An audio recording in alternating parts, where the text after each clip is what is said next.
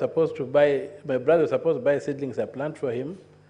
I bought the seedlings at some 6,000 shillings. I planted, but I was never compensated. And the land that's quoting on that land. So who is the owner of the trees? Mr. Ruben? I think the Honorable Senator is right. Actually, the owner of the trees is our father, even if I planted, because he's the holder of the title deed. Senator Mutinda? Kit Shorts?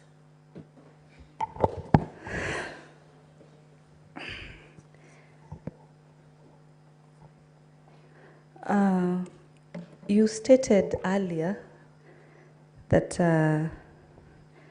when you're making your submissions, that the reason you're here is because your brother, the deputy governor, misused his office. Yes. So, after you were released, after your arrest, did you make a point of making an official complaint against your brother on the misuse of his position in office? At the same time, I look at both of you, you are above 60 years. Yes. Have you ever, in the 60 years of your brotherhood, have you ever taken each other to court, or has any of you caused an arrest among each other within that whole duration that God has kept you? Thank you, Madam Chair. Madam Speaker, I have forgotten the first part of your question. The first part, yes. Okay, I've said when you are doing your submissions, you said that the reason you are here today is Yes. because your brother misused his office, he used his power. Then I'm asking, after you are released from police station, did you now file an official complaint of misuse of office against your brother? That is my first question. Thank you, Your Honor, Madam Senator. I want to say this, Madam Speaker.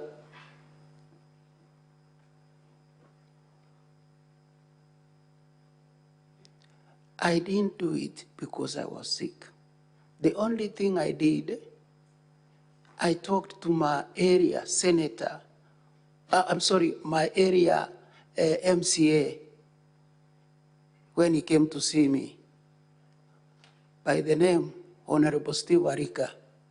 I asked him, what can I do? Because my brother has done me wrongs for a long time. I've been forgiving him. So I wanted him also to make his observation. He's the one who whispered to me that there is something like a motion that is being moved for the removal of the deputy governor from office. Then he's the one who connected me to the move of this motion. That is how I came to do. The first thing I've done is an affidavit, the one now I'm talking about here. The next one, I said, when I will be well, I'll move to court. Otherwise, why I'm here today is to show that my brother is misusing his power. My brother is abusing his own office. That's why I'm here. For the trees, I'll move to court. Otherwise, the court will determine who is the true owner of the trees. Thank you.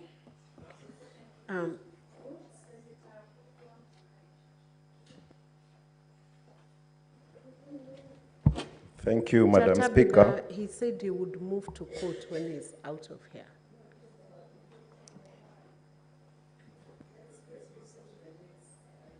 Thank you, Madam Speaker. I want to concentrate on the charge of abuse of office, and I want the Council of the Assembly to respond. The office of Deputy Governor comes with some privileges and entitlement. We are being told here that he has at least 5 officers working for him. Can the Council tell us whether they did a research on what the Deputy Governor is entitled to have? And on this accusation of having this particular day when we had 20 county officers who went to the family farm, what evidence do we have that there were 20, so that when we are interrogating this matter, we can be able to ascertain who is telling the truth? Thank you. Council. Thank you, Madam Speaker. Yes, it is true. There is a question of trees involved, which the witness clearly says if we were to go as the title dictates, then they would belong to their father. But that is not where the case is. The case is in the abuse of office by the Deputy Speaker. That is why we requested the Senate today to issue summons as against the Director Enforcement to come and confirm to us whether he did any investigation to confirm whether the 20 were there. It will surprise you tomorrow morning if God grants unto us health tomorrow that yes, it is true. Evidence will be tendered. Most obliged. Senator Okemwa Nomenen. Is he here? Thank you, Madam Speaker. I want to ask Ruben. Yes. When did your brother, who is the Deputy Governor, when did he begin misusing powers of the office? And do you remember, do you know that he was once a member of Parliament? Second, when you become, since you become sick, as your brother provided you any medication?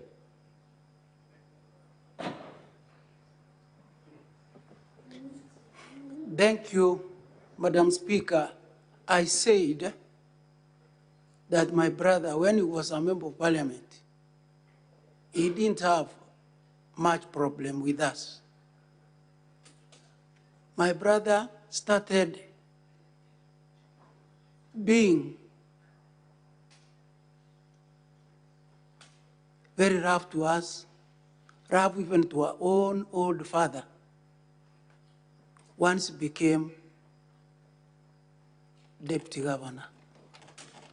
I also said that it is me who soldered all of the medical bills.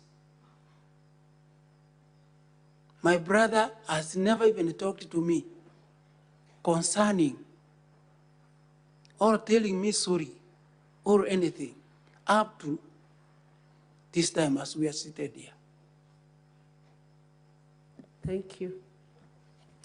Senator Betty Montet. Thank you, Madam Speaker. On the same issue of abuse of office, I would wish to ask Mr. Ruben to confirm whether the brother, the Deputy Governor, still has county employees at his farm to date, and if not, until when were they deployed there, since he told us that he sees them every day, or their neighbors. Thank you, Madam Senator. The security officers at the main gate are still coming. And I said, they are those who come at night, who sleep in one of the houses in our communal compound. So those who come during the night, sleep there. Senator Oruoba. Thank you, Madam Speaker. I have two questions. One is to the Council of the Deputy Governor. There is, on the issue of going to report the case on the dispute about the trees, I wanted to know who is the official complainant, and is there an OB that was registered before the police were actually released to come and bring peace to the homestead? And the second one, my second question, is to the brother of the Deputy Governor. There's a lot of talk in town about political interest. So do you have any interest to run for political office? Or have you in the past declared any interest that would be conflicting to run for political office? The first one was meant for me? The first question. You said council. I don't understand. Yeah, Council, if you can answer, who was the official complainant? Because we are being told that the land belongs to the father. So on record, who is the official complainant before the police were released to come and ensure that there is peace at that? And is there an official OB that was registered? That was my first question. Yes, Honorable Speaker, House. Yes, there is an official OB that was reported at Kiambu Police Station, and this is attested by the fact that Mr. Ruben was actually given cash bill that is tied to that particular OB.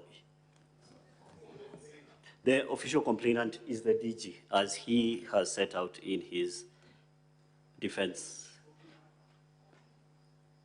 I do not have it Honorable at my Senators, that's a fingerprint. detail, it should be in the bundle. If he says there is an official complaint. Misati, who is the father of the son who told the Senate on Wednesday afternoon, that is on the 13th of March, the first day of the hearing of this matter, that he was somehow not bribing but facilitating the process of him getting to secure a job at Kisii Water.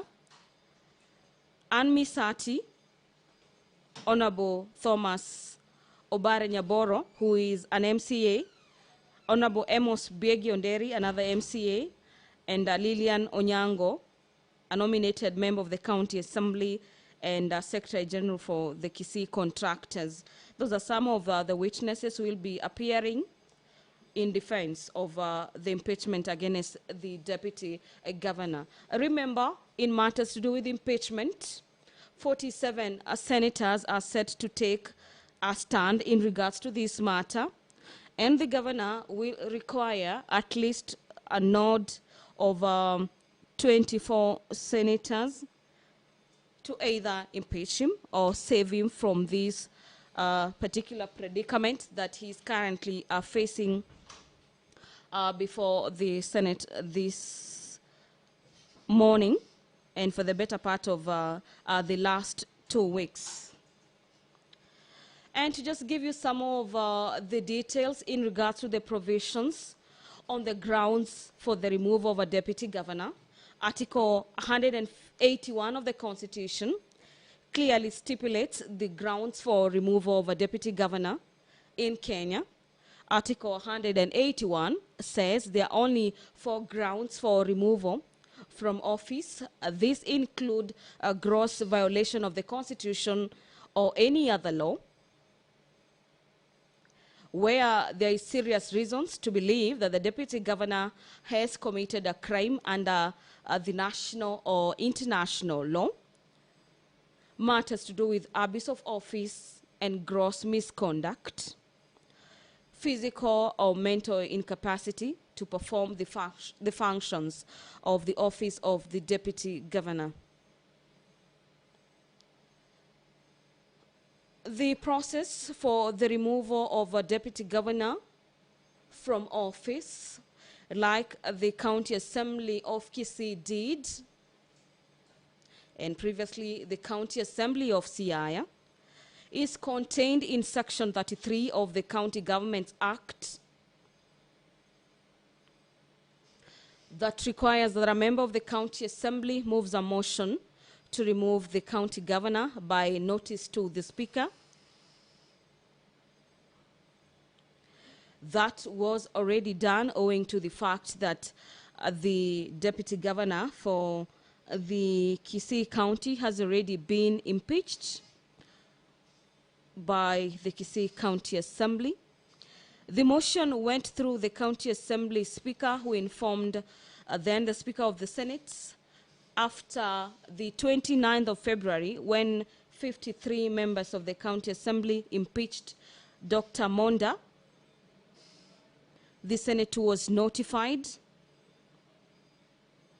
And just last week, we witnessed the Speaker of the Senate, Honorable Amason Kingi, communicating to the House that indeed he was in receipt of the impeachment from the Kisii County Assembly.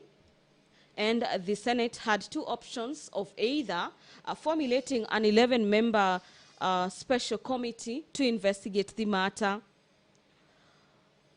or go the plenary way, which is what we are considering yesterday and today.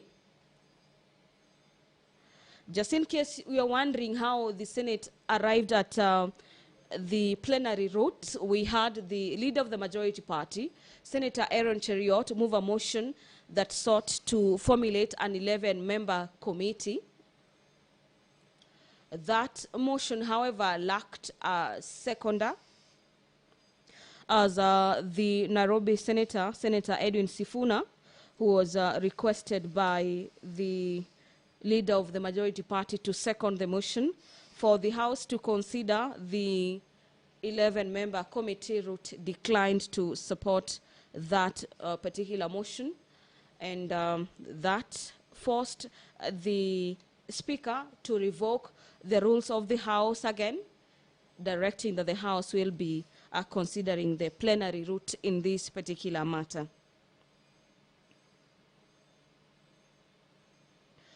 Among the allegations that are facing the Deputy Governor for Kisii County includes... Order, Honorable Senators, kindly take your seats so that we proceed with today's business.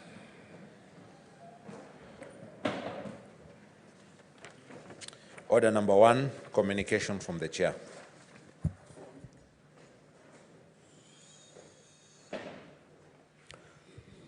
Honorable Senators, ladies and gentlemen, as you may recall, at the sitting of the Senate held yesterday, the 13th of March 2024, the Council for County Assembly made a request to Mr. David Hagai Oyagi, the Acting Director, Enforcement and Compliance, County Government of Kisii, to appear before the Senate as a witness in the hearing for the proposed removal from office by impeachment of Honorable Dr. Robert Monda'S, the Deputy Governor of Kisii County.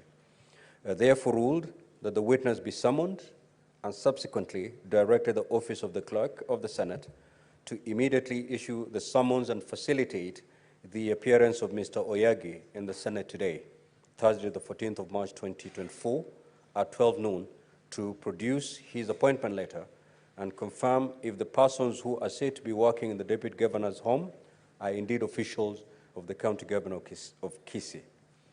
Honorable Senators, it has been indicated to me that the said witness is available this morning.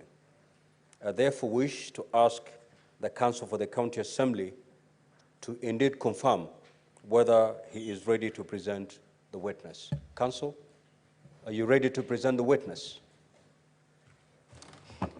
Thank you very kindly, Mr. Speaker, sir.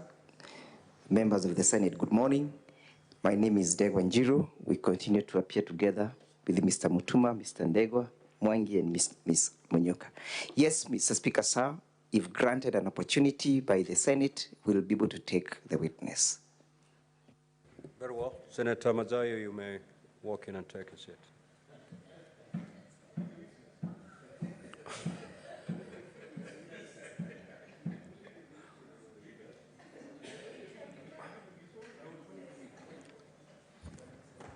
That being the case, honorable senators, I wish to guide the Senate as follows. The examination of the witness to take a maximum of 20 minutes. The cross-examination to take a maximum of 15 minutes. And re-examination to take a maximum of 10 minutes. Upon the discharge of the witness, the hearing program will proceed as indicated in the order paper today, namely the evidence of the Deputy Governor. The Senate is therefore accordingly guided. Let us proceed. You may now call the witness to take the stand.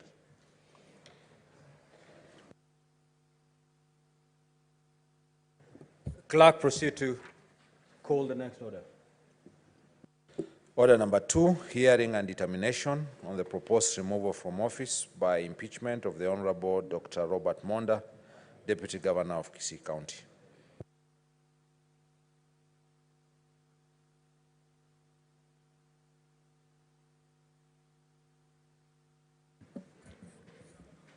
Can you swear in the witness?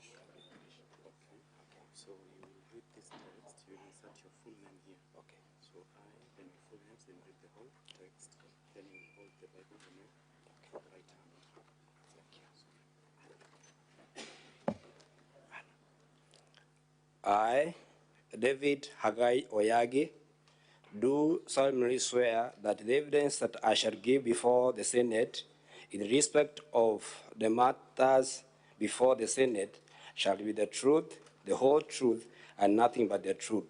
So help me God.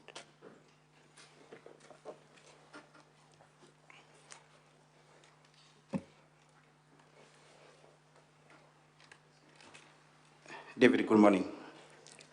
Good morning, Honorable Speaker. For the record, kindly state your name, where you work, and your designation. Thank you, Speaker. My name is David Oyagi. I'm the Acting Director of Enforcement, Kisii County Government. What are your roles as a Director of Enforcement? Honorable Speaker, as the Acting Director of Enforcement, I supervise enforcement operations throughout the county. The overall commander of that unit of enforcement. Honorable Speaker, I also ensure safety and protection of county properties and critical installations, among other duties. You're aware that you're here pursuant to summons of the Senate? Yes, I'm aware. And you are aware that you're also here to respond to issues that were raised in regard to the abuse of office in the impeachment of the Deputy Governor? Yes, I'm aware. You're also aware that, have you had an opportunity to look at the issues that have been raised? To some extent, Honorable Speaker, I have done.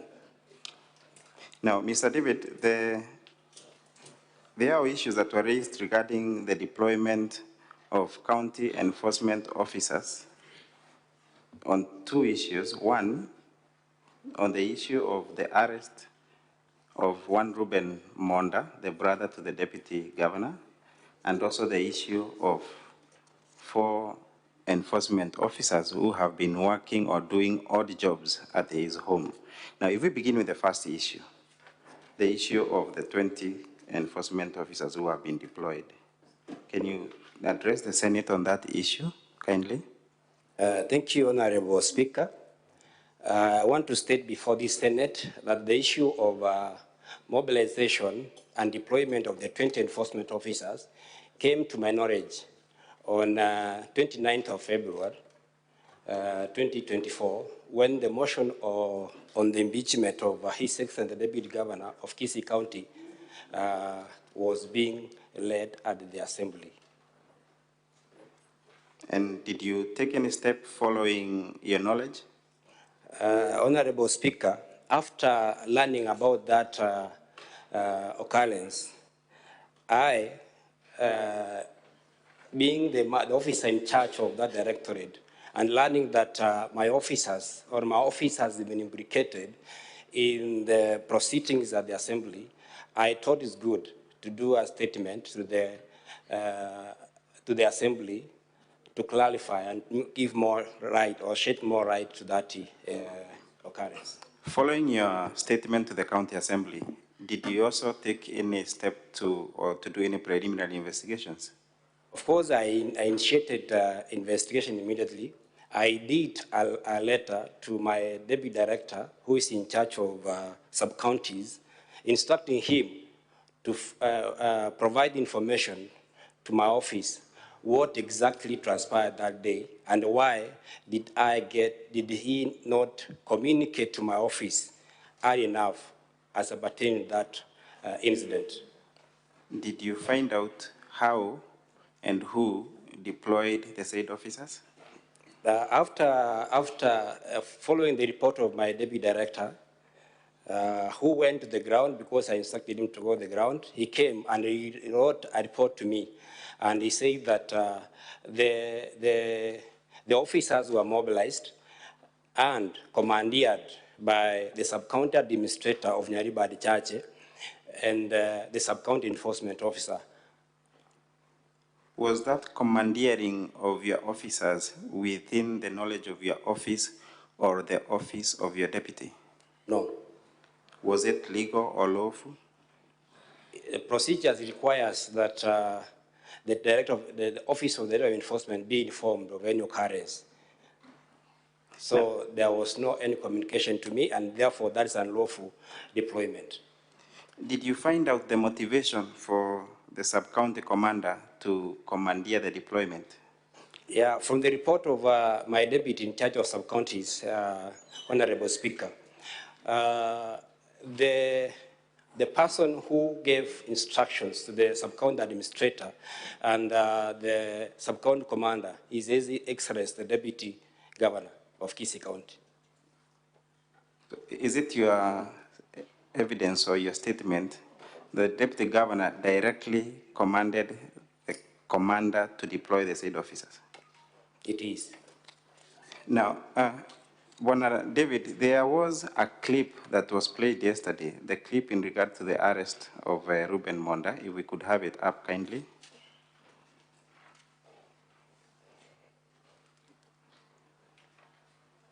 Now, as we wait for that clip, David, does the Deputy Governor have the right to command? Of course, he is the Deputy Governor of Kisii County. Do you think, or does he have the right to command the enforcement officers?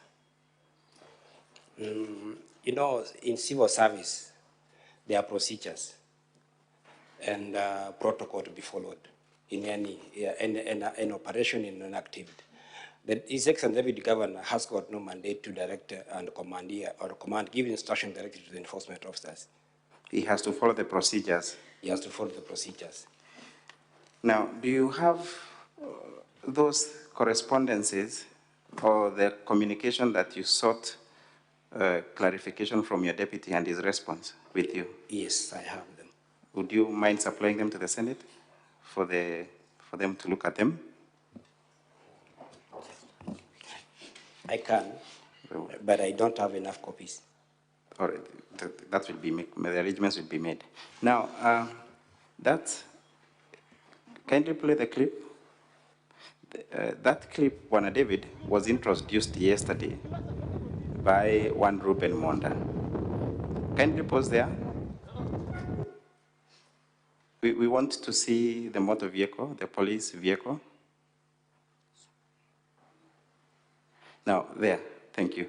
In that vehicle, are you able to identify the person who is seated at the rear left side?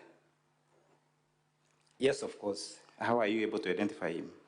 The person on the rear left side of the vehicle is wearing county enforcement uniform, for county government of Kisii. And that is my officer by the name Alfred Monda. This is the deputy sub-county commander of Nyaribari Chache sub-county. And now, this is during the arrest of the of Deputy Governor's brother. Do those officers, or rather, did Keumbu have the capacity to have 20 officers around for purposes of being deployed to such an occasion? Honorable Speaker, my records and my strength at Keumbu is 22 enforcement officers. How many? 22 enforcement officers. So there were officers to be commandeered? Yeah. And you do confirm that is one of your officers? That is an enforcement officer, I confirm. Now, we move on to the next issue, Bwana David, the issue of the 4 officers who are mentioned to have been working and doing odd jobs at his residence. What do you have to say about that, Bwana David? The issue of the 4 enforcement officers working at the home, or the home of His Excellency the Deputy Governor, I'm aware of it, and it came to my attention much earlier, even before the motion before the Assembly. And I want to state that there is no any official document toward sanctioning that deployment in my office. Is the Deputy Governor and Governor entitled to any county officers to work under him? There is no provision. There is no provision for entitlement. But is he also entitled to his own personal staff who are paid by the county? Yes. Are those personal staff part of county enforcement officers? No. They are 2 separate people. They are those people who are employed by the county as personal staff who work under him? Yes, Honorable Speaker. Are those the people we are talking to before this? We are talking about the 4 enforcement officers. Who are separate to the county officer? Who are separate to the personal staff? The personal staff. So is it legal for him also to deploy? And if it is, are they allowed to, is there a scope of work that they should be engaged in? Enforcement officers have clear job descriptions, and their role is entirely the provision of security. Right now,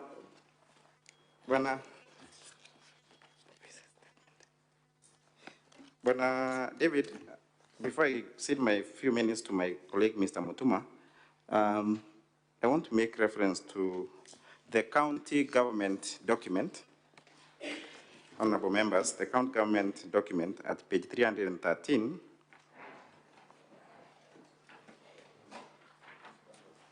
the bundle for county government, volume 1, at page 313,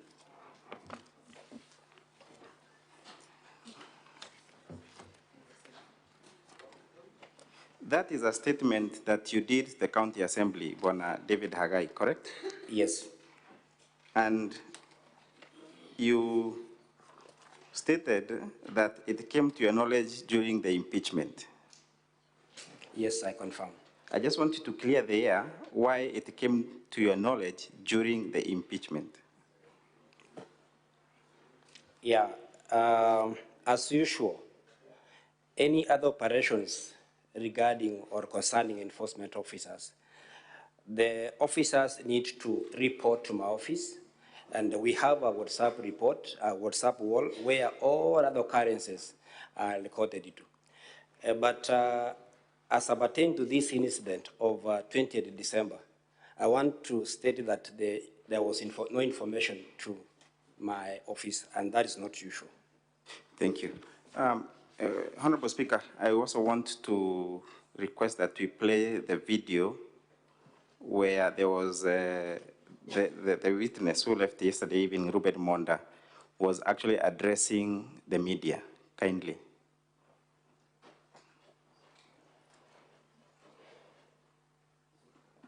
The video where the witness, Ruben Monda, was addressing the media. Just the very few first seconds of that video.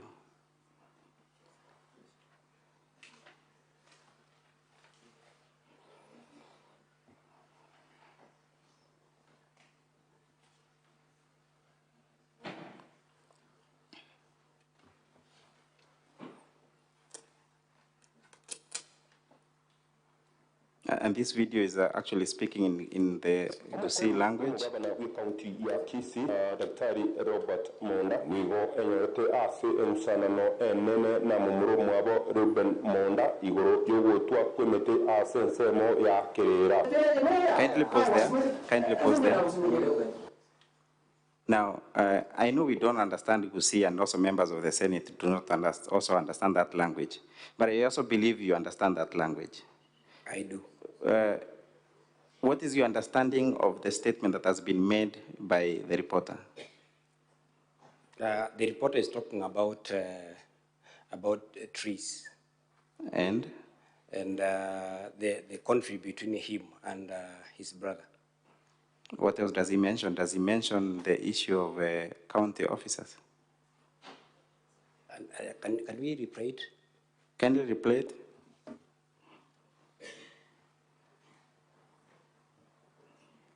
Kindly replay the clip.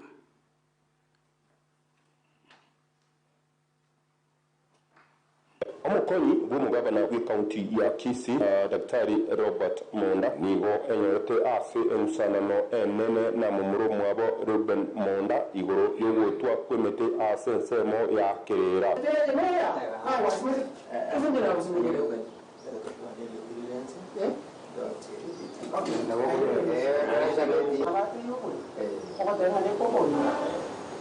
Yukuna nugote kurura ritoka mahata abantu barunga yobwa abu mahata muone lero na ndio ya kasumwa duya polisi ya na sumwaka ajuzi ni gachitenyi mwali muroyo mwabo Ruben Monda kogenda kuna chimeta sense meyo ase agotebuna atabukirite abantu abange abasigari abayiga be serikali nabo yigo abasigari be county bagocha kumusagana na kumira bagege taseni yeyo taseni kya keumbu. Kindly pause the clip. What is your understanding of that video, Bwana Director? Honorable Speaker, I can see this first person here, and there's a reporter. The person at the revision is not talking about enforcement officers or county staff. The person who is talking about enforcement officers is the narrator of the story. Okay. That the complainant is complaining about his arrest using police officers and enforcement officers. Now, thank you, Bwana David. This clip was interpreted yesterday, and I invite the House to also have a look at it independently. Now, I want to cede my few minutes to Mr. Mutuma to guide you through.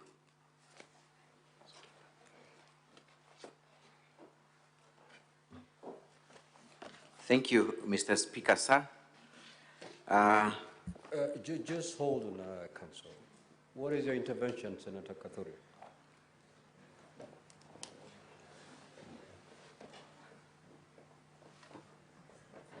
Honorable Speaker, because I'm participating in these matters and judge in this quasi-judicial court. Yesterday, we were privileged to get a very good interpreter who was neutral, and he could interpret the language nicely. I am not aware why he is not available today, because I want to trust an independent interpreter and a professional who can give us the right message, so that also as we make our determination, I can be able to say this is what was spoken in Kisii language, Honorable Speaker. Very well. Mr. Speaker, sir, if I may, I think our worry was that... Just pause, yes. Council.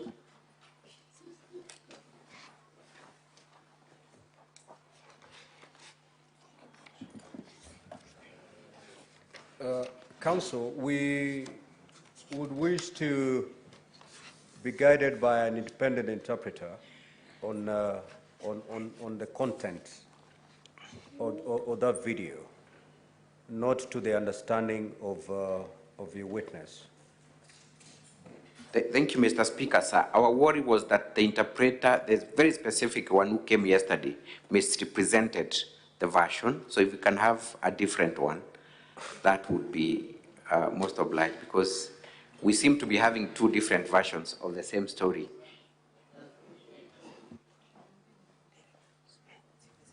I'm informed we had two interpreters yesterday.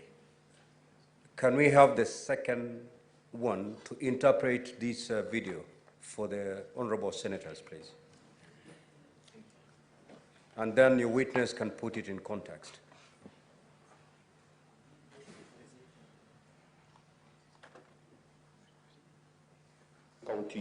So, Counsel, let me just get you correctly. Are you saying that the interpreter who interpreted this video yesterday did not interpret it correctly? Indeed, indeed, Mr. Speaker, sir. According to who? According to the people well versed with the Gusii language, that was the indication. But perhaps we can hear from another source if they will stick to the very version of the other interpreter.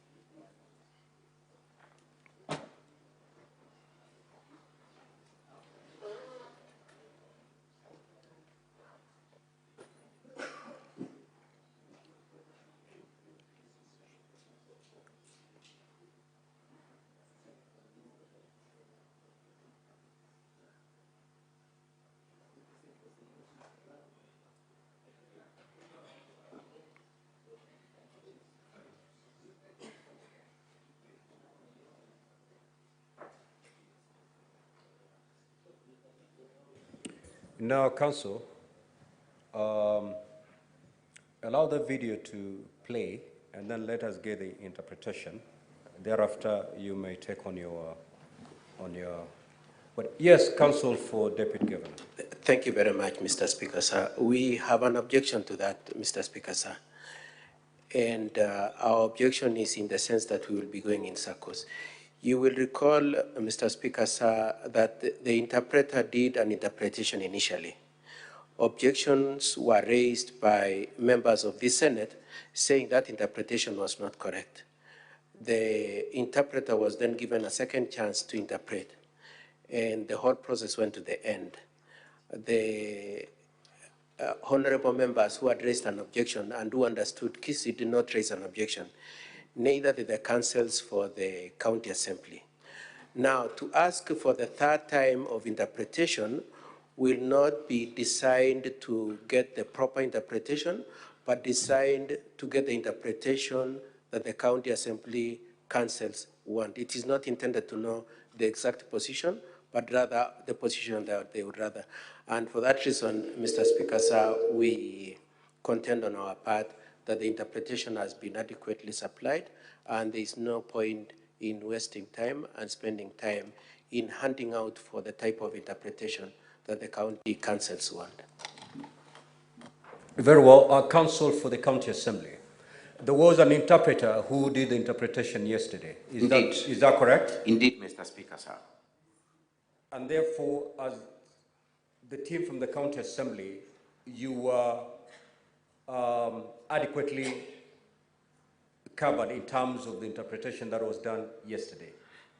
Mr. Speaker, sir, none of the council is versed with the Gusii language. So at the moment, it was not brought to our attention that the interpretation was not correct. Thereafter, that information came to our knowledge. It's only fair that we give another interpreter an opportunity to do that. I do not see, Mr. Speaker, sir, any prejudice that will be suffered by the team representing the Deputy Governor. Counsel for the County Assembly. Yes, Mr. Speaker, sir. We cannot have several versions of the interpretation. An interpreter is an interpreter. If this video was given its true interpretation yesterday, the matter rests.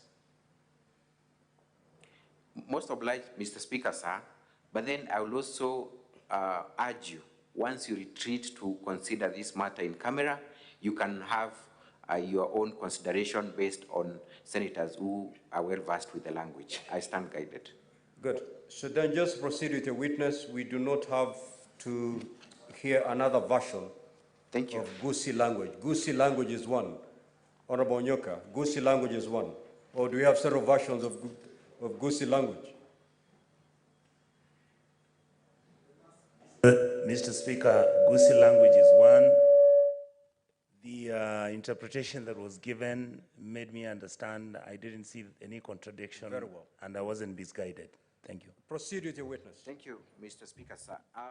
Mr. Hagai, do you have any personal interest? I'm not sure whether I can be heard, Mr. Speaker, sir.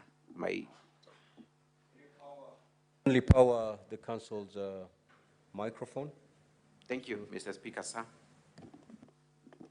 Mr. Hagai, I still feel it's quite low. Mr. Speaker, sir, Mr. Witness, do you have any personal or ulterior interest in these proceedings? No. You do not. Have you been coerced, influenced, or persuaded to take a certain stand towards the deployment of the officers that you are alleging were deployed on 20th of December? Not at all. You have not. When did you receive the summons from Senate? I received the summons yesterday. What mode? They were served to me. How were you served? By the server of the court. He called me. All right. And when did you travel from Kisii to Nairobi? I traveled tonight. Thank you. You have told the senators that the information about the deployment of the 20 officers came to your knowledge on 29th of February 2024. The event itself... Sorry, Council. Yes. There's an initial question that you have not understood too clearly. Can you repeat about the traveling? Traveling from where I'm staying or from Kisii? To Senate. From wherever you are to the Senate. I traveled today morning. Today morning. From where I reside. Thank you. You have indicated that the information about the deployment of the 20 officers to the deputy governor's home to arrest his brother came to your knowledge on 29th of February 2024. Correct? Yes. The event itself took place on 20th of December 2023. Yes. 2 months apart. Correct. Now, as the head of this department, how is it that 20 officers would be deployed, taken from your department to a private assignment without your knowledge? Doesn't that mean that you are ineptitude, that you are not in charge of this department? No, not at all. You see, this is an occurrence which is happening at the home of the deputy governor. And I'm learning it at the assembly when the motion is being tabled. And that is the first time I'm hearing about it. And as I said earlier, this is unusual because all operations of enforcement need to be reported to my office. And that's why I tasked my deputy to investigate this incident and report to me. And in the report the deputy gave me, he said, the reason why the sub-county administrator and the sub-county commander did not report is not very clear. And we have initiated disciplinary procedures against those officers. So is it an issue of lack of diligence or competence from your part, or there was deliberate effort to conceal that occurrence? I believe there could be deliberate effort to block us from getting the information. Thank you. You have also indicated that you've conducted preliminary investigations and there is a preliminary report to that effect. Yes. Are you able to tell the Honorable House the names of the 4 officers that you're claiming are assigned at the Deputy Governor's office doing odd jobs? What are their names? I can confirm that the 4 officers are there, and these officers work in a regular basis. After 2 weeks, they are being replaced, and they are deployed from... Are you able to tell us the names of those officers? Yes. Kindly, go ahead. All of them? The 4 officers. I have said the sub-county has 22 enforcement officers. And the duty roster is being done after a period of 1 or 2 weeks. So they keep on rotating. So are you able to tell the names or you're not able to? For now, I can't because the investigation is ongoing. And the 20 officers, are you able to identify, apart from the commander, Yes. are you able to identify the 20? Yes, yes. Are you able to supply the names? Yes. Are you able to supply the names now? Then now, because they're not typed. They're not typed, but you have their names. I have the names. Thank you. That's all for this witness, Mr. Speaker, sir. Counsel for the Deputy Governor, your witness.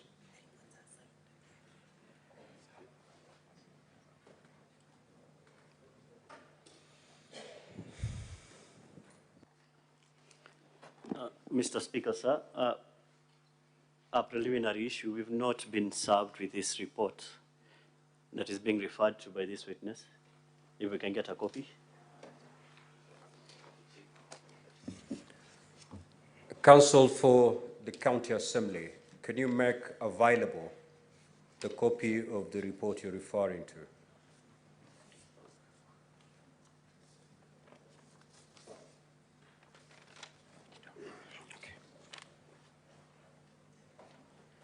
With your guidance, Mr. Speaker, sir, we do have the reports. We are also seeing them for the very first time, but we are obliged to serve our colleagues and later make arrangements to supply it to the House. Very well. Thank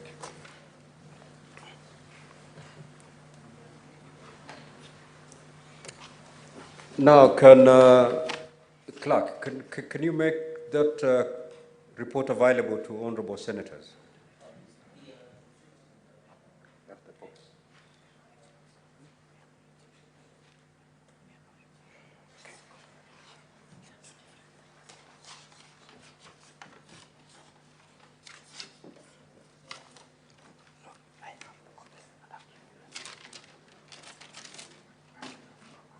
Proceed, Counsel. Yes, Mr. Oyagi. Yes, sir. You have stated you're the head of compliance. The head of enforcement. Oh, enforcement and compliance. Enforcement and compliance. Yes. In an acting capacity or permanently? I'm in acting capacity. An acting capacity. You serve under whose pleasure? I serve the county government of Kisii, not anybody. Which is led by who? The county government of Kisii is led by His Excellency, the governor. The governor. So you serve at the governor's pleasure? I serve for the county government of Kisii. I'll refer you to the two reports. There are three reports or two reports? There should be three. Okay. In a chronological manner, we start with the one from the 1st of March. The 1st of March, correct. Okay. You can refer to that one. Mr. Speaker and members of the House, I know you don't have the benefit of having the copies, but the questions I ask do not really go into the specifics. Can I proceed? Proceed. Yes, the letter of the 1st of March, 2024.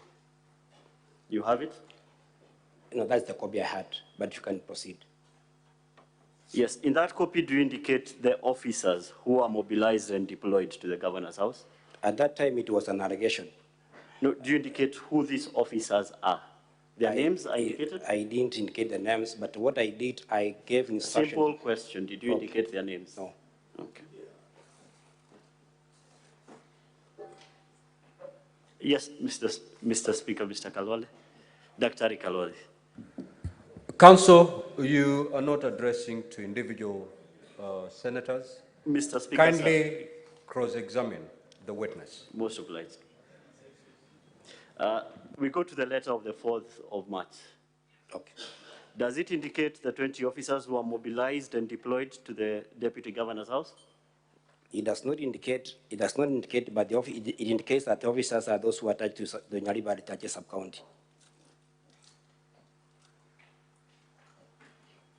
Does it indicate that letter? It does not indicate the name of officers. Okay. Does it indicate their current mobilization or location? I believe it does. You can refer to the same and show us where it does that.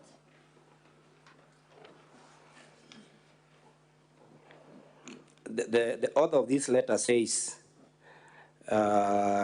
indeed, on 20th December 2023, our enforcement officers, about 20, were mobilized and deployed to His Excellency Deputy Governor's home, led by the sub-county administrator. And this sub-county administrator is for Nyariba and Chache sub-county. Yes, but does it say the 20 officers were actually from his unit?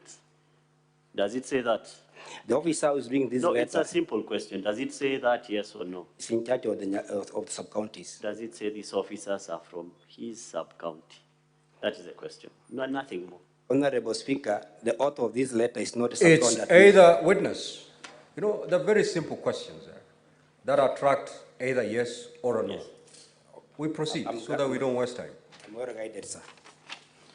We go to the last report. This is the one you've made.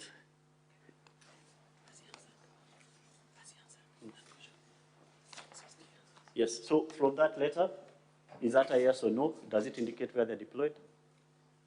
No, it doesn't. Okay. We go to the report of the 8th of March. Does it indicate the officers? It does not indicate the name of officers.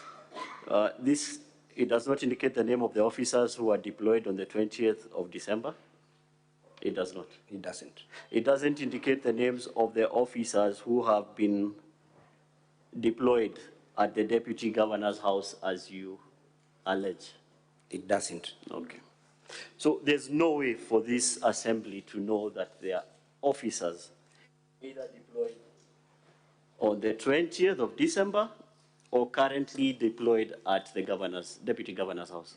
The house is able to know because... Is there a way to identify them from your reports? I can supply the names. No. As we stand here, is there a way to identify them? No. Okay.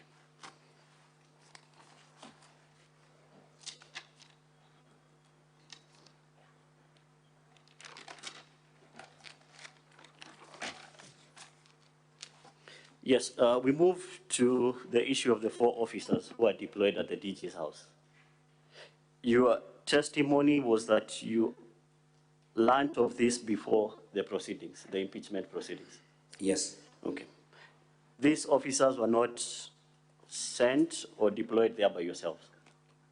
I said they were not officially deployed because there's no any official document in our records. So these officers are deployed to another place? Or they are assigned another duty in the county? You see, what I meant is that the officers are taken to do a distinct activity. In your department, are there officers who are not assigned to specific duties? All officers are assigned specific duties, yes, and with the letters. Okay, so these 4 officers have been assigned duties elsewhere, and they are not doing those duties, but have moved to the deputy governors. That is your evidence? Mr. Speaker, I would like to state that the officers are, the deployment must be documented. But you're saying they're not deployed to the deputy governor? They're deployed with no documentation. What do you mean they're deployed without documentation? Mr. Speaker, when deployment is done, there has to be an official deployment letter. Okay. So these people who have been deployed with no letters, have you taken any disciplinary actions against them as their supervisor? Of course, I have complained in writing to my supervisor. Is that letter before this court, your complaint, before this tribunal? No, Mr. Speaker. No, it's not? It's not. Okay.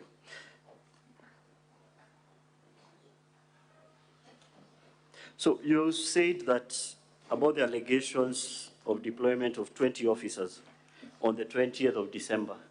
You only learned about it on the 29th of February. Exactly. Okay. So before that, were you aware of the motion again to impeach the deputy governor? The motion I learned that after following the proceedings of the assembly. On 29th. Before that, you did not know anything about that, no. That there's a motion going on work at the assembly. You did not know? I did not know. Did you hear about any public participation with regards to the charges that were facing the deputy governor? Mr. Speaker, I don't work at the assembly. No, I no, work I'm saying, did you externally. hear, as a person living and working in Kisii County, did you hear about it? I heard there was a public participation, but I didn't bother to ask what was it about. You didn't know what it was about, Yeah. even when it involved 20 of your officers, Yeah, allegedly. My 20 of the officers, I learned it at the assembly. Okay. Thank you, Mr. Hagai. I'll cede my remaining time to Senior Counsel Katokigan. Thank you, Mr. Speaker. Thank you, Mr. Speaker. Good morning, Mr. Hagai. Good morning. Yes.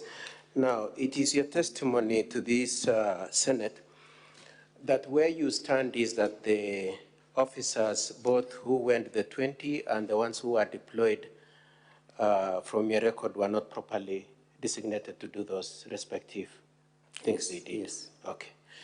And for purposes of making that contention to this Senate, you referred to a certain record, isn't it? Yeah. What was that record?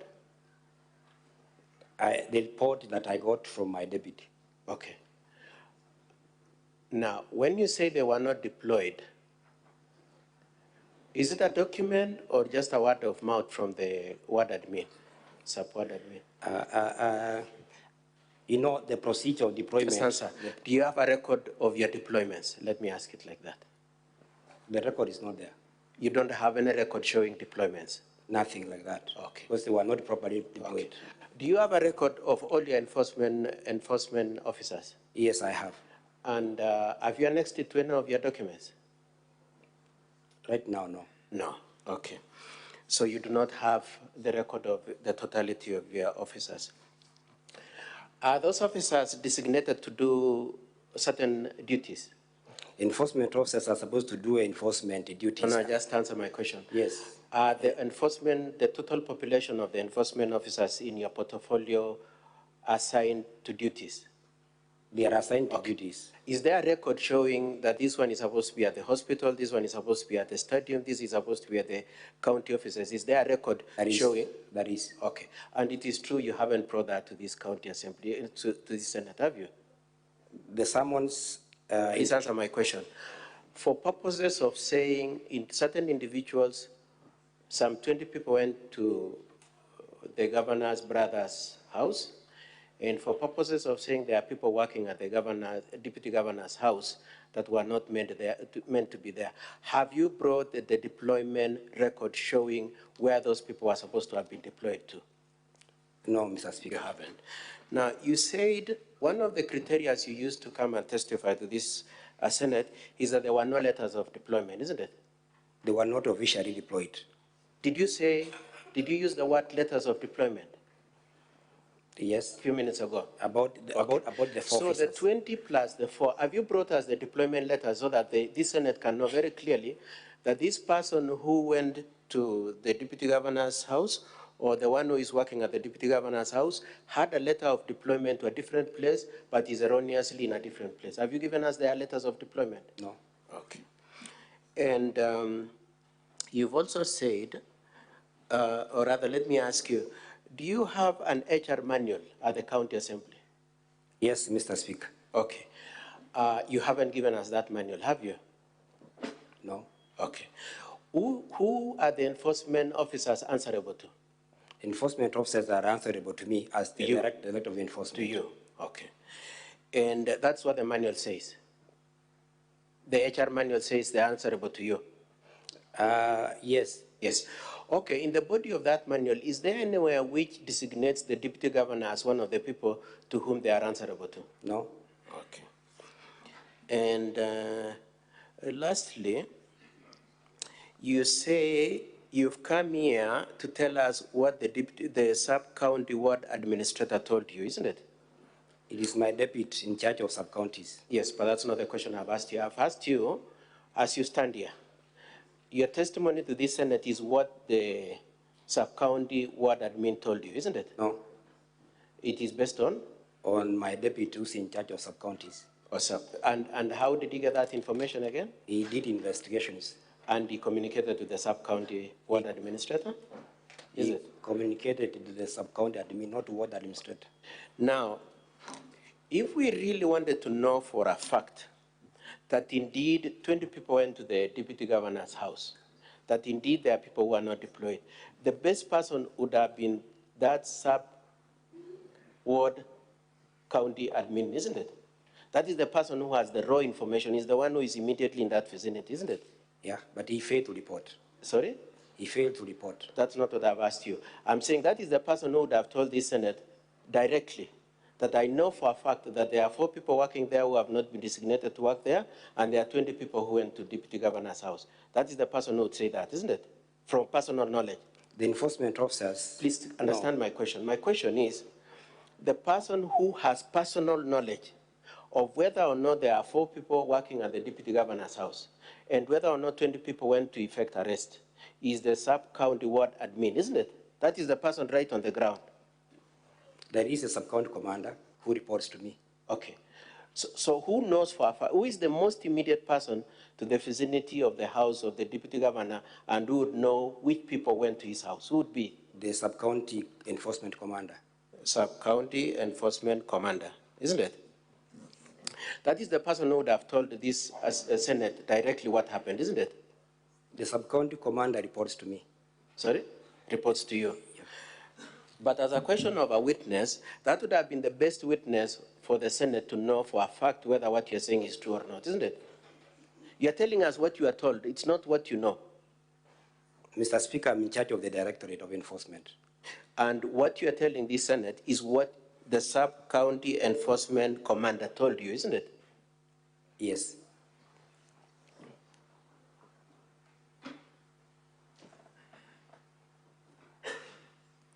And I know my colleague, Mr. Mutuma, asked you whether you came here under coercion, whether you are threatened, whether, and so on and so forth.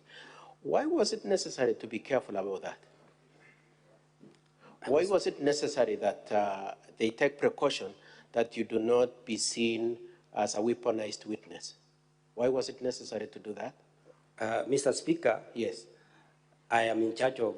No, just asking, why defensive when nobody has made an accusation against you? Why is there that defensive sense that you might have been a weaponized witness? Why?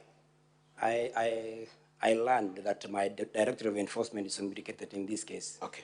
Now, isn't it true that the sub-county enforcement commander knows for a fact that the 4 people working at the Deputy Governor's place are designated to do that job and was not ready to come and lie, and that you are the only one who was available to give a distorted truth of the fact? Mr. Speaker, I came here as in charge of enforcement and compliance, Kisii County government. Why didn't the person who knows come? I take responsibility as the in charge. I put it to you that it is because you are more malleable and because you've been acting for forever, and you are hoping that by giving this testimony, you will graduate into a confirmed position. Honorable Senators, that's not true. Now, as we speak today, Honorable Speaker, can I just have 3 minutes? I'll be done. Very well, Council. Conclude in the next 3 minutes. As you speak today, do you know where all the population of your enforcement officers are? Yes, I know. Since when? This morning. Since this morning. So before that, when you are acting, when you are deputy, all that, you never knew where your people are, including the 20 that went to arrest and the 4 that were deputy governors. You didn't know. You asked as I'm seated. I'm standing here. Yes. And before that, did you know? I know. Did you know? I know. I'm not asking about today. We are talking about your testimony saying there are 4 people in deputy governor's place you didn't know. I know about the 4. And I said here that I complained to my boss. After the impeachment Before proceedings? the impeachment motion. Sorry? Before the impeachment motion. Have you given us any document? No. Showing that you had raised any issues before that?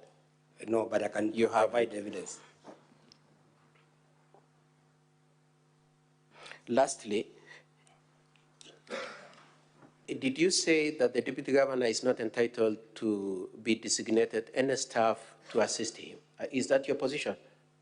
I talked about the enforcement officers. There are no provision. I will ask you again. Is the deputy governor entitled to some staff at the expense of the county? I know. They are entitled. They're entitled, but not enforcement officers. Okay. Now, as you testify today, do you have anything to tell this assembly that indeed the people who are designated to serve the deputy governor are this and this, and instead of those ones, these ones went? Do you have anything to show that there is a variance between the people intended vis-a-vis the people who are actually there? I could not be having the evidence. Answer my questions directly. Do you have any document to say Hagai was supposed to be there, but instead of Hagai, it is somebody else? No, you don't have it. Any re-examination?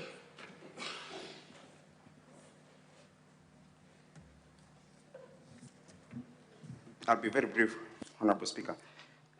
David, you have been asked whether you have identified the personal staff of the Deputy Governor and your enforcement officers. The question is, do personal staff of the Governor, Deputy Governor, under your direct control? No. And are you here speaking about his personal staff or your own staff?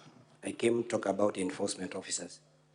Now, you have also been asked whether you have brought a document complaining about the 4 officers, about the report that you forwarded to your boss, correct? Yeah. Do you have your complaint letter about the 4 officers? The complaint about the 4 officers, it was done immediately. I resumed office. And it was done before the impeachment? And it was done before the impeachment. Now, you have also been asked whether it is you who ought to have come here or it was your deputy director at the sub-county level. The question is, who complained at the county assembly level? I raised the complaint. You raised a complaint. Are you the author of the statement at the county assembly level? I am. Is it pursuant to that statement that you were summoned? That is true. Now, you've also been asked about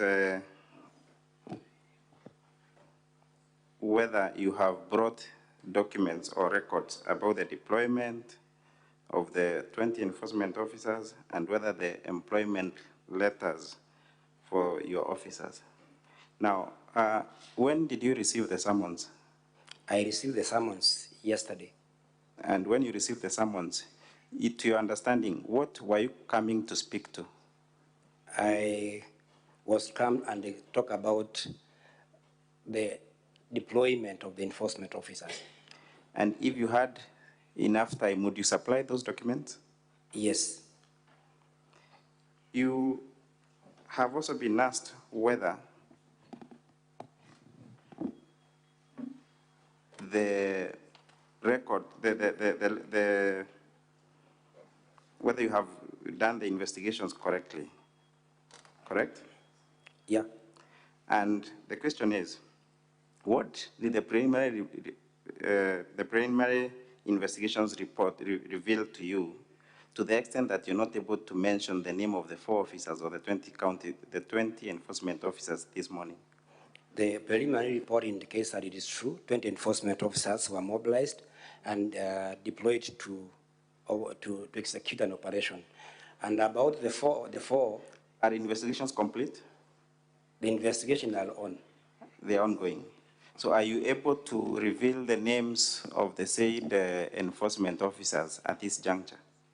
I am able to reveal the names of all enforcement officers that are attached to Nyaribari sub-county. My question is, while investigations are ongoing, would you compromise the investigations by revealing the names of the officers at this point? No. Now, I believe you're a permanent and a pensionable employee of the county government, correct? Yes. So who is your employer? It's the county government. Were you recruited by the county government, the county public service board? Yes. So who is do you serve under the mercy of the governor? No, I serve for the county government of Kisii. Now, you mentioned, or you have also been asked, the person who deployed the 20 enforcement officers, you correctly put was who? The sub-county administrator and the sub-county commander. Does the sub-county administrator have the mandate to deploy? No. And is that the reason why even your own deputy did not have the knowledge of it? Yes. That's all. Honorable Speaker, I cede the witness to the members. Thank you. The witness may retire. Now we're going to move to hear the case of the deputy. Yes, Honorable Senator Crystal, what is your intervention? Thank you. Thank you very much, Speaker. I just have a point of clarification I hope that you can guide. It's with regard to the summons letter that was sent after your directive yesterday through the clerk's office for the witness to appear in front of us. I just wanted a clarification as to whether the summons indicated or outlined the documentation and the material evidence that this witness would need to appear with here this morning, and also if he would need to have them in 67 copies for each senator to have, just so that we understand what was required of him to bring when appearing to us. Thank you.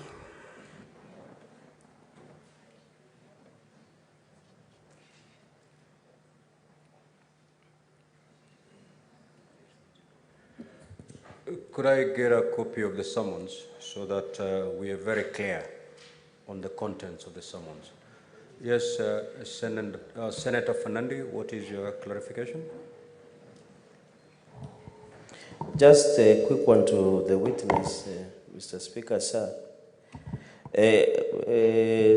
The acting sub-county, acting deputy director, I have only 3 questions. One, these 4 officers that were deployed at the DG's office, when were they deployed? Because you are saying there are 20 that were sent to assist in the arrest, and you are saying there were 4 from your letter, from your document, that were illegally and unlawfully sent there. So when was the date? Do you have those facts? Number 2, in your report, you have said, in your report, I'm trying to go quickly, Speaker, you have said acting deputy director of enforcement has said that that some enforcement officers at the DG's home are doing manual work is a matter under investigation. Are you aware what these 4 officers were doing? And finally, Mr. Speaker, because there are only 3, are you able to provide, have you ever, as the acting deputy director or as the acting director, have you able to visit the DG's home and check what your officers are doing there? And finally, how long have you been acting as at that position? I thank you, Speaker. Witness, proceed to Thank you, Honorable Speaker. I said about 4 enforcement officers. I landed immediately. I received office on 11th August 2023, and I've hitherto complained in writing. About the 20 enforcement officers, it came to my knowledge when the motion was being discussed at the County Assembly. Honorable Speaker, the issue about enforcement officers doing manual, as reported by my deputy director in charge of sub-counties, is a matter that is under investigations. And once the investigation is complete, I shall report to my chief officer who is in charge of my department. About visiting the home of His Excellency the Deputy Governor, I can attest that I've visited there once when I was immediately at the SIMT office. And this is the time I realized that there are 4 enforcement officers who are deployed there without any documentation, and I have complained about it. How long I've acted? This is the 7th month now, since 11th August of 2023. Senator Chute, any question or clarification you're seeking? Question, Honorable Speaker. Thank you very much for the opportunity. I have 2 questions. Question number 1 is to the witness. How long have you worked as in the capacity of acting director? Number 2, the 4 officers who were deployed at the Deputy Governor's house, who is supposed to take responsibility? Is it the Deputy Governor or your office? Thank you.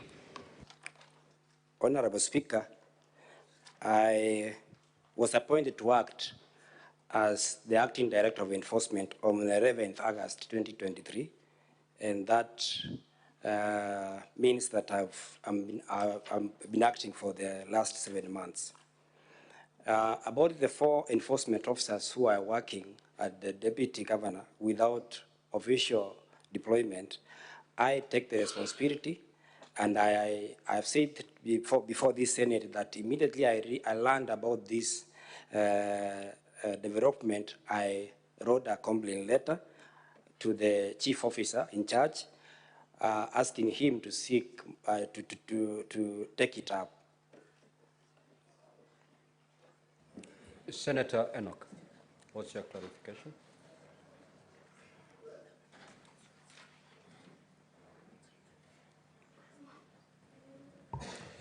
Thank you, Speaker. To the witness. Question number 1. When exactly did you get to know about the mobilization and deployment of officers to the home of the Deputy Governor? Secondly, according to your own records, the incident happened on 20th of December, 2023, but the first letter that you've written on this matter is on 1st of March. Why did it take too long for you to demand an explanation? And lastly, at the time of your demand letter to your deputy, had the impeachment proceedings against the Deputy Governor started? Thank you. Thank you, Speaker. Honorable Speaker, I learned about the deployment of the 20 officers at the Assembly when the motion of impeachment was being discussed. And upon learning that, as an officer who is in charge of that directorate, I felt that my department is implicated, and I thought it's prudent for me to take a statement and shed more light about that incident. That is on 29th of February 2024. The following day was 1st March. That is when I wrote a letter to my deputy director in charge of sub-counties, instructing him to start investigations and report to my office what transpired on that date of 29th December 2023, and explain to me why this information did not reach our office. On 4th of March, my deputy writes to me after undertaking preliminary investigations, and he confirms to me that indeed the 20 enforcement officers were mobilized and they assisted in the arrest of our deputy governor, his brother, at his home at Keumbu. And why it take long, Honorable Senate, is a question that all of us we need to understand, that this occurrence is happening in the home of a deputy governor, and the sub-county commander is involved in this arrangement, and the sub-county admin. The reason why they did not report to me as usual is an issue that requires further investigations and disciplinary action taken against them. And I've recommended in my letter, if you can see, the letter I did dated 8 March 2024 to the chief officer, that the sub-county, the second last paragraph, the sub-county administrator and the sub-county commander failed to report to office as required of them. Reason well known to them, and I forwarded the chief officer for further action. Senator Monda'S.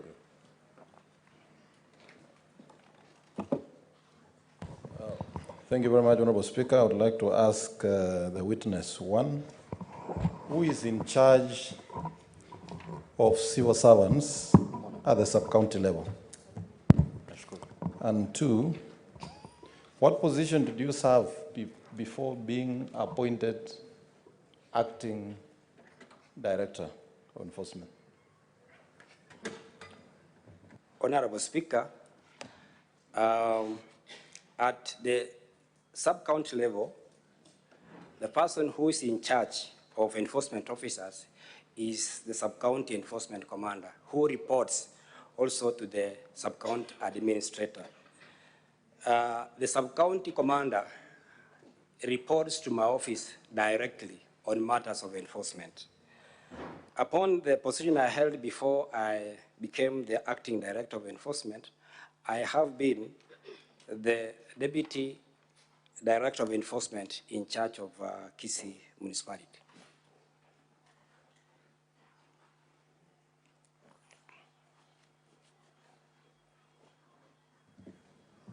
Now, as regards to the issue raised by Senator Christo Lesige, I will read the summons so that you may appreciate the contents of the summons. To Mr. David Hagai Oyagi, whereas pursuant to Article 181 of the Constitution and Section 33 of the County Governments Act 2012, on Thursday, the 29th of February 2024, the Kisii County Assembly approved a motion for removal from office by impeachment of Honorable Dr. Robert Onsare Monda, the Deputy Governor of Kisii County. And whereas by a letter dated Wednesday, 1st March 2023, and received in the office of the Speaker of the Senate, on the 2nd of March 24, the Speaker of the County Assembly of Kisii informed the Speaker of the Senate of the approval of the motion by the County Assembly, and further forwarded to the Speaker of the Senate documents and evidence of the proceedings of the Assembly. And whereas pursuant to Section 33(5) of the County Governments Act, Cap 265, and Standing Order 81B2 of the Senate Standing Orders, the Senate, at a sitting held on Thursday, the 7th of March 2024, resolved to investigate the matter in plenary within 10 days. And whereas following the resolution of the Senate at a sitting held on Thursday, the 7th of March 2024, the Clerk of the Senate issued invitation to appear to the County Assembly of Kisii and to the Deputy Governor of Kisii County, inviting them to appear and be represented before the Senate during its investigations and to file with the Office of the Clerk of the Senate various documents relating to the matter. And further, by a letter reference CAK/3/1/C/CS/002, 2024, dated the Friday, 8th of March, 2024, Honorable Dr. Philip M. Nyanumba, the Speaker of the County Assembly of Kisii, in response to the invitation to appear and pursuant to Rule 10 of the third schedule to the Senate Standing Orders, requested the Senate to summon you to appear before the Senate.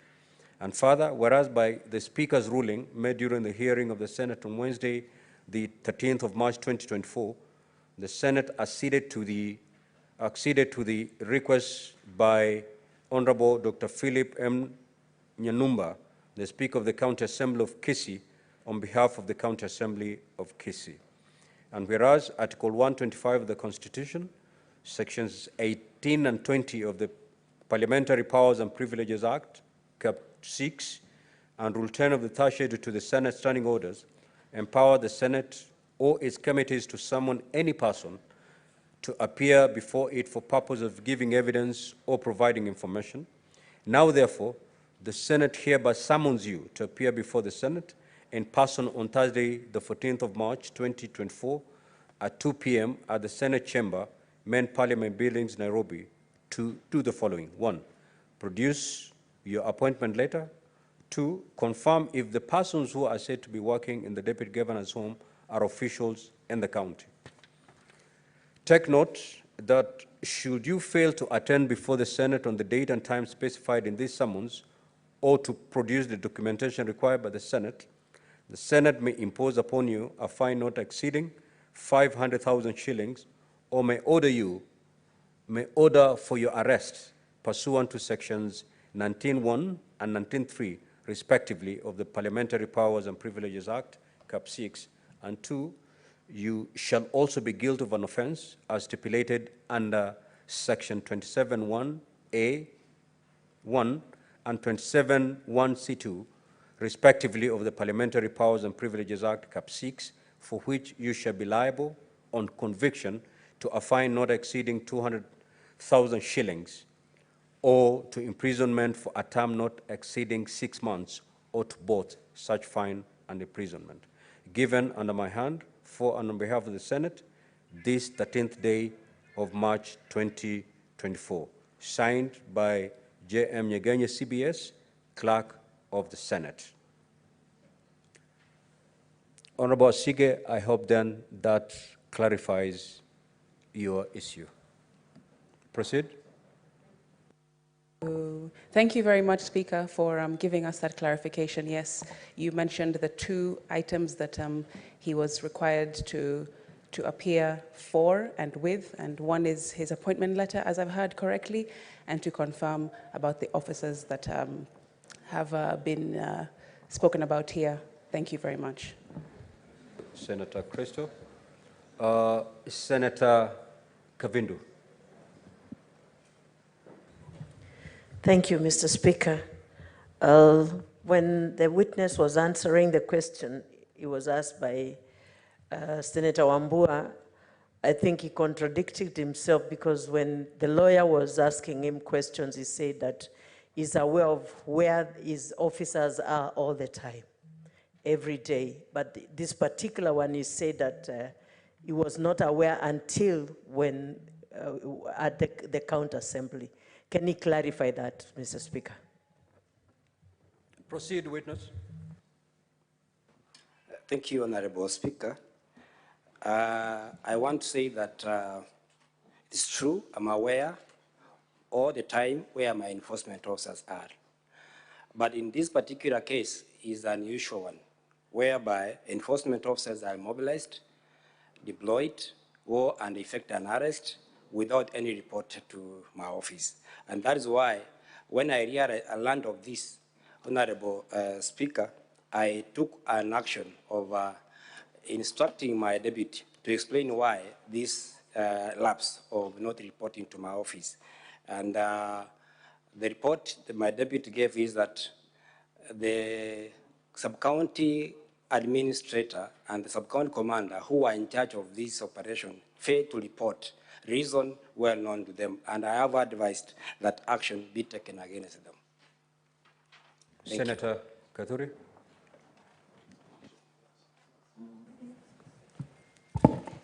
Thank you, Honorable Speaker. Mine are just two simple questions. I want to go, the witness to go on record. Mr. Witness, under whose command are the enforcement officers in Kisii County Government? And number two, does the Deputy Governor have any mandate on deployment of these enforcement officers? Thank you, Honorable Speaker. Thank you, Honorable Speaker. The county enforcement officers of the government of Kisii are under the command of the Director of Enforcement. And whether the Deputy Governor has the right to command enforcement officers is no. Senator Kaduri. The name, the specific name of the director. Proceed, witness. Honorable Speaker, the Director of Enforcement is the witness standing before the Senate, and I'm acting in that capacity. And my name is David Hagai Oyagi. I'm in charge of the enforcement officers. Senator Wamatinga. Thank you very much, Mr. Speaker, for the opportunity. Could the witness kindly tell us, before he became the deputy, what he was doing? And secondly, whether there's a routine duty roster? And thirdly, when there is a crisis, how they allocate the duties and who sits in that meeting? Thank you, Speaker. Proceed. Honorable Speaker, before I joined I assumed office of the Director of Enforcement. As the acting director, I was the deputy director, but in charge of the municipality. And about the deployment and how we react, normally in these operations, if there's an incident happening at the sub-county level, the person who's in charge of those officers is the sub-county enforcement commander, who reports to director's office directly through the deputy director of enforcement in charge of sub-counties. And once the office is aware, we take charge of that activity and we monitor closely so that we can be able to report accordingly. Senator Manzo. Now, in this particular activity, whereby there was an arrest and there was 20 officers, did you direct it? Did you sanction it? Honorable Speaker, I want to respond by saying that this particular case or incident happening on 29th of December 2023, I didn't sanction it. I was not aware about it. Actually, as I've said in this house, is that I learned it at the assembly.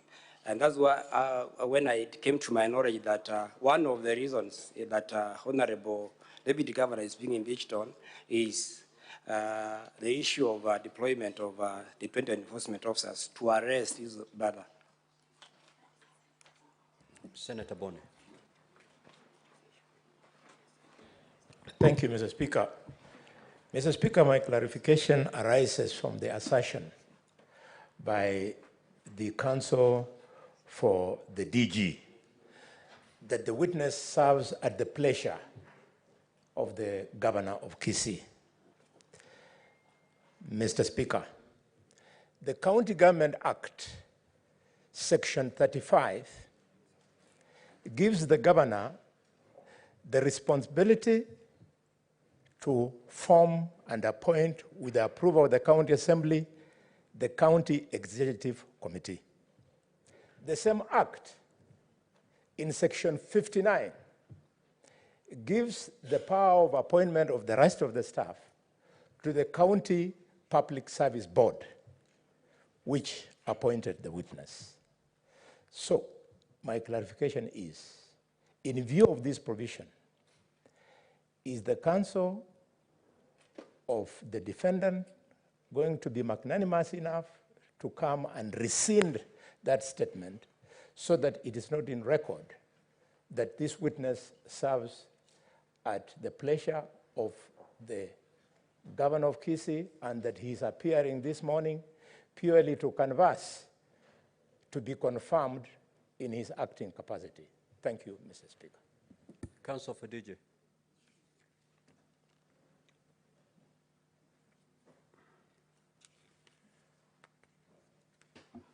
Mr. Speaker, sir, the question and the fact that the witness acts in an acting capacity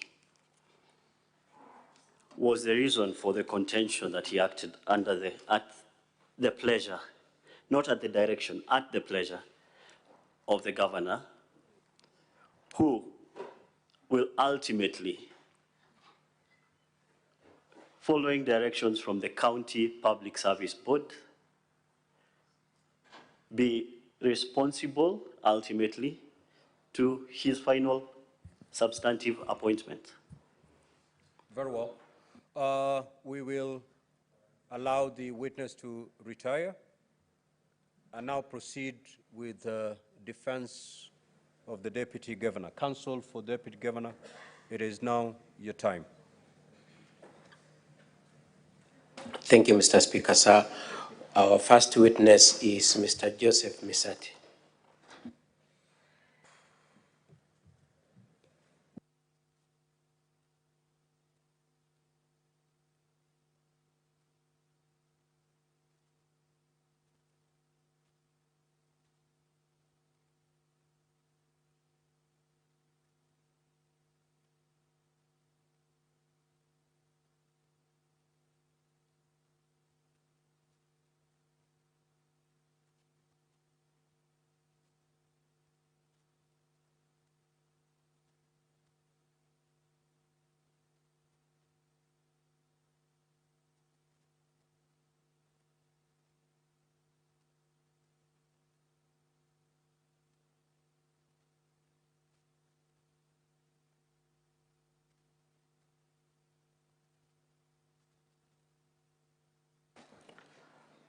Mr. Speaker, sir, do I proceed or I hold on?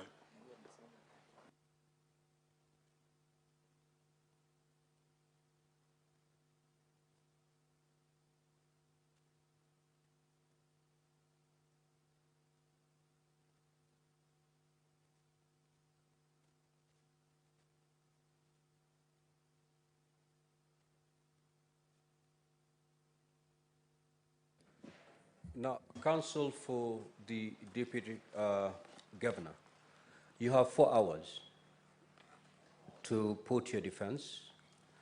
Depending on how many witnesses you intend to call, you need them to work within those 4 hours.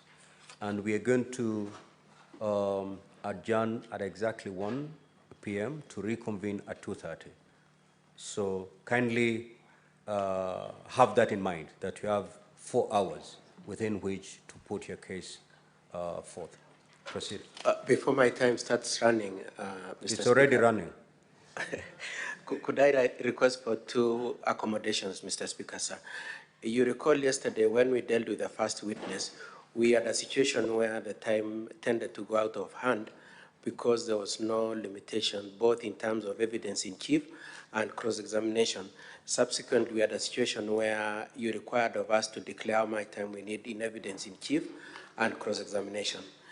And I would request that we adopt the same approach so that my colleagues for the county do not squander my time in the course of cross-examination.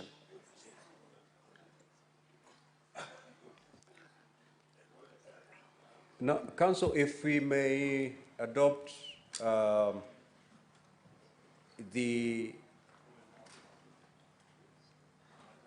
we've just had this witness who just retired. If you can be able to just adopt the time indication as we've observed with this witness, I think that would be a good guiding principle. Thank you, Mr. Speaker. Examination took 20 minutes, cross-examination 15 minutes, re-examination 10 minutes. This witness is fairly substantive. I intend to use 30 minutes, but I will manage my time. So then, counsel, let's agree this way, that your examination, evidence in chief, you'll do 30 minutes. Yes, yes, thank you. Cross-examination then will take 15 minutes, re-examination 10 minutes. Thank you very much, Mr. Speaker, sir. Mr. Speaker, sir, if you may allow me, because you've given directions as to cross-examination. And yesterday, when we were dealing with the crucial witness, my learned senior, Mr. Keegan, took approximately 1 hour, 20 minutes with the key witness. We may not be much interested with the witness that he has now just subpoenaed, but when it comes to the real culprit, we would request the Senate to relax the rules so that we are able to effectively bring out the fictitious story. Let's cross the bridge when we get there. Number 2, Mr. Speaker, sir, perhaps our senior needs to put on record his appearance so that we may not have strangers. Mr. Speaker, sir, my name is Katwa Keegan, and the witness I'm calling is Mr. Misati, assisted by my office assistant, Mr. Sagini.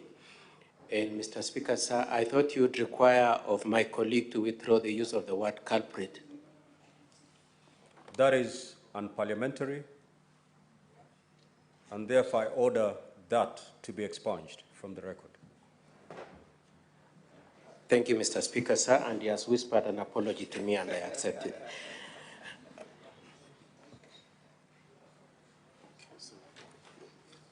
The counsel for the county assembly was alleging a presence of a stranger in the representation. May I explain, Mr. Speaker, sir?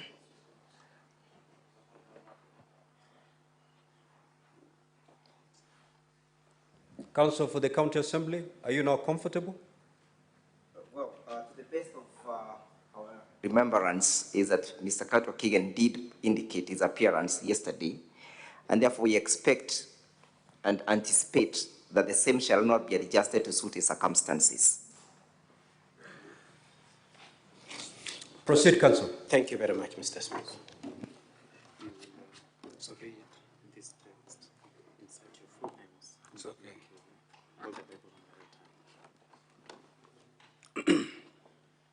I, Joseph Doyle Misati, do solemnly swear that the evidence that I shall give before the Senate in respect of the matters before the Senate shall be the truth, the whole truth, and nothing but the truth. So help me God. We proceed directly. Could you tell for the record your full name? Oh, you've given the full names. What do you do for a living? Me, I am a retired civil servant, and for my living, I've got some small businesses, and I have some dairy cows. So you have dairy cows. Your son yesterday said you also run an M-Pesa business? That's it. That's why I've said that I've got small businesses, including M-Pesa. Okay, I'll just ask so that the Senate has the benefit of understanding you. How old are you, if you don't mind? Mr. Speaker, sir, I am 68 years old.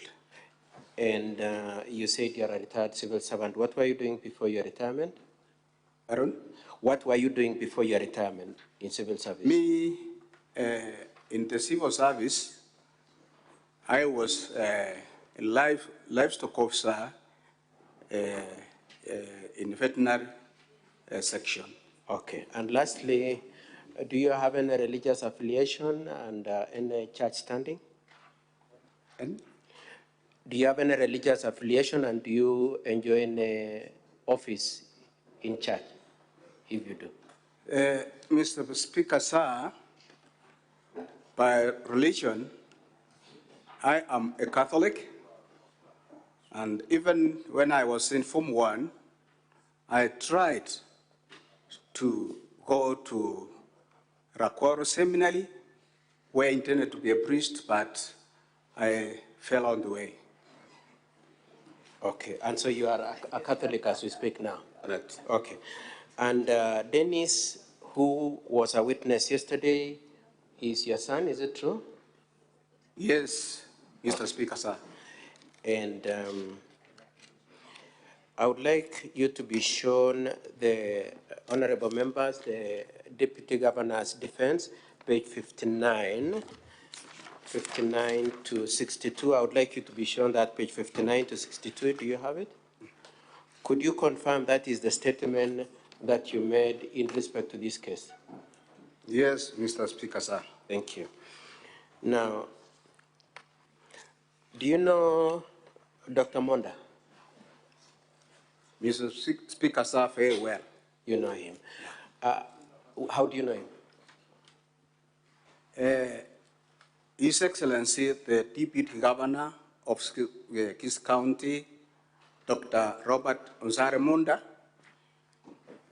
we have known each other more than 32 years. You have been friends for over 32 years? Yeah. And apart from being friends, have you stated in your affidavit that you worked together also at various points in your civil service? Mr. Speaker, sir, yes. You've worked together. Now I'd like to move on because of time, and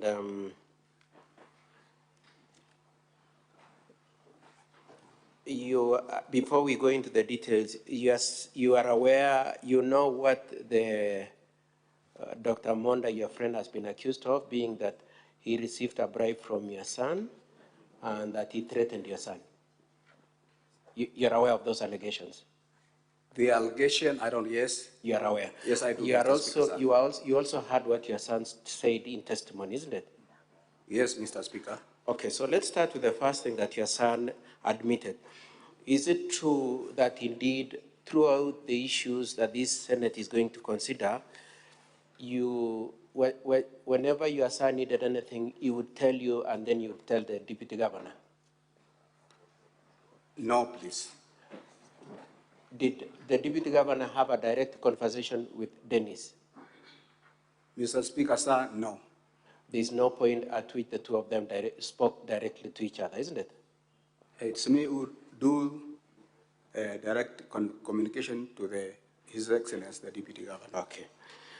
And number two, he also said that it is true that the two of you, having been friends, were exchanging favors in terms of money, stocks, and goodwill between the families. Is that correct? Over the 32 years?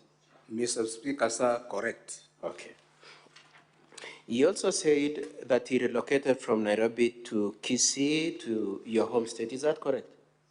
At a certain point in the year 2023? If I may explain, I say no. Mr. Speaker, sir, it is me who reallocated my son to move from Nairobi to homeland Kisii. Yes, so that's what I was asking you. So basically it is true that he moved from Nairobi to Kisii sometime in the year 2023, isn't it? Somewhere 2023, and he came alone without his wife. Okay. And it is also true, as he says, that you assisted him to relocate? It is me who assisted him. To relocate? Yeah. How did you assist him? After he said he had been staying in Nairobi for more than 13 years, and there was little communication, me and my son. Now I decided, because I'm aging, I tried now to see how I can bring all my children together. Then I made an effort to look for him. Then somewhere between April and May, between April and May, I called him back to home. Mr. Misati, just let me manage, because of time, let me just manage what you're saying. So basically it was, whose idea was it for him to relocate? Pardon? Whose idea? Was it your idea, or? It was my idea, Mr. It was Speaker, your idea, and you facilitated his relocation? Correct. Okay, let's move on then. Now, he says that your testimony, both at the assembly and your testimony today, which is captured in your statement, is meant to cause him to lose his money. What do you have to say about that? About what? That you want him to lose, what you're doing is to frustrate him getting back his money. What do you have to say about that? That one, because I've not reached there, I don't know which money. Okay, Yeah. okay, then you want us to deal with that? Yeah. Okay, I'll change my approach, then we come back. Let's then talk about the real issue that we are here about. Is it true that a certain sum of money was paid out to Dr. Monda on the 28th of May 2023? Mr. Speaker, yes. It is true. Could you tell this Senate, this Honorable Senate, how that money was remitted? Mr. Speaker, sir, on 28th of May 2023, as usual and as friends, it is me who made appointment to see His Excellency the Deputy Governor at his home. And when I went with my 3 sons to his home. And as we were seated, had some social discussions with His Excellency the Deputy Governor about 20 meters from where I left my sons. That's the time the DG told me that he had given me money somewhere in October, November 2022 after elections, 500 shillings. Now, he asked me whether I am in the position to refund his money. And in that connection, I told him, yes, I can try to refund the money. Then from my joint account with my wife, I transferred money from my account to His Excellency, the Deputy Governor, 73 times, and then 41,000, making 251. Now, because as we were discussing, he told me that he needs some money in cash. Then I told him now, because I don't have money in cash, what I'll do is to instruct my wife so that he can send money to my son, Dennis.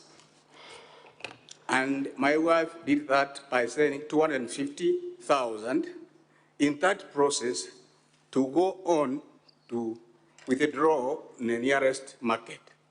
But when we tried to get that money, it was late. And there was no shop which had that float. Therefore, I instructed my son to transfer that money to his deputy governor, to His Excellency the Deputy Governor, Dr.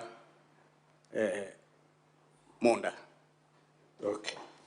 So I would like us to look at your statement and just to take the honorable senators through the payments, and I would like you to go to page 60, paragraph 11 of your statement, and I would like to correlate that with page 65 to 66. Page 11 correlated with page 65 to 66.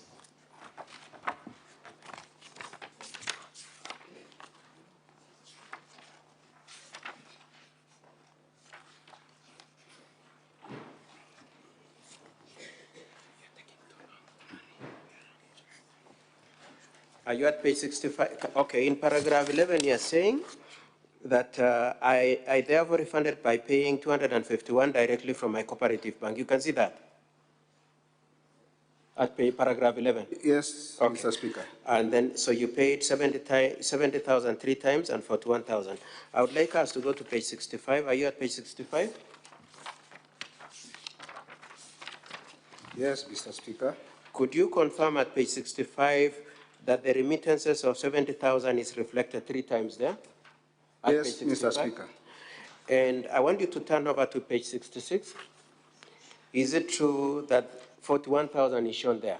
Yes, Mr. Speaker. And could you confirm that this is money that was pulled out of your account, the joint account of yourself and your wife, directly to the M-Pesa account of Dr. Monda? Yes, Mr. Speaker. Okay. And the name of the account is Joseph D. Misati and Anna N. Misati, isn't it? Correct, Mr. Speaker. Okay.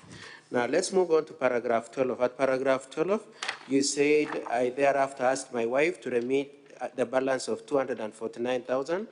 I instructed her to remit the amount to my son Dennis. You can see that? Correct, Mr. Speaker. I would like to take you to page 75.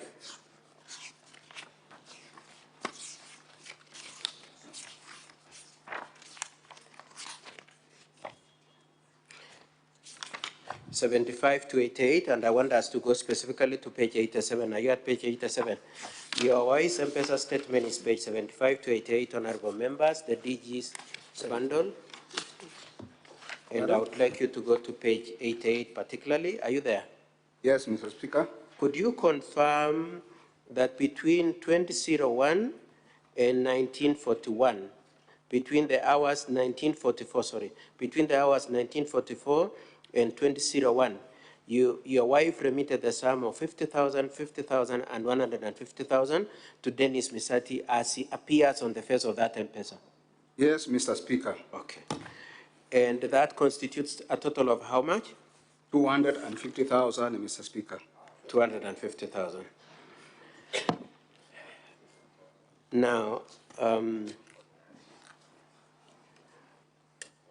what was the purpose of this remittance of the money? The purpose of this remittance to my son, Dennis.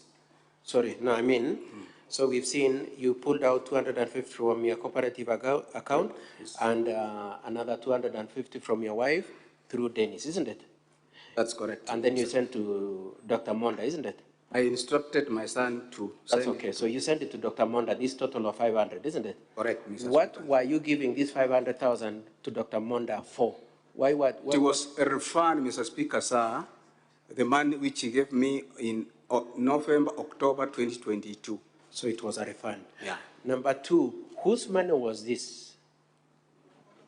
The money was mine. It was ours. Sorry? It was ours. What does ours mean? Who and who? I mean, me and my wife. It was yours, you and your wife. Yeah. Was Dennis part of the ownership of that money, the 500,000? No, Mr. Speaker, sir. Okay. Dennis says that he had given you this money and the two of you were holding this money on his behalf and that he gave you in cash. Is that true? It's untrue, Mr. Speaker, sir. It's not true that he had given you any money. It is not true that he had given you any money. It's not true that he gave me any money. Okay. And this money was yours with your wife? Correct, Mr. Speaker, sir. Now, and your position is that it was a refund. Was it a bribe? No, Mr. Speaker, sir. It was a refund, not a bribe. Yeah, so it was a refund. Okay. Now, let's just digress a little before we come back to the 300,000.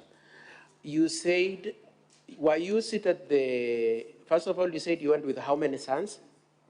3. Was it 3 or 4 sons? Okay. No, you see now I'm not counting the driver. Okay. Yeah. So how many were you? How many sons did you go with? 4. 4 sons. And yourself. You were 5 people in the Deputy Governor's house. Correct, Mr. Speaker, sir. Who initiated the idea of going to visit the governor? Mr. Speaker, sir, it's me. It is you who said, how did you initiate it? This is not the first time. If I need to... Because of time, just go answer my question directly. Pardon? Just answer my question directly. How was the idea of going to visit the governor? Through a call. By who? By me. To who? To His Excellency the Deputy Governor. So it is you who requested to go and see him? Correct. And when your son says in his statement and in his affidavit that it is the Deputy Governor who summoned you, is that correct? No, that's Mr. not Speaker, correct. sir. Okay, let's move on. Now, you said, were you then 5 people seated together, 6 people, you, Deputy Governor, and your 4 sons, were you seated together when this money is changing hands? No, we were not seated together, and I think I'm repeating that after we entered his house, me and His Excellency the Deputy Governor, His Excellency Dr. Robert Monda, we moved aside about 20 meters to have our own social discussions. So you went aside, the 2 of you? Correct. And the boys remained 20 meters away? That is it. Did they participate in your conversation? No, Mr. Speaker, sir. And so when Dennis says they sat far away from you and that they did not participate in your conversation, that is true? That is true. Okay. Now, then at paragraph 14, it is said that you received, there is another 300,000 that was given to the Deputy Governor, paragraph 14. It is said, then he says there was another 300,000 that was given in cash. What do you have to say in respect to that 300,000? Mr. Speaker, sir, that's untrue, because if you look at my balance in the cooperative bank, I had more money if I were to give the 800 alleged. And I just want you to answer directly. Dennis says you and him walked to the Deputy Governor's office at the stadium and handed over 300,000 in cash. That's what Dennis says. You've seen that, isn't it? Yes. And my question is that true? Untrue, Mr. Speaker, sir. It's not true? It's not true. Okay. Did you ever give the Deputy Governor any 300,000 over and above the 500? Is there any other, apart from the 500 that we've seen, is there another 300,000 that you gave him? There is no anywhere I've given you the 300,000. As Dennis says, okay. Now, I would like to move on to, at paragraph 16 to 17, it is said that this issue has been reported to EACC. You are aware of that contention that it has been reported to EACC, isn't it? No, Mr. Speaker, sir. You're not aware? I'm not aware. But you are aware that Dennis says he has reported to EACC? Yeah, I have heard. You've heard from Dennis? Yeah. Now, the bank statement, the bank account from which the money was drawn is your cooperative bank account and your wife's M-Pesa account, isn't it? That's it. Has EACC summoned you to record a statement on that issue? No, Mr. Speaker, sir. They haven't, up to today? Up to today. Has your wife been summoned on this issue? No, please. Okay. Now, it is said also that Dennis wrote a demand letter for the payment. You saw that claim by Dennis, isn't it? A demand letter. I've not seen that letter. Just a minute. You are aware that Dennis says he wrote a demand letter to the deputy governor saying, give me back my 800,000. You saw that claim by Dennis, isn't it? That claim, yes. You saw that. Yeah. Is it true that you have ever seen a demand letter from Dennis? Pardon? Have you seen any letter demanding no, return? Mr. Speaker, sir. You've not seen. It is said also by Dennis that threats were made at him. Dennis says, the deputy governor threatened me. You've seen that? I have not seen that, Mr. Speaker. And I'm saying, you are aware that Dennis says that you threatened him. Me? I threatened him? No. Or who? So Dennis says that the deputy governor threatened him, threatened Dennis. No, please. No, I'm saying, are you aware of that claim by Dennis? I'm aware. You are aware? Yes, please. Now, are you aware of any threat emanating from the deputy governor to Dennis? No, please. Okay. Now, he says that threat was communicated to you, that the deputy governor told you, go and tell Dennis to keep away, or because he's trying to climb a mountain he cannot climb. That's what he says, the words he used. Were you sent by the deputy governor at any time to communicate any threat to Dennis? No, Mr. Speaker, sir. So when Dennis says the deputy governor sent you, your position is that you were never sent with any such threat? I've never, Mr. Speaker, sir. Then it is also said that Dennis sold a saloon. Are you aware of any saloon that Dennis had and or sold? No, Mr. Speaker, sir. You are not aware. Now, because of time, I'll just be brief on this other issue of other assistance. Is it, you heard Dennis say that you have been assisting each other for long, and you've just already admitted that, isn't it? Correct, Mr. Speaker, sir. Could you confirm that at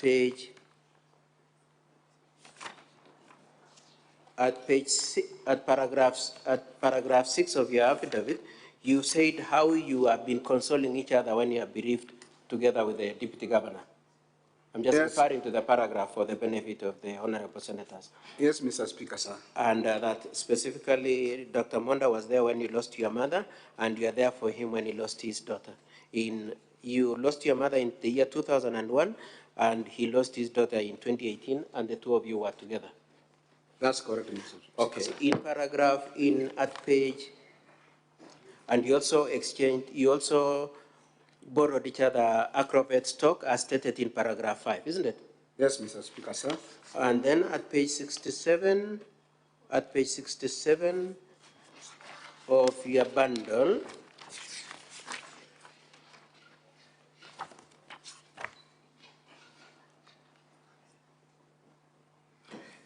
at paragraph 24, you said that in the month of January 2024, over time, you've borrowed a total sum of 600,000 from Dr. Monda'S for various purposes. Yeah, about 600,000 for my personal use. And that you've captured at page 68, 71, and 70, the various amounts. Correct. Okay.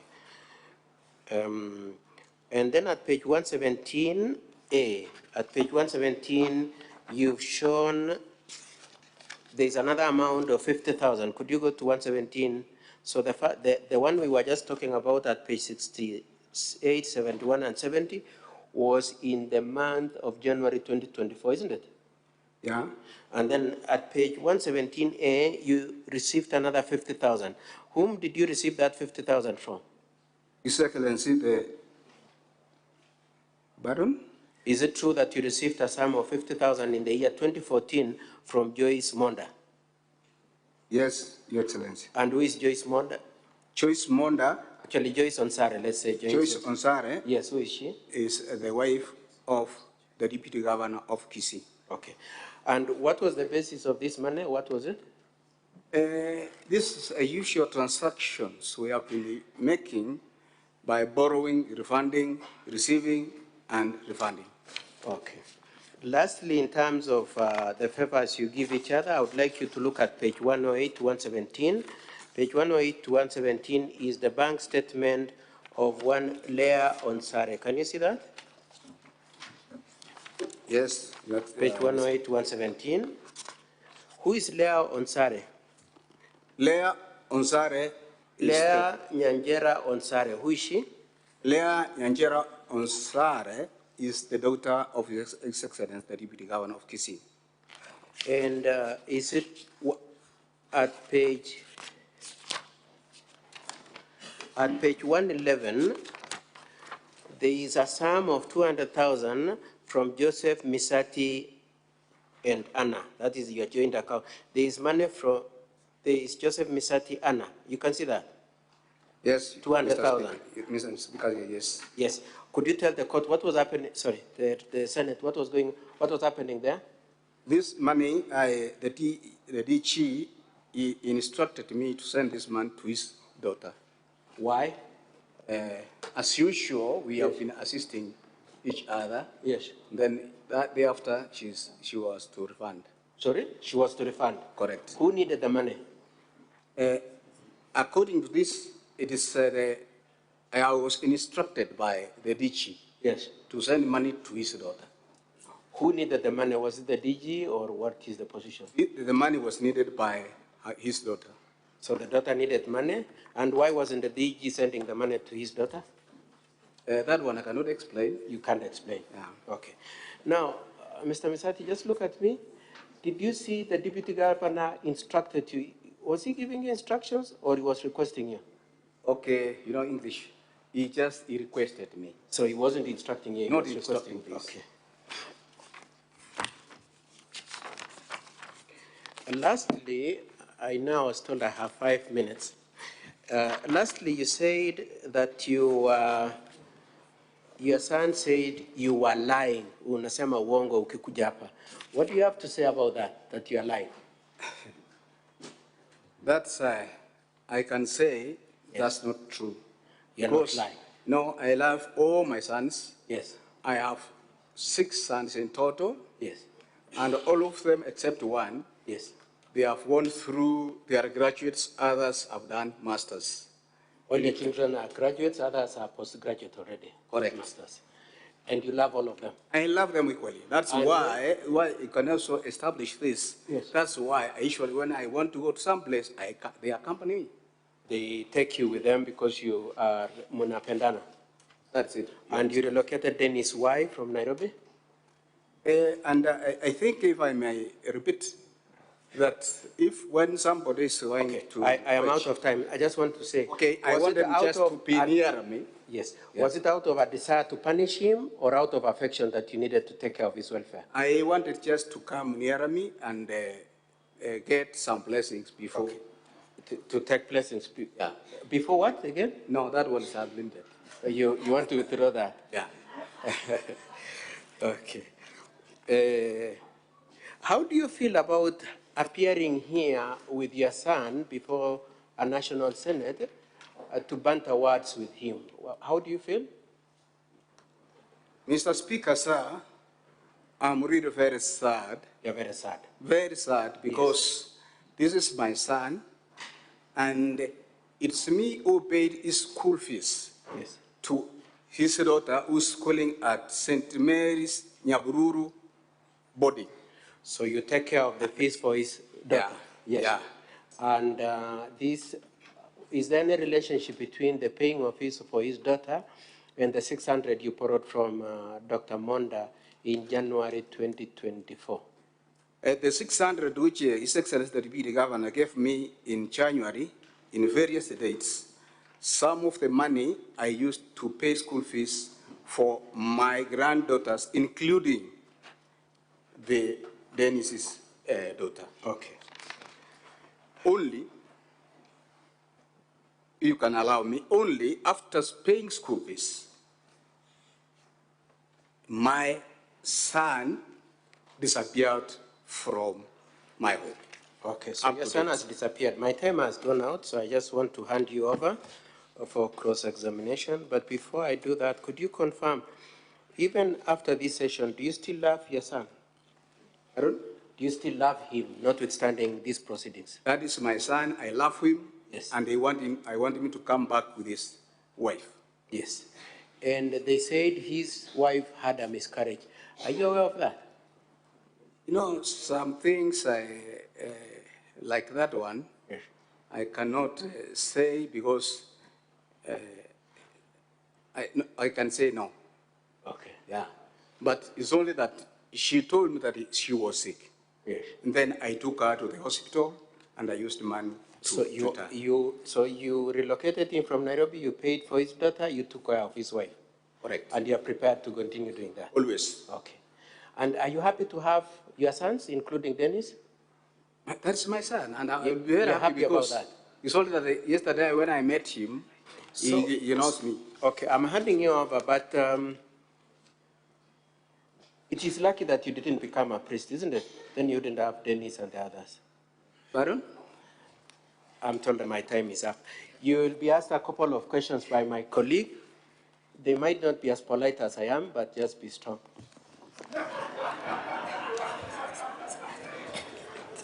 Honorable Senators, let us now have the council representing the County Assembly. Thank you, Mr. Speaker, sir. It's always a pleasure to listen to my senior, Mr. And Kigen. council, you have 15 minutes. Yes, Mr. Mutumo will take the witness. Thank you, Mr. Speaker, sir. And I want to assure my learned friend, I'll be very kind to Mr. Misati. I respect him and I will accord him that respect. Thank you. Mr. Misati, good morning. Morning to you. I will continue from where my learned friend has left. You confirmed that you are aware that the wife to Dennis got sick at some moment and you intervened by taking her to hospital. I've said yes. When was that? I cannot recall the date, Mr. Speaker, sir. But it was this year or last year? Somewhere June. Somewhere June? Yeah. That was last year. Last year That's in June? 2023. 2023. And that is the time when the announcement was made on the filling of the recruitment at the Guasco company, isn't it? No, please. Is it after or before? It is after. After, thank you. You have also said that you have been long-term friends with the deputy governor, and that is very clear from your transactions. 32 years, you said, right? Correct, Mr. Speaker, sir. You have been colleagues, and he has been your boss, and you under him in the veterinary department, correct? That is true, Mr. Speaker, sir. And you continued and extended that friendship beyond retirement? Even up to now? Even up to now. You would describe that friendship to be very tight and very close, isn't it? That's one. It's very relative. But how would you describe it? He's your friend. Friend? That friendship is close and tight, isn't it? Yeah. Very tight. You would not want then to witness your tight, close friend going down through an impeachment process, would you? Very true. Would you want to see your close, tight friend of that 2 years go down through an impeachment process? Would you like to see that? He's a friend, of course. And anything which is against him, I will never wish that. Thank you. So then you will do whatever is it within your powers to defend and protect him when he's faced with challenges, like he has stood up for you previously. But not through instructions. Not through instructions. Yeah. But he is your friend, and that's something you would willingly do. It's a willing behavior. Thank you. Yeah. You have also said that, and while I'm still at that, you have confirmed in your affidavit, appearing at page 59 of the DG's response, that you have been asking favors from each other, including seeking job opportunities for your children. Is that correct? Like any other person. But in this case, we are talking about you, not any other person. That's correct. That's correct. So you've been seeking those favors? Not always. Not always. Yeah. Specifically, in this case, you have deponed on affidavit that you did approach the deputy governor and ask him to assist in the employment of your son, Dennis Mokaya. That is your evidence, correct? That's true. That is true. Yes. So you're not disputing that you approached him and he promised to assist? I cannot dispute that one, Mr. Speaker, sir. Which position were you asking him to assist in the recruitment? Okay, somewhere in April 2023, there was an advert at Wasco, of which I saw it through the newspapers. And because I was trying to bring my son back home, and then I informed my son to go through the website and look for the application. So it was you who approached your son and notified him of a possible vacancy at Guasco? It is me who informed my son. Thank you. And subsequently, you asked the deputy governor before shortlisting to assist in that recruitment? No, please. Me, I went to a governor's place after the interview was done. After the interview was done, correct, at whatever time. Now, the deputy governor of Kisii does not sit in the interviewing panel of Guasco, does he? Okay, that one. It's a yes or no. It's a yes or no. Does he or does he not sit in the recruitment panel of Guasco? Yes or no? He doesn't. He doesn't. Yeah. How was the deputy governor supposed to assist in the recruitment of your son if he does not sit in that panel? By that, Mr. Speaker, sir, in any case, when you are having some social discussion, there are some things you pass through your friend. I am asking you a very simple question. How was the deputy governor supposed to assist in the recruitment for an office he is not in charge of recruitment? How was he supposed to assist? It's a very simple question. How was he supposed to assist? You know, what I can repeat is that when you have got something and you have some social discussions with your friend, you just mention by the way. You were inviting the deputy governor to use his power and influence to secure that job, isn't it? As the deputy governor of Kisii. That one I never influenced. That is not what I'm asking. The governor was supposed to use his position as the deputy governor to assist in the recruitment, isn't it? That one I can say yes or no. It cannot be both, Mr. Witness. We cannot have two answers. Witness, just give the correct position. What is your position on the questions that you are being asked? These are very straight questions you are asked anyway. He was supposed to use his position to assist the recruitment of your son as your friend, isn't it? He was not to use his position, but he was to use as a friend, not a position of a deputy governor. But he was supposed to ensure that happens. That one I cannot say because he never got the job. Never got. But suppose he got the job. I'm talking about your request. What was he supposed to do in your understanding to make sure that that job was secured? What he was to do, that one I cannot tell. But he was supposed to pull some strings and ensure that happens. In any way, the way it was to use, I cannot tell the House. But somehow he was supposed to use some means to have that request. If he was to use his way or strength or his position, I would have gotten that position. Thank you.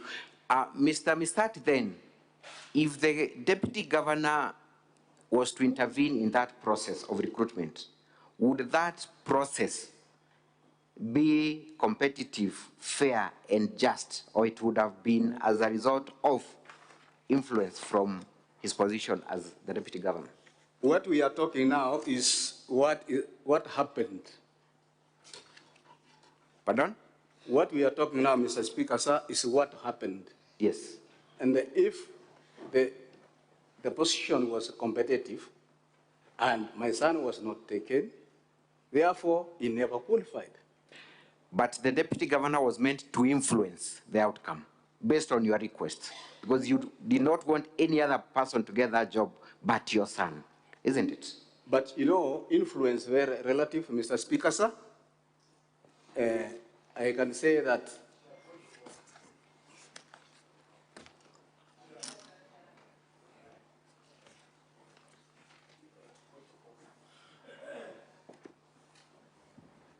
What is your point of order, Senator Sifuna?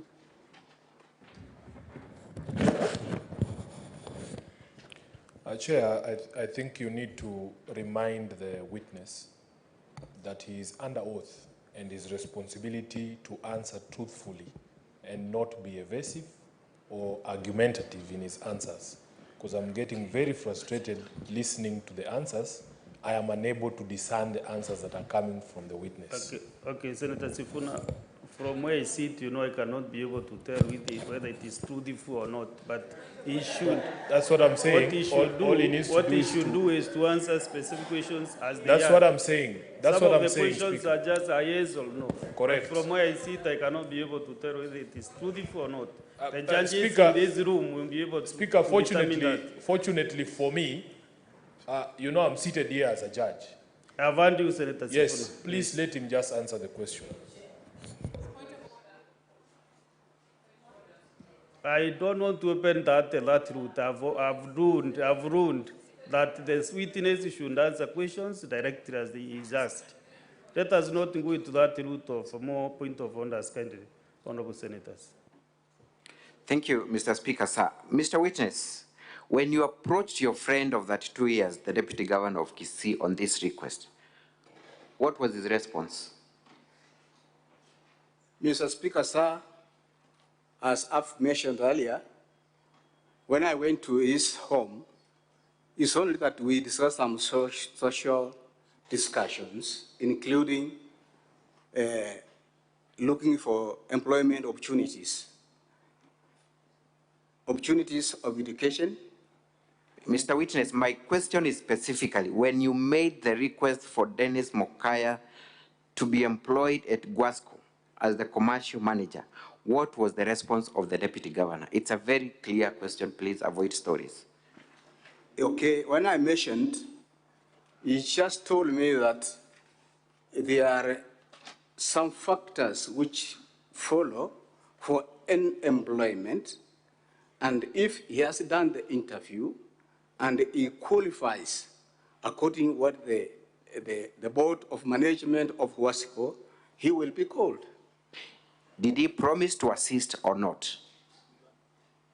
He never promised that he was to assist me. Let us proceed. You have alleged that on 28th of May, you and Dennis, together with your other sons, visited the Deputy Governor's home, correct? Mr. Speaker, yes. It was not usual for you and your sons to visit the Deputy Governor. It doesn't happen occasionally, isn't it? It is usual. When was the last time you and your sons visited the Deputy Governor? Okay. Specifically Dennis, yes. with Dennis. Okay, Dennis, I told you that he has been away for the last 13 years. Correct. Now, as he came back, I want just to show him the love I own towards him. In any function I was going, I want to go with him with others. That was not a function, Mr. Joseph. It was a visit. Was it a function? It's a feast. A function, a feast, and anything like that. What was the function about? A function can be a funeral. I'm asking this specific one on 28th. Was it a funeral? No, it was a feast. Was it a wedding? It was a feast. What kind of a feast was it? Social feast. How many other people in attendance, apart from you and your sons? No, there were other feasters who were in a DG's office, house. You have not mentioned that in your affidavit. But those ones were of their own company. I cannot mention because I never knew their names. You also stated that on that very day, you had a discussion with the Deputy Governor, and the boys, making reference to your sons, sat at a distance, and you engaged the Deputy Governor secretly, correct? That is true, Mr. Speaker, sir. You also stated that you sent some money from, or rather money was sent from your cooperative account to the Deputy Governor's mobile number. How much was that amount? The one that was sent directly from your account to the Deputy Governor's phone. Mr. Speaker, sir, 251,000. 251,000. Yeah. At that time, your account still had money. a balance of 1.3 million, correct? Correct. What was the essence of then requesting your wife to send money directly to Dennis, for Dennis to transmit to the deputy governor, when you would have done that directly from your cooperative account if it was a debt? Mr. Speaker, sir, it was for my financial management. Your financial management? Yes. You also stated in your affidavit that, and I want to refer you to paragraph 12 and kindly read that paragraph. Page 60, Honorable Senators, at the DG's response. This is what you stated under oath. Paragraph 12, kindly read, Mr. Joseph, and save our time. I then asked my wife to remit the balance of 249,000. I instructed her to remit the amount to my son, Dennis Misati, for him to pay as we sat together. My wife then sent 250,000 to my son, Dennis Misati, on the same date by remitting remittances of 50,000, 50,000 again, and 150,000, making a total of 250,000. Proceed to 13. Then I then instructed my son to remit that's an error there, 249,000 to His Excellency the Robert Monda, which he did. The balance of 1,000 partly to cover transaction charges. There is no mention whatsoever in your affidavit on oath, Mr. Joseph, that that money was first sent to your son to go and withdraw and bring it in cash. That is not stated in this affidavit, is it? You instructed your son specifically to send the money to the deputy governor. That is your statement on oath, isn't it? That is, Mr. Speaker, sir. That is your statement on oath, yes or no? No. That is what you have just read, Mr. Joseph, and there's a reason why I made you to read. This is what you stated specifically under oath when you had the time to prepare this statement. Isn't it what you stated on oath? Yes, this is what I stated, but thank you. You have answered the question. This is what you stated. Correct. You have now come to the Senate and you're changing that statement. I'm not changing. It's after the discussion when we are with His Excellency the Deputy Governor that he needed some cash. Mr. Misati, correct. That discussion had taken place by the time you were putting this affidavit into writing, isn't it? Yeah. So that fact was available to you when you were writing this affidavit. Mr. Speaker, sir, kindly, may I have an additional 5 minutes? With Council, much humility, I have... This communication was well put before we started this witness. And you are aware that still we are challenged by time. 5 more minutes, I really beg. The former chair was here and done a very good communication, and I don't want to change the rules of the game midway. Mr. Speaker, maybe sir, 1 minute as you wind up. Kindly 5, because this has been a difficult witness to answer your question. 2 minutes, Council. 2 minutes only. Thank you, Mr. Speaker, sir. Now, you had that information by the time you were reducing it into an affidavit, isn't it? You had that information that the deputy governor had requested for cash and not through an M-Pesa. That information was with you when you were writing this affidavit. It was, but... Thank you. That's the answer I wanted. Yet you did not reduce it into writing. You are telling us for the first time today at the Senate, isn't it? Today is the first time you're making that allegation at the Senate. That is a very simple question, isn't it? Correct. Thank you. You also stated that you were in the company of your other sons, and one of them is your driver, correct? That is it, Mr. Speaker, sir. What is the name of your son who is also your driver? Jared Misati. That is the person who runs your errands and is very close to you because he's always with you, we presume, as your driver, isn't it? That's very untrue. He's always with you as your driver. Mr. Speaker, sir, I think he's lying. I am asking a question. How would I be lying? I am not giving evidence. Are you telling us that your own son who is your driver is not your close friend and you're not with him most of the times as you make your movements? Okay, Mr. Speaker, sir. Is that yes or it's a yes or no? But I've got some bit of explanation before I say yes or no. Must give a yes or no, then I will decide whether to allow you to explain or not. Can you repeat your question? I am asking, most of the times, this son you have with your driver is with you and runs errands with you. True or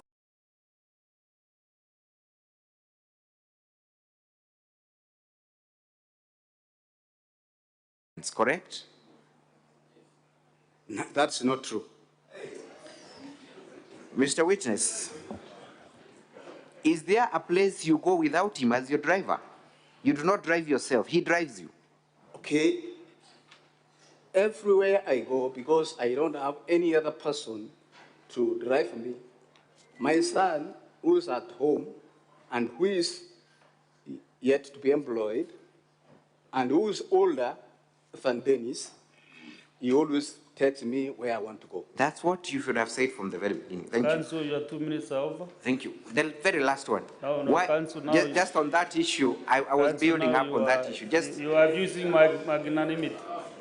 Kindly let us get the other council.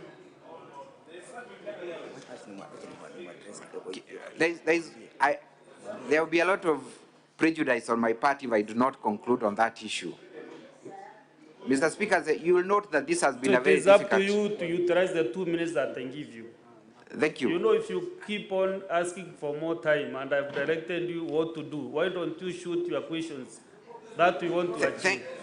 The problem, Mr. Speaker, I think, honorable senators, if the witness, as those witnesses, you are the people to determine this case.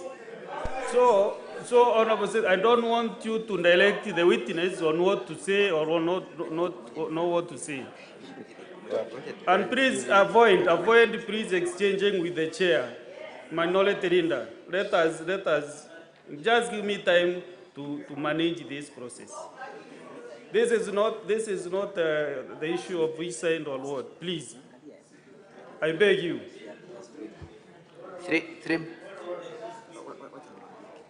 Let me have the other counsel. Mr. Speaker, sir, if you may allow me, as the lead counsel, the defense still has 6 more witnesses. The rest of the witnesses, time has been allocated 15 minutes each. We will sacrifice one witness, we will not cross-examine him, and then we allocate that time to this witness, the 15 minutes. We will not cross-examine one of the MCAs, so that we are able to do justice to this case through this witness. That's the compromise we shall make.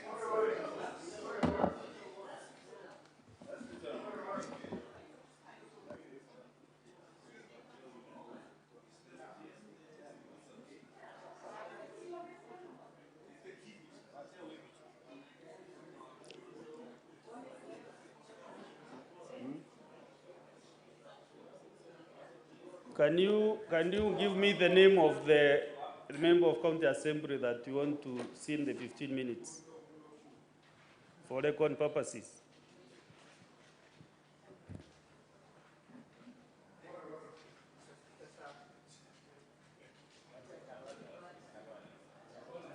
Mr. Speaker, sir, in place of Thomas Obare Nyabaro, we will not cross-examine that witness. We will equally not cross-examine Amos Obegi Oderi. So we'll have 30 minutes extra for this witness. We shall allocate 15 minutes to this one and 15 minutes to the Deputy Governor. Post-trading.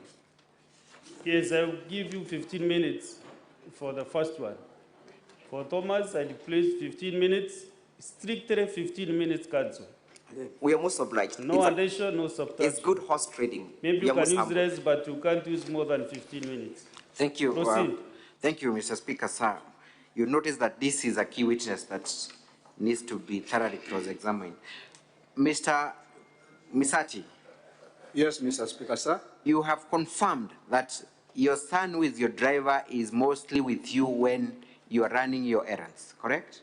Running my what? Errands. When you are going about your businesses, he's the one who is close to you, he's the one who is at home, he's your driver, correct? Yes, Mr. Speaker, sir. Why was it then important for you to send money to Dennis, who is not that close to you, than use your own driver who had a car to go and withdraw that money and bring back? Mr. Speaker, sir, because the Deputy Governor, His Excellency, Dr. Robert Monda, in our discussion, he said that he needs some cash instead of going to M-Pesa. That is the time I decided that the money was to remit it to a younger person who will be able to run quickly to the... Mr. Witness, could your son run faster than your car that is being driven by your own son? But, Mr. Is that Speaker, what you're telling these senators? Mr. Speaker, that sir, indeed Dennis was capable of running faster than a driver with a car? Mr. Speaker, sir, as we have said that I've used Charet Misati to be my driver, and that's indicating is the most trusted to me.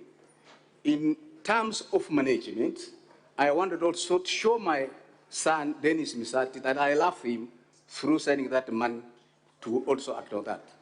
Thank you. That has been noted. You have also claimed at paragraph 24, Honorable Senators appearing at page 61, that the amount of money that you sent to Dr. Monda was part of the 600,000 that he had lent you, correct? At paragraph 24. Baron? You have alleged at paragraph 24 that previously you had received 600,000 from Dr. Monda, correct? That's in January. That's in January? Yes. And you're claiming that part of that money went to pay school fees for Dennis's child, correct? Among other expenses. How much money did you spend as school fees to the child of Dennis Mokaya? Ms. Speaker, sir. How much money did you? It's a very straightforward. 60,000 shillings. 60,000 shillings. Yeah. And you confirm that it is you who paid that amount directly from your own affidavit? No. That is what you state. Can you read that paragraph again? The last sentence, please, and save our time. The amounts were partly, proceed from there. 24. The amounts were partly used to help my son Dennis, and the special fees. Proceed. Fees for his child that I personally paid. Thank you. You personally paid that amount, isn't it? Correct. Which account did you pay to? What was the mode of payment? And do you have evidence of payment of that amount? Here, Mr. Speaker, sir, payment, it looks relative. It's only that the money originated from me, and I gave... Mr. Misati, I only have 15 minutes and I want to utilize that very effectively. I am asking you a very specific question. To what account did you pay? The school's account, what mode, and where is the evidence? It's a very straightforward. Please do not bring stories. We do not have time for that. The money of the 60,000 plus other monies which I paid for my... We are specific on the 60,000 paid personally by you to the school. The money of 60,000 paid to pay school fees of my granddaughter, I gave it to one of my sons, including other money to one to pay the account. Mr. Misati, you've just read to us paragraph 24, that you personally paid. Isn't that what you read? On oath. Mr. Speaker, sir. No. Kindly save our time, Mr. Misati. Isn't that what you read? That you personally paid 60,000? Personally paid, it's very relative also, Mr. Speaker, sir. But not to indicate where I put the money. I gave the money, and my son took it to the bank, including other... Thank you. I urge the House to take note of the conduct of the witness and allow me to proceed. What is the name of your granddaughter? Zelda Kwamboka Mukaya. How old is she? She's, I think, 13 years. Where is she currently? It's me who took her to St. Where is she currently? Currently now? Yes. I cannot tell because when my son disappeared, I don't know where they went. But previously, it is me who took her to Nyaburu. Thank you. I yield the rest of the minutes to my learned friend, Mr. Njiro. Thank you, Mr. Mutuma. Mr. Witness, I want you to have a look at the bundle of the document by the County Assembly. Honorable Senators, I'm referring to page 184. Witness, I have 7 minutes to deliver this. These are Hanson's for the 29th of August from the County Assembly. Mr. Witness, I want you to have a look at the last paragraph where Honorable Deputy Governor is answering. But before I go to that, excuse me, I have not put the question. When the Deputy Governor asked you to refund the 500,000 shillings, what did he tell you the money was meant for? Pardon? When he asked you to return the 500,000 shillings he had led you, what did he tell you was meant for? Mr. Speaker, sir, he told me that he has got some functions he was to use for that money. He had functions. Which functions in particular? Including that he was trying to go outside of the country. He was going out of the country. Correct. So the money was specifically meant to go out of the country, yes? Among other things. Among other things. Yeah.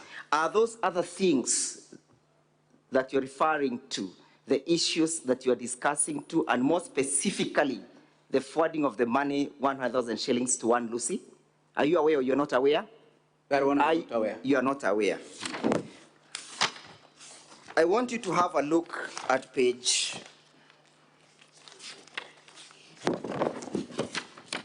185, 189 of the same bundle.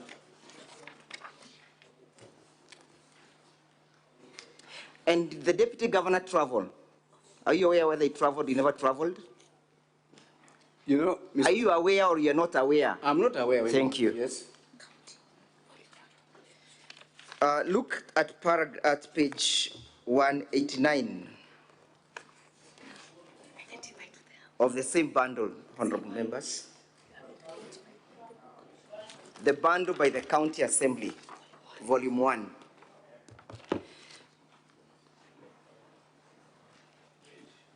Page 185, 189, I'm sorry, beg your pardon. 189, the Hansons for the 29th. What? Hansons. Wait.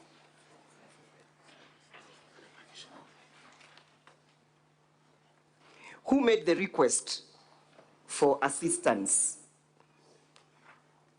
Who made the request?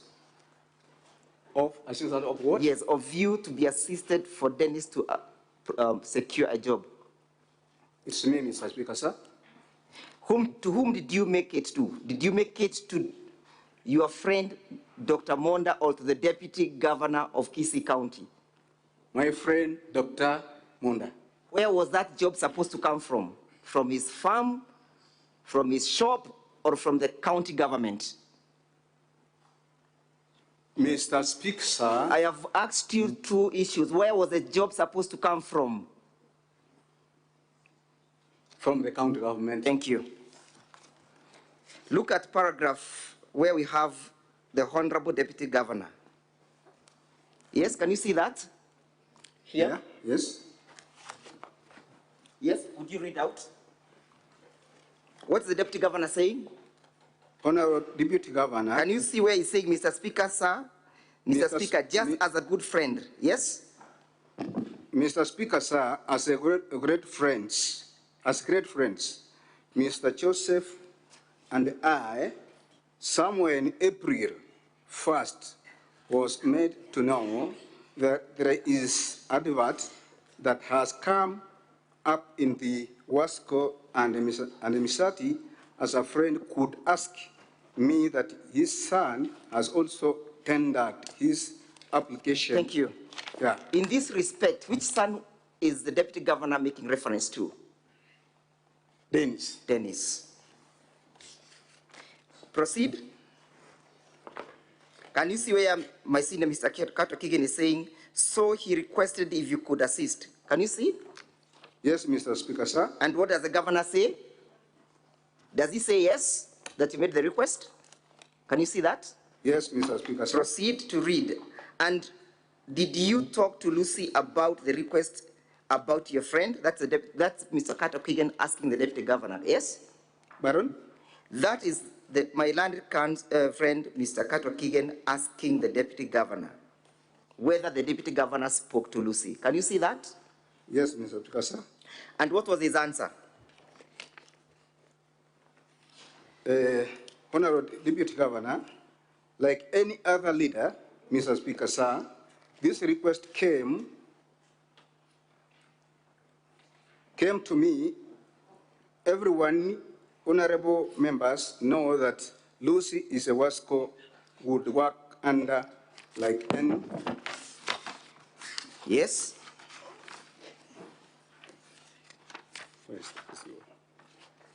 Next page. Lucy would work. Where is it? It's possible for you not to see now. Like any other staff who under the governor's office, where I'm also the deputy governor. So he acknowledges that Lucy works under the governor's office and that Mr. Monda is also under the same office, yes? That's the acknowledgement, yes or no? As it is. Thank you, proceed. Read. To the governor and so indicated to Lucy. So I indicated to Lucy, yes? Asking her if they had such kind of jobs, and she said yes. And as a friend, making a request that he get his sons a job, like every one of us here would do. And she told me, let us wait for the process. If he qualifies, we shall not deny him a job. Yes? Is that the discussion? According to this, yes. Are you aware that the Deputy Governor, your dear friend whom you have come to defend this morning, sent 100,000 shillings to Lucy? Are you aware or you're not aware? I'm not aware. Would it therefore surprise you that part of the money that you sent to him that day was shared with one Lucy? Would it surprise you? I won't be surprised. You will not be surprised. Yeah. Thank you. Have a look at your affidavit. The affidavit appearing, that is the Deputy Governor's bundle of document. The Deputy Governor's bundle of document at page 60. Mr. Witness, are you there? Yes, Mr. Speaker. Have a look at paragraph 12 and kindly read it out. And then I asked my wife to remit the balance of 249. I instructed her to remit the amount to my son, Dennis Misati, for him to pay. Thank you. That is what I want us to explain. For him to do what? To pay. What was he paying? The refund. No, excuse me. Is it to refund or to pay? Do you understand English, Mr. Witness? English is for the lawyers. Thank you. Yeah. You are now, I'll now teach you.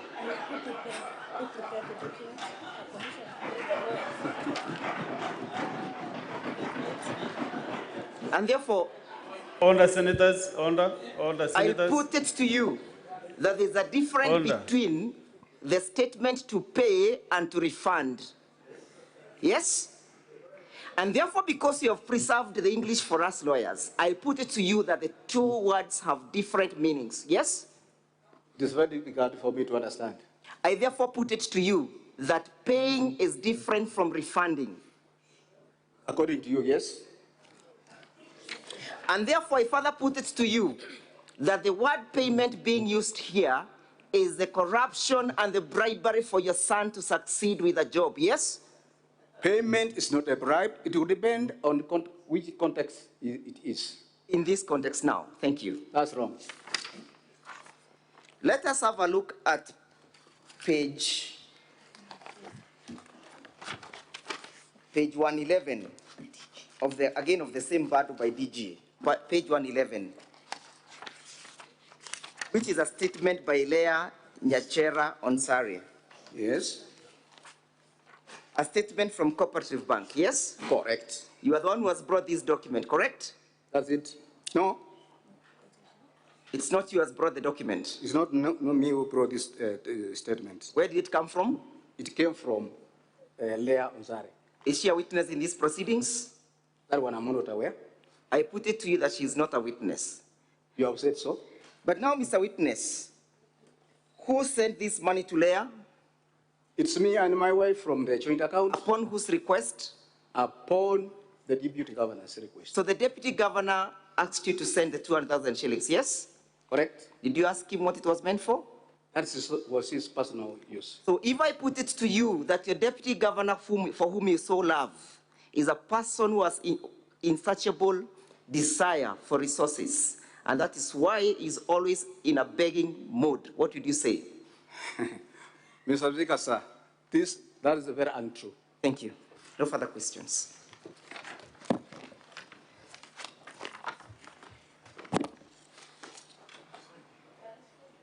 Yeah, Council, you have, for the Deputy Governor, you have 10 minutes for the examination. Thank you very much, Mr. Speaker. Sorry. Yes, Senator Boni? Speaker, my point of order is to appeal to you, and the appeal is arising from the provisions of the rules of procedure. I invite you to look at rule number 22.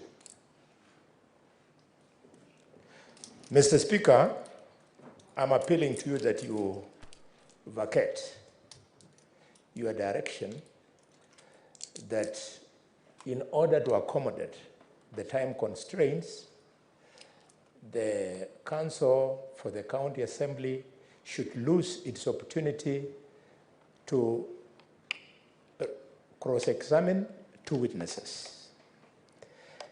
22 says, a witness presented shall be led in evidence, cross-examined, and where necessary, and only for purposes of clarification of issues that may have arisen in cross-examination may be re-examined. Mr. Speaker, with the long years of experience in this Parliament, I know that whatever decision we make here is still open to being challenged in the High Court. And there, if we are going to be found to have breached our own rules, then our very ultimate decision is open to being challenged. We are not going to die from. So what is your point of order, Senator Boni? Are you suggesting that the witness should not be re-examined? Yes, it looks like you are not listening to me. Because if you read 22, let me that make is my what point. It is addressing. This is serious, Mr. Speaker. Rule 22 is addressing close examination. Just in case there are other issues of clarifications, the witness is I know. examined. Mr. Speaker, sir, if you listen to me, you'll see where I'm going. The point I'm making is that vacate your ruling, that two witnesses Now, Senator Boni, I mean that ruling and you should really sit down. Yes, Mr. Speaker, sir, I will not take that. I cannot vacate my ruling. Sorry. But that is why I'm rising to draw your attention to provisions of the rules of procedure, 22. What you are quoting, 22, is not addressing that matter completely. It is. Are you challenged also in this English language? Am I? Let me give Senator Chalage, he is a lawyer, he is the one who practices Mr. Speaker, Senator Boni Karwale, have your seat, kindly. General K. Two senators do not. Senator Boni Karwale. Senator Boni Karwale, resume your seat. I want you. Okay. Thank you, Mr. Speaker, sir. We are cautioned because the Bible says, Mr. Speaker, we should not serve the law. The law should serve us. In our ruling number 30 of the same, on the procedures, you have the power to determine on a particular question, but not limited to question of evidence, materiality, relevance, competency, or admissibility of evidence, and any question consequential or is entitled thereof. So, Mr. Speaker, your ruling is Solomonic, and it should not be vacated. In any case, the traditional precedent, the issue raised by my brother, Senate Majority Whip, is overtaken by events. That matter is stopped from being discussed, Mr. Speaker, and therefore I request that we proceed as you are directed, Mr. Speaker. Let's proceed now, kindly, Senator Sifuna. On 1 minute. One point. I wanted to calm the nerves of my senior, Honorable Khalwale, that far from the big words that Senator Cherargei wants to use, he has actually not shed any light on the issue. I wanted to calm his anxiety by explaining that if a party has chosen to waive their right to cross-examination, there really is no problem. So it is them who have requested to waive that right to cross-examine those two, not under pressure, so that they can focus their attention on other witnesses they believe would better advance the argument. So, Mr. Speaker, you are just okay. You are struggling, but you are okay. Now you are out of order, Senator Sifuna. Senator Sifuna, you are out of order. Can you withdraw that last point? Can you withdraw?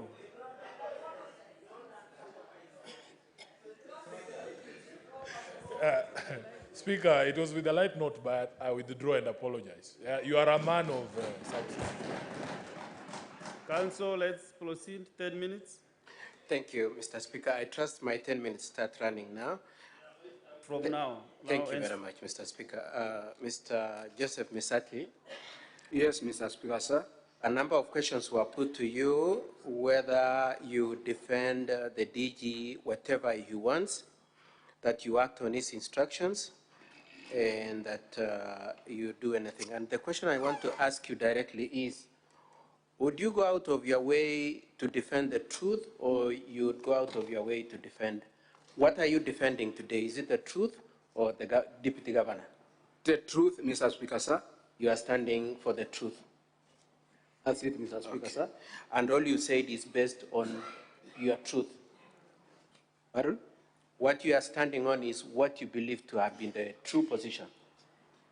My true position in this case, Asema, just confirm that what you said is based on what you know to be the truth. It has nothing to do with whether or not you want to help the Deputy Governor, isn't it? That's it, Mr. Speaker, sir. Now, the second issue I want to put to you is you were asked by my colleagues whether the Deputy Governor made to you a promise that your son would get a job. And I want you to just confirm that for emphasis. Did he make any promise to you? No, Mr. Speaker, sir. The questions were also put to you. Did you know what or how you do or how you do what you wanted to do to assist your son get a job? Did you know? No. You didn't know. Did he promise to use his position to get a job for your son? No, Mr. Speaker, sir. Okay. Move on to another question. You asked whether you usually make visits to the Deputy Governor with your sons. And what is your answer? Correct, that's true. You normally visited? Yeah. Yes. Now, you asked, Dennis said yesterday that that was the first time he had gone to the Deputy Governor's house. That's what he said. Do you have an explanation for that preposition? Yes, Mr. Speaker, sir. As it is said that my son, Dennis Misati, it was his first time to go with him to Deputy Governor. Mr. Speaker, sir, we want to object to that line because it never came out during cross-examination. During cross-examination, the witness must be tailored to answer the questions that have come from cross-examination. He cannot introduce a new ground that we never dealt with in cross-examination. He is re-examining the witness.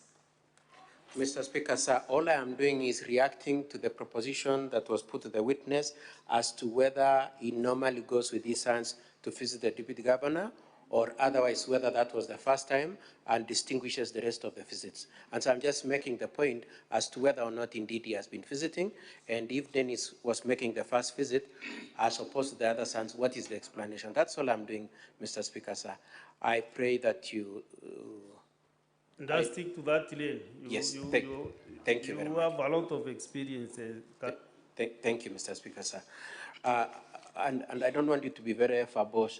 Could you just answer the question? Why was it that Dennis was going there for the first time that day? Mr. Speaker, sir, earlier I stated that my son has been away from, he has been in Nairobi for more than 13 years. So the reason why you had not gone with him is because he has been away from Kisii in the neighborhood of the visit, isn't it? Correct, Mr. Speaker, Okay, sir. I would like to move on. You've been asked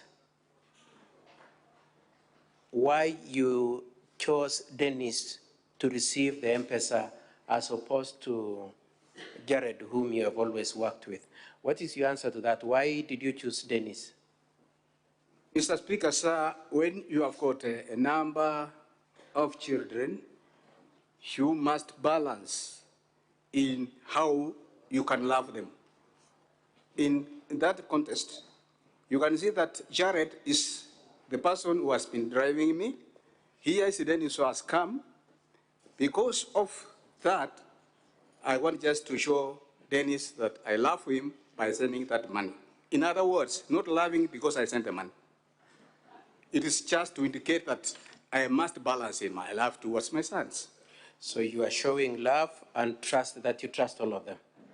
I trust all of them. And you love them, all of them? And I love them equally. And you continue to do that? That's it, Mr. Speaker, sir. Now, you were taken to task on the contents of paragraph 24 of your affidavit, and I would like you to look at that. If you remember again, your affidavit is at page 59, and I would like you to go to, I would like us to visit paragraph 24. Are you there? Yes, Mr. Speaker, sir. Now, an issue was taken on the point you make that, and especially fees for his child, and I personally paid. You've seen that? Yes, Mr. Speaker. What did you mean by saying you personally paid? Personally, it means from my pocket to any other. So your point is that the money that was paid, was used to pay your grandchild's fees was yours? It was mine, that's what I mean. And how was the money transmitted? How was it remitted to the school account?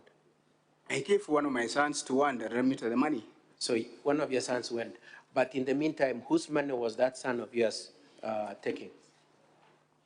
One of my sons, Dennis. Saying, so you've given your son to go and pay in the account of the school, isn't it? Yes. Whose money was your son carrying? My money. Yeah, okay. Now, I would like to move on to page 189 of the county government's bundle.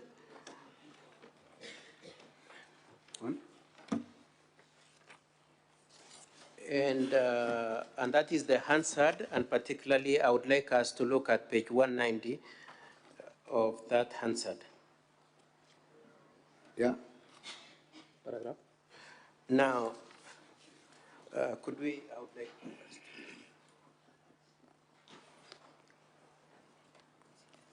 could you confirm that it is not you, but rather is the Deputy Governor talking, starting from page, could you confirm that it is the Deputy Governor talking from page 189 into 190, the paragraph that was read to you? Is it you or it is Deputy Governor talking? It is the Deputy Governor, Mr. Speaker, sir. Okay, and can you answer for the words of the Deputy Governor, or it is for the Deputy Governor to answer for That's himself? why I was unable. Yes, it is for him to answer.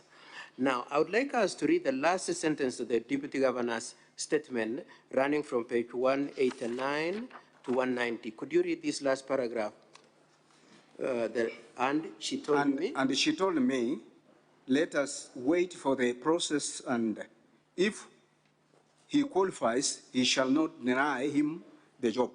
And the discussion ended there. So the Deputy Governor is saying he talked to the Managing Director of the water company, and the Managing Director of the water company said, we await the process, and if he qualifies, we will not deny him. As it is here? Yes, it is there. Now, I want to take you back to, this is my last question, I want to take you back to the 28th, when you met. No, wakati mulikuwa mnaongea kwa nyumba. 28. Did you say 28th of May? Did you say, and I'm quoting the words you used, no, don't, I'm just reminding you what you said a few minutes ago. Did you say that the Deputy Governor told you there are factors that exist to get a job? That's correct. He said there are factors. There are factors, kuna vitu zenye zinahitajika ndio upate kazi. Correct, Mr. Speaker, sir. Is that consistent with what we've just read at page 190 of the Hansard? That's it. That the director said it depends on whether he qualifies. Those are the factors, Mr. Speaker, sir. Okay. Mr. Speaker, sir, I would like to leave my re-examination there. Thank you very much, Mr. Speaker, sir.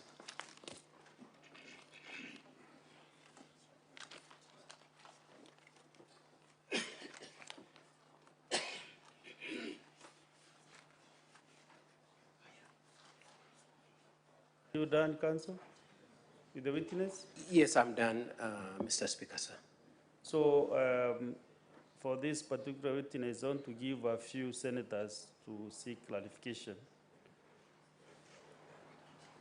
My dashboard is full, so I'm kindly requesting whether we can agree, we do it 4-4, both sides, so that we can make progress. We start with Senator Oroba. Thank you, Mr. Speaker. My question is to Joseph. You said you have 6 sons. You have 6 sons, yes? Yes, Mr. Speaker, sir. And your wife is the biological mother to all of these 6 sons. Ask through the speaker so that he can respond to you. You know you Okay. That is one of my questions. I'd like to know if your wife, who you're referencing, is the biological mother to all of the 6 sons, including Dennis. And my next question, Mr. Speaker, goes to Senior Counsel. Senior Counsel, I don't know whether you are conversant with Article 76 of our Constitution. In reference to page 61 of the DG's volume, page 61, from paragraph 24, 25, and 26, where we have been subjected to this relationship of 2 personal friends who are giving favors to each other in form of soft loans. My question to Senior Counsel in relevance to Article 76, where it highlights that a public officer should not use his office in any manner, particularly financial sense, on soft loans to erode the public confidence in favor of a personal interest. Would you agree with me that from what you have showcased here, particularly page 61, 24, 25, and 26, that the Deputy Governor has actually gone against Article 76 of the Constitution? And finally, the last one, Mr. Speaker, on the issue of the money being transferred, my question is, why didn't the Deputy Governor just withdraw the cash and refund Senator directly? Oroba, you have 2 minutes. Thank you. Yes, continue. There are 2 questions. One to the counsel, the other one to the witness. Mr. Speaker, sir, as it has been raised, Dennis Misati is biological father. So let us not introduce new things which were not in the, some relevance which were not on the presentations. So I want you to avoid about those biological issues you have been asked to do. Yeah, because they did not arise, because they are seeking clarifications. No. Proceed with, answer any relevant question that you have been asked. But about the children and whether they are biological, no. Mr. Speaker, sir, thank you very much to have saved me that way. It's only that to bring who's the mother, who's the father.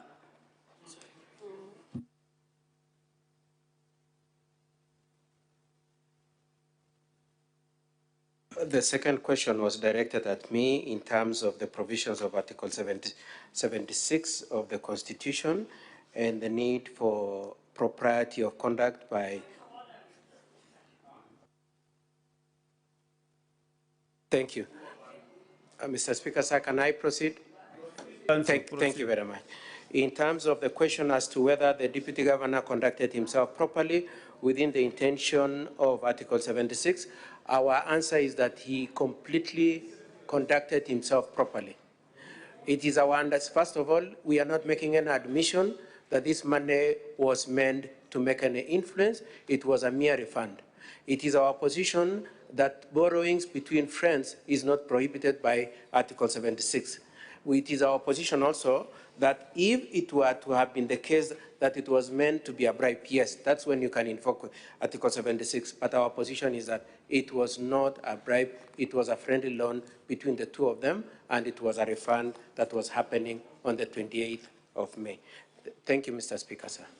Let's have Senator Wambua Enoch. Thank you, Mr. Speaker. The Speaker, I have three straight questions to the witness. Take your 2 minutes. Yes. Yes. One, Mr. Witness, what was the role of your sons in your visit to the DG's home? Because they have accompanied you, they have stayed away from you, and you've gone back, they have not even heard what you have discussed. What was their role in that visit? Secondly, to the best of your knowledge, is there a personal relationship between your son Dennis and the DG? And when you are sending him money, allegedly, to send to the DG, did you also give him the DG's cell phone number? Number three, is it your evidence on record and on oath that your son has cooked up a story to malign a person that he has no personal relationship with? I thank you, Mr. Speaker. Witness.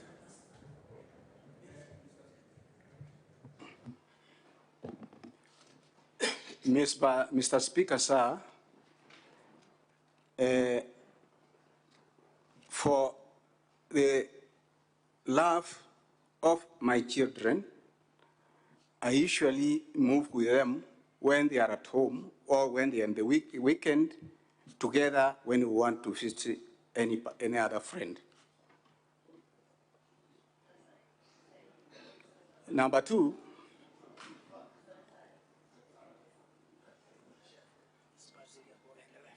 Get the other questions. So Senator Zeta has avoided so many questions to the witness because the second one was what? No, maybe you can write down even one word so that you remember. But the assistant there can be able to assist. Not necessarily the counsel, but the assistant who is standing by the witness can just record what has been asked. Yes, Senator Wambua. Thank you. Mr. Speaker, I also want you to guide us in this proceeding, whether it is actually right for the counsel to coach the witness when we seek clarification from him. What I've directed is that the assistant, the counsel's assistant, to note what the senator is asking so that you can give to the witness. That is why you are standing beside him to support him on any material that he is asked to do. And for avoidance of doubt, Mr. Speaker, I wasn't guiding him. I was just reminding him what the second question was, being whether there's a relationship with the deputy governor. Can you ask the second question? It is perhaps the most important.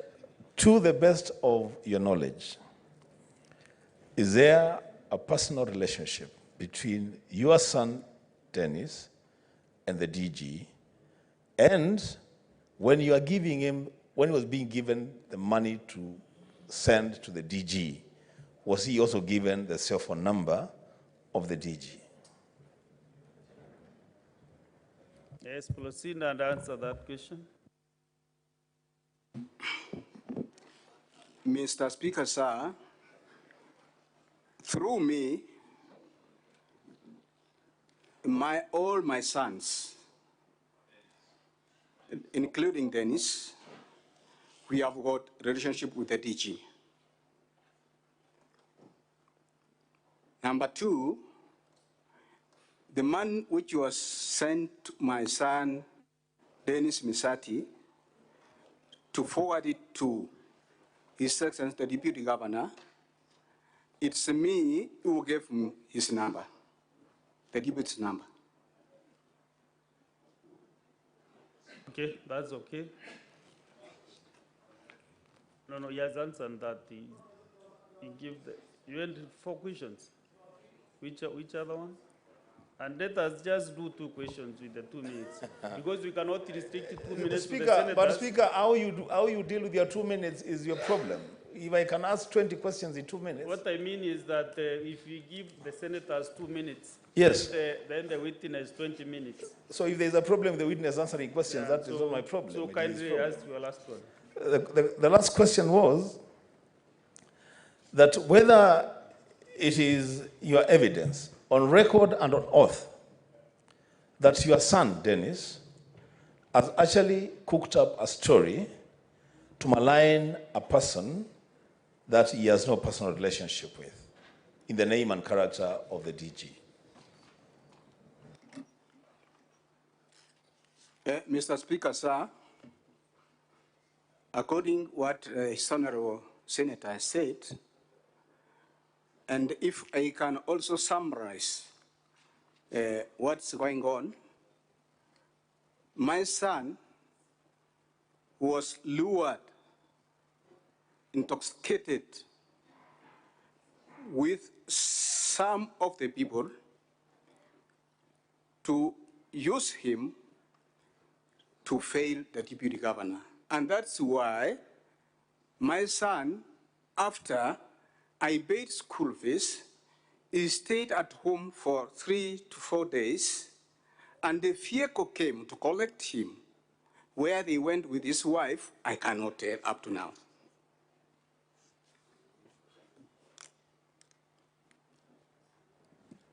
Next is Senator Mohamed Chute Said. Thank you very much, Honorable Speaker. I have 2 quick questions for Mr. Misati. My first question is, do you have, if he has any documentary evidence that shows that he has borrowed the money from the deputy governor, the 600,000? My number 2 question is there any contribution from his son, Dennis, in regards to the payment of the 600,000 shillings paid to the deputy governor? Thank you very much. Okay, witness, respond. What was the second? Mr. Speaker, sir, as usual, for friends, unless that much or money is a loan, in most cases, Mr. Speaker, sir, I don't have any evidence as he gave me the money because of the trust.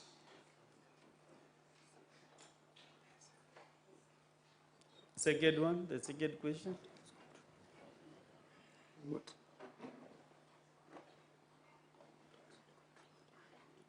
Okay, Mr. Speaker, sir, I think I've not gotten the second question. Let me write. It will be easier for me. Give Senator Chute the mic, kindly.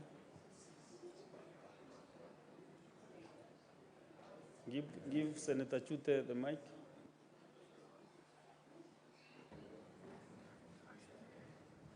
Okay, thank you very much, Honorable Speaker. The question goes to the witness.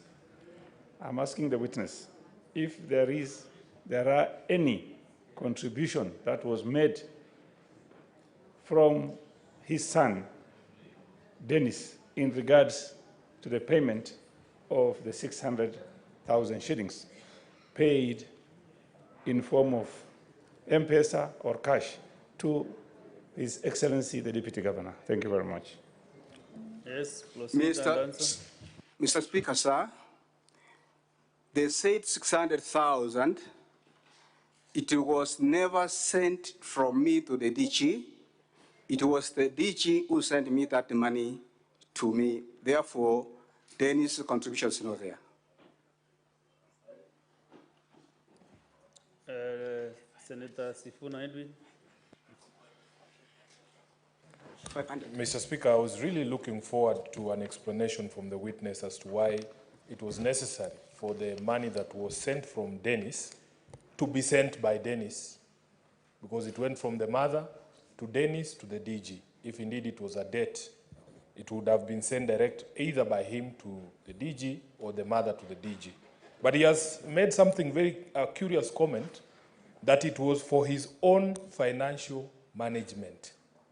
That is what I want him to clarify for me, because it doesn't make financial sense for money to move through those 3 stages incurring transfer charges.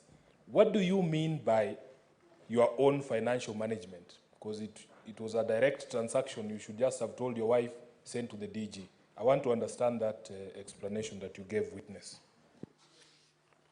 Mr. Speaker, sir, if I can go back, I think I was asked, since I had more than 500 in my account, why I never sent the money in whole, the 500,000. And that's why I mentioned that I have what my financial management, that if I move from here, the other bag is this side. In connection, why the money was never sent direct from my wife to reach M-Pesa is this. My wife doesn't have the number of the DG. That's why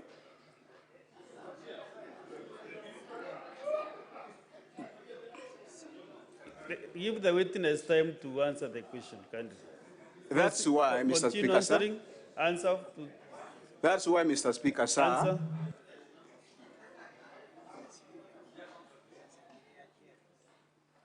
Are you through with your answer? Continue? Are you done? Yes, proceed. Yeah. And that's why I instructed my wife to send the money to my son, Dennis, so that we can continue with other processes.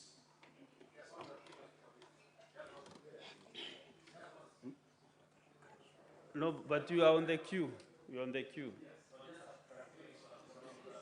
On the same, a follow-up question.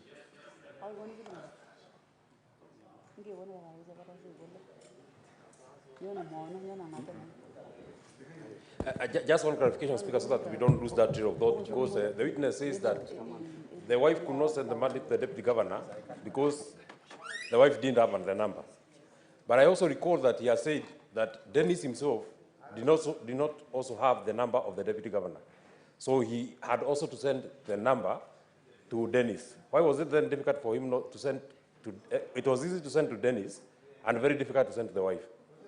So just that what.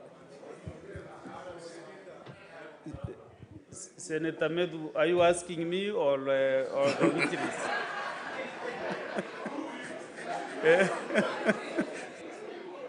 Okay, witness, proceed. Yes, Mr. Speaker, sir. You know, every person has what his own ways how he operates. And that is the best way I operate it.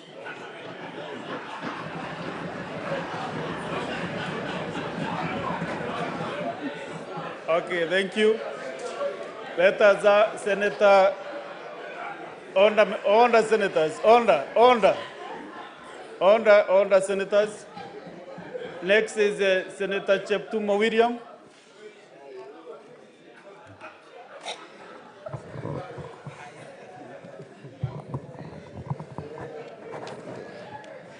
Mr. Speaker, I have only one question. That the witness went to visit the DG with his sons. And Mr. Speaker, from the evidence, the sons sat far from where the DG and the witness were conversing. I want the witness to confirm to this House that there was no discussion at all about the support of the DG to secure a job for Dennis. May I proceed, witness, answer that question from Senator William Cheptumo? Mr. Speaker, sir, kindly and humbly come again.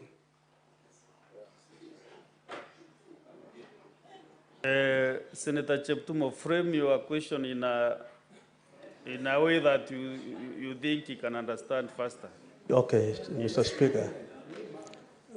Okay, let me say, Mr. Speaker, but the question I want to find, I want to ask the witness, is that yesterday, Dennis confirmed that he accompanied him to the DG's house. And today again, the witness confirmed that he visited the deputy governor with his sons. And confirms that the sons were sitting far from the two, that is the deputy governor and him.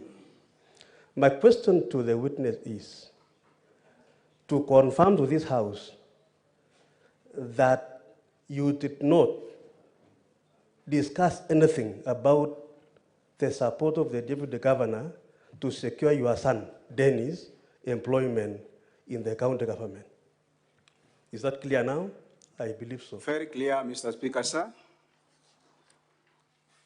In our social discussions,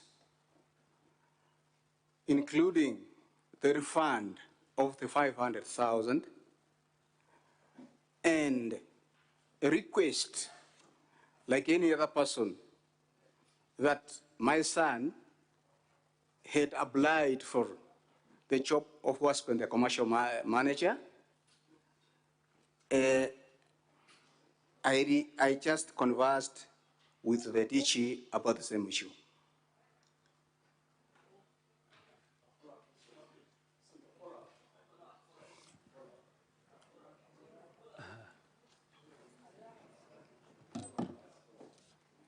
Senator Maruma.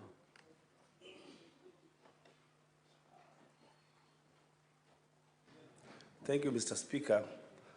It's just about the visit of Mr. Misati and the sons to the DG. Yesterday, I thought that the sons were kept away from the DG and Mr. Misati because the sons were not familiar with the DG. But when Mr. Misati was answering the question by Senator Wambua, he said that my sons are familiar to the DG. So my question would be, why were the sons kept away from the discussion between Mr. Misati and the DG, and yet they're familiar?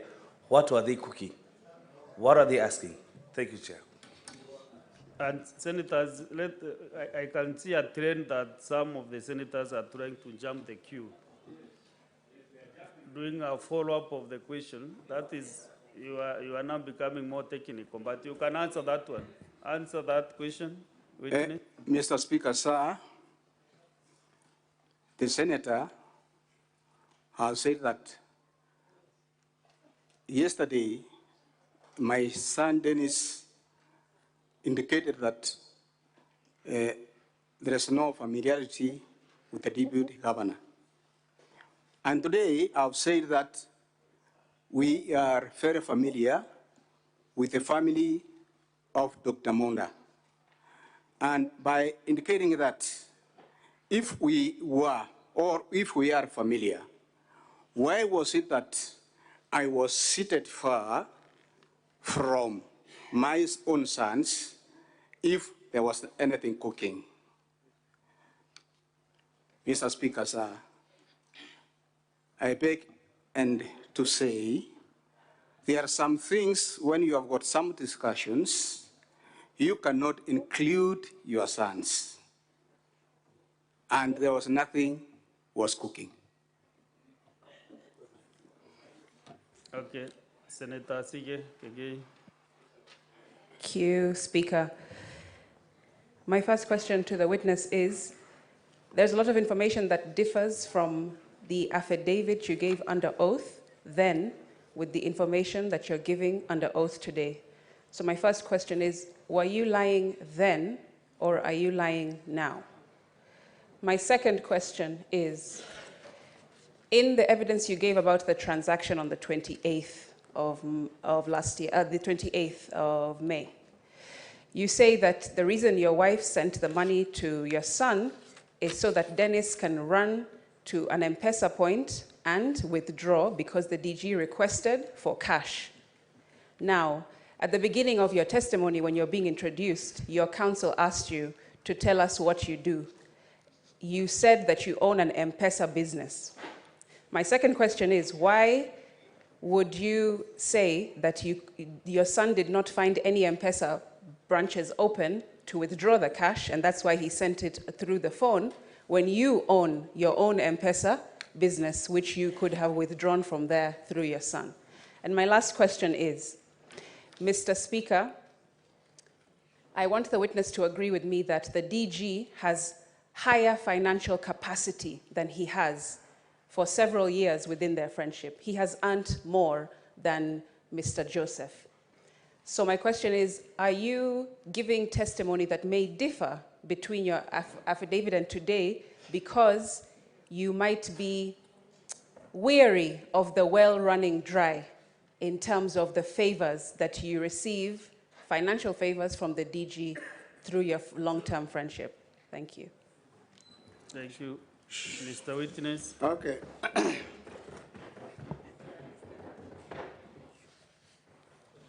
Mr. Speaker, sir, the first question, although I never got them all, the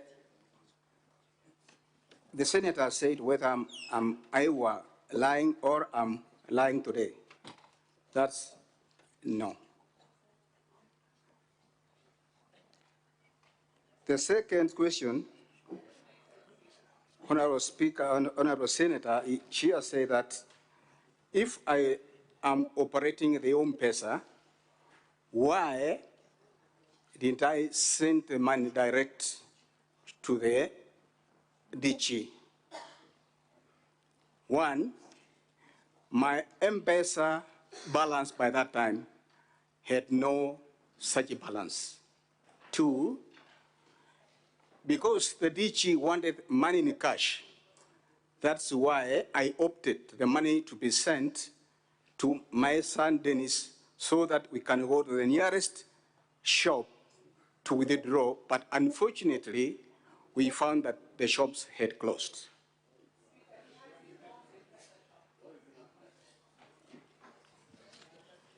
Have you answered the three questions? The third one, it went out of my... The third one, please. Speaker, the third question that I asked is for the witness to agree that the DG has more financial capacity in terms of earnings and has had so for a long time in their friendship. And therefore, is he concerned that without his testimony today, trying to help the DG remain in office, that the well will run dry in terms of the favors, financial favors that the DG has afforded to the witness in the past? Thank you, Mr. Speaker, sir. Honorable Senator, it will depend, as you are all here. It doesn't mean that when you are a senator or you are a DG, you have got a lot of money. Most people, they always operate on loans. If there is any person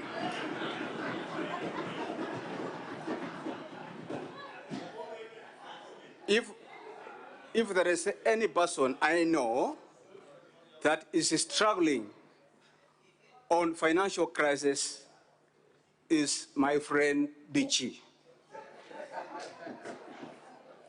Yes, next is Senator Tabitha Mutinda.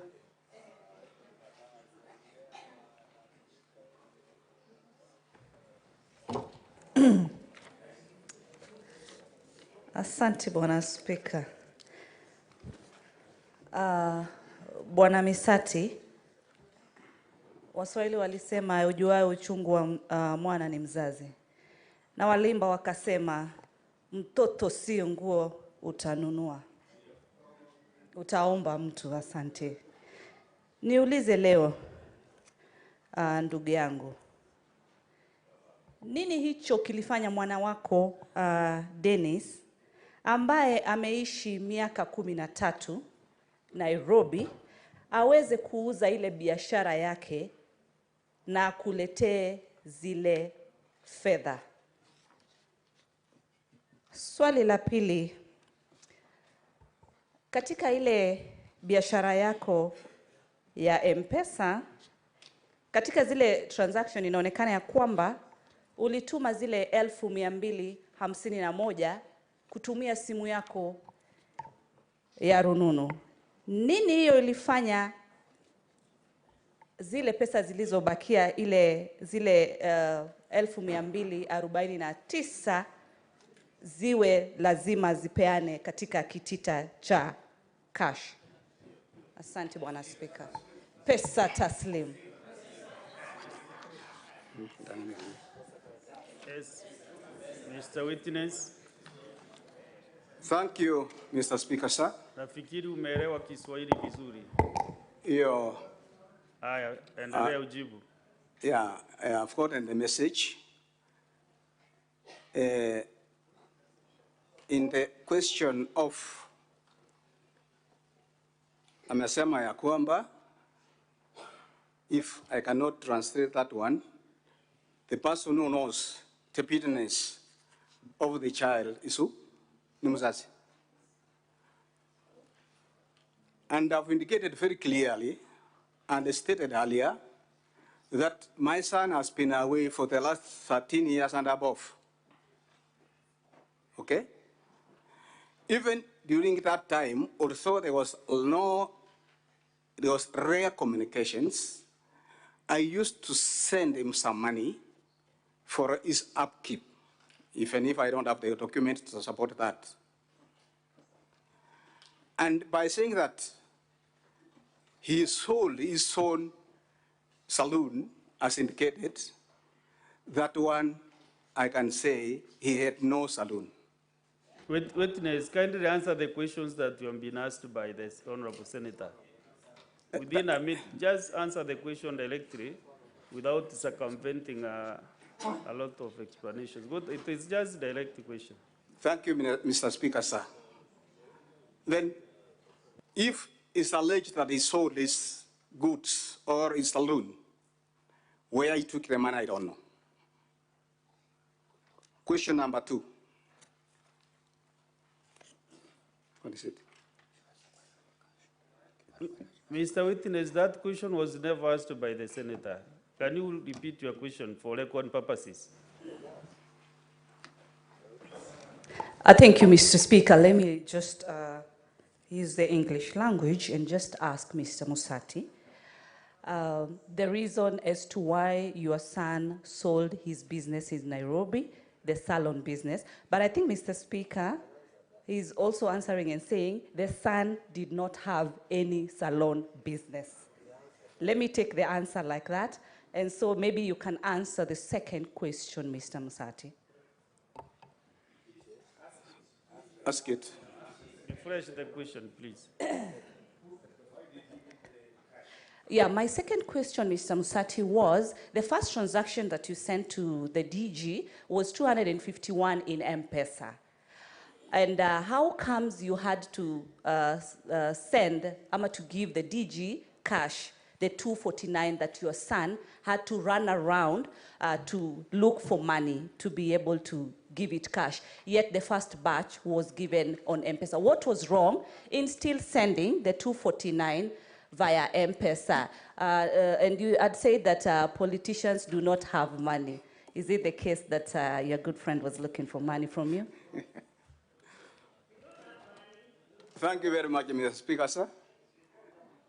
In our discussions, when we were together with DG, I told him that I've got some money from my account, which was, I remitted that money 70 times 3 plus 41, which came up to 251,000.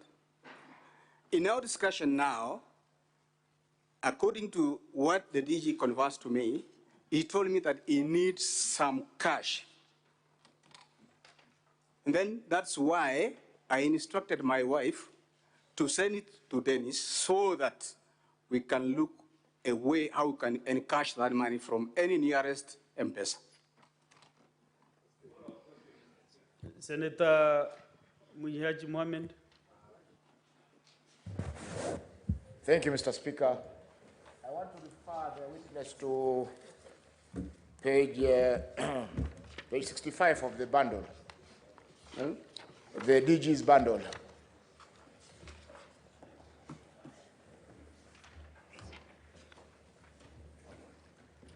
I see you transferred 70,000, another 70,000, another 70,000 on the same 28th. And you had a handsome balance in the account. Why didn't you transfer the whole 500,000 that evening through your account? Number two, you said this debt which you are paying to Mr. Monda was contracted in the year 2022.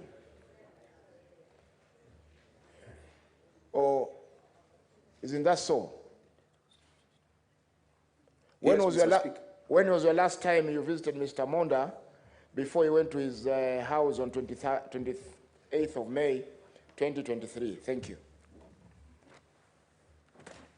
Answer the two questions. The two questions, okay, the first, loan, sorry, the whole amount. Why I never sent the whole amount? Because I had a balance of more than 1 million. And I think,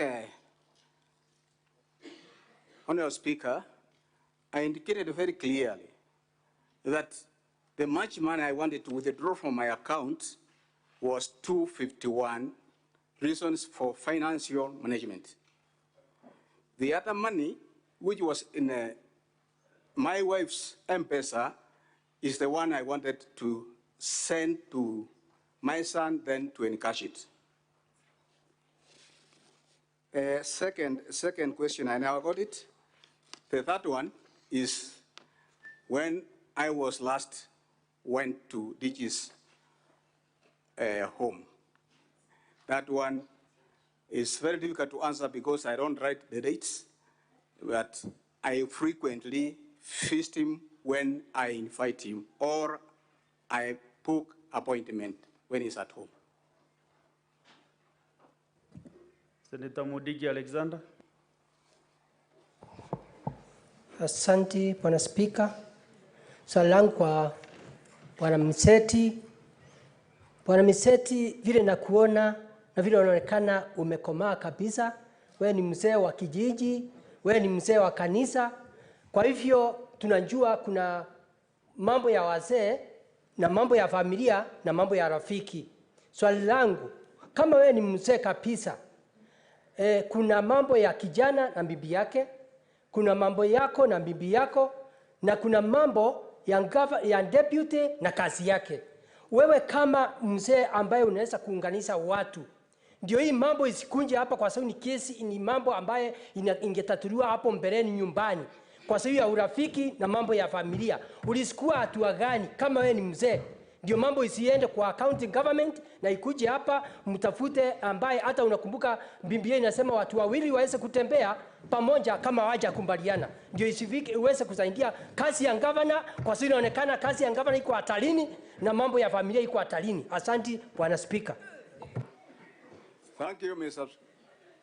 I answer that question. Let him first answer the question, then I think that's a very good question to me. And I think I indicated very clearly that some of the issues after paying school fees of my granddaughter, things started changing as from 6th January to 13th January. Now, I think I paid school fees on Monday, following the 6th, that's Monday. After paying school fees, my son brought some shopping, which was equivalent to 13,000. Then I told him that the 13,000, I cannot raise it now. If it were possible for some of your brothers, they can assist you. Let me just look for the 500 to buy the essential things. Meanwhile, because books are needed, we can borrow books for my granddaughter, which I did on the Monday. After doing that, the person who brought me the books, I told him to take to my son's house. As he took them there, the person whom I sent there, he told me that, I am sorry, my cousin has bought all the books. Now I was wondering what has happened, where did he get the money? Now, after he's escorted his daughter to school, he stayed only for 2 days. And within those days, from 6th to the time he disappeared, he showed like somebody who has got a lot of money. You know, when you have got money, you change of style of walking, you change of style of eating. And then I was surprised where this young man got the money from. Only to find that the boy or my son Witness, I think you have answered the question. disappeared. Yes.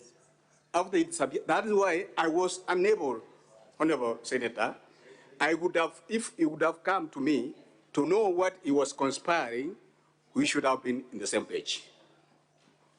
Senator Kinyua, what is your point of order?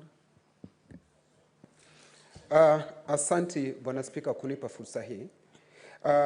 Bwana Spika, hii ni nyumba ya kumbukumbu na tumekuwa na kikao kama hiki tukijadili mswada kama huu, na nakumbuka ya kwamba maswali ambayo tunapaswa kuuliza Bwana Spika ni ya ufafanuzi mahali ambapo hatujaelewa vizuri, Bwana Spika, lakini maswali mengine yanayoulizwa ni kana kwamba sisi tayari tumekata kesi na mwelekeo ambayo tunataka kuuchukua. Kwa hivyo Bwana Spika, nakumbuka vizuri kwa sababu hii ni nyumba ya kumbukumbu, na Spika mwenzako alisema vivyo hivyo kwamba maswali tunayouliza yanapaswa yaelekezwe kwa ufafanuzi, lakini si kuonekana kana kwamba tayari tumechukua msimamo na mwelekeo ambao tunao. Bwana Spika. Kinyua, mimi nikiwa hapa kwa hiki kiti sijasikia maswali kama hayo unasema yameulizwa. Kwa hivyo mimi vile yale maswali hawa majanji wanauliza ni yale maswali yatawasaidia kukata kauli mwisho ya hii sehemu. Now let us have Senator Ososi.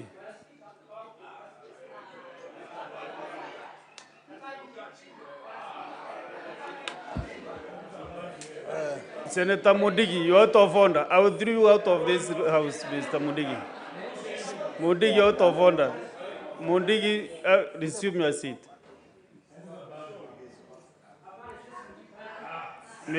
Senator Mudigi. Senator Ososi. Mr. Speaker, I would like to ask the witness in his affidavit that is on page 59 of the defense. It is stated that one of the things he has said that we asked each other possible favors, and this includes favors like helping each other look out for jobs, education opportunities, and other social welfare openings for especially our children. This reference to looking for jobs, it is which jobs?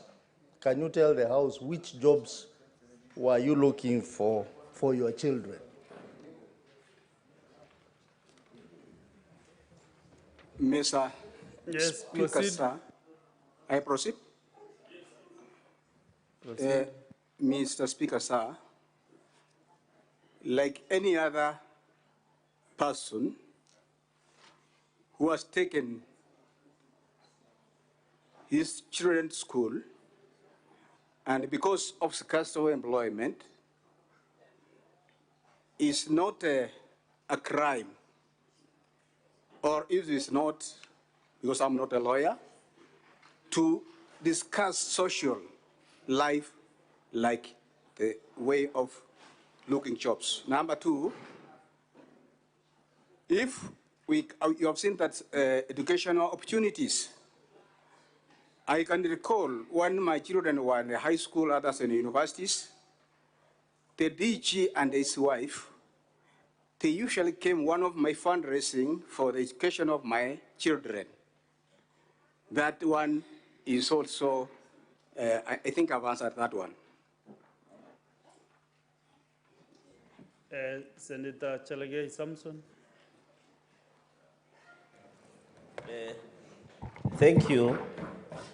Thank you, Mr. Speaker. Sir, mine is three questions.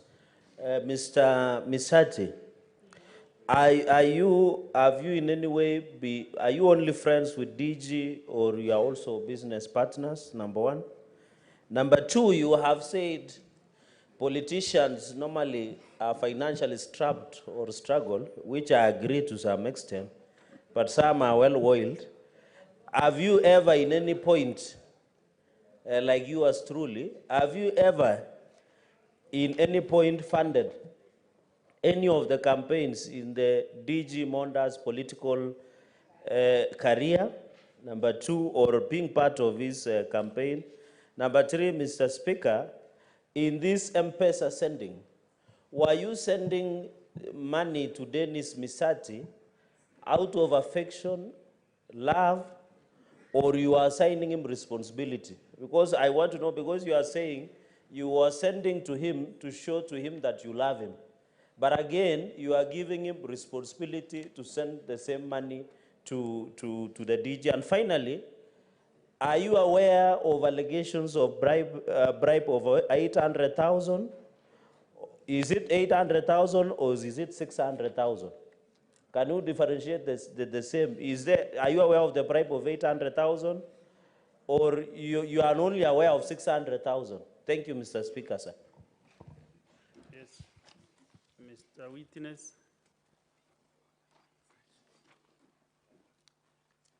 Mr. Speaker, sir, I think the first question was that are we friends or do we have a business in partnership? Before I retired, I was having shops of agrovet. And during that time, the DG was also having a shop at Kisii. Therefore, he was supplying me with goods to sell, then I want to refund. Indeed, we are friends, but we are not partners.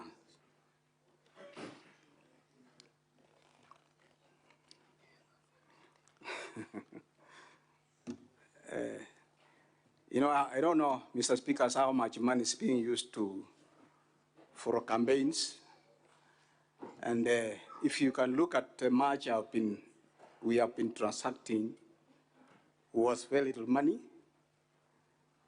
And then if I can say, I have never funded the DG's campaign.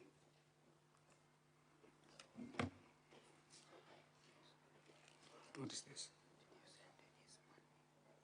Last question. Okay, the third one, Honorable Senator, because of the language, but I can just combine it. I sent the money because of love to my son and at the same time, responsibility.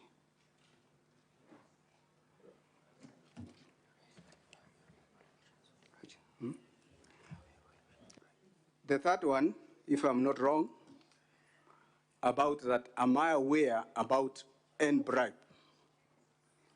I've gotten the figure of 600, 800. It's only that I learned this issue of bribery after the impeachment,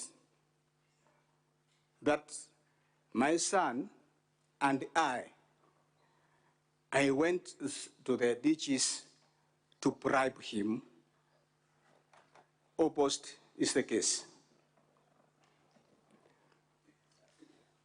If I can say about the 600 and 800, the 800 I learned from after impeachment. The 600, the senator has indicated, is the figure is there, yes, but this is the money the DG gave me and I'm yet to refund. 500. That's okay. So, honorable senators, we and both the teams from the DG and the County Assembly of Kisii, we are breaking for lunch at this hour 1 up to 2:30 p.m. So we'll be resuming exactly at 2:30 p.m. So, upstanding honorable senators, it is now 1 p.m. Time to adjourn the Senate. The Senate therefore stands adjourned until today, Thursday, 14th of March, 2024 at 2:30 p.m.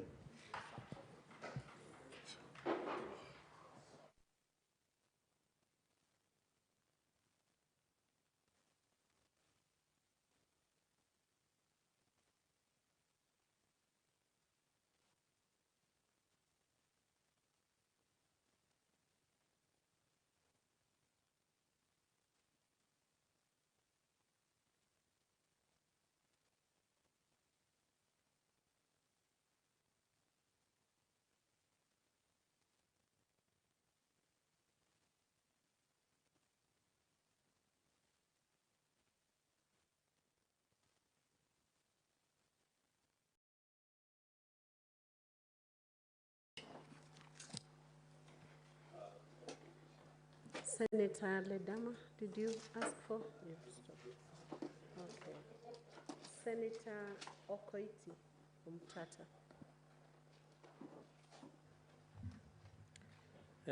Madam Speaker, I would like to ask the Defense Council, because what is coming out is that these people are squatting on their father's land. And I'm having a problem understanding the question of ownership when they are squatters. So how can we apportion ownership of the trees? And in circumstances where one is saying, I bought the seedlings, planted them. Initially, I was supposed to buy, my brother was supposed to buy seedlings, I planted for him. I bought the seedlings at some 6,000 shillings, I planted, but I was never compensated. And the land, they're squatting on that land. So who is the owner of the trees? Mr. Ruben. I think the Honorable Senator is right. Actually, the owner of the trees is our father, even if I planted, because he's the holder of the title deed. Senator Mutinda. Kit Shorts.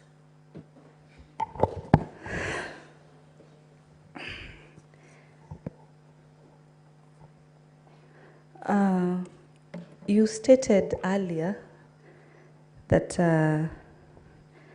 when you're making your submissions, that the reason you're here is because your brother, the deputy governor, misused his office. Yes. So, after you were released, after your arrest, did you make a point of making an official complaint against your brother on the misuse of his position in office? At the same time, I look at both of you, you are above 60 years. Yes.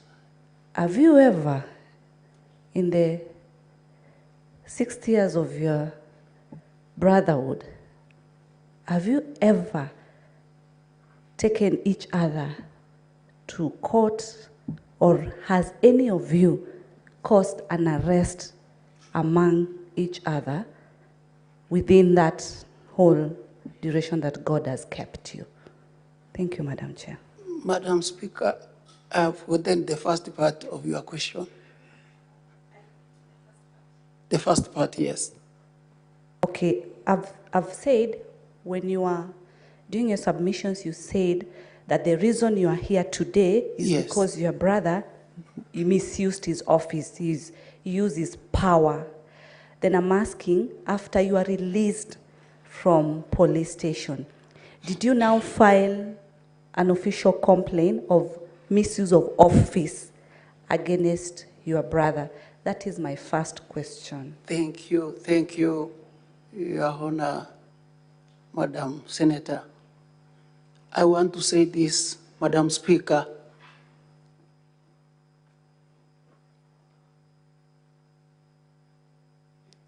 I didn't do it because I was sick. The only thing I did, I talked to my area senator, my area MCA, when he came to see me, by the name Honorable Steve Arika. I asked him, what can I do? Because my brother has done me wrongs for a long time. I've been forgiving him. So I wanted him also to make his observation. He's the one who whispered to me that there is something like a motion that is being moved for the removal of the deputy governor from office. Then he's the one who connected me to the move of this motion. That is how I came to do. The first thing I've done is an affidavit, the one now I'm talking about here. The next one, I said, when I will be well, I'll move to court. Otherwise, why I'm here today is to show that my brother is misusing his power. My brother is abusing his own office. That's why I'm here. For the trees, I'll move to court. Otherwise, the court will determine who is the true owner of the trees. Thank you.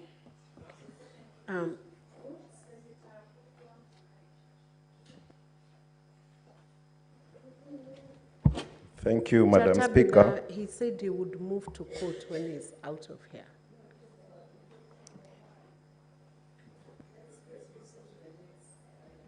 Thank you, Madam Speaker. I want to concentrate on the charge of abuse of office, and I want the Council of the Assembly to respond.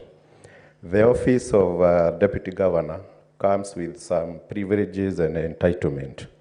We are being told here that he has at least 5 officers working for him. Can the Council tell us whether they did a research on what the Deputy Governor is entitled to have?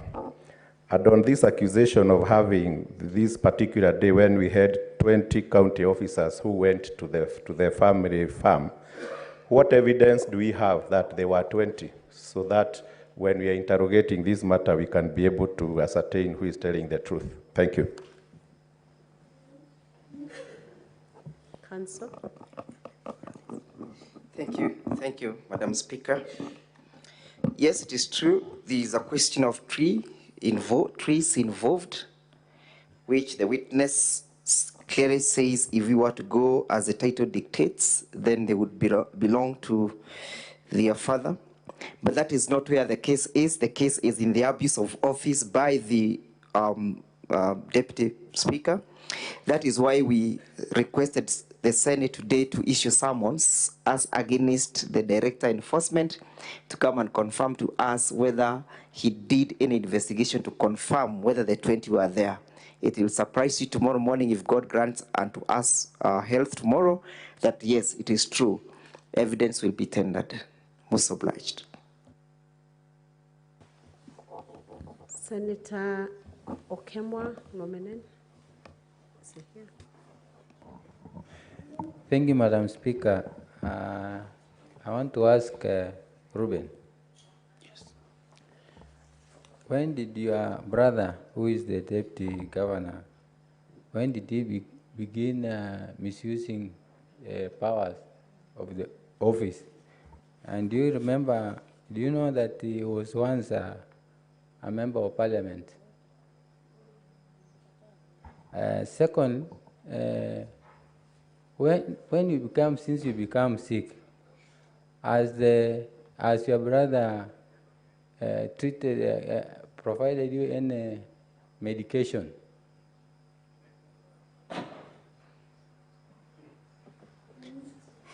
Thank you, Madam Speaker. I said that my brother, when he was a member of parliament, he didn't have much problem with us. My brother started being very rough to us, rough even to our own old father, once he became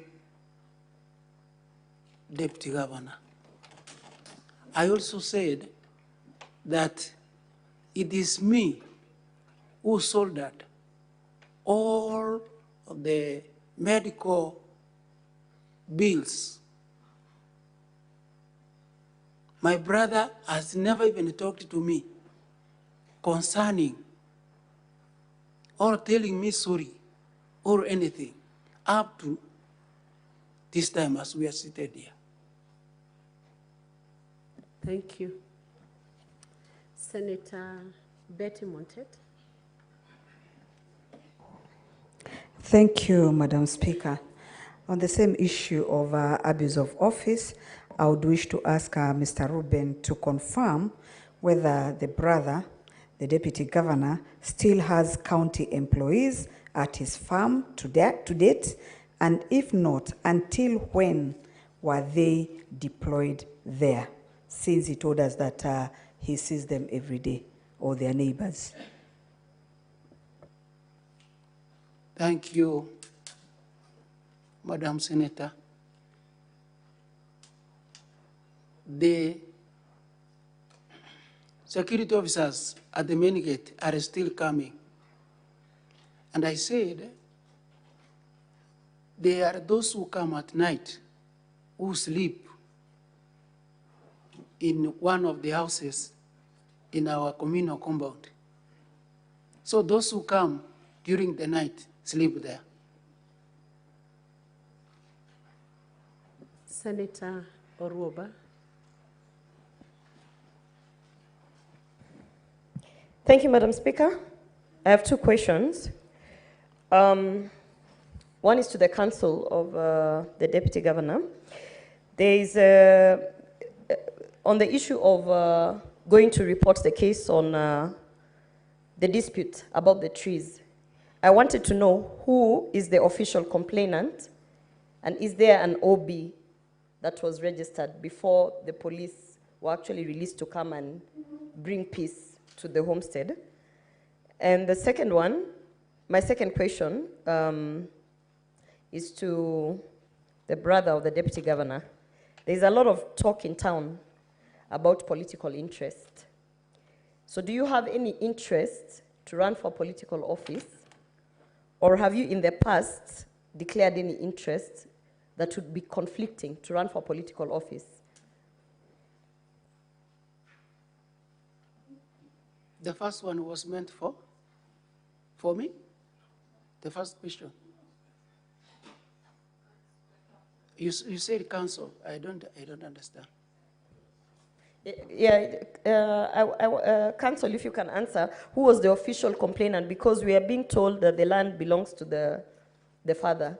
So on record, who is the official complainant before the police were released to come and ensure that there is peace at that And is there an official OB that was registered? That was my first question.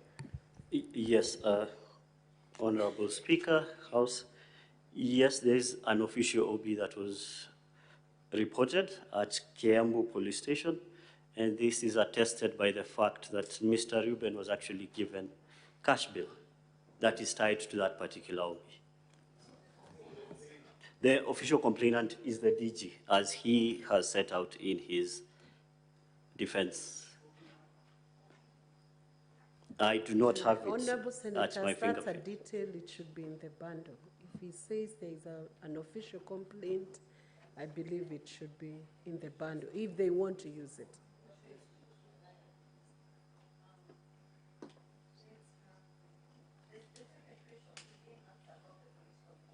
Now it's the witness to answer the second question. Madam Speaker, I think the second one was meant for me.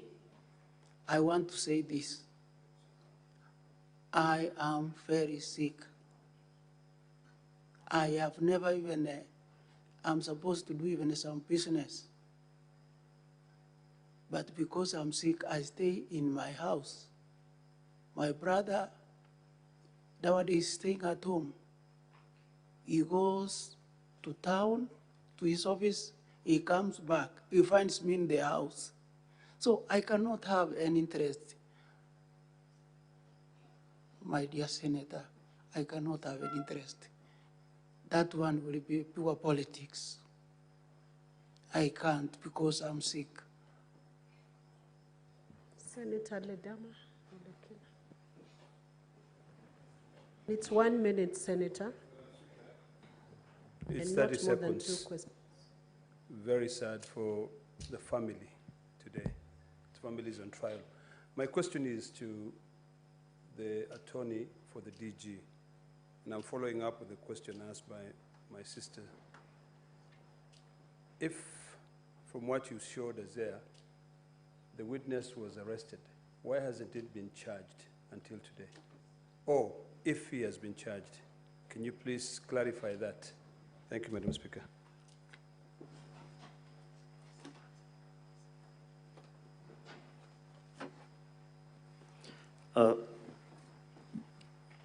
Honorable Speaker, given the grand notions that we do live by of separation of powers, my client has not been involved in any way with interfering with the investigations, which are still ongoing through the National Police Service, which has its own independence and to deal with the jurisdiction, investigate, and make the appropriate decision whether to charge or not in conjunction with the DPP.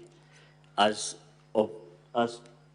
we appear before you today, our client is not aware of any charges against Mr. Ruben.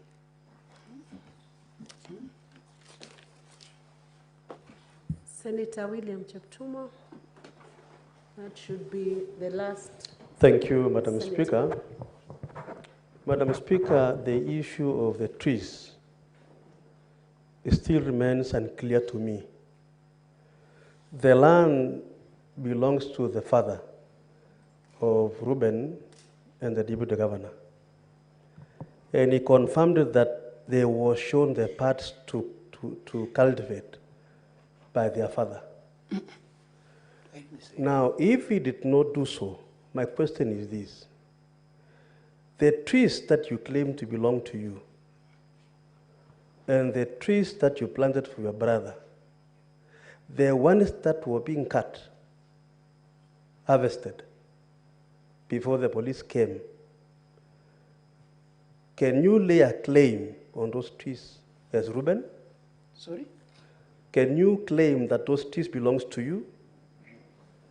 Because, Madam Speaker, that is a critical question, and I think Enoch was trying to raise that issue before, so that then we are clear that the Ruben, being a witness in this case, really had a claim on a portion of the trees that was planted in his father's land.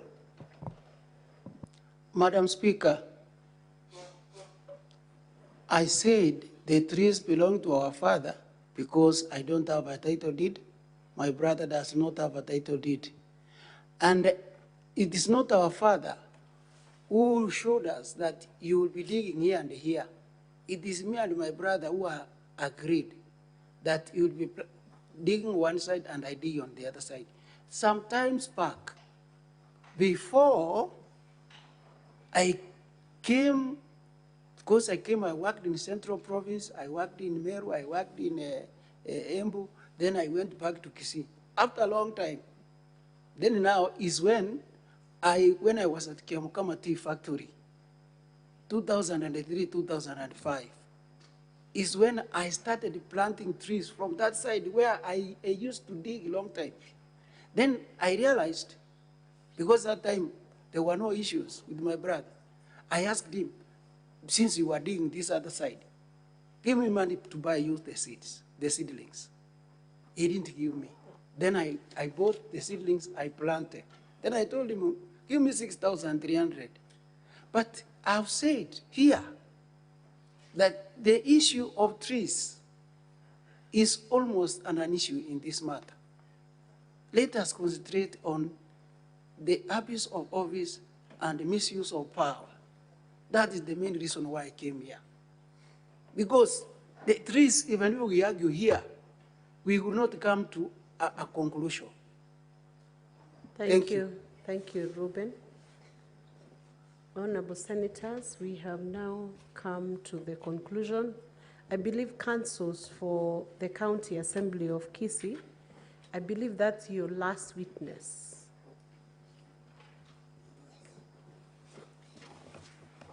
Yes, Madam Speaker, to the extent that the summons issued, the directions of the chair were that the witness will be led tomorrow.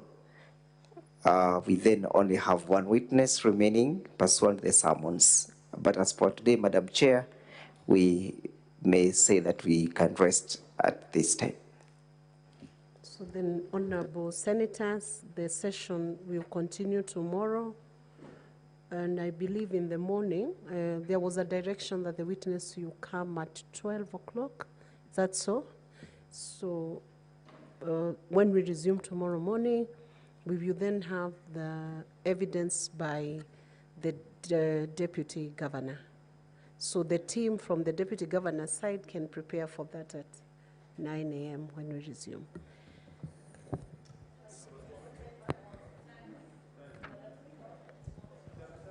Can you be patient, Senators?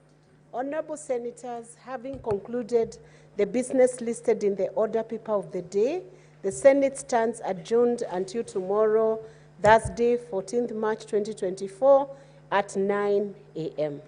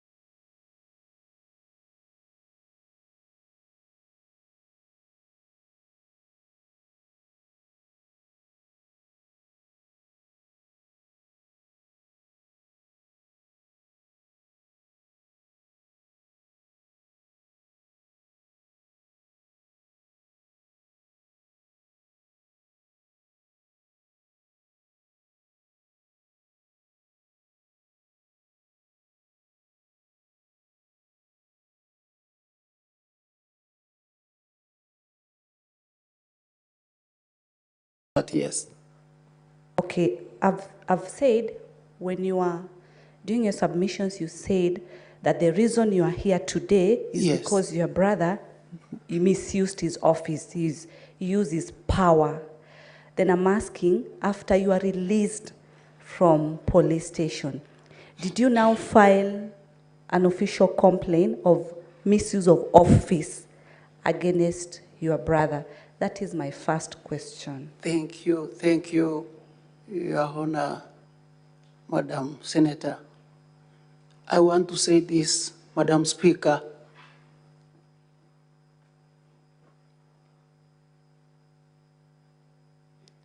I didn't do it because I was sick. The only thing I did, I talked to my area senator, my area MCA, when he came to see me, by the name Honorable Steve Arika. I asked him, what can I do? Because my brother has done me wrongs for a long time. I've been forgiving him. So I wanted him also to make his observation. He's the one who whispered to me that there is something like a motion that is being moved for the removal of the deputy governor from office. Then he's the one who connected me to the move of this motion. That is how I came to do. The first thing I've done is an affidavit, the one now I'm talking about here. The next one, I said, when I will be well, I'll move to court. Otherwise, why I'm here today is to show that my brother is misusing his power. My brother is abusing his own office. That's why I'm here. For the trees, I'll move to court. Otherwise, the court will determine who is the true owner of the trees. Thank you.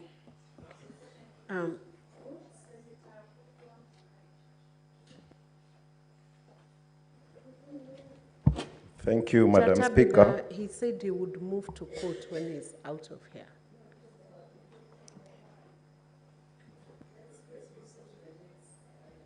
Thank you, Madam Speaker. I want to concentrate on the charge of abuse of office, and I want the Council of the Assembly to respond. The office of Deputy Governor comes with some privileges and entitlement. We are being told here that he has at least 5 officers working for him. Can the Council tell us whether they did a research on what the Deputy Governor is entitled to have? And on this accusation of having this particular day when we had 20 county officers who went to the family farm, what evidence do we have that there were 20, so that when we are interrogating this matter, we can be able to ascertain who is telling the truth? Thank you. Council. Thank you, Madam Speaker. Yes, it is true. There is a question of trees involved, which the witness clearly says if we were to go as the title dictates, then they would belong to their father. But that is not where the case is. The case is in the abuse of office by the Deputy Speaker. That is why we requested the Senate today to issue summons as against the Director Enforcement to come and confirm to us whether he did any investigation to confirm whether the 20 were there. It will surprise you tomorrow morning if God grants unto us health tomorrow that yes, it is true. Evidence will be tendered. Most obliged. Senator Okemwa Nomenen. Thank you, Madam Speaker. I want to ask Ruben. Yes. When did your brother, who is the Deputy Governor, when did he begin misusing powers of the office? And do you remember, do you know that he was once a member of Parliament? Second, when you become, since you become sick, as your brother provided you any medication?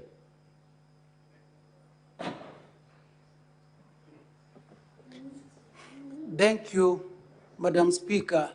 I said that my brother, when he was a member of parliament, he didn't have much problem with us. My brother started being very rough to us, rough even to our own old father, once he became deputy governor. I also said that it is me who soldered all of the medical bills. My brother has never even talked to me concerning or telling me sorry or anything up to this time as we are seated here. Thank you. Senator Betty Montet. Thank you, Madam Speaker. On the same issue of abuse of office, I would wish to ask Mr. Ruben to confirm whether the brother, the deputy governor, still has county employees at his farm to date, and if not, until when were they deployed there, since he told us that he sees them every day, or their neighbors? Thank you, Madam Senator. The security officers at the main gate are still coming. And I said, they are those who come at night, who sleep in one of the houses in our communal compound. So those who come during the night sleep there. Senator Oruoba. Thank you, Madam Speaker. I have two questions. One is to the Council of the Deputy Governor. There is, on the issue of going to report the case on the dispute about the trees, I wanted to know who is the official complainant, and is there an OB that was registered before the police were actually released to come and bring peace to the homestead? And the second one, my second question is to the brother of the deputy governor. There's a lot of talk in town about political interest. So do you have any interest to run for political office? Or have you in the past declared any interest that would be conflicting to run for political office? The first one was meant for me? The first question. You said council. I don't understand. Yeah, Council, if you can answer, who was the official complainant? Because we are being told that the land belongs to the father. So on record, who is the official complainant before the police were released to come and ensure that there is peace at that? And is there an official OB that was registered? That was my first question. Yes, Honorable Speaker, House. Yes, there is an official OB that was reported at Kiambu Police Station, and this is attested by the fact that Mr. Ruben was actually given cash bill that is tied to that particular OB. The official complainant is the DG, as he has set out in his defense. I do not have it Honorable Senators, at my fingerprint. that's a detail, it should be in the bundle. If he says there is an official complaint, I believe it should be in the bundle, if they want to use it.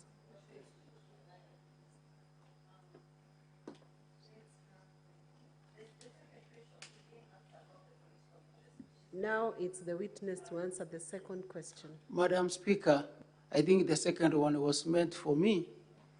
I want to say this. I am very sick.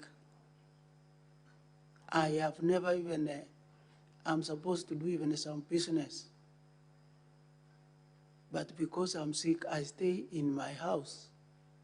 My brother, Dawadi, is staying at home. He goes to town, to his office, he comes back, he finds me in the house. So I cannot have any interest. My dear Senator, I cannot have any interest. That one will be pure politics. I can't because I'm sick. Senator Ledama. It's 1 minute, Senator. It's and 30 not more than 2 seconds. questions. Very sad for the family today. The family is on trial. My question is to the attorney for the DG, and I'm following up with the question asked by my sister. If, from what you showed us there, the witness was arrested, why hasn't it been charged until today? Or if he has been charged, can you please clarify that? Thank you, Madam Speaker.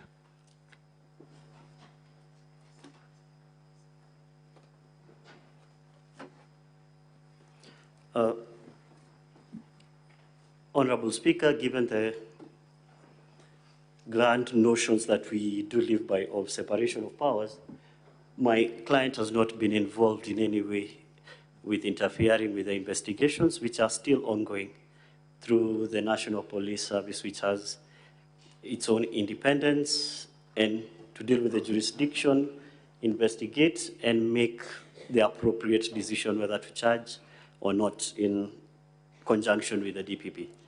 As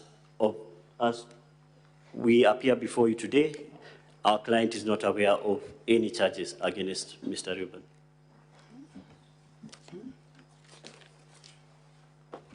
Senator William Cheptumo. That should be the last. Thank you, Madam Senator. Speaker. Madam Speaker, the issue of the trees still remains unclear to me. The land belongs to the father of Reuben and the deputy governor. And he confirmed that they were shown the parts to cultivate by their father. Now, if he did not do so, my question is this. The trees that you claim to belong to you and the trees that you planted for your brother, the ones that were being cut, harvested, before the police came, can you lay a claim on those trees as Reuben? Sorry? Can you claim that those trees belongs to you? Because, Madam Speaker, that is a critical question, and I think Enoch was trying to raise that issue before, so that then we are clear that the Reuben, being a witness in this case, really had a claim on a portion of the trees that was planted in his father's land. Madam Speaker, I said the trees belong to our father because I don't have a title deed. My brother does not have a title deed. And it is not our father who showed us that you will be digging here and here. It is me and my brother who are agreed that you will be digging one side and I dig on the other side. Sometimes back, before I came, because I worked in Central Province, I worked in Meru, I worked in Embu, then I went back to Kisii.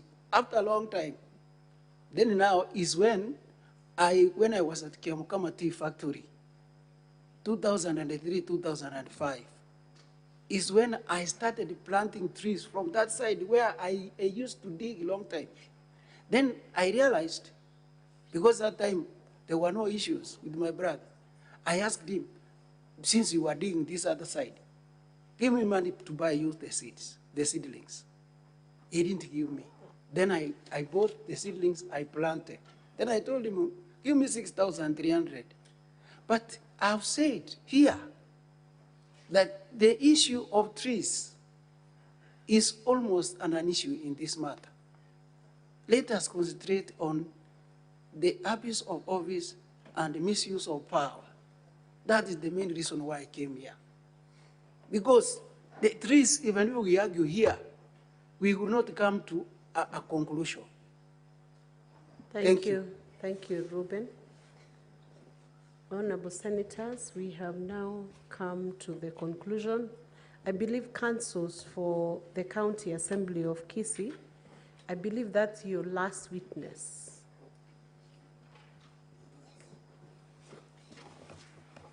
Yes, Madam Speaker, to the extent that the summons issued, the directions of the chair were that the witness will be led tomorrow. We then only have one witness remaining pursuant to the summons. But as for today, Madam Chair, we may say that we can rest at this time. So then, Honorable Senators, the session will continue tomorrow. And I believe in the morning, there was a direction that the witness will come at 12 o'clock. Is that so? So when we resume tomorrow morning, we will then have the evidence by the Deputy Governor. So the team from the Deputy Governor's side can prepare for that at 9 a.m. when we resume.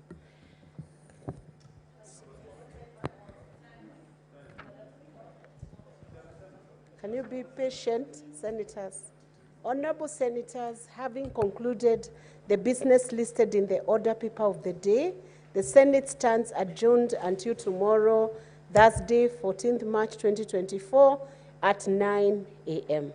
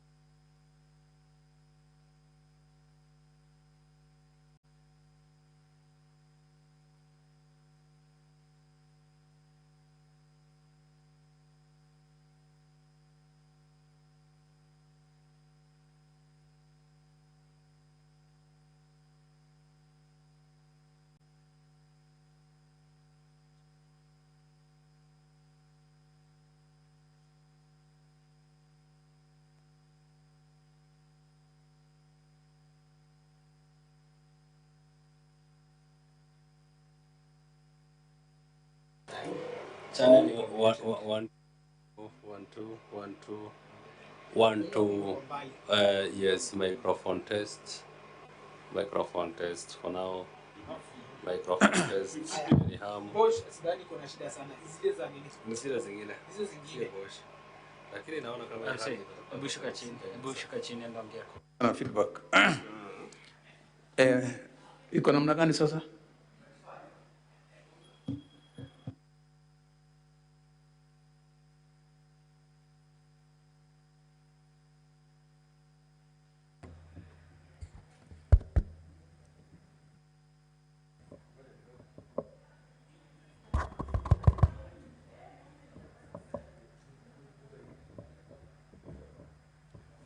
Guza mic. Tulia. Faria. Come up.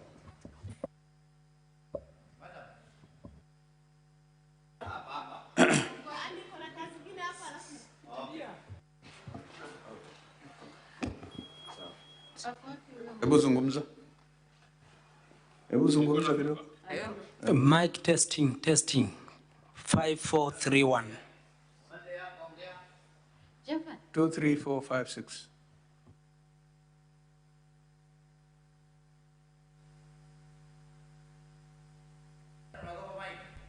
Mic testing, mic testing. Mic testing.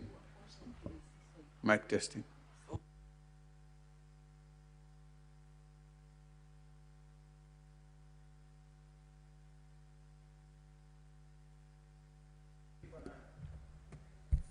Mic testing, mic testing. Mic testing. Mic testing. Weka hiyo baki on. Weka hiyo on. Weka hiyo on. Weka hizo tatu. Hebu test your speaker. Mic testing, mic testing. 1, 2, 3. Okay. Mic testing. Okay.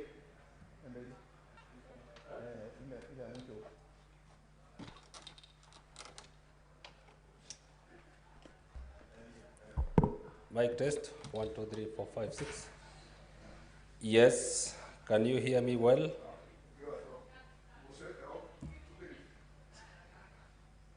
Mic test. Is there any harm?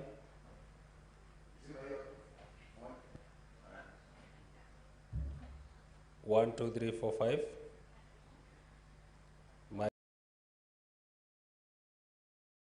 Presenting his application before you,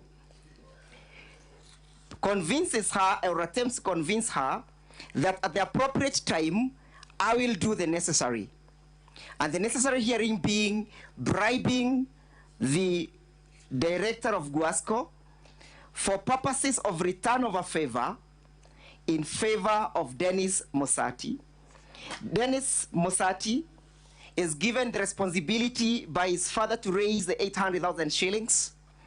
A young man, a poor man, a jobless man, a family man, a man who is destitute and desperate for a job, does all that is within his means, sells his salon so as to raise the 800,000 shillings, sells all his households, sufurias and everything else, so that he can raise the 800,000 shillings as sought by the deputy governor. Succeeds in that mission, raises the money even from his friends, and upon the success of the mission of raising the 800,000 shillings, forwards the same. The father is involved in that scheme, the mother is involved in that scheme, but finally the money lands to the deputy governor.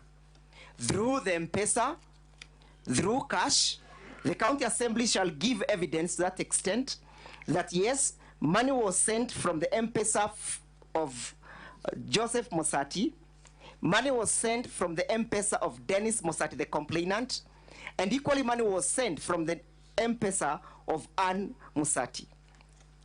And the money all landed to the benefit of the M-Pesa of the deputy governor.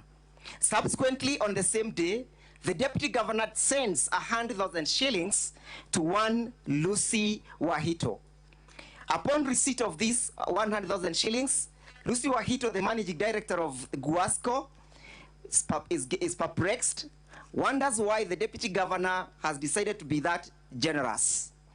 Upon placing a call to the deputy governor in search of the reason for the forwarding of the remittance of the said amount, the deputy governor merely makes a statement. You remember what I told you? This is meant for what I had told you when I summoned you in my office.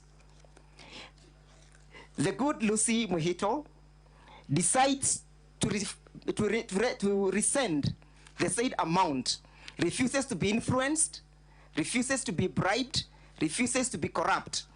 In essence, Lucy Wahito meets the qualification of the qualifications of the persons described by the Bible and by the Quran, refuses to be corruptible. Finally, the deputy governor receives the money, 100,000 shillings, resent back to him, and makes no further follow-ups.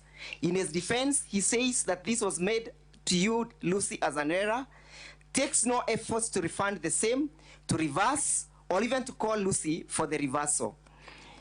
The other limb of the case, Mr. Speaker, sir, is where the deputy governor decides to abuse his office. Being the powerful man that he is, and his brother being the miserable old man that he is, decides to have it fixed his way. He mobilizes the county government enforcement officers to go and arrest the poor Monda, the sickly Ruben Monda, the hopeless Ruben Monda. He's burdened into the police vehicle, courtesy and at the behest of the deputy governor. At the county assembly, Hanson bears as witness that yes, he confirmed that he's the one who mobilized the said enforcement officers. And be that as it may, the deputy governor, with all the resources afforded to him, decides even to apply the county resources in applying 4 officers, enforcement officers, uniformed to do odd chores at his farm. Odd as even cooking for his dogs. So the county government the Senate is presented with a case such as this one. Previously, the cases of impeachment, they have been pegged mostly on the question of the violation of the Constitution and the mismanagement of county resources. This is a unique case. It's a case where we are not inviting the senators to look at whether or not there is any resource or funds that have been lost. The question of oversight means that the Senate also has to look and interrogate whether the persons in the name of the county deputy governor squares out with Chapter 6 of the Constitution. Is this a man full of integrity? Is this a man who can be trusted? Is this a man who can be held to account? Is this a man who is transparent? Is this a man who can inspire the youths? Is this a man who can be trusted with the county resources? Evidence will bear us witness when we begin to tender the same, that Dennis is not the only victim. The public participation processes that were conducted on the 26th of February, we have people claiming that yes, the deputy governor is a man who is full of insatiable greed for resources, to the extent that he solicits resources as low as 8,000 shillings so that he can facilitate the governor's bursaries. That is the man that is being trusted to oversee the activities of the county government of Kisii. Evidence will be tendered, honorable senators, at the fullness of time to prove that this is a man who does not deserve the mercy of this house. This is a man who does not deserve any further stay and holding that position of a deputy governor. How can a deputy governor solicit 20,000 shillings so that he can assist poor people, hustlers, to access the bursary? The deputy governor, you are elected by these individuals to serve them, but you end at the end of the day, you end by extorting them, defrauding them. Is not a man worth his salt. This is not a man worth the favor of this house. Permit me to invite Mr. Mutuma for further submissions. Sorry, Mr. Monda'S, Mr. Speaker, sir.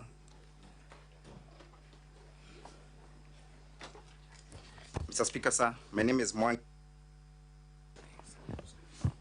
I rise to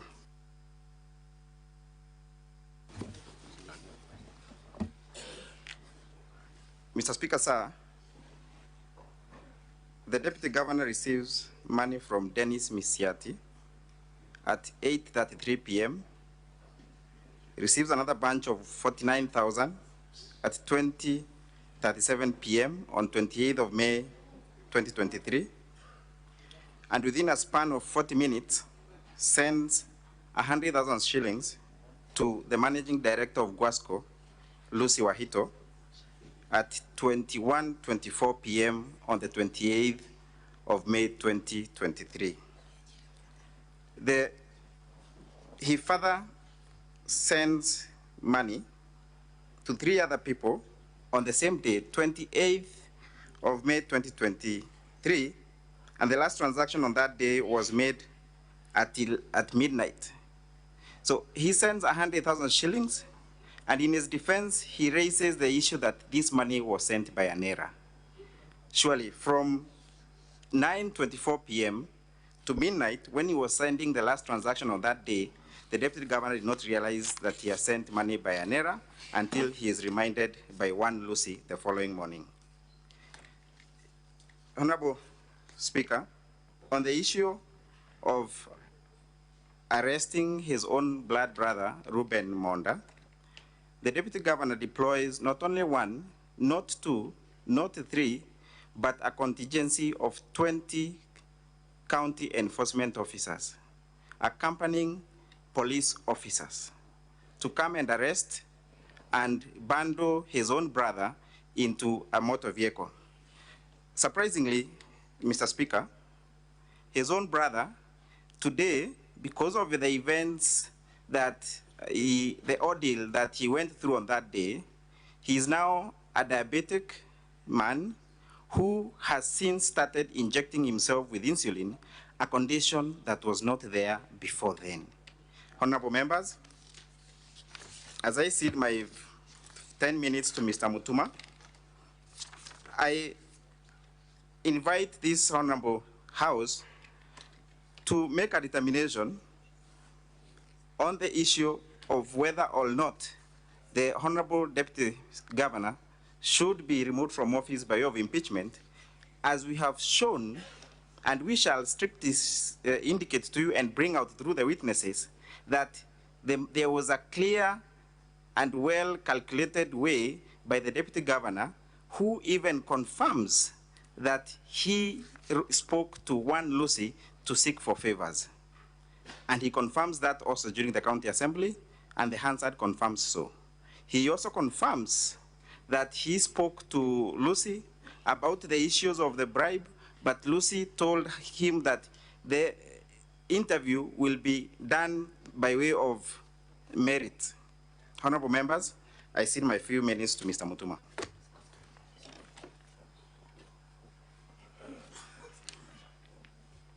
Thank you, Mr. Speaker, sir, and the honorable members of the Senate. The case of the Kisii County Assembly is simple. It is a cry by the most vulnerable members of our society who have suffered at the hands of their leaders. It is a case of the most vulnerable members of the society who have been exploited by those in positions, those that they pay through their own taxpayers' money, and that is what these honorable senators are being invited to make a determination on. Honorable Speaker, sir, you will realize from the testimony of Dennis Misati that as a result of this ordeal, after 12 years of trial, getting their second born, the wife was so depressed to the extent that she collapsed and lost the baby. The thought of having sold everything that they had, the thought of losing everything that they were calling a source of livelihood was too much for her to bear. She had to undergo a miscarriage at the hands of the deputy governor. Last year, but one, honorable senators, I had the opportunity of appearing before the Supreme Court where we were on the same side with my learned friend, Mr. Katwa Kigen, and I want to quote him. He told the honorable judges of the Supreme Court that you have a right to be hungry. You have a right to be bitter. When a witness appears before you and concocts facts, when a witness appears before you and twists events and lies to you, looking at you straight in the eyes and tries to twist a very simple issue, then as honorable senators, you have a right to be angry. When you listen to the testimony of the deputy governor, you have that right. Invoke it. Tell him he's lying. Tell him that whatever he's telling you does not make sense. You do not receive money from an innocent person. Send it to the very person that you're being accused of seeking a favor from. You do not make attempts to reverse 48 hours later. The person you're seeking to bribe asks you to reverse, you do not. Then you come before Senate and look them straight in the eye and say, I had sent that money by mistake. You have a right to be angry. Exercise that right. Most obliged, Mr. Speaker, sir.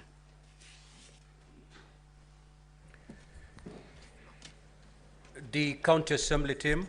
you've concluded your statement? Yes, Mr. Speaker, sir. Thank you. Other than just to mention that the simplicity of this case was witnessed on the 31st of December 2012, when the Deputy Chief Justice, as then she was, Honorable Lady Justice Nancy Baraza, pinched someone's nose. Rebecca was a victim. Just pinching the nose of an individual caused the Deputy Chief Justice of the Republic of Kenya to go home. That is a test. The test is, can a public officer, a state officer, be allowed to behave in such a manner? Does the conduct of the Deputy Governor answer to the tenets of Article 10? Is he accountable? Is he transparent? Is he a man of integrity?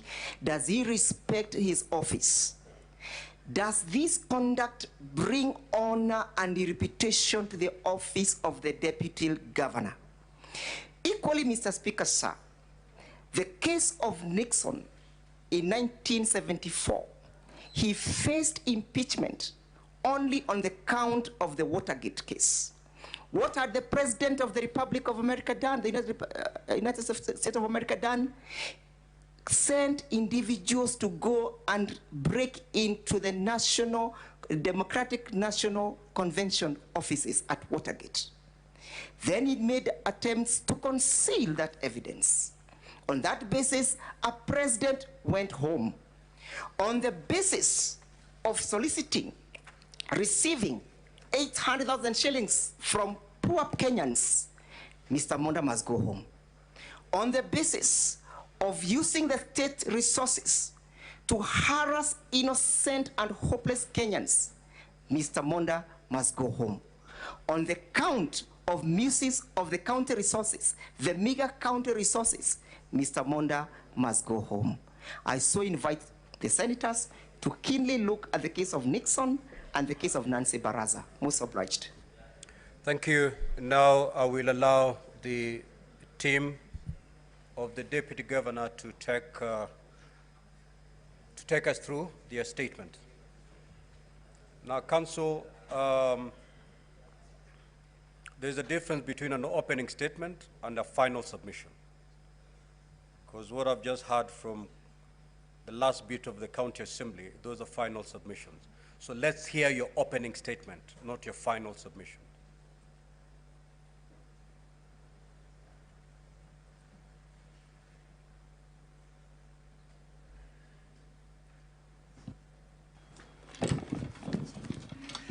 Thank you, Mr. Speaker, sir, and members of the Senate. When we come down to cross-examining the witnesses that have been that will be called by the County Assembly, and when we call our witnesses, you Director of Enforcement. To you, okay, and that's what the manual says. The HR manual says they're answerable to you. Yes, yes. Okay, in the body of that manual, is there anywhere which designates the Deputy Governor as one of the people to whom they are answerable to? No. Okay.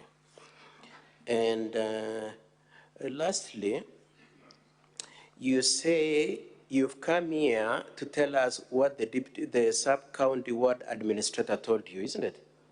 It is my deputy in charge of sub-counties. Yes, but that's not the question I've asked you. I've asked you, as you stand here, your testimony to this Senate is what the sub-county ward admin told you, isn't it? No. It is based on?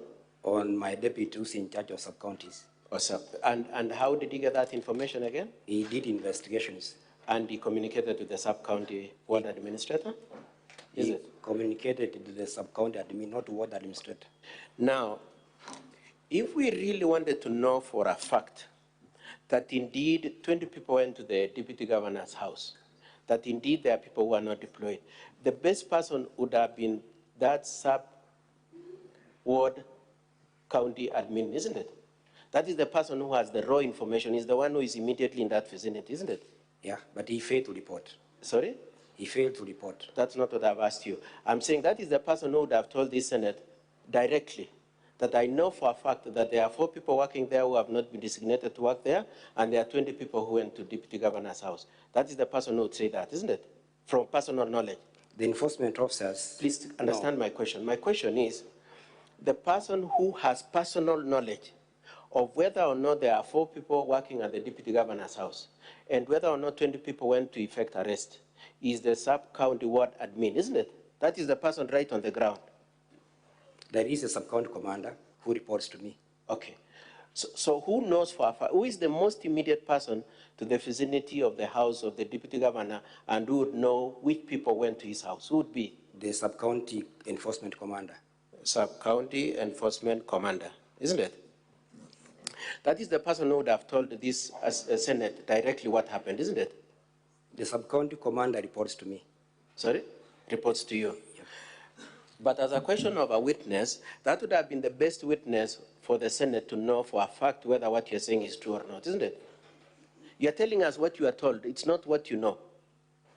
Mr. Speaker, I'm in charge of the Directorate of Enforcement. And what you're telling the Senate is what the sub-county enforcement commander told you, isn't it? Yes.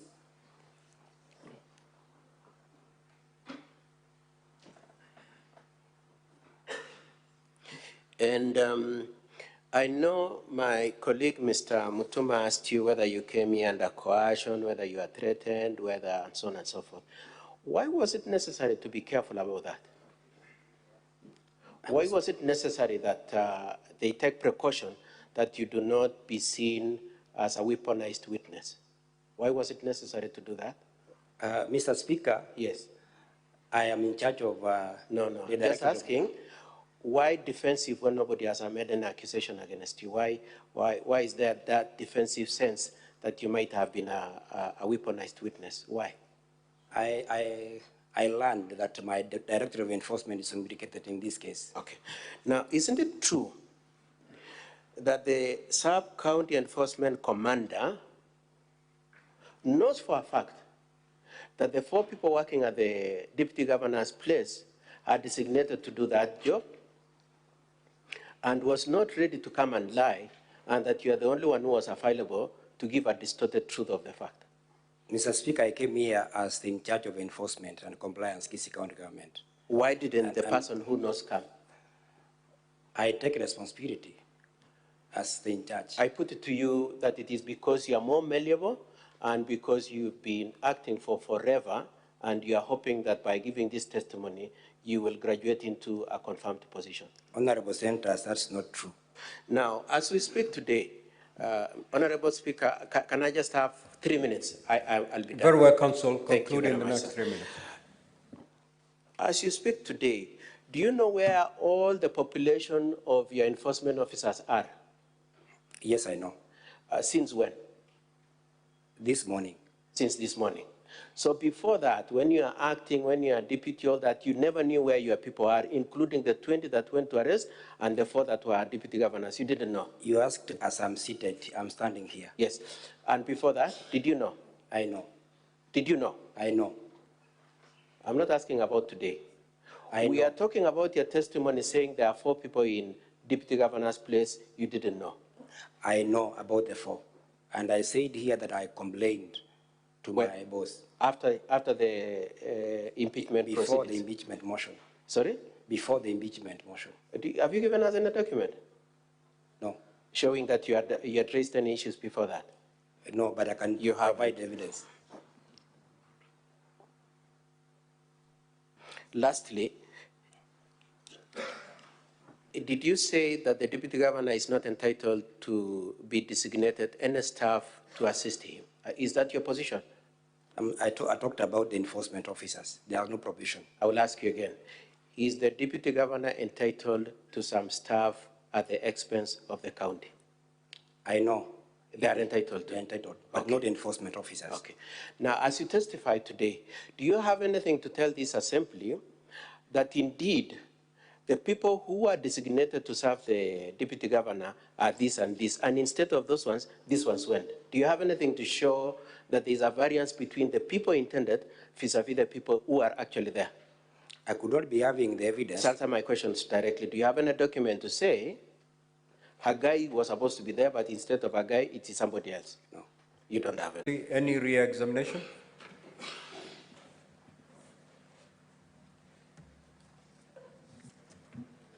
I'll be very brief, Honorable Speaker. David, you have been asked whether you have identified the personal staff of the Deputy Governor and your enforcement officers. The question is, do personal staff of the Governor, Deputy Governor, under your direct control? No. And are you here speaking about his personal staff or your own staff? I came to talk about enforcement officers. Now, you have also been asked whether you have brought a document complaining about the 4 officers, about the report that you forwarded to your boss, correct? Yeah. Do you have your complaint letter about the 4 officers? The complaint about the 4 officers, it was done immediately. I resumed office. And it was done before the impeachment? And it was done before the impeachment. Now, you have also been asked whether it is you who ought to have come here or it was your deputy director at the sub-county level. The question is, who complained at the county assembly level? I raised the complaint. You raised a complaint. Are you the author of the statement at the county assembly level? I am. Is it pursuant to that statement that you were summoned? That is true. Now, you've also been asked about whether you have brought documents or records about the deployment of the 20 enforcement officers and whether the employment letters for your officers. Now, when did you receive the summons? I received the summons yesterday. And when you received the summons, to your understanding, what were you coming to speak to? I was come and talk about the deployment of the enforcement officers.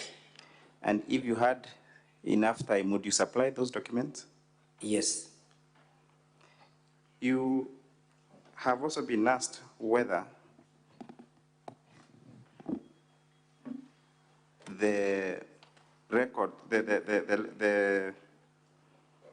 whether you have done the investigations correctly, correct? Yeah. And the question is, what did the preliminary investigations report reveal to you, to the extent that you're not able to mention the name of the 4 officers or the 20 enforcement officers this morning?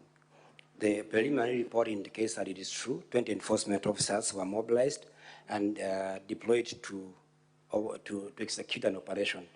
And about the four, are investigations complete? The investigations are on. They're ongoing. So are you able to reveal the names of the said enforcement officers at this juncture? I am able to reveal the names of all enforcement officers that are attached to Nyaribari sub-county. My question is, while investigations are ongoing, would you compromise the investigations by revealing the names of the officers at this point? No. Now, I believe you're a permanent and a pensionable employee of the county government, correct? Yes. So who is your employer? It's the county government. Were you recruited by the county government, the County Public Service Board? Yes. So who is do you serve under the mercy of the governor? No, I serve for the county government of Kisii. Now, you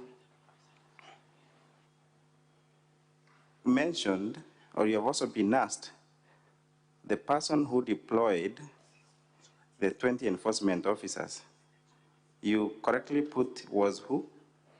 The sub-county administrator and the sub-county commander. Does the sub-county administrator have the mandate to deploy? No. And is that the reason why even your own deputy did not have the knowledge of it? Yes.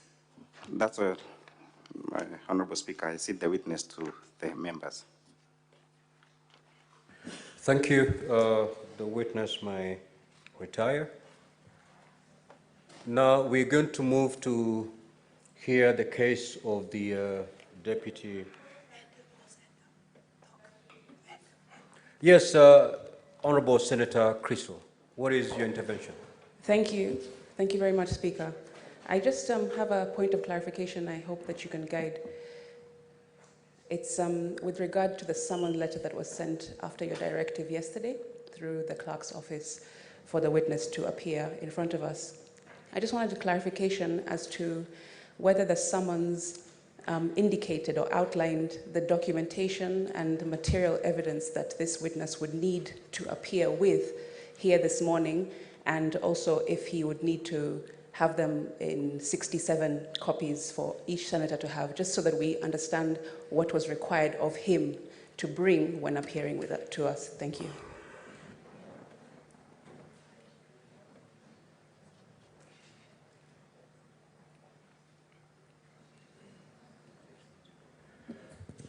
Could I get a copy of the summons so that we are very clear on the contents of the summons?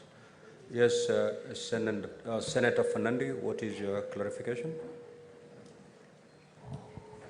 Just a quick one to the witness, Mr. Speaker, sir. The acting sub-county, acting deputy director, I have only 3 questions. One, these 4 officers that were deployed at the DG's office, when were they deployed? Because you are saying there are 20 that were sent to assist in the arrest, and you are saying there were 4 from your letter, from your document, that were illegally and unlawfully sent there. So when was the date? Do you have those facts? Number 2, in your report, you have said, in your report, I'm trying to go quickly, Speaker, you have said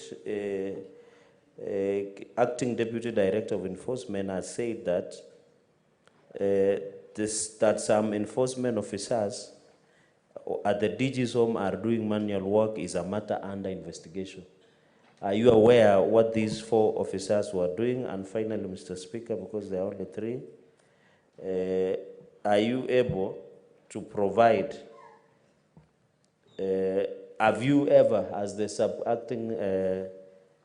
acting deputy director or as the acting director, have you able to visit the DG's home and check what your officers are doing there? And finally, how long have you been acting as at that position? I thank you, Speaker. Witness, proceed to Thank you, Honorable Speaker. I said about 4 enforcement officers. I landed immediately. I received office on 11th August 2023, and I've hitherto complained in writing. About the 20 enforcement officers, it came to my knowledge when the motion was being discussed at the County Assembly. Honorable Speaker, the issue about enforcement officers doing manual, as reported by my Deputy Director in charge of sub-counties, is a matter that is under investigations. And once the investigation is complete, I shall report to my chief officer who is in charge of my department. About visiting the home of His Excellency the Deputy Governor, I can attest that I've visited there once when I was immediately at the SIMT office, and this is the time I realized there are 4 enforcement officers who are deployed there without any documentation, and I have complained about it. How long I've acted? This is the 7th month now, since 11th August of 2023. Senator Chute, any question or clarification you're seeking? Question, Honorable Speaker. Thank you very much for the opportunity. I have 2 questions. Question number 1 is to the witness. How long have you worked as in the capacity of acting director? Number 2, the 4 officers who were deployed at the Deputy Governor's house, who is supposed to take responsibility? Is it the Deputy Governor or your office? Thank you.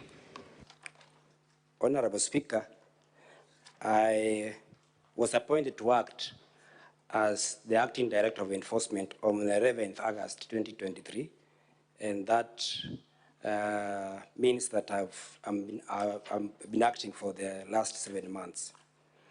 About the 4 enforcement officers who are working at the Deputy Governor without official deployment, I take the responsibility, and I've said before this Senate that immediately I learned about this development, I wrote a complaint letter to the chief officer in charge, asking him to seek, to take it up. Senator Enoch, what's your clarification?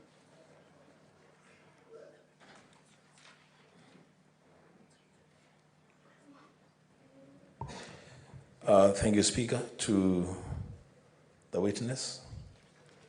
Question number one, when exactly did you get to know about the mobilization and deployment of officers to the home of the Deputy Governor? Secondly, according to your own records, the incident happened on 20th of December, 2023, but the first letter that you've written on this matter is on 1st of March. Why did it take too long for you to demand an explanation? And lastly, at the time of your demand letter to your deputy, had the impeachment proceedings against the deputy governor started? Thank you. Thank you, Speaker. Honorable Speaker, I learned about the deployment of the 20 officers at the Assembly when the motion of impeachment was being discussed. And upon learning that, as an officer who is in charge of that directorate, I felt that my department is implicated, and I thought it's prudent for me to take a statement and shed more light about that incident. That is on 29th of February 2024. The following day was 1st March. That is when I wrote a letter to my deputy director in charge of sub-counties, instructing him to start investigations and report to my office what transpired on that date of 29th December 2023, and explain to me why this information did not reach our office. On 4th of March, my deputy writes to me after undertaking preliminary investigations, and he confirms to me that indeed the 20 enforcement officers were mobilized, and they assisted in the arrest of our deputy governor, his brother, at his home at Keumbu. And why it take long, Honorable Senate, is a question that all of us we need to understand, that this occurrence is happening in the home, the home of a deputy governor, and the sub-county commander is involved in this arrangement, and the sub-county admin.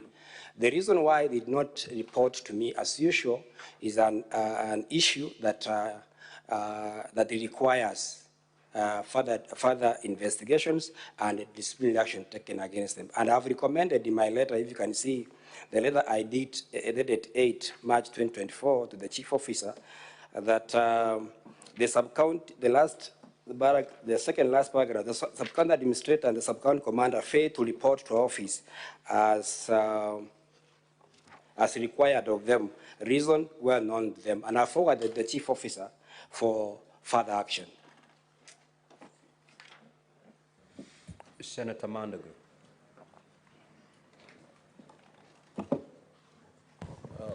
Thank you very much, Honorable Speaker. I would like to ask the witness one, who is in charge of civil servants at the sub-county level? And two, what position did you serve before being appointed acting director of enforcement? Honorable Speaker, at the sub-county level, the person who is in charge of enforcement officers is the sub-county enforcement commander, who reports also to the sub-county administrator. The sub-county commander reports to my office directly on matters of enforcement. Upon the position I held before I became the acting director of enforcement, I have been the deputy director of enforcement in charge of Kisii municipality.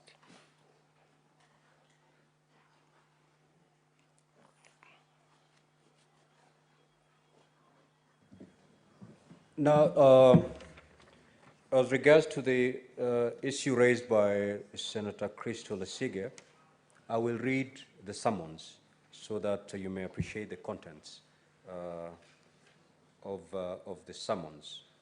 To Mr. David Hagai Oyagi, whereas pursuant to Article 181 of the Constitution and Section 33 of the County Governments Act 2012, on Thursday, the 29th of February 2024, the Kisii County Assembly approved a motion for removal from office by impeachment of Honorable Dr. Robert Onsare Monda, the Deputy Governor of Kisii County.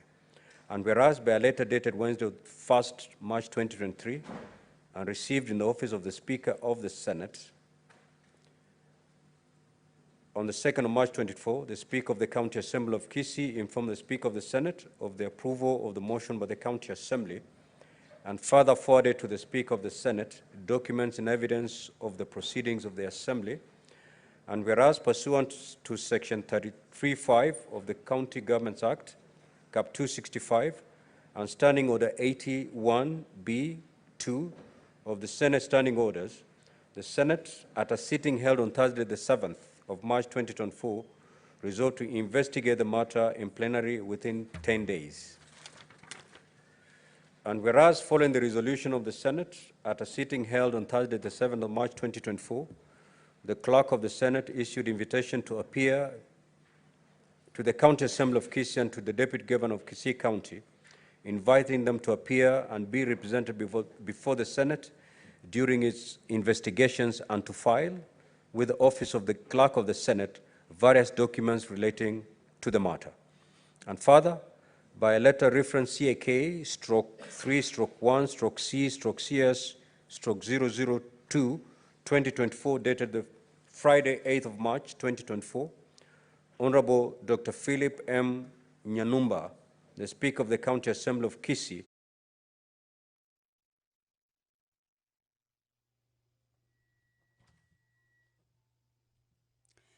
Well, we are glad that you have joined us for this National Assembly proceedings. Afternoon sitting on this 14th day of March, the year 2024. This is a Thursday, and this is a live broadcast that is brought to you by the Parliamentary Broadcasting Unit in partnership with the Kenya Broadcasting Corporation. The members of the National Assembly, in the order of business this afternoon, is that they will consider the Regional Development Authorities Bill, a bill that is originating from the National Assembly, Bill number 7 of 2023. Remember, this bill is by the Chairperson, Departmental Committee on Regional Development, Honorable Peter Lokachapong. And in the previous sittings, this bill has been debated on, or has been considered, and debate on this bill was done on the floor of the House extensively. And this afternoon, the bill being at the second reading stage, a question will be put that the bill be read a second time before it proceeds for the next stage, and this is pursuant to the House Standing Order number 128 on second reading of bills. So this is a bill that will be considered by the honorable members this afternoon when the House starts its sittings. But the primary or principal object of this bill is to consolidate the laws relating to regional development and to provide for the establishment, powers, and functions of the 6 existing regional development bodies. This bill standardizes the functions of regional development authorities subject to the unique areas of operation of each regional development authority. It further standardizes the membership of the boards of each regional development authority to 11 members in line with best practices in corporate governance. So this is a bill whose debate took place extensively on the floor of the House. It is at a second reading stage, and this afternoon a question will be put on whether the bill be read a second time.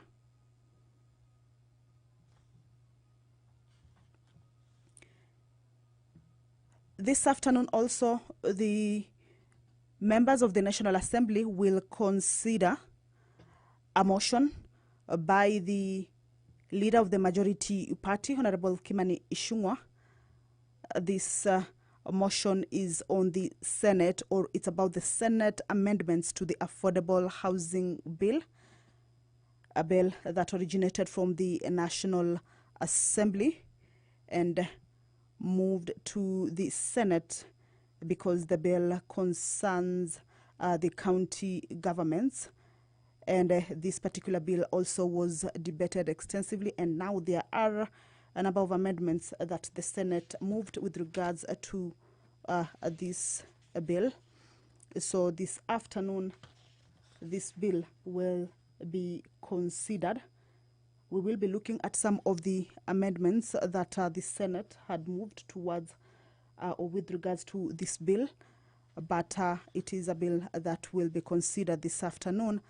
And once the motion has been considered, then it will move to the Committee of the Whole House stage, of course, to be considered at that particular stage with regards to the amendments or the number of clauses that have received amendments from the Senate. With regards to the amendments to the Affordable Housing Bill, it is notified that the Senate made a number of amendments to the Affordable Housing Bill. Clause 2 of the bill, there are amendments that have been proposed by the Senate. Clause Sub-County Enforcement Commander, isn't it? That is the person who would have told this Senate directly what happened, isn't it? The sub-county commander reports to me. Sorry? Reports to you. Yep. But as a question of a witness, that would have been the best witness for the Senate to know for a fact whether what you're saying is true or not, isn't it? You're telling us what you are told. It's not what you know. Mr. Speaker, I'm in charge of the Directorate of Enforcement. And what you're telling the Senate is what the Sub-County Enforcement Commander told you, isn't it? Yes.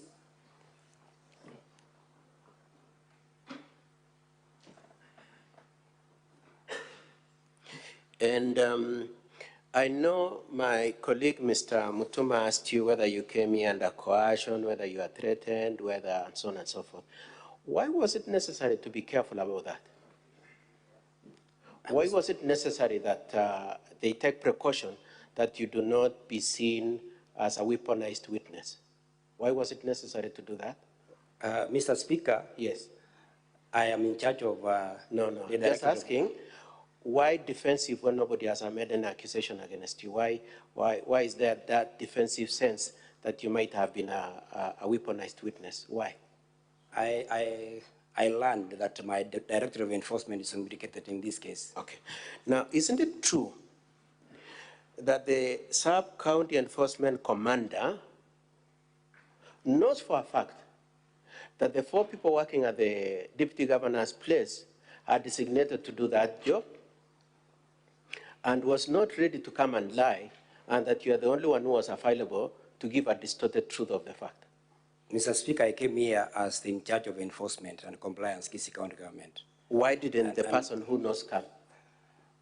I take responsibility as the in charge. I put it to you that it is because you are more malleable and because you've been acting for forever and you are hoping that by giving this testimony, you will graduate into a confirmed position. Honorable Senators, that's not true.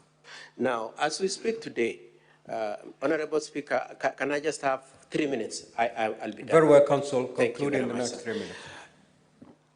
As you speak today, do you know where all the population of your enforcement officers are? Yes, I know. Since when? This morning. Since this morning. So before that, when you are acting, when you are deputy, all that, you never knew where your people are, including the 20 that went to arrest and the 4 that were deputy governors. You didn't know? You asked as I'm seated. I'm standing here. Yes. And before that, did you know? I know. Did you know? I know. I'm not asking about today. We know. are talking about your testimony saying there are 4 people in deputy governor's place you didn't know. I know about the 4. And I said here that I complained to my boss. After the impeachment Before proceedings? the impeachment motion. Sorry? Before the impeachment motion. Have you given us any document? No. Showing that you had raised any issues before that? No, but I can provide evidence. Lastly, did you say that the deputy governor is not entitled to be designated any staff to assist him? Is that your position? I talked about the enforcement officers. There are no provision. I will ask you again. Is the deputy governor entitled to some staff at the expense of the county? I know. They are entitled.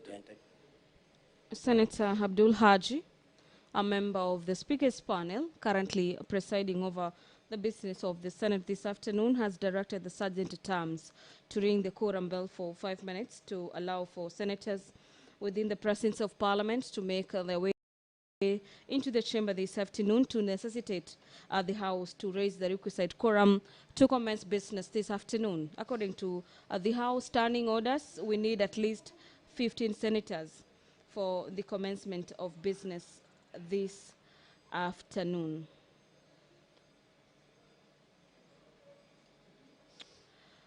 Away from Joseph Misati, who happens to be the father of the first witness, we will be having Thomas Obare Nyaboro, Amos Bigay Onderi, and Lillian Onyango, all members of the County Assembly of Kisii County, adducing more evidence this afternoon before the senators to give senators some evidence before them as to why the deputy governor should not be impeached from office. In regards to the program of this second and the final day of the impeachment this afternoon, at about between 2:30 to 4 has been allocated for evidence by the deputy governor for examination and re-examination of witnesses between 4 to around 5 p.m. Questions as well as requests for clarification by senators will be taking that particular time allocated for it. And between 5 to 6 p.m., we'll be having closing statements on behalf of the County Assembly, allocated about an hour, as well as a further 60 minutes allocated on behalf of the Deputy Governor, before the House then again proceeds to determine if the grounds for impeachment have been met when the County Assembly of Kisii did impeach their deputy governor. Remember, a total number of 53 members of the County Assembly voted to impeach Honorable Dr. Robert Mwonda. The quorum has been attained. Allow me to hand you over for this live broadcast.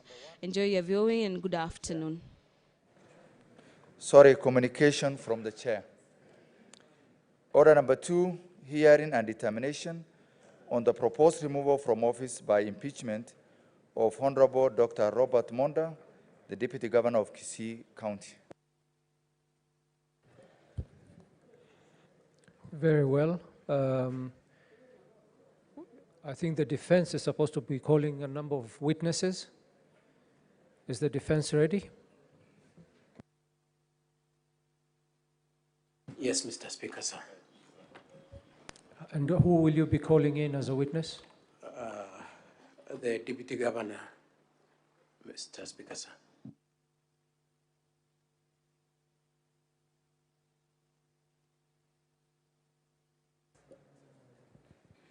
Senior counsel, you have 1 hour, 45 minutes. And I think that's the total for your examination, cross-examination, and re-examination, I will presume. For the one, of this witness? For the one witness. For the one witness? Yes.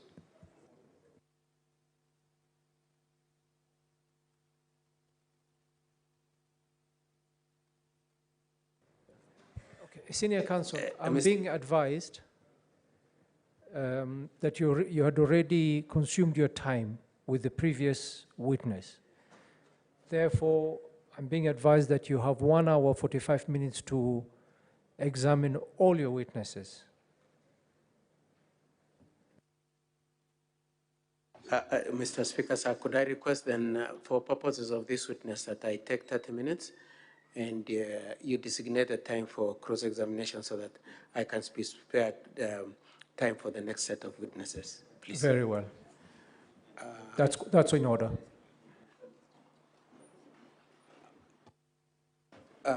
What time are you giving for cross-examination? You've asked for 30 minutes? Yes, for examination in chief. I think for cross-examination, they need about 10 minutes or less.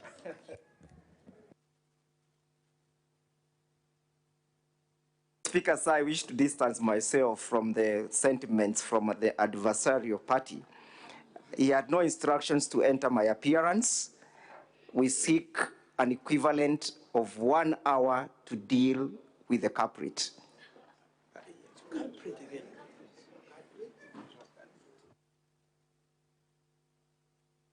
Mr. Speaker, sir, a moment ago, my colleague was told that the use of the word culprit is unparliamentary. I don't know why he's insisting on using that word, and I ask for your protection for my client.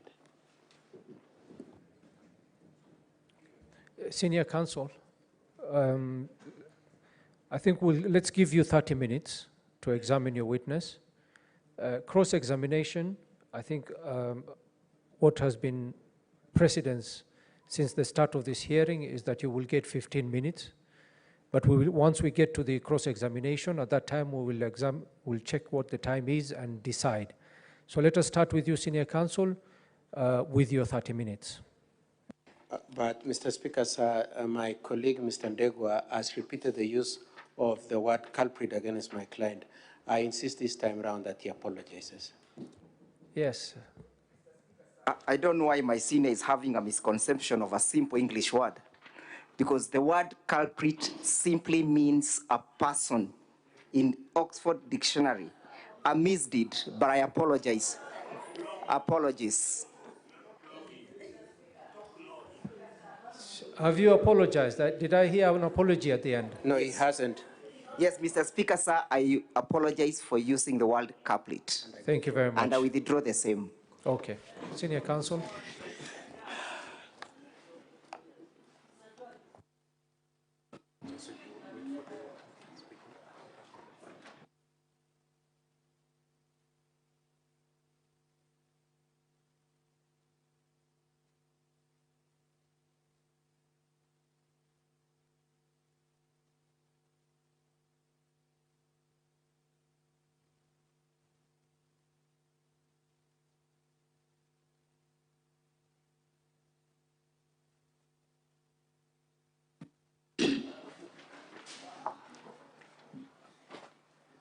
I,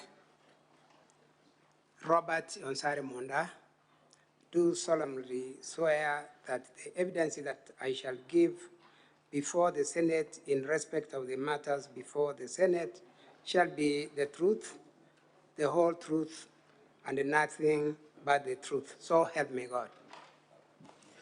Could you tell the Senate what you do for a living? Mr. Speaker, I am the current Deputy Governor of the Kisii County Government. And are you a Christian, and of what denomination, and a family man? Mr. Speaker, I'm a Christian in the Seventh-day Adventist Church, Seventh-day worship on Saturdays, and I'm a church elder in the same church for a number of years now. Family?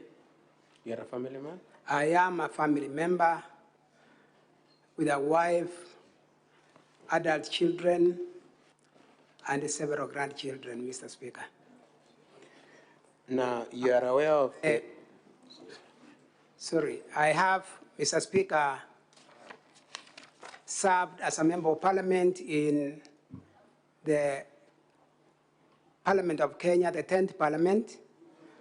And Mr. Speaker, in the same Parliament, I chaired the Health Committee, coming up with the Cancer Act, and also several other acts that we amended and proposed. Mr. Speaker, I sat in the Committee of Agriculture, I sat in the Liaison Committee, and also in the House Business Committee. Thank you. Now, you know why you are here before the Senate? I am aware, Mr. Speaker. Could you confirm that you are aware that the allegations against you are what you summarized at page 6, and which is what you pleaded not guilty when the charges were read to you at the start of this session yesterday? Paragraph 6 at page E1, honorable members, it is in the Deputy Governor's bundle.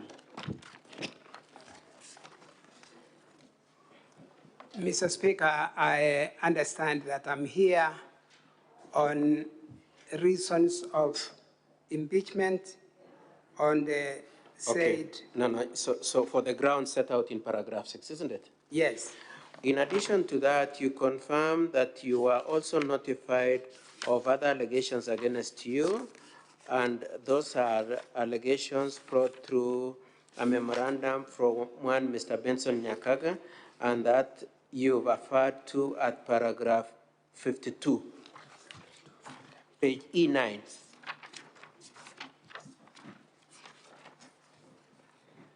Mr. Speaker, yes. And that was from public participation? Yes. And you've summarized those allegations against you at paragraph 48 of your affidavit at page E8 to E9? Yes, sir. Okay. And you maintain that all those allegations against you seeking your impeachment are not true? Yes, Mr. Speaker. Now, in support of your defense, you are relying on all the witnesses you've called? Yes. You are also relying on your affidavit, which you have annexed to the bundle and failed to the honorable members of the Senate. Yes, page yes, E1 to page E16. Yes, Mr. Speaker. You are also relying on your personal statement that was also presented at page 162 to 172. Yes, Mr. Speaker. You are also relying on the affidavits of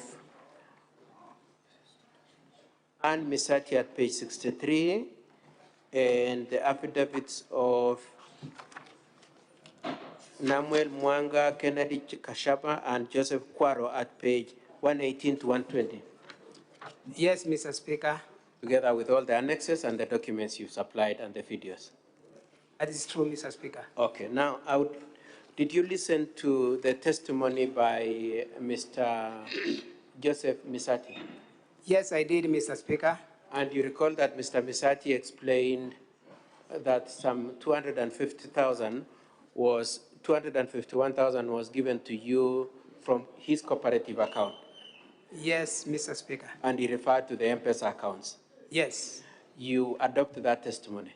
I do adopt that testimony, Mr. Speaker. You also heard him say how money was pulled from his wife, Ann Misati, to the account of his son, Dennis Misati, and then passed on to your account, being a sum of 249,000. Do you adopt that testimony also? Yes, I do. Then the claim is that you received 800,000. The total of those amounts come to 500,000. What is your position about the balance of the 300,000? Mr. Speaker, Mr. Speaker, the balance of 300,000 is understood to me, and I do not know anything about it. Did you receive any 300,000 in cash at your office at the stadium? No, by never. Mr. Joseph Misati and Dennis Misati? No, Mr. Speaker, that has never happened. Okay. Now, I just want to discuss a few things, then we move on. Could you confirm that at paragraph 16 to 24 of your statement, you have explained the issue of your receipt of the 500,000 that you've just explained? Paragraph 16, sorry, page E5. Yes, page E5.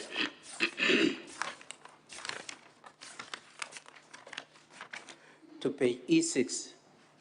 You've explained the issue of the sum of E5 to E6. You've explained the issue of the 500,000. Yes, Mr. Speaker. Okay. The same way that Joseph Misati explained, isn't it? That's true, Mr. Speaker. Okay, so let me ask you a different question then from which the testimony which you adopted. Let's move on then. What was the money for?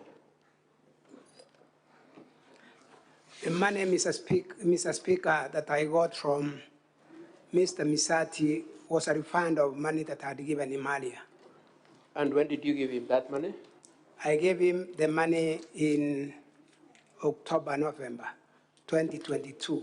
And so before this Senate, your position is that you are getting a refund of your money? That's my position, Mr. Speaker. And you have explained that in your affidavit? That's what I've explained in my affidavit, Mr. Speaker. Particularly paragraph 23 to 24, you've explained that it was a refund, isn't it? That is it, Mr. Speaker. At paragraph 26, you've explained the owner of the 500,000. Who was the owner of the 500,000? The owner of the 500,000, Mr. Speaker, is Mr. Joseph Doyle Misati. It belonged to Mr. Doyle Misati. Did it belong to Dennis? Is there any sense in which you could say it belonged to Dennis? I heard about this mention of Dennis and this money from this impeachment motion, Mr. Speaker. Okay. Now, did you see any documents to suggest that indeed Dennis, this was money from Dennis? Did you see any document or paper trail? No, Mr. Speaker. Okay. I want us to move at paragraph 24 and 25. You've made reference to the allegation that this story has been taken to ESCC. You've seen that? That this allegation of you having received 500,000 or otherwise 800,000 has been reported to ESCC. You've seen that? Yes, I've seen that, Mr. Speaker. What do you have to say about that allegation? Were you aware of any ESCC investigations? I have not been aware, Mr. Speaker, until this mention in these proceedings. Yes. Okay. And have you been summoned by ESCC to account for this alleged 800,000 or 799,000? No, Mr. Speaker. You have not been summoned. At paragraph 28, you've discussed 27, paragraph 27. You said that Mr. Joseph Misati came with his 4 sons to your place, isn't it? Yes. At whose request was the visit? The visit was a request by Mr. Misati. It was a request from Mr. It was not you who summoned them, as Dennis said? No, I did not summon them. Okay. And in that paragraph 27, you said Dennis and his 3 other brothers sat at a distance from you and Mr. Joseph Misati, isn't it? That's true. Do you have a rough estimate of how far apart you were? Mr. Speaker, we were in 2 different houses that could be probably 20, 30 meters apart. So, different houses and could be between 20 and 30 meters apart. That's true. Is there a point at which you were in a congregation of yourself, Joseph Misati, and the 4 sons? Together? Together, when they entered my home, we sat in the main house, and when they were served with tea, then we moved out. My question is, when, in the course of the visit, was there a point at which you were all together talking, discussing anything? No, Mr. Speaker. No, at no point. And both Mr. Dennis Misati and Mr. Joseph Misati confirmed that, isn't it? That's true. Okay. Now, I'd like us to move on to paragraph 29 and paragraph 30. What is your answer to the question raised by Dennis that this money was a bribe? Sorry? At paragraph 29 and 30, Dennis Misati says that this money was a bribe. What do you, and later on said it is a facilitation.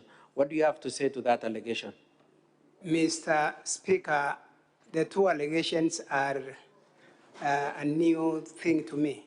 I do not approve of it. I do not accept it.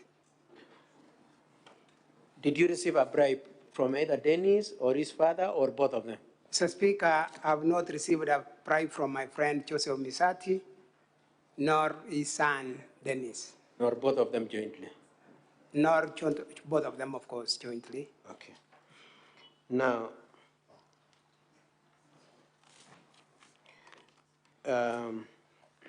as you can imagine, the county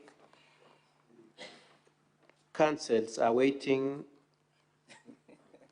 to deal with you on what you said at paragraph 28 and 31. I would like us to just look at that for paragraph 28 and 31. At that paragraph 28, you confirm that Mr. Misati mentioned to you that his son had applied for a job. That is true, Mr. Speaker. He mentioned that to you. Yeah. Oh, yes. Paragraph 28 at page E6, honorable members in the DG's bundle. You say there was a conversation on that. Who initiated that conversation? Mr. Speaker, this conversation was initiated by Mr. Misati. And what was he saying? He told me he has learned that there is a job coming up. Okay. And in a Wasco in Kisii. Okay. And did you promise him that you would get him the job? No, I didn't promise him that I will get him the job. What did you tell him? I told him, let him make whoever the son is to apply, and the right process be followed. Okay. Mr. Speaker. Now, in the Hansard, page 189 to 190, you remember the long cross-examination from my colleagues on Mr. Misati. Page 189 of the County Government Bundle, Volume 1, is the answer of the events of the 29th, isn't it? Yes, Mr. Speaker. I would like you to read the two last sentences at paragraph 190 of what you said you did in reference to Ms. Wahito, the CEO of Quasco.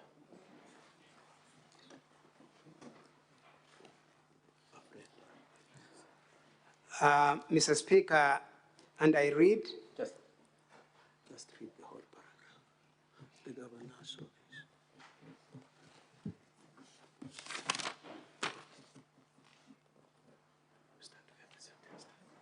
Okay, just start here. Mr. Speaker, You read from the last sentence at the bottom of page 189 into the first paragraph at page 190. Please read. Mr. Speaker, I read. Like any other leader, Mr. Speaker, this request came to me. Everyone, honorable members, know that Lucy in Wasco would work under like any and many staff who work under the governor's office, where I'm also the deputy to the governor. And so I indicated to Lucy, asking her if they had such kind of jobs, and she said yes. A friend is making a request that he gets his son a job, like everyone of us here would do. And she told me, let us wait for the process, and if he qualifies, we shall not deny him the job, and the discussion ended there. And apart from having mentioned to Lucy at this point in time, did you make any follow-up on it? No, Mr. Speaker. And Lucy said you summoned her to your office on 4th of May. What do you have to say about it? I'm saying no, Mr. Speaker, I've not summoned Lucy to my You've office. never, I have not. You did not summon her on this No. issue? Okay. She said also in her statement, what did she say in her original statement which you encountered at the county assembly when she called you after receiving the sum of 100,000? Can you come again? So when you went to the county assembly to defend yourself, Lucy had recorded a statement, isn't it? Yes. In that statement, she said she had called you after receiving 100,000. You remember that? Yes. Okay, I want you to go to specific point at which she talks about the purpose of the money. She said she called you. What did she say was your reaction to that issue? Mr. Speaker, she states verbatim, yes, on the morning of 29th May 2023, I called the Deputy Governor and asked him what the money was.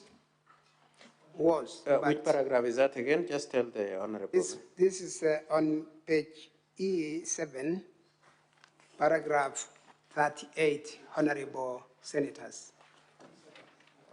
The Deputy Governor's bundle, sorry.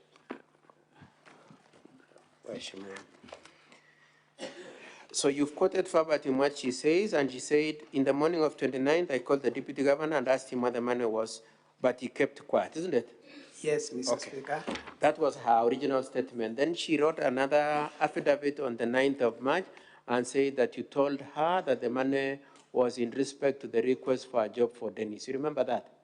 I remember, Mr. Speaker. Do you agree with what she said in the affidavit? I do not agree with that statement in that affidavit, Mr. Speaker. Okay.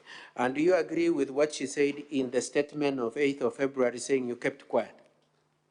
Mr. Speaker, I also don't agree that I kept quiet. And what do you have to say? What do you remember that conversation occurring? Yes, Mr. Speaker. And what did you say?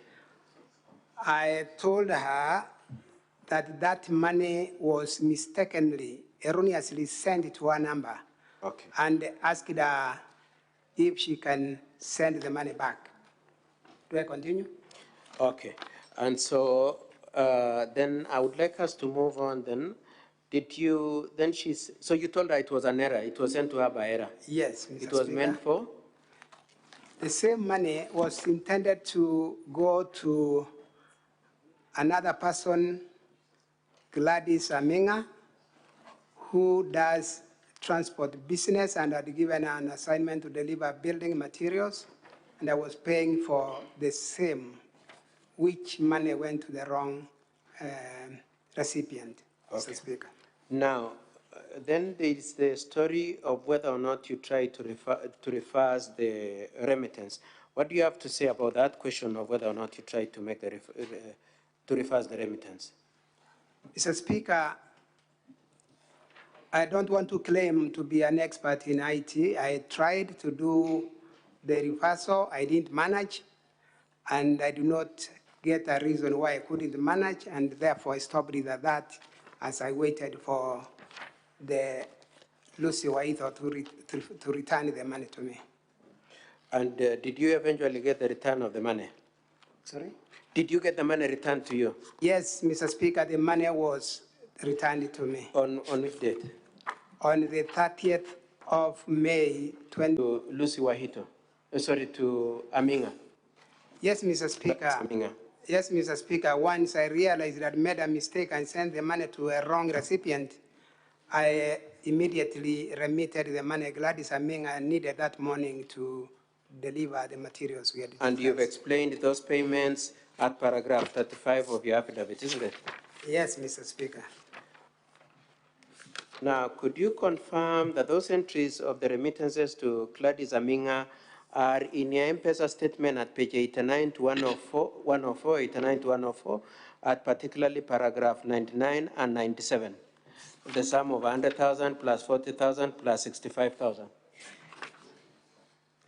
In the Deputy Governor's bundle again. Which page? Page 99, or rather, yes.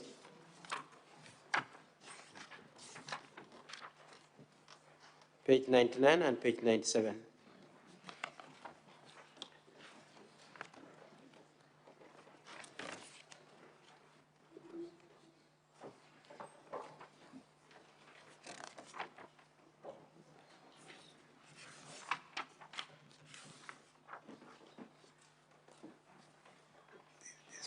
pamphlet I have here. It's not there.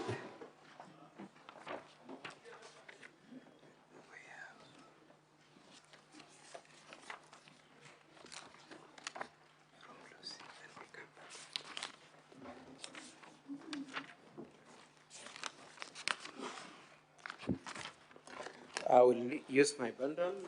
Look at it. At page 99, is it true that you sent 100,000 to Lucy to Gladys Aminga at 8:03 on the 31st of May? Sorry, 40,000? Yes, I sent 40,000 as a second installment, Mr. Speaker. And the first payment of 100,000 was paid on which date? I paid the 100,000 on the 29th of May at 9:17 a.m. in the morning. You're referring to page 99, isn't it? That's page 99, Mr. Speaker. And then you made another payment, which is captured at page 97, of how much? Mr. Speaker, sorry. Mr. Speaker, I made another remittance of 65,000 on the 24th of June at 13:21. And all these payments were for?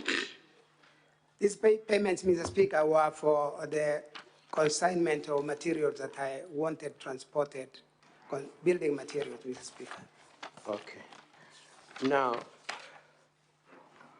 what was your explanation for why you say you erroneously sent this money to Lucy when you meant to send them to Gladys? Mr. Speaker, as I was picking the number to send the money to, I erroneously picked the one for Gladys instead of Lucy. One for Lucy Waido instead of Gladys Aminga. And why did you make that mistake? What could be the explanation for that mistake? Mr. Speaker, the way I've saved those numbers in my phone. Could we go to page 117B? Page 117B of the Deputy Governor's bundle. Could you confirm, what is that at page 117B?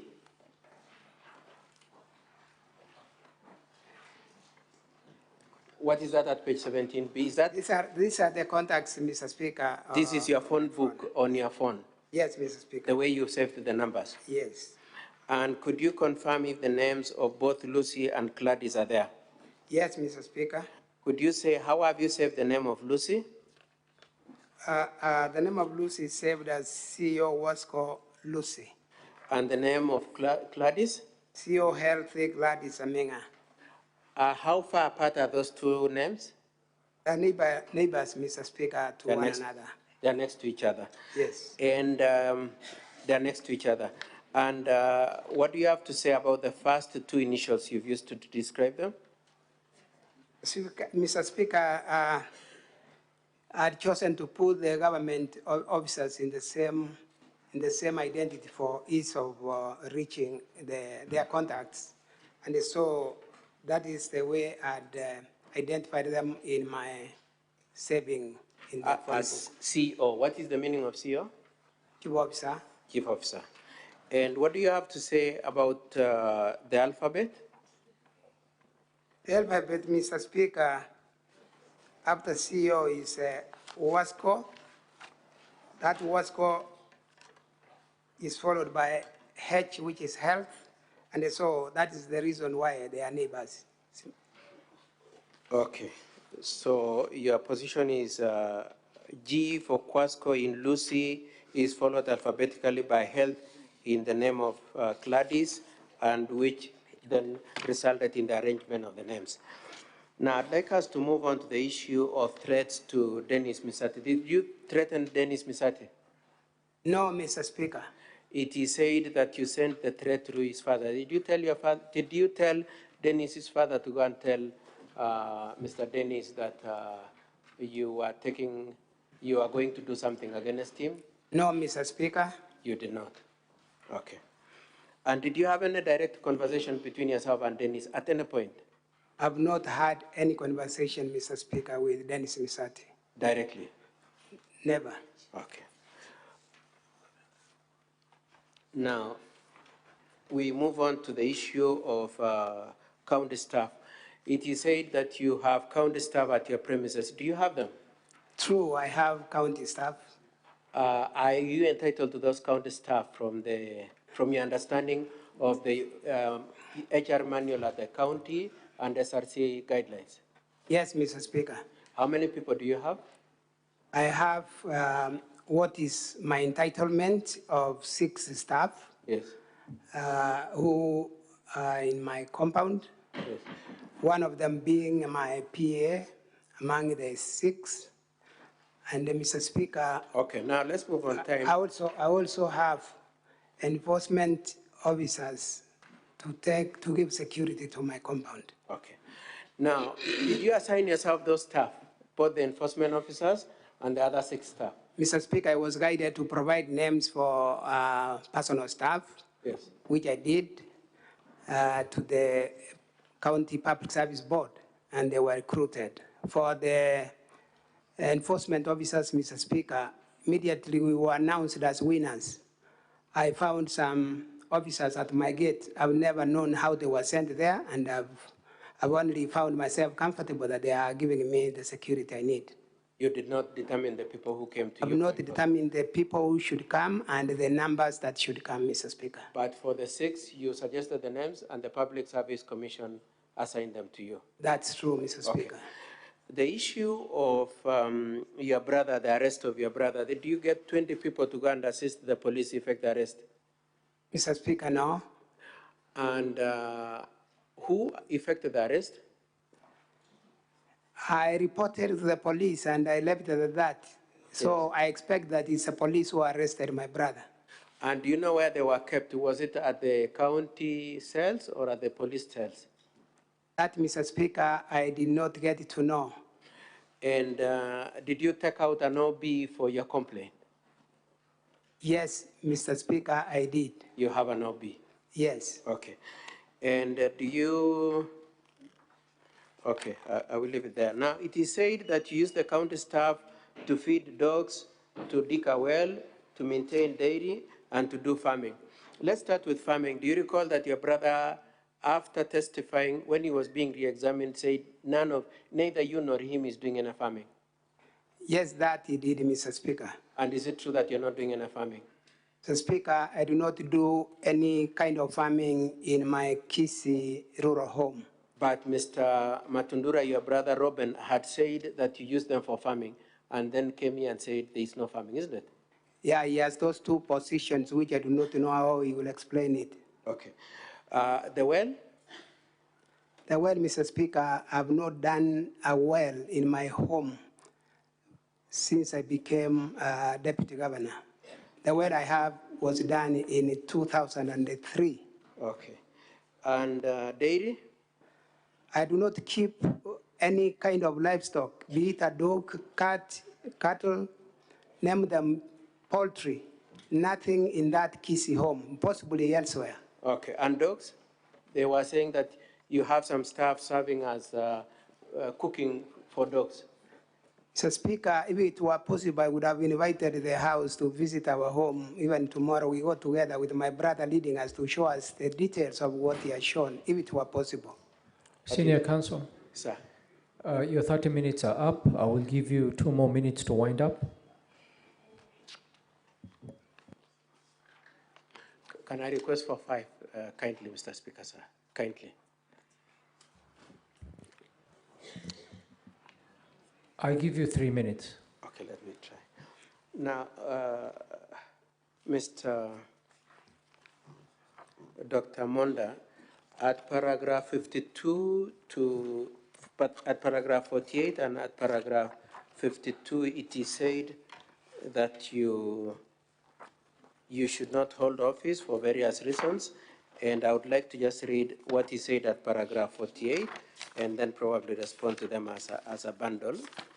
At paragraph 48, you say, so 48 is allegation that you are incompetent and have abused office, 1. Number 2, that you are responsible for an absorption of the budget. 3, that the budget was farted. 4, that there is non-use of senior staff mortgage provision. 5, that there is use of personal home for purposes of county functions, meetings, and files. Five, that you are not working with other leaders in Kisii County, and lastly, that you are responsible for use of unofficial personnel in county matters. You've seen that? Yes, Mr. Speaker. Okay. What do you have to say about those allegations? Let's start with the issue of incompetence and abuse of office. Do you admit that? Mr. Speaker, I deny that I'm incompetent.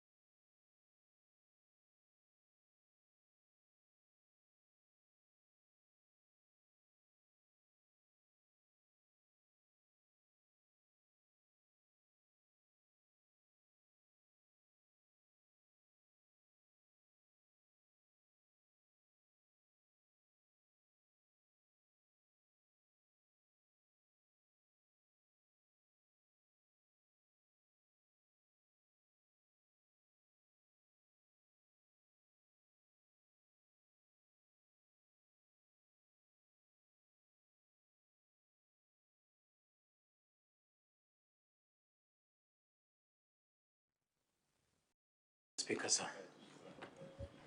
And who will you be calling in as a witness? The Deputy Governor, Mr. Speaker, sir.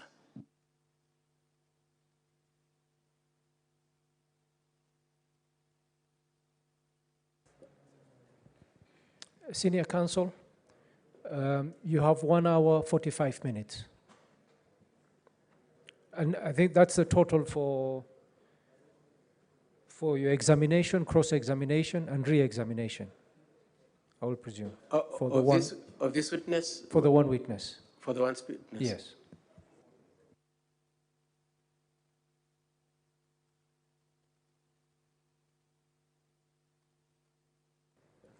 Okay. Senior Counsel, I'm being advised that you had already consumed your time with the previous witness. Therefore, I'm being advised that you have 1 hour, 45 minutes to examine all your witnesses. Mr. Speaker, sir, could I request then, for purposes of this witness, that I take 30 minutes and you designate a time for cross-examination so that I can be spared time for the next set of witnesses, please. Very well. That's in order.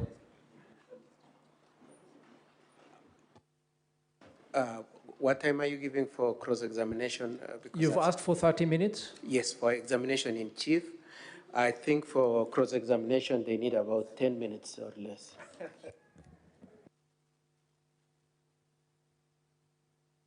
Speaker, sir, I wish to distance myself from the sentiments from the adversarial party. He had no instructions to enter my appearance. We seek an equivalent of 1 hour to deal with the culprit.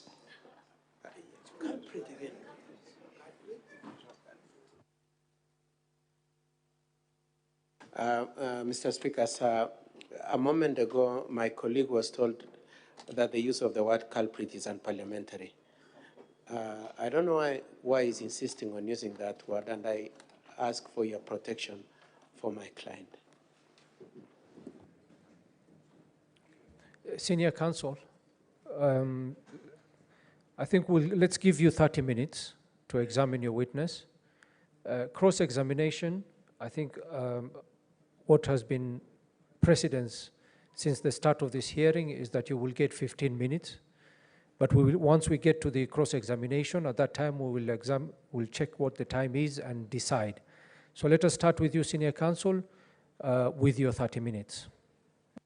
But Mr. Speaker, sir, my colleague, Mr. Ndegwa, has repeated the use of the word culprit against my client. I insist this time around that he apologizes. Yes. I don't know why my senior is having a misconception of a simple English word, because the word culprit simply means a person in Oxford Dictionary. A misdeed, but I apologize. Apologies. Have you apologized? Did I hear an apology at the end? No, he hasn't. Yes, Mr. Speaker, sir, I apologize for using the word couplet. Thank you very much. And I withdraw the same. Okay. Senior Counsel.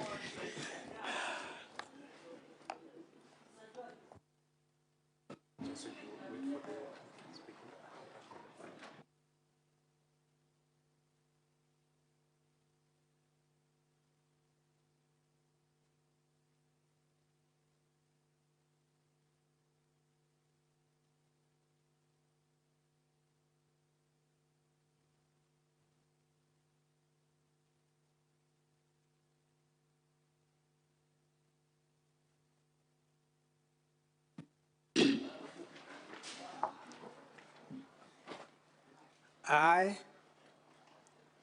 Robert Onsari Monda, do solemnly swear that the evidence that I shall give before the Senate in respect of the matters before the Senate shall be the truth, the whole truth, and nothing but the truth. So help me God. Could you tell the Senate what you do for a living? Mr. Speaker, I am the current Deputy Governor of the Kisii County Government. And are you a Christian, and of what denomination, and a family man? Mr. Speaker, I'm a Christian in the Seventh-day Adventist Church, Seventh-day worship on Saturdays, and I'm a church elder in the same church for a number of years now. Family? You're a family man? I am a family member with a wife, adult children, and several grandchildren, Mr. Speaker. Now, you are aware of Sorry, I have, Mr. Speaker, served as a member of parliament in the Parliament of Kenya, the 10th Parliament. And Mr. Speaker, in the same Parliament, I chaired the Health Committee, coming up with the Cancer Act, and also several other acts that we amended and proposed. Mr. Speaker, I sat in the Committee of Agriculture, I sat in the Liaison Committee, and also in the House Business Committee. Thank you. Now, you know why you are here before the Senate? I am aware, Mr. Speaker. Could you confirm that you are aware that the allegations against you are what you summarized at page 6, and which is what you pleaded not guilty when the charges were read to you at the start of this session yesterday? Paragraph 6 at page E1. Honorable members, it is in the Deputy Governor's bundle. Mr. Speaker, I understand that I'm here on reasons of impeachment on the said... Okay. No, so for the ground set out in paragraph 6, isn't it? Yes. In addition to that, you confirm that you were also notified of other allegations against you, and those are allegations brought through a memorandum from one Mr. Benson Nyakaga, and that you've referred to at paragraph 52, page E9.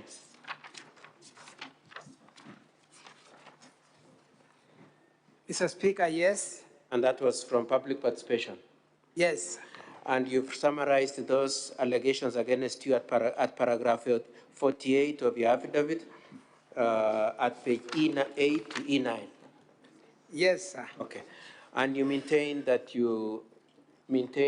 all those allegations against you seeking your impeachment are not true?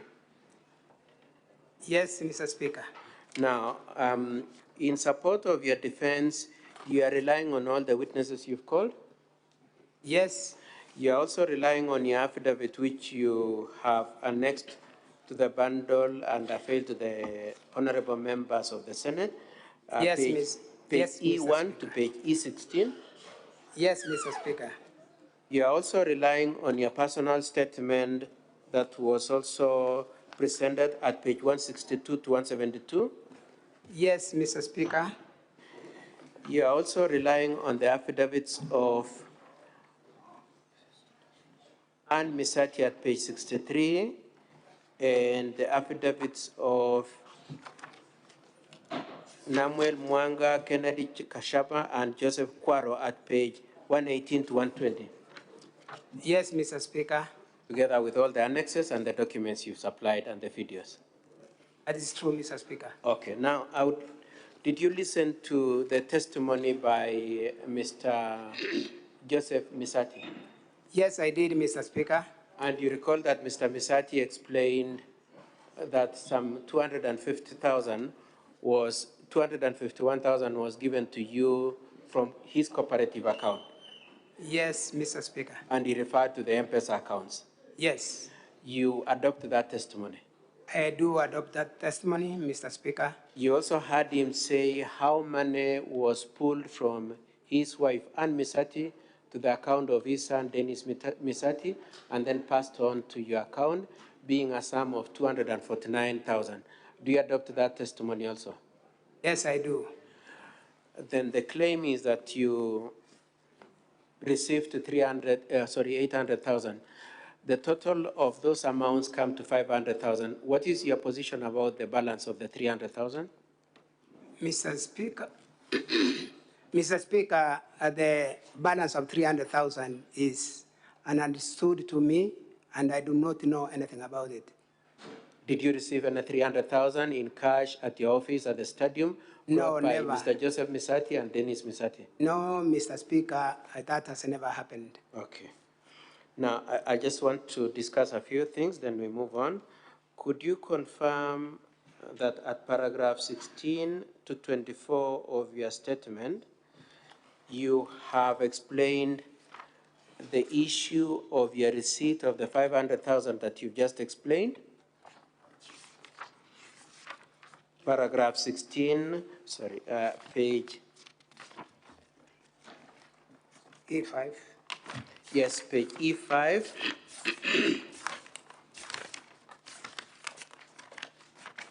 To page E6. You've explained the issue of the sum of E5 to E6. You've explained the issue of the 500,000. Yes, Mr. Speaker. Okay. The same way that Joseph Misati explained, isn't it? That's true, Mr. Speaker. Okay, so let me ask you a different question then from the testimony which you adopted. Let's move on then. What was the money for? The money, Mr. Speaker, that I got from Mr. Misati was a refund of money that I had given him earlier. And when did you give him that money? I gave him the money in October, November 2022. And so before this Senate, your position is that you are getting a refund of your money? That's my position, Mr. Speaker. And you have explained that in your affidavit? That's what I've explained in my affidavit, Mr. Speaker. Particularly paragraph 23 to 24, you've explained that it was a refund, isn't it? That is it, Mr. Speaker. At paragraph 26, you've explained the owner of the 500,000. Who was the owner of the 500,000? The owner of the 500,000, Mr. Speaker, is Mr. Joseph Doyle Misati. It belonged to Mr. Doyle Misati. Did it belong to Dennis? Is there any sense in which you could say it belonged to Dennis? I heard about this mention of Dennis and this money from this impeachment motion, Mr. Speaker. Okay. Now, did you see any documents to suggest that indeed Dennis, this was money from Dennis? Did you see any document or paper trail? No, Mr. Speaker. Okay. I want us to move at paragraph 24 and 25. You've made reference to the allegation that this story has been taken to ESCC. You've seen that? That this allegation of you having received 500,000 or otherwise 800,000 has been reported to ESCC. You've seen that? Yes, I've seen that, Mr. Speaker. What do you have to say about that allegation? Were you aware of any ESCC investigations? I have not been aware, Mr. Speaker, until this mention in these proceedings. impeachment. Yes. Okay. And have you been summoned by ESCC to account for this alleged 800,000 or 799,000? No, Mr. Speaker. You have not been summoned. At paragraph 28, you've discussed 27, paragraph 27. You said that Mr. Joseph Misati came with his 4 sons to your place, isn't it? Yes. At whose request was the visit? The visit was a request by Mr. Misati. It was a request from Mr. It was not you who summoned them, as Denny said? No, I did not summon them. Okay. And in that paragraph 27, you said Dennis and his 3 other brothers sat at a distance from you and Mr. Misati, Mr. Joseph Misati, isn't it? That's true. Do you have a rough estimate of how far apart you were? Mr. Speaker, we were in 2 different houses that could be probably 20, 30 meters apart. So, different houses and could be between 20 and 30 meters apart. That's true. Is there a point at which you were in a congregation of yourself, Joseph Misati, and the 4 sons? Together? Together, when they entered my home, we sat in the main house, and when they were served with tea, then we moved out. My question is, when, in the course of the visit, was there a point at which you were all together talking, discussing anything? No, Mr. Speaker. No, at no point. And both Mr. Dennis Misati and Mr. Joseph Misati confirmed that, isn't it? That's true. Okay. Now, I'd like us to move on to paragraph 29 and paragraph 30. What is your answer to the question raised by Dennis that this money was a bribe? Sorry? At paragraph 29 and 30, Dennis Misati says that this money was a bribe. What do you, and later on said it is a facilitation. What do you have to say to that allegation? Mr. Speaker, the 2 allegations are a new thing to me. I do not approve of it. I do not accept it. Did you receive a bribe from either Dennis or his father or both of them? Mr. Speaker, I have not received a bribe from my friend Joseph Misati, nor his son Dennis. Nor both of them jointly? Nor both of them, of course, jointly. Okay. Now,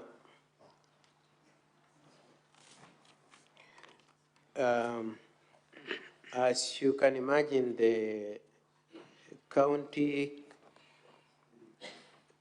councils are waiting to deal with you on what you said at paragraph 28 and 31. I would like us to just look at that for paragraph 28 and 31. At that paragraph 28, you confirm that Mr. Misati mentioned to you that his son had applied for a job. That is true, Mr. Speaker. He mentioned that to you. Yeah. Oh, yes. Paragraph 28 at page E6, honorable members in the DG's bundle. You say there was a conversation on that. Who initiated that conversation? Mr. Speaker, this conversation was initiated by Mr. Misati. And what was he saying? He told me he has learned that there is a job coming up. Okay. And in a Wasco in Kisii. Okay. And did you promise him that you would get him the job?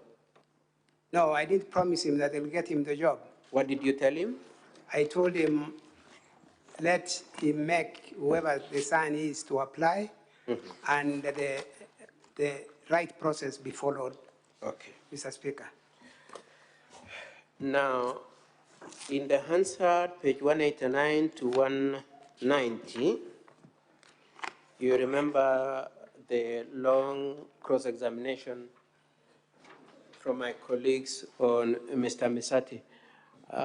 Page 189 of the County Government Bundle, Volume 1, is the answer of the events of the 29th, isn't it? Yes, Mr. Speaker. I would like you to read the two last sentences at paragraph 190 of what you said you did in reference to Ms. Wahito, the CEO of Quasco.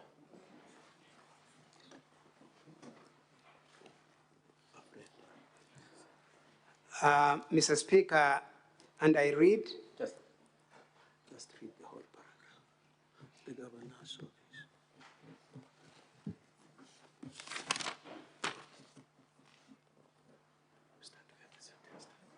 Okay, just start here. Mr. Speaker, You read from the last sentence at the bottom of page 189 into the first paragraph at page 190. Please read. Mr. Speaker, I read. Like any other leader, Mr. Speaker, this request came to me. Everyone, honorable members, know that Lucy in Wasco would work under like any and many staff who work under the governor's office, where I'm also the deputy to the governor. And so I indicated to Lucy, asking her if they had such kind of jobs, and she said yes. A friend is making a request that he gets his son a job, like everyone of us here would do. And she told me, let us wait for the process, and if he qualifies, we shall not deny him the job, and the discussion ended there. And apart from having mentioned to Lucy at this point in time, did you make any follow-up on it? No, Mr. Speaker. And Lucy said you summoned her to your office on 4th of May. What do you have to say about it? I'm saying no, Mr. Speaker, I've not summoned Lucy to my office. I have not. You did not summon her on this No. issue?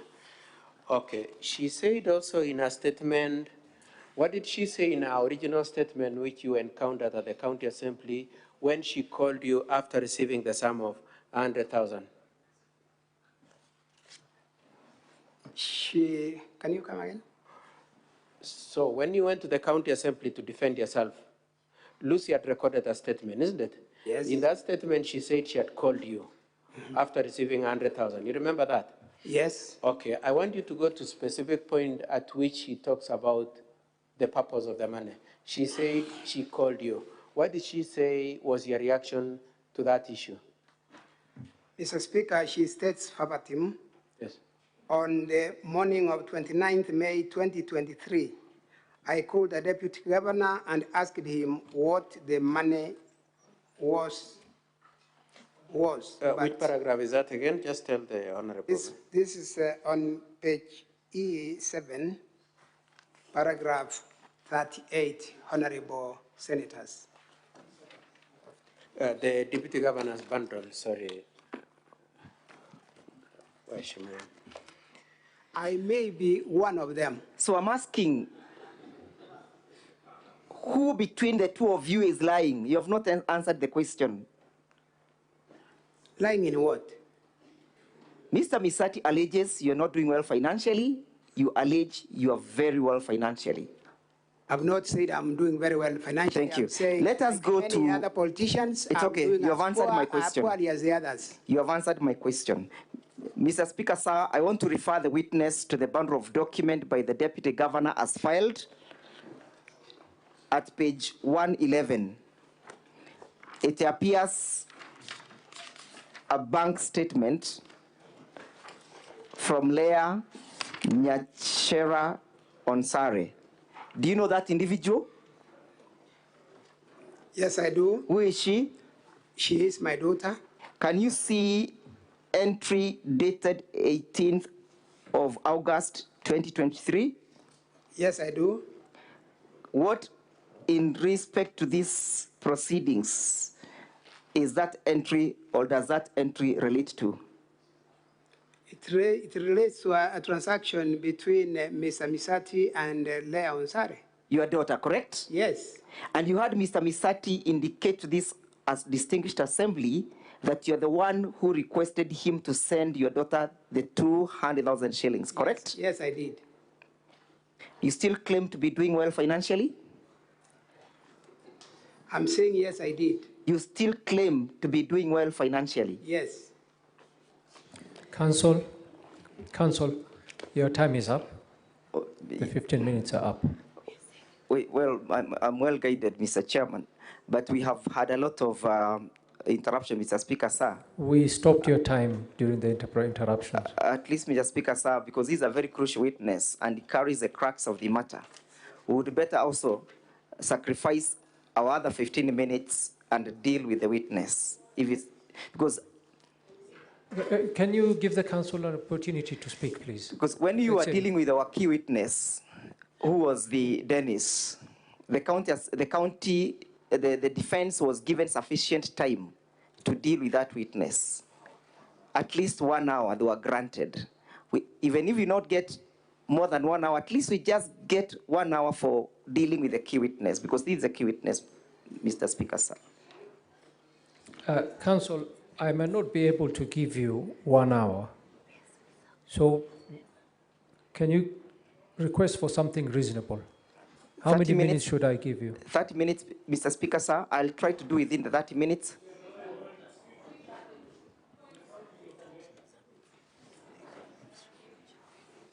No, we cannot take too many points of orders. Huh? I have Senator Mugeni first on the list. And on this side, I have Senator Cherargei. Those are the only 2 points of orders I'll take so that we can move on. Senator Mugeni.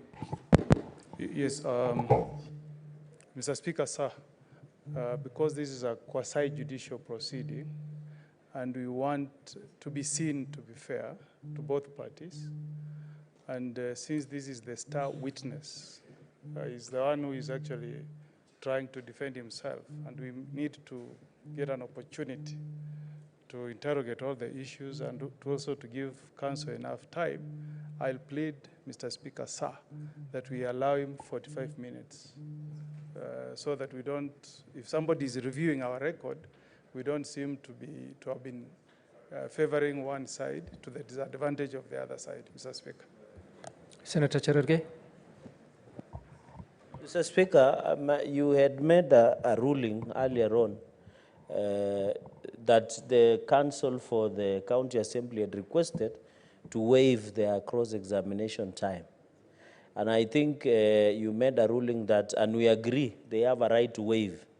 So if it is still their position that they can still waive cross-examining the rest, I think they had said 2 witnesses, so that that time can be added to the star witness of the defense, then I don't think there is no problem, because you had made a ruling that they can do that. Then they can still make that application and continue to receive the time that was meant for cross-examination to cross-examine the star witness, Mr. Speaker, because we really want to know what happened, Mr. Speaker. And I think that ruling you had made in the morning. I thank you. Okay, I will allow 2 more points of orders, and this time I'll take ladies. Senator Crystal Asige. Senator Crystal Asige. My apologies, Senator Crystal. Apology accepted. Thank you very much, Speaker. I had wanted to say exactly what Senator Cherargei said, that there was a ruling in the morning, and we had all agreed amongst us that we would allow for the council to reserve his time, remove it from 2 witnesses, that he said he would then instead use that time on this star witness, Speaker. Thank you, Senator. On this side, Senator Gloria. Speaker, I am of the opinion that as much as I understand that the ruling was made earlier, Speaker, But 2 points have been raised prior on issues of technicalities, even from the County Assembly Speaker.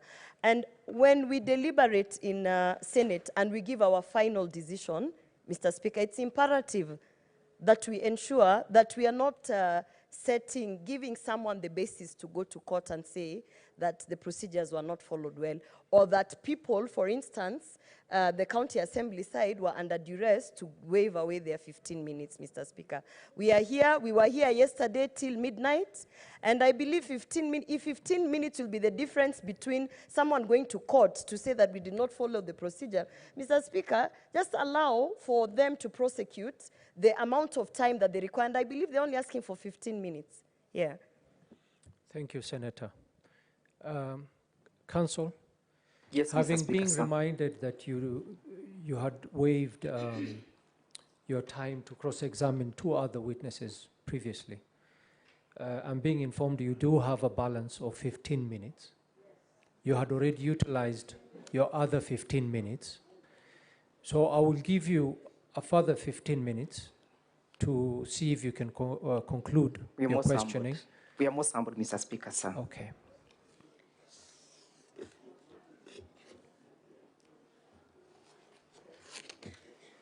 Mr. Witness, where did you meet Madam Lucy Wahito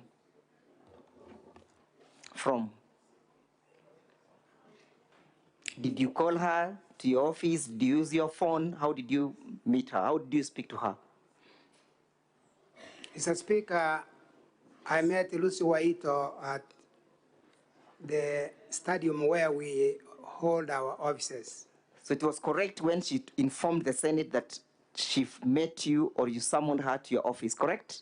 No, it was not a summon, Mr. Speaker. You called her to your office? It was a casual meeting out there. The governor had a different function, and I met her in that function. You met her in the function.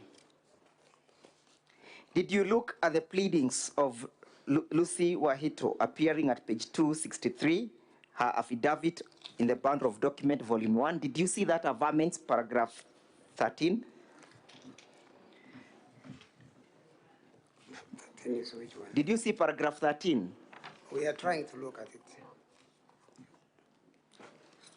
Of the affidavit.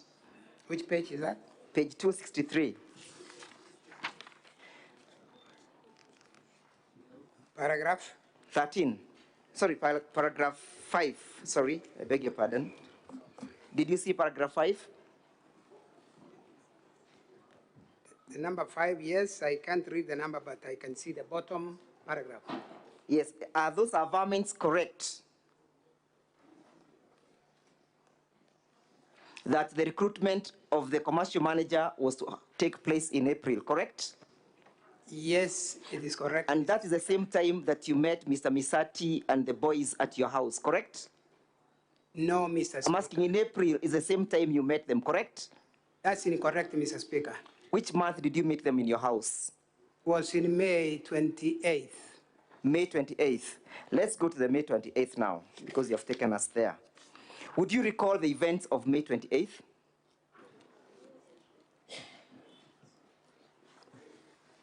Events of the whole day or events of Yes, that visit? the events that relates to these proceedings.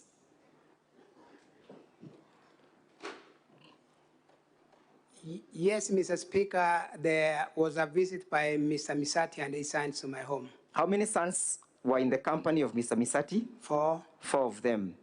Had you previously met Mr. Misati in your house? Previously? Not once, we met severally. Was it every time casual or usual for him to be accompanied by his 4 boys? Not for Mr. Thank you. Speaker, they come sometimes too. You have answered the question. So what was so unique about this meeting for the 28th of May that he'd be accompanied by his sons? Nothing unique according to me, Mr. Speaker. Thank you. Did you know that he was to be accompanied by his son at the time he was paying you a visit? No, Mr. Speaker.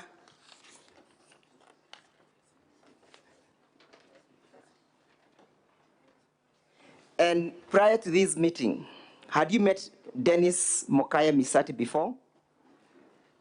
No, Mr. Speaker. And you say that you've been having a very good and healthy friendship with the family, correct? That's correct, Mr. Speaker. And for 32 years, you have never met Dennis, correct? You do not know him, you've never met him, you are friends with the father, and you do not know his children, correct? That's incorrect, Mr. Speaker. So you therefore know Dennis, correct? Mr. Speaker, allow me explain. I'm asking, it's not explaining, I'm asking you to answer the question. Is it normal for a family friend who has been friends with a family for 32 years not to know the children? I'm explaining, Mr. Speaker, that Mr. Misata have heard in this house in the morning that one of his sons lived 13 years away. It's okay. And therefore, I no way discount, Mr. Speaker. Listen to the question. When Mr. one Witness, of them lives away. you're wasting my time. Listen to the question. I want to discount the last 13 years of his life. Do not speak to the last 15 years apart from the 28th of May. Had you met Dennis before the 13 years? No. You have never met him, right? I've never. And you are good friends with the father? Yes. 32 years? Yes. Has Mr. Misati's family met your children? Yes. Have they grown up together? Growing up together and to what extent? Yes. Yeah, they know each other. They know each other? Yes. It's only you, the father, a good father, a loving father who has not met Mr. Misati's children. Some of our children met, some have not met, and I cannot speak that we have had that close Mr. Witness, with all the children. I put it to you that you are lying, that you have never met Mr. Dennis Misati. Did you listen to the testimony by the father? Yes, I did. Did you hear that the father confirmed that Mr. Misati's children knows you very well? Yes, that is said. So who between the two of you is lying now? None of us. Because if the children know... It's okay, me, you have answered the question. Them. I have not put a question to you. Honorable Senators, permit me to go to page 87 of the Deputy Governor's bundle of documents.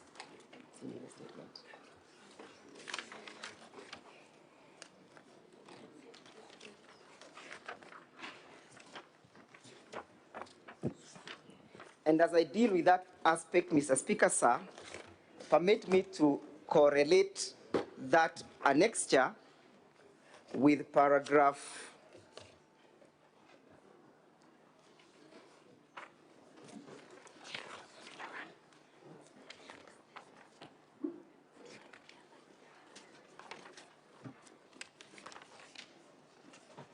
with paragraph 20 of his affidavit. Mr. Witness, it is in your evidence and testimony that you received 249,000 from one Dennis Misati, correct? I'm putting a question to you. I have not asked you to read. Did you receive 49,000 from Dennis Misati? Yes.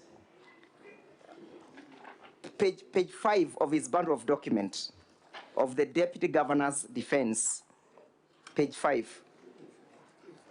Yes? And it is your varmints that he had received that money from his mother, correct? Yes. And that the 249 were meant to pay a debt that you had advanced to his father, correct? True. Had you previously, before this occasion, ever advanced money to Mr. Misati before? We are in that kind of... Had you advanced, yes or no? Yes, I had. Did you, how much had you advanced before, if you may remember? Before this occasion? I can't give one figure. Yeah, but just give us a figure, approximately. We have had exchanges of money, 100,000. Yes, thank you. Even before. Thank you. You have answered. Now, during the repayment of that, did he pay you? Yes. Did you involve his children in the repayment of that loan? No. It's an answer. Did you involve his children? No. What was so unique with this debt that you had to involve Dennis? Mr. Speaker, I have... What was so unique with this debt? I have not had an involvement of Dennis from my end. No. I received my money from one Dennis Joseph Misati. How he transmits it to me. It's okay. Not. You received money from Dennis, correct? I received money from. And it is your varmint, and you're trying to explain that the money was sent to Dennis by his mother. That is in your varmint, correct or not correct, Mr. Witness? That's correct. I got it from the parents. And you got it from the parents? Yes. And so I'm asking, because you have averred through your affidavit. You have averred through your affidavit. Proceed. You have averred through your affidavit that the money that Dennis received was sent to him by his mother, correct? That's correct. I'm asking a simple question.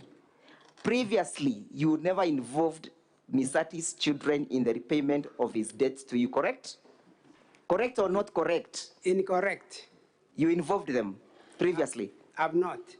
So what was so unique that Dennis was on this occasion involved in the repayment of the debt? I've said severally that it is not in my arrangement to have Dennis be involved in the transaction of the money. Thank you. From his parents. So did it ring bells to you that day that Dennis has now been involved in the payment of 249? No, I didn't find. Did you ask Mr. Misati why the money is being sent by Dennis and not the mother? Did you ask or you never asked? No, I didn't ask. How did you transact with that money upon receipt?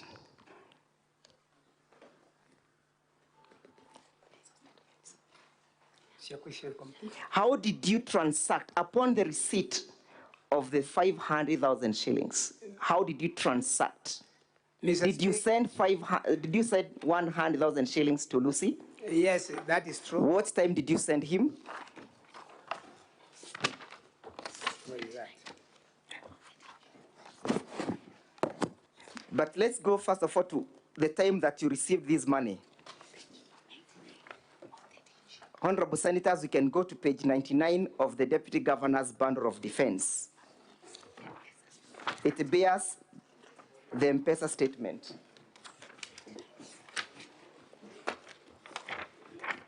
That is, he has only one volume labeled as DG, page 99 of the Deputy Governor's Defense.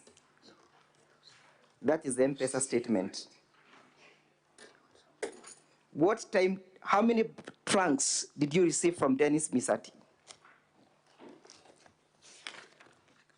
Can we get right directions? Because you talked of Lucy now. I've led you, Mr. Governor, to page 99 and 100 of your bundle of documents. Are you there? Yes. Can you see the first entries where Mr. Dennis appears? Yes. Can you see where he sent you 150,000? Yes. Which date was it? It was on 28th of May at 20:33:51. Confirm that he sent this money while he was at your house, correct? Correct. What time was it? Was it during the day or at night? It was at night. Did you need any cash money with that day? Of course, I needed my money back. I'm asking, not the money. Did you say you want the money in cash? Yes, I wanted money in cash. And whom did you tell that you wanted money in cash? Joseph Misati. Yes? Joseph Misati. And so Joseph Misati came before this house and testified that the reason why the money was sent to Dennis was that he could go and withdraw the money, correct? Correct. Where was it withdraw the money? What? Where was he to withdraw the money? Where? Of Yes. course, in the M-Pesa shop. Where exactly? Keumbu. Keumbu. Yes. From Keumbu to your house, how many kilometers is it? About 3. About 3. Does Dennis have a car?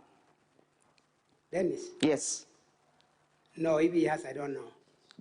Did you hear his father testifying that they needed a young man who could run very fast?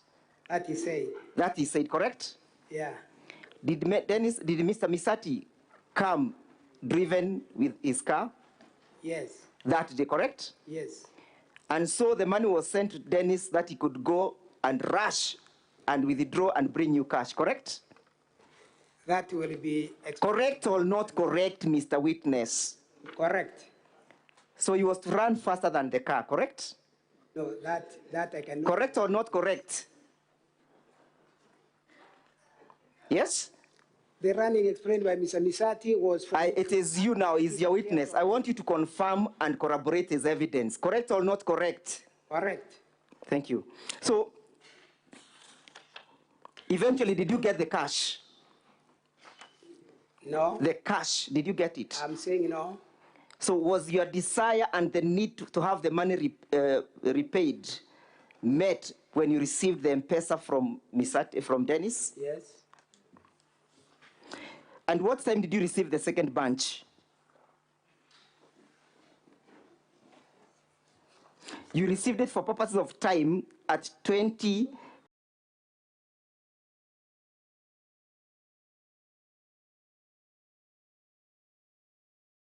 It was 2020, 37, 31. 2037, 31, correct? Yes. And what time did you send to Lucy? The next page, page 99. It was 21, 24, 13. How many minutes later? Calculation. Approximately 40 minutes later, correct? Yes. Yes? Yes. What was the need of you sending the money to Lucy at night? On a Sunday? I've already indicated I was intending to send money to Gladys. Yes. And by error... What actions did you take? When did you notice the error? The next morning. The next morning, because you slept, correct? Yes. You confirmed that you slept. You confirmed that you immediately slept after sending the money to Lucy. Correct or not correct, Mr. Witness? I'm not saying I slept. Okay. I lead you to the County Assembly Hansons. Did you appear before the County Assembly as I look for the page and confirmed that immediately you slept? Do you remember making that confirmation? Can you take us to the paragraph? Honorable Senators, I'm looking at volume 1, page 191.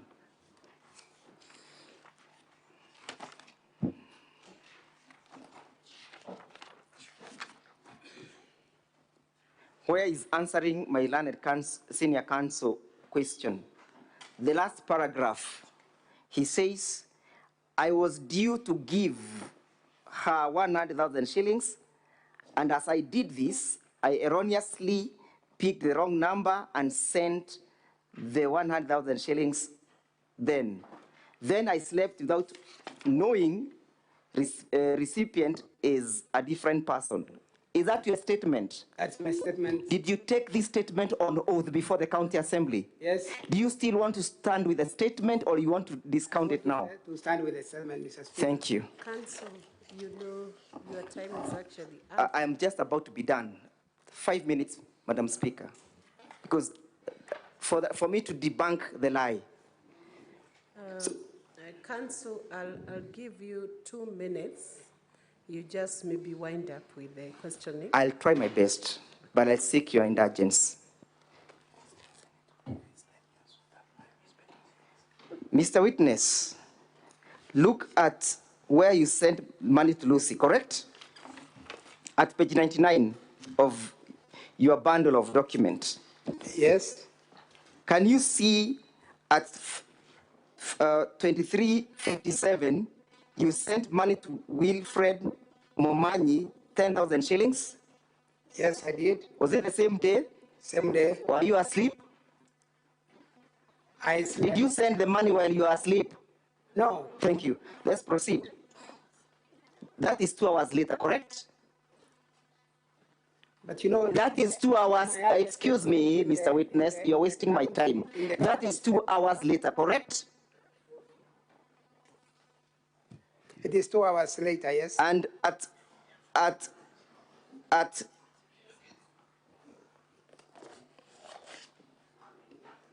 on the following day, sorry, at the same time, you also sent your lost, You also sent money to one Joseph Aurora, correct? 3,000 shillings, correct? Where is that? That is the next day, correct? Joseph Aurora. The next day, Next day is 29th, yes. you sent, had you noticed you had made an error that time? I did not. When you are sending 10,000 shillings to Wilfred Momanyi, did you notice that you had made an error? No. When you made an error, when did you realize you've made an error? After receiving a call from Lucy or your own volition? It was Lucy's call. It was after you received a call, correct? Yes. But on the same day, at 9:17, you sent 100,000 shillings to Gladys Amiga, correct? Correct. Had Lucy made the call at that particular time? Yes. Do you know what time Lucy made the call to you? I can't recall the exact time, but Lucy's conversion here was to the effect that she called at 8 while in Kisumu. So at this time, you had tried to make attempts to reverse, correct? When did you make the attempts to reverse the money? When I talked to Gladys is when to Lucy is when I was at 9, correct? Yes. Show us in your M-Pesa statement where the attempts to reverse the money has been captured. I failed. I didn't make Excuse me. attempt. Excuse me. It is not a capture. Yes, we understand that you failed. And when you fail to reverse, you are given an M-Pesa statement or position. That's what I'm Excuse me. Let me put this into context. And so can you allow him to answer? And that should be your final question, please. Yes, proceed. It is your statement that you claim to have tried and it was not successful, correct? Yes, that I've made it clear here in this house. Which USDD codes did you use? I've said I'm not an expert in IT, Madam Speaker, and therefore I was trying something I'd not done before. Which procedure did you use in your trials? I was trying to get somebody to assist me. Who is that you tried to get? The people who were in my compound then. Yes, for example, I didn't get one who could we understand. You may name one person that you attempted to initiate. One person? Yes. My wife? Your wife? Yes. Is she conversant with the reversals? That is where we got a challenge. She's not. She's equally not conversant? Yes. Mr. Daktari, confirm that you are a real doctor and not an imposter. Yes? Madam Speaker, you don't understand small instructions. Matters referred to here remain on the subject we are discussing. About my education, it is not a matter in. But you are well educated, correct? You are well educated, no doubts, correct? Madam Speaker, I would like to protest at the disrespect that has continuously been shown. Council Kigen, you can resume your seat for now. Council Degwa Jiro, your time is up actually. We have indulged and overindulged on the cross-examination. If you indulge me, I'll only ask one question about the phone book and I'll be done. No. Only one question about the phone book and how the mistake is alleged to have occurred, and I'll be done, Madam Speaker. Council, there was cross-examination on that issue of the phone book. We have not examined on it. So,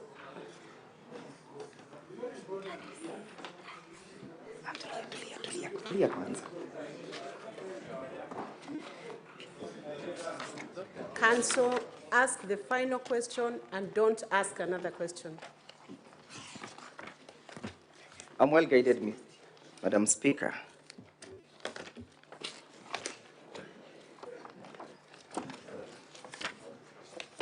Mr. Witness, let's go to page 117 of your bundle of documents, the volume from the Deputy Governor. But as we confirm this, confirm that these are an extract from which source? Where did you extract this information from? From my phone, Mr. Speaker, Madam Speaker. Who extracted it for you? I was assisted by somebody technical. Somebody technical? Yes. When were you assisted? When I was providing the evidence here. Was this a document that was typed or you directly downloaded it from your phone? It was done from my phone. It was typed, correct? Not typed. Yes? No. Which date was it done? Does that document bear a date? It doesn't. Does it bear any print showing the source of the document? Print. No, except for the names that are listed there. Except for the names, correct? Yes. I put it to you that you are the one who did this to try and choreograph your story. I'm not the one. Finally, when did Lucy return the money to you? Thank you, Counsel. That marks the end of that cross-examination. This is now time for re-exam. Madam Speaker, we had sacrificed, because at least there's something that has not yet come out. Gladys is alleged to have received money. We have not spoken about the story of Gladys. If you could just give us 5 more minutes and we can subtract from the balance of the witnesses that we have so that we deal with that issue. Because this is a very crucial witness. Remember, Madam Speaker, we sat through cross-examination of our key witness for 1 hour without interruption. But I'm happy by the magnanimous of the Assembly. Only 5 minutes, from which I'll invite my friend, Mr. Mutuma, to conclude. Counsel, this is a time-bound process. Yes, Madam Speaker. And you have been indulged over 5 times on your request for time. I think your frequent requests may not now be merging in with the time schedule that we have to complete the whole exercise.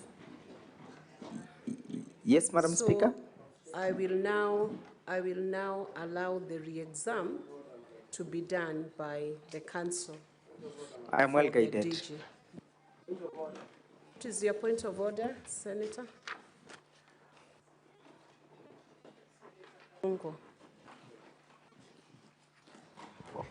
Thank you very much, Madam Speaker. I think if I heard the Council clearly, he's saying that they are willing to sacrifice more minutes from the other witness. And if they think this is what is going to help their case, Madam Speaker, we would want to hear them. And also I would want to remind the House, if we are time-bound, we should also be thinking and knowing that also the assemblies are time-bound, if you know what I mean.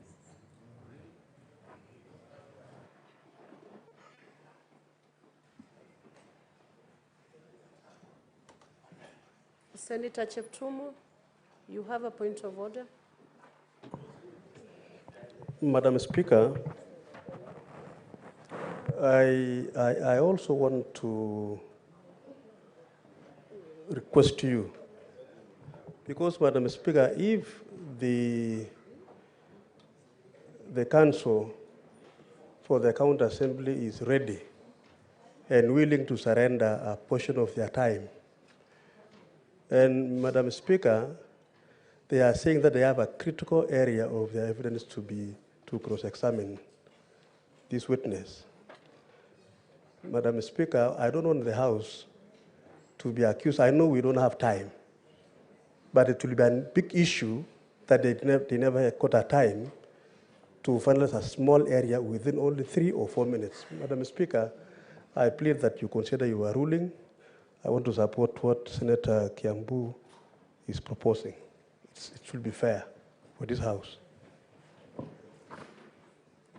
Because the issue is the same, I will allow one more intervention from Senator Enoch, and then I will make a ruling on it. Madam Speaker, it is the same plea. Listening to the Council for the Assembly, they are not asking to spend more time than they have. They're just asking to spend their time differently. I had another witness here say it's the way he manages his finances. So they just want to manage their time differently. I thank you, Madam Speaker. In view of the mood in the House and the fact that you will just take your minutes from another witness, I want you now to make a proposition on how many minutes you want to take from your other witnesses, and then we allocate you that too. finalize. Madam Speaker, you only take 6 minutes. 6 minutes, and Secretariat will take away the 6 minutes from their other time schedule. Before you proceed on, Senator Methu, and in under half a minute. Thank you, Honorable Speaker. I'll take very little time. I thought as part of procedure, it is fair that the Council would let us know which of the witnesses they are taking the minutes from, so that we know specifically from whom they are taking the minutes from, so that we don't get the witness and then they backtrack they know what they had donated. Senator Methu, to array your fears, I will ensure that we take out those minutes from either of their witnesses. We could even proceed from 3 minutes from each of the witnesses. He's taking 6 minutes, and the Secretariat can begin timing, and it will be strict. Thank you. Council Thank you, Madam Speaker. When did Lucy refund the money to you? Lucy refunded the money on the 30th of May, Madam Speaker. From the 29th up to the 30th, did you try to call her to ask why she has not refunded your money? Madam Speaker, I talked to Lucy and she told me she was at the airport in Nairobi landing for a meeting. Yes, which day did you speak to her?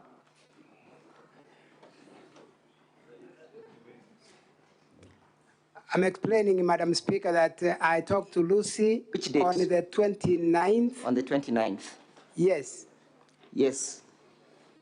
And the money was refunded on? The 30th, the next day. I yield the witness to Mr. Mutuma.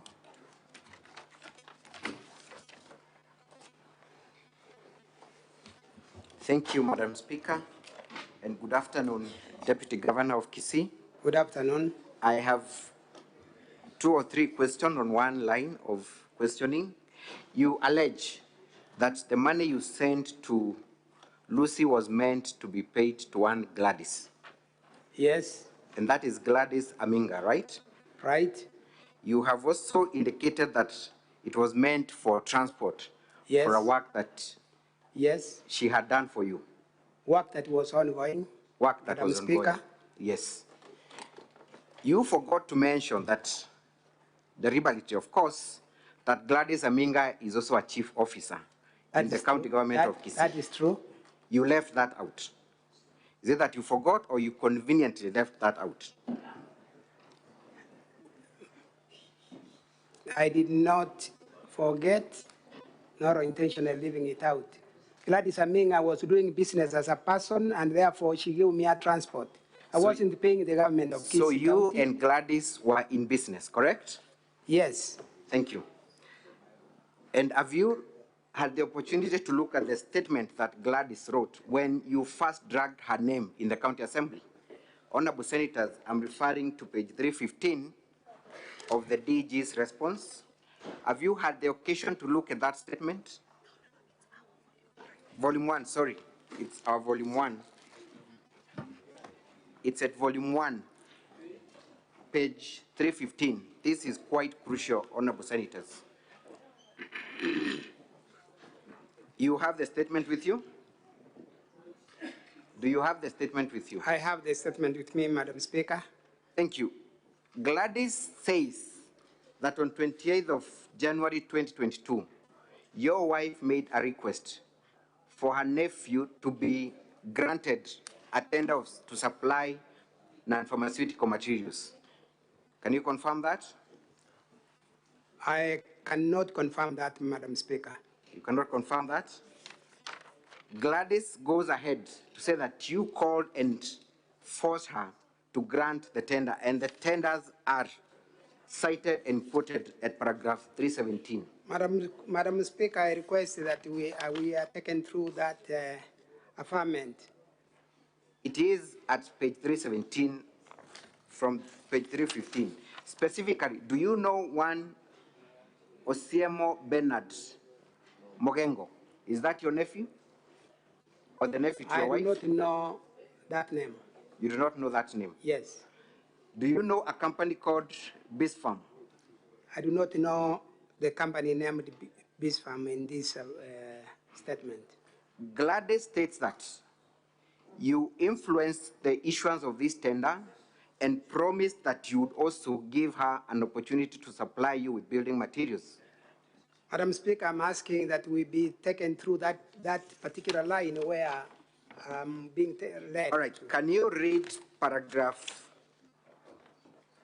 at page 315, the paragraph that begins, I became the chief officer.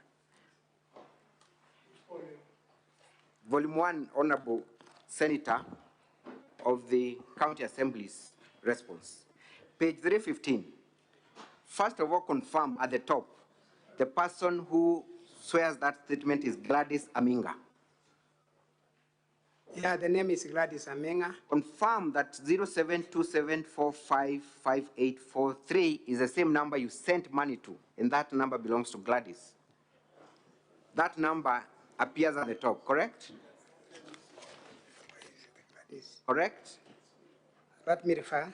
That is the same number, correct?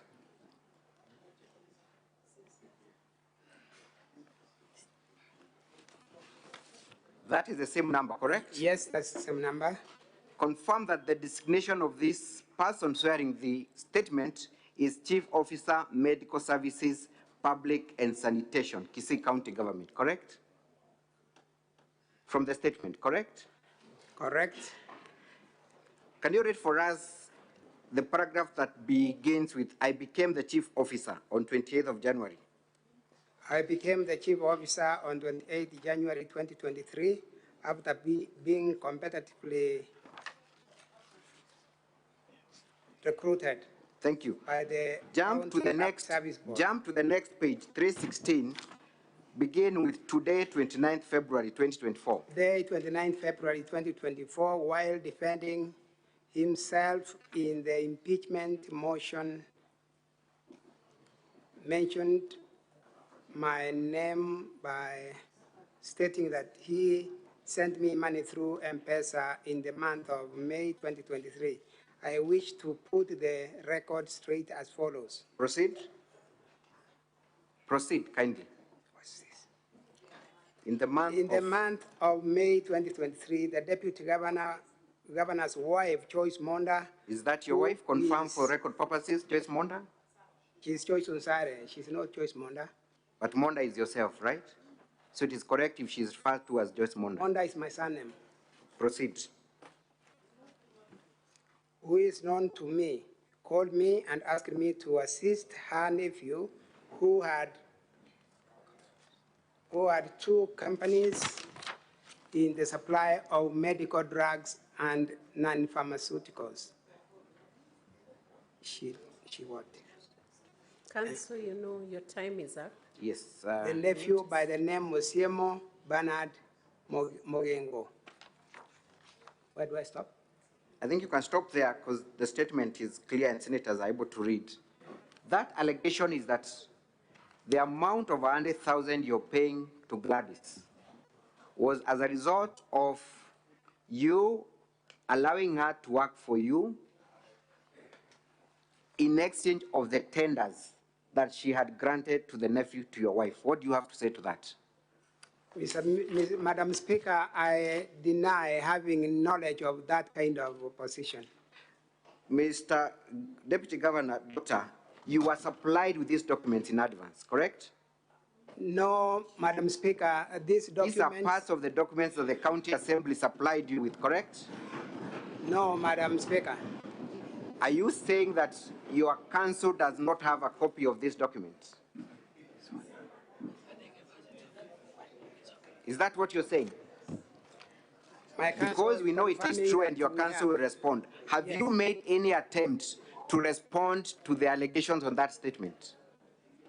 You have not. You have not challenged that allegation that you had knowledge of, have you? You want me to respond? Yes, proceed. Council, your time is now up. Madam Speaker, she's giving direction. Give your final answer on that.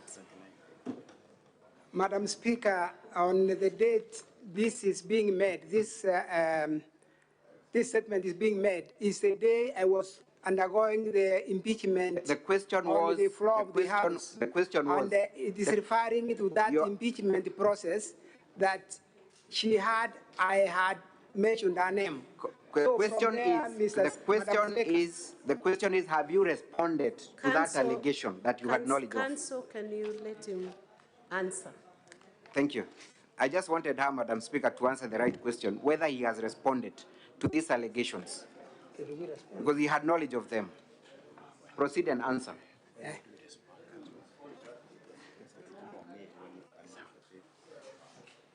Kindly answer that question. Have you responded? Madam Speaker, have you responded? It's a yes or no? No. So Lucy was not the only person working with the county that you sought to influence. You've been influencing other county officers as well. That is all for this witness. Thank you. Counsel Keegan, how much time do you need for re-exam? Could I request for 15 minutes, Madam Speaker? It's 10 minutes. Okay, I'll try, Madam Speaker. 10 minutes. Yes. I would like us to start with the issue of Gladys Aminga.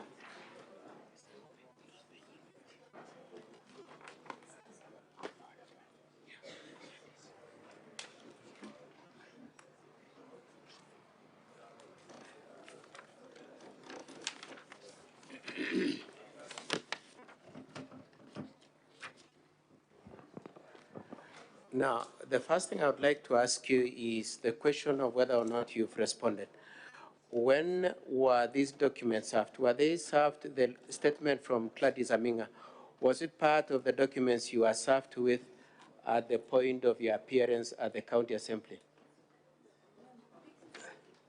No, Madam Speaker. And they were served when this motion was presented to the Senate, isn't it? Yes, Madam Speaker. And have you had an opportunity, an occasion where you could have filed a response to that statement? There has not been any opportunity, Madam Speaker. Okay. Now, I would like us to discuss the contents of that statement. My colleague repeatedly asked you whether it is true that you forced Gladys Aminga to give a tender. And the first thing I would like you to confirm, do you know this person mentioned in this statement? This Osiemo Bernard Mogengo, do you know him? I do not know him, Mr. Speaker, Madam Speaker. He's referred to as a nephew of your wife. Do you know that relationship? Are you aware of that relationship? Madam Speaker, if he's a relative of my wife has not brought him to me for introduction, so I do not know. Now, you've been asked also whether you know some two companies associated with that Osiemo Bernard, namely Peace Farm and Mobichem. Do you know the two companies? No, Madam Speaker. Now, you went through the statement together with my colleague on what he was referring to. Did you see anywhere where it is said that you forced her to give any tenders to anybody? No, Madam Speaker.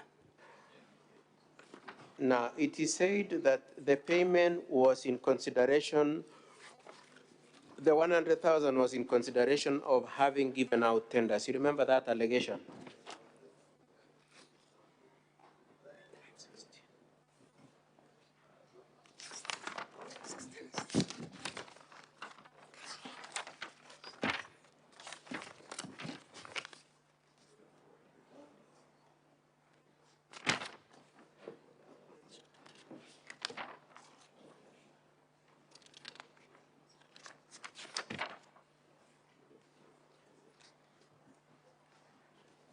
Now, you recall the question being put to you that it is alleged that you were sending this money because you had influenced some tenders. You remember that? Yes, that was the question. Now, what was the purpose of the 100,000? Madam Speaker, the 100,000 was part payment towards transport services that I got from one Gladys Aminga for construction materials. Now, I would like us to read what Gladys says and confirm whether she confirms that the payment was for services rendered.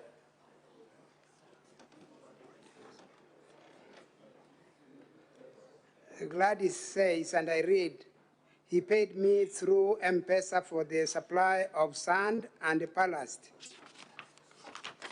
I have since learned that I made a mistake in giving the LPOs and I have never repeated. That is all I wish to state. That's Gladys Amenga. And so Gladys Aminga very explicitly explains that the payment, the remittance of 100,000 was a payment for services of transport and supply of sand and ballast, isn't it? That is true. And that's what you are paying for yourself? That's what I was paying for. Does Aminga, to the best of your knowledge, say anywhere that you personally told her to give tenders to anybody? Nowhere she said that. Yeah, okay. Now I'd like us to move on to a different issue. You've been asked whether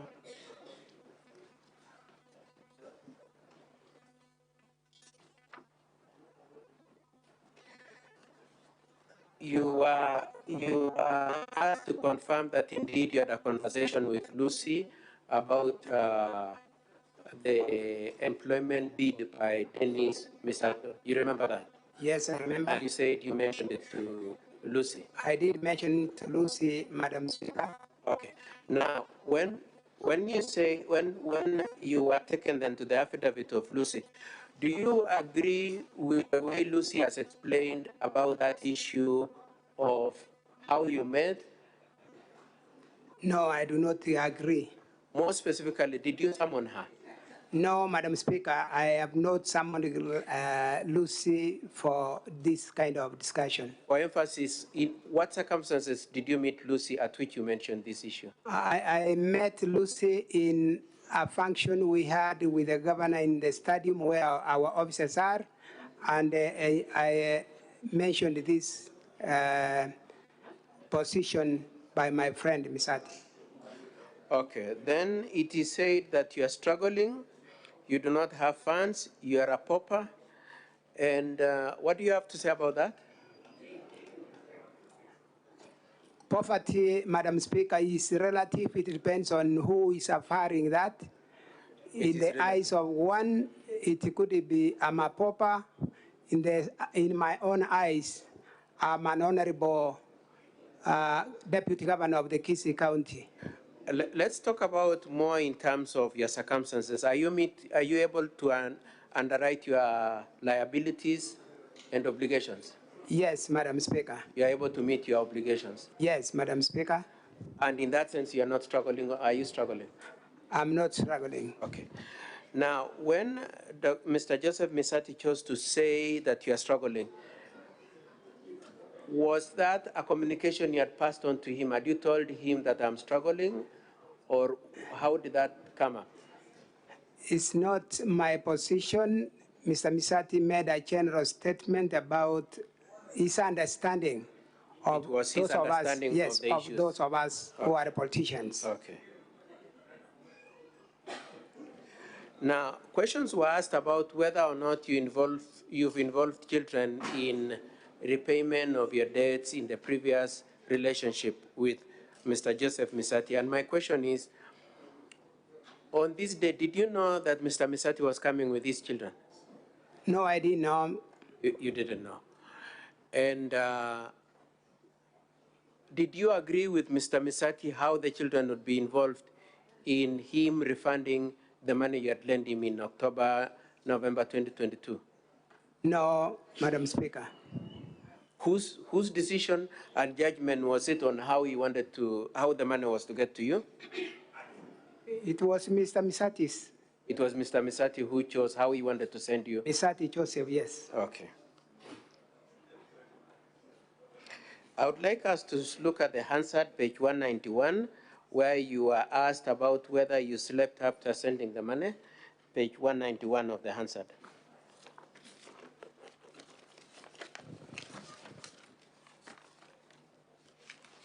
Where was that?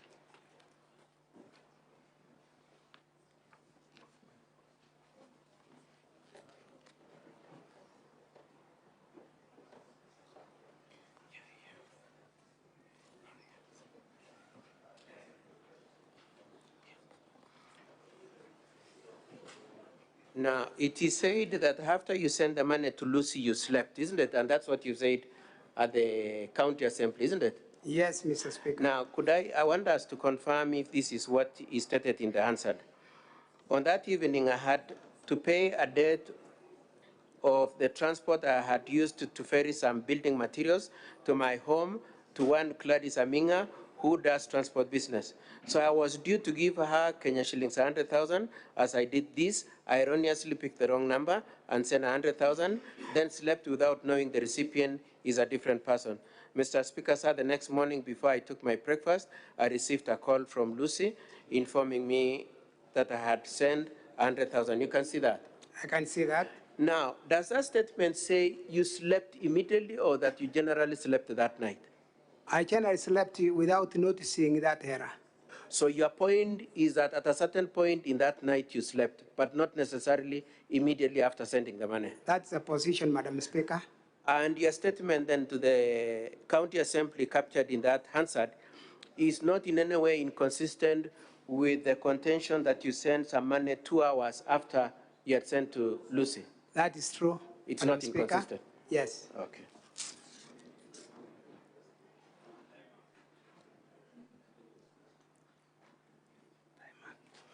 Lastly, just for emphasis, or rather 2 questions. Had Mr. Joseph Misati visited you with his boys previously? Yes, some of his boys, not all of them. Not, but from time to time he has visited you with his boys? That is true. And so this visit, was it unusual in any way? It was not unusual, Madam Speaker. Both in terms of him visiting you and coming with his boys? Yes. Okay. Did you at any point pressurize Lucy that you needed a job for your friend's son? No, Madam Speaker. Madam Speaker, I would like to leave my re-examination there. That's okay. Is that all for this witness? We'll now proceed on, councils, senators, to raise their interventions or clarifications that members may have. The board is full with over 15 senators who are interested in asking for clarifications. I want to propose that we take 4 on this side and 4 on the other side.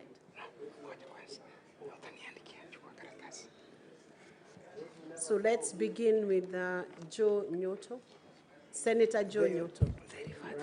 Thank you, Madam Speaker, for this opportunity. I just want to seek very short clarifications from the witness. And the first one is from the evidence of Joseph Misati, the friend.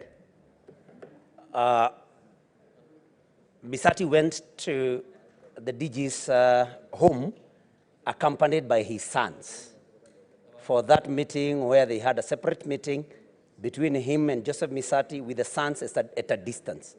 The clarification I'm seeking is, why would grown men, the sons, accompany the father to a meeting with a friend to discuss matters that did not relate to the employment of Dennis Misati? That is one. Number 2, when the witness sent 100,000 Kenya shillings to the MD of WASO, or WASCO,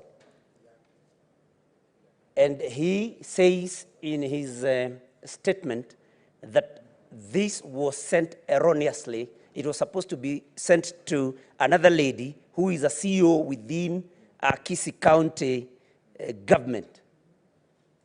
It took 2 days. Would the witness clarify? Because the usual, everyone sending money through M-Pesa is once you send an amount of money, then you will receive a message from M-Pesa detailing whom you have sent it to. Is the witness truthful when he alleges that he did not discover immediately that he had sent the money to the wrong person? And even if he did, he alleges that he was not, he did not have the technical know-how to reverse the transaction. But ideally, Madam Speaker, one would call the person to whom you have sent the money erroneously and request them, especially because this is somebody that is well known to you, request them to send the money back to you, which did not happen until the following day when the MD called the witness herself. Thank you, Senator Newton. Allow the witness to respond.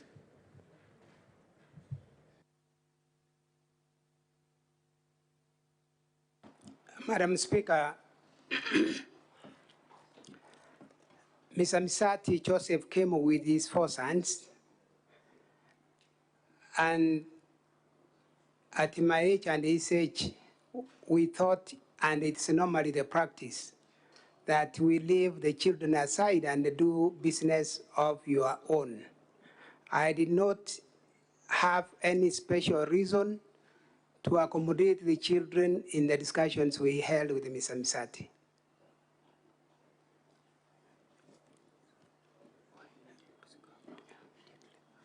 When, question 2, when I sent money erroneously to Lucy, the MD Wasco, I've already indicated that I slept without noticing the error.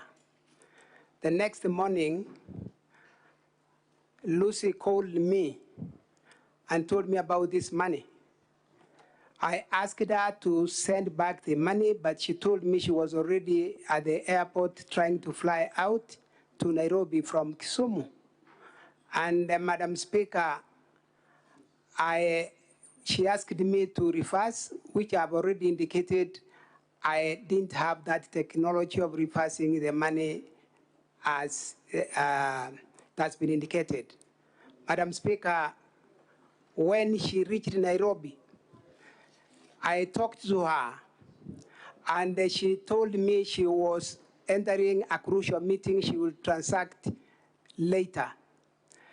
On the issue of reversing the money, Madam Speaker, I came to learn when I received these statements in this impeachment that it was that Lucy, having received the 100,000 from me, immediately after spent 5,000, and therefore it did not remain, and I will refer the honorable senators to that page where Lucy has received the 100,000, and immediately after has drawn or paid out 5,000, reducing the money from the 100,000.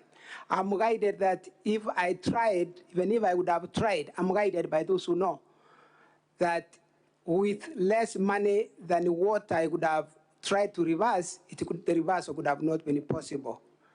That's my response, Madam Speaker. Senator Enoch Wambua.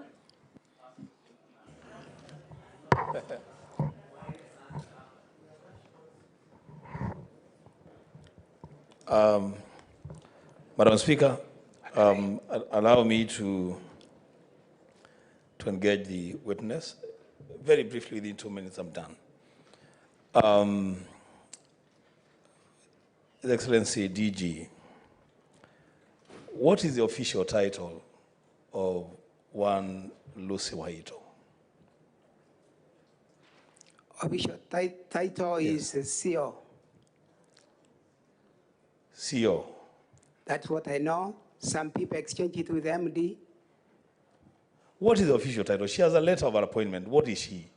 Is she an MD? Is she a CEO? No, that one CEO? I cannot take a position on which title she holds. You can't.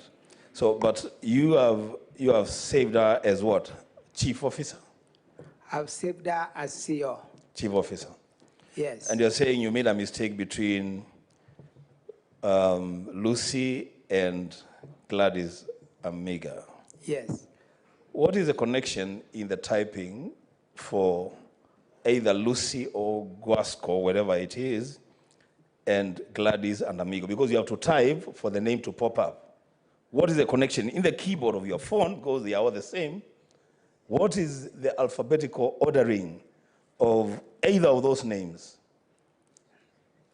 When you look at what we have attached there, Lucy and Gladys are next to each other.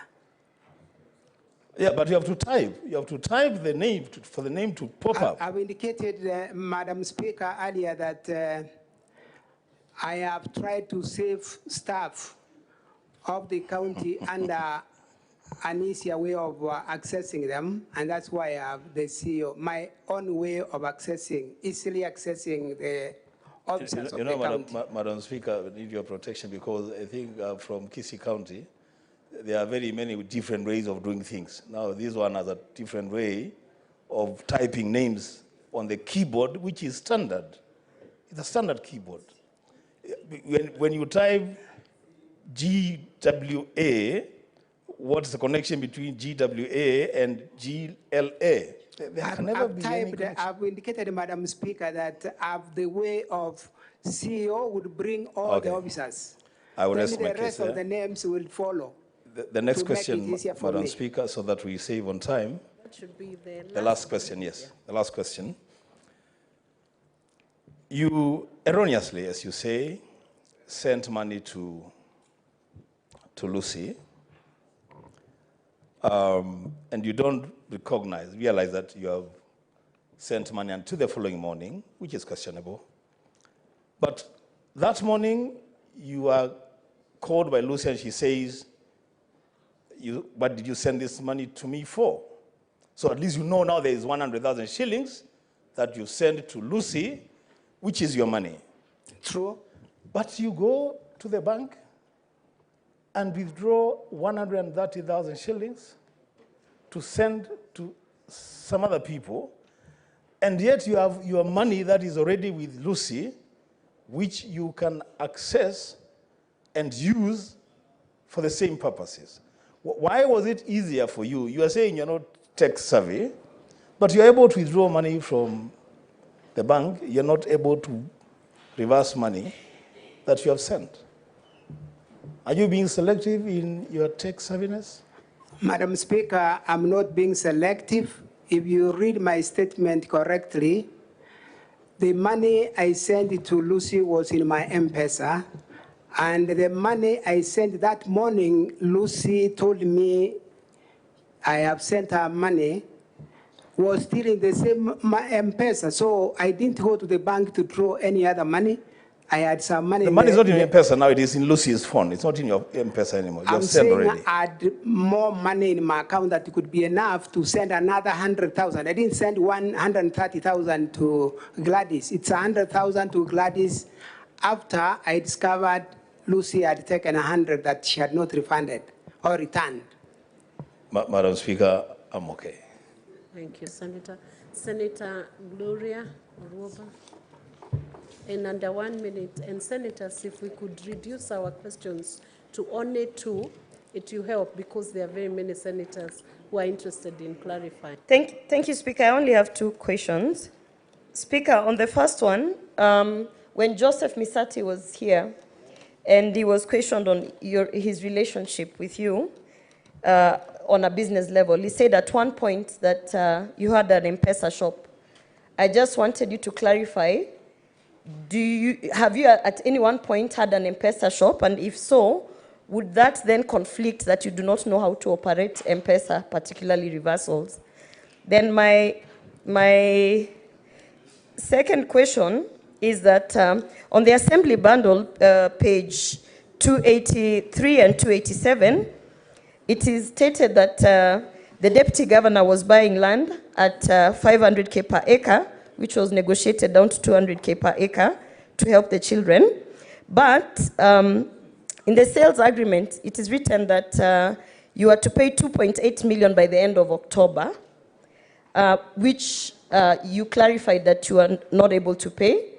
And then the question is, after that, you actually paid 500,000 to Joseph. So the question is, where did you get the money? Because those two are conflicting. Thank you, Mr. Speaker. Madam Speaker. quick, Madam short Speaker, answers.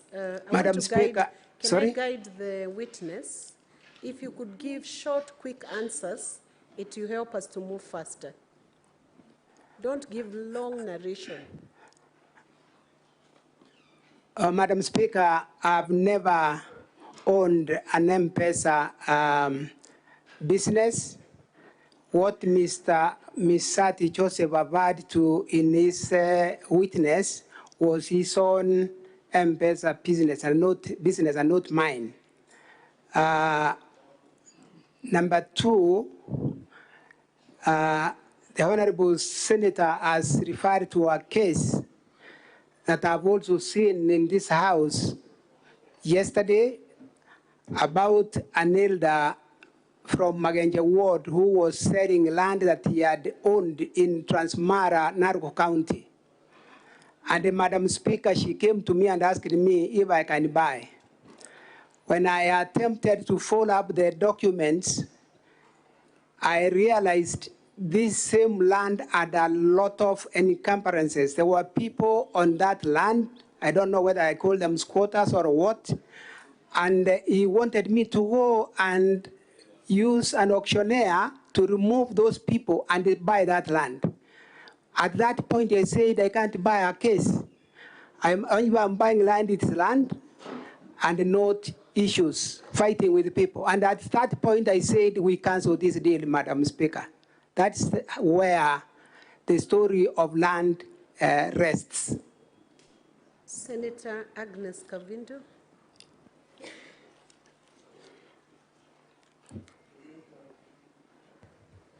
Thank you, Madam Speaker. Mine is a follow-up question on the M-Pesa to Lucy. Madam Speaker, when he was giving his evidence, he said that he did not know how to reverse the money, and he was looking for somebody to reverse the money for him. And I'm wondering if he looked for someone for 2-3 days, and he could not get anyone who could reverse that money, even after Lucy had told him that the money was there, and after he had confirmed. Madam Speaker, this one raises a lot of questions. And number two, he talked of not knowing his best friend's children. And yet when his friend was giving evidence, he said that there is even a time he called him to go and fundraise for the children's school fees. Madam Speaker, I don't understand how I can be called by my best friend to go and fundraise for his son or his daughter, and I cannot be familiar with the same daughter. Thank you. Witness, DG. Madam Speaker, I've indicated that Lucy called me on the 29th, on the morning of 29th May. And that is the time there was this conversation on the erroneous sending of money. And she was on transit. I called her later when I asked her to send me back the money, but she was in Nairobi in a meeting. That is on the same day of the 29th of May.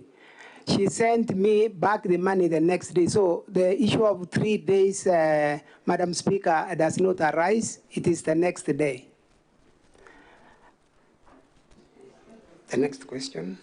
The issue of children. Familiarity of children.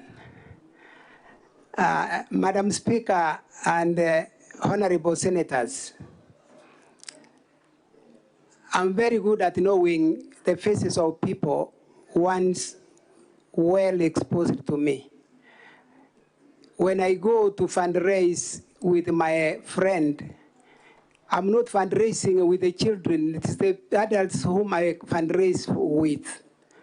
We sometimes do these fundraisings, all of us, honorable leaders, honorable senators, with the people in the village, the invited guests, and therefore, we may have our children out there, some in school, some wherever they may be, and I will want to still remain that I cannot identify all the children of all my friends. it is not possible for anyone, and I will be lying if I said that, Madam Speaker. Senator Charadike. Thank you, Madam Speaker. I'll be precise with an eye of a military marksman. One, Mr. Deputy Governor, can you table your evidence? Can you table a phone as part of the evidence now so that we can cross-check those numbers that you're talking about, Wahito and Aminga? Number one. Number two, what is your relationship with other leaders in Kisii County? Number three, who ensures that there is proper budgetary utilization of funds in Kisii County? And finally, how do you feel that the father of Dennis, how do you feel that your brother testified against you? And how do you feel the father testified against the son, Madam Speaker, so that we get the feeling that is happening? And finally, what is your relationship with the governor, Simbarati? I thank you, Madam Speaker. Madam Speaker, as I respond, I will request that where I'll miss some of the questions, the Honorable Senator would remind me for tabling the phone. I will request your directions, Madam Speaker, that I'd left my phone with my security out here. If the Sergeant at Arms can get the phone for the view by the Honorable Senators. That's my request, Madam Speaker. Sergeant at Arms, you can assist him, so he can just open the page where the list of names was downloaded. To answer the rest I have no of the objection, questions. Madam Speaker, if they can be doing that.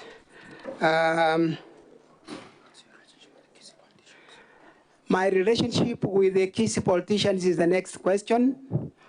And Madam Speaker, I've been a politician for some time now. And I can confidently say I have very good relationship with my colleagues, politicians in Kisii. And in circumstances where we do not agree, we have sought to solve and make ourselves agree as politicians. I hope I've answered that. I have a very good relationship with my colleague politicians across the board. On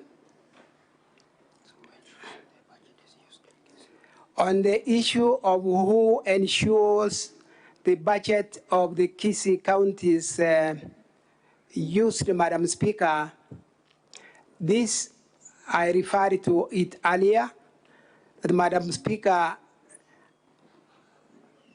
I will say it is the CEO, the Chief Executive Officer of the county to ensure absorption of resources given by the government, the national government. The budget that you give us from this house is used effectively, Madam Speaker. And so that's my affirmation that there is a CEO to ensure we spend our resources. On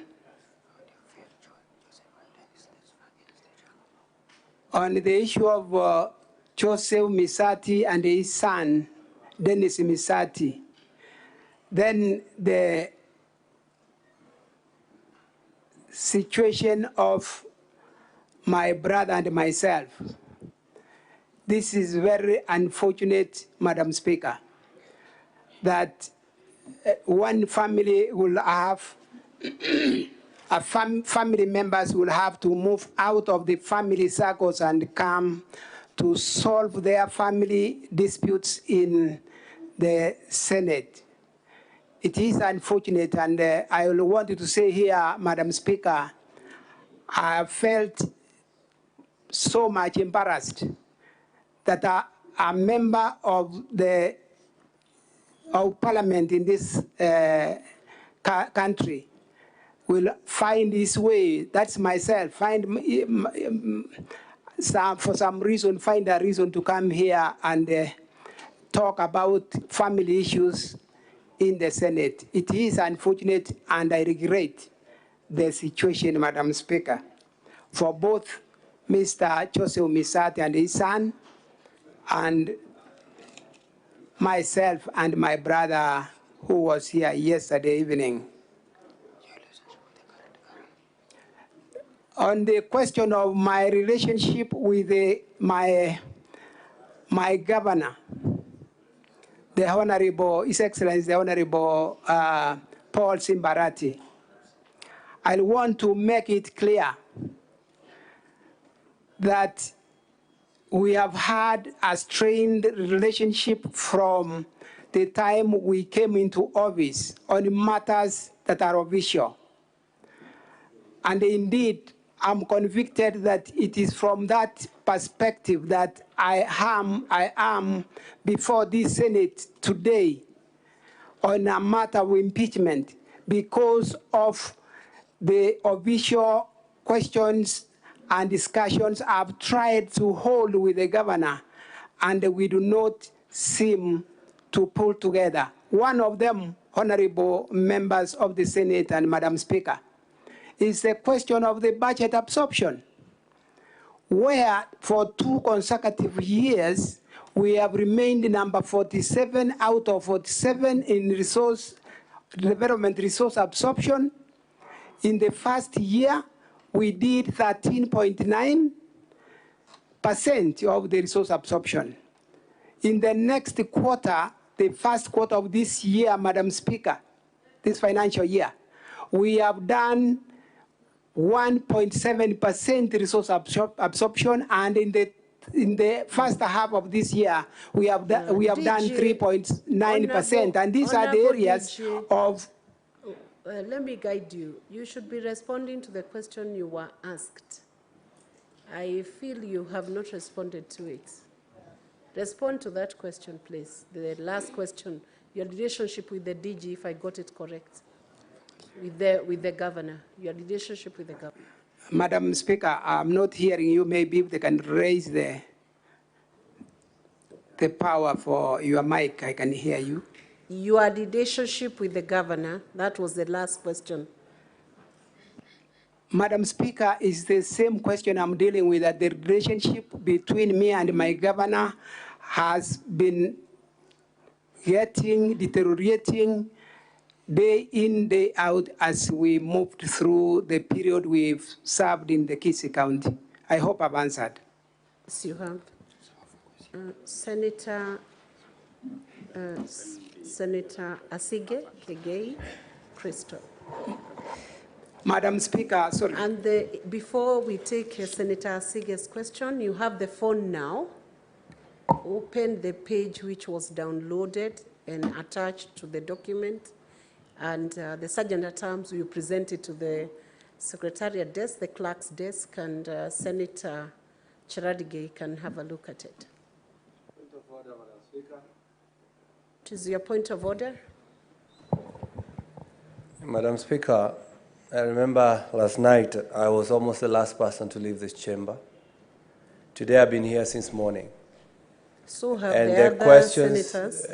let me ask my question, Madam Speaker, with all respect. And the people who are asking questions in the previous session, they are the same people asking questions. Just tell me why I'm here.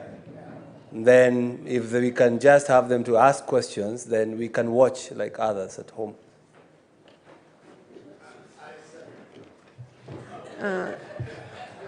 Senator Karungo Dhangwa, just on a point of information, you have been in the House, and that is a legitimate expectation of the people who brought you to Senate, that you should be in Senate attending to proceedings. You have been attending the proceedings, and other senators have also been attending the proceedings of this impeachment. And I believe all senators have an equal right to seek clarifications and seek questions.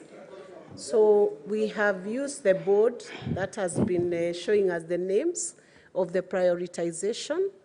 So I would urge you, when you want to clarify, you always press your button early, so that, because we use it as a guide on the speaker's side.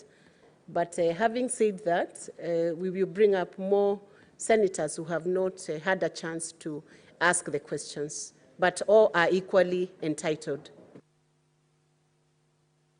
Senator Asige, yes, as the phone is making its way to the Secretariat desk. Thank you, Speaker. If that comment by Senator Thangwa was directed at me, I have to assure him that yesterday I only spoke one time. So I'm not one of the ones who have spoken a lot yesterday. Speaker, I want to speak on behalf of the struggling politicians, because I feel like I am one, whereby if I were to be missing 100,000 shillings in my M-Pesa, I have to admit, I would definitely notice immediately. And that's where my particular question will focus. And I wanted to just engage the DG, if you would allow me. Mr. DG, could you kindly just clarify how you make M-Pesa transaction? Is it through the M-Pesa app? It's through the M-Pesa app? Yes. Oh, it is, okay. It is, Madam Speaker. Okay, great. So you are somewhat tech savvy, then that has been confirmed. I also want to just confirm the process through which you transact on M-Pesa, and maybe you'll agree or disagree at the end. Number one, Speaker, I'm aware that when you use the M-Pesa app, you have to choose the person that you're sending money to, the recipient. And the next stage is to put in the amount that you want to send. And the next stage is to put in your PIN. And then there is a pop-up that comes which asks you to confirm that those details that you have input are correct before you either cancel or accept that transaction, whereby you would have seen the recipient's name pop up on that, inaitwa hakikisho in Swahili. And then once you have, if you said accept, if you confirm that those are the right details, Speaker, you press accept, and then, as another senator has said, you'll receive a transaction confirmation with the exact same details, so that you can confirm that you have sent the correct amount to the correct person at said time. Now, with all of those different confirmation opportunities, I wanted to really clarify, because he uses the M-Pesa app, and you have to be tech savvy to use it. How did you not see those confirmation pop-ups that came through the M-Pesa app for you to confirm whether you're sending the money to the right person? Thank you. Madam Speaker, I've already heard that, I'm sorry, that I missed those pop-ups and sent money knowing that I've sent the money to the right person. I missed those ones you have named. I do not know how you send it. Mine is getting the name and the number, and then I send. So I missed that, Madam Speaker. Okay. Senator Joyce Korir. Thank you very much, Madam Speaker.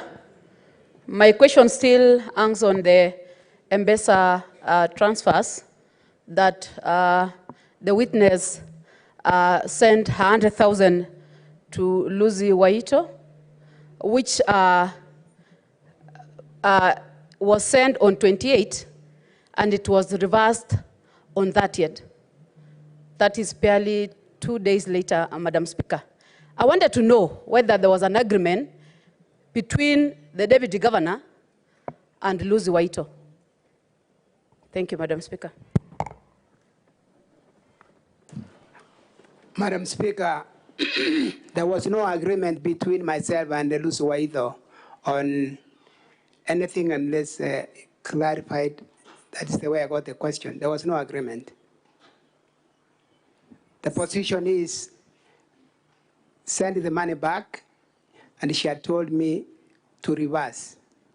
That is the position at which we left it. Okay. Senator Mwinyi Haji Mohamed Faki. Thank you, Madam Speaker. Mine is also on the same M-Pesa transaction. When you send the money on the, is it 28th? 28th yes, of 28th. May, did you confirm that the money had gone? Yes, the money went. So, but you didn't confirm to whom it went? Is that what you're telling us? I didn't read that name and get to know that it is where I was sending the money to. That is what I'm saying, yes. Yes. So you confirm that the money was sent to Lucy. Was it Lucy or? Lucy. That same evening?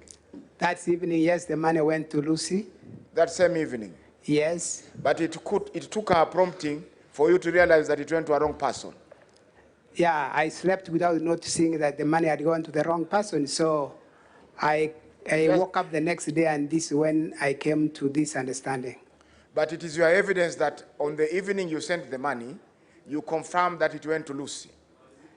No. It was erroneously sent to Lucy. That's what I'm saying. That's all.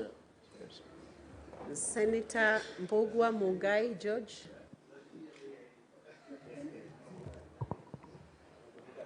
Thank you, Madam Speaker.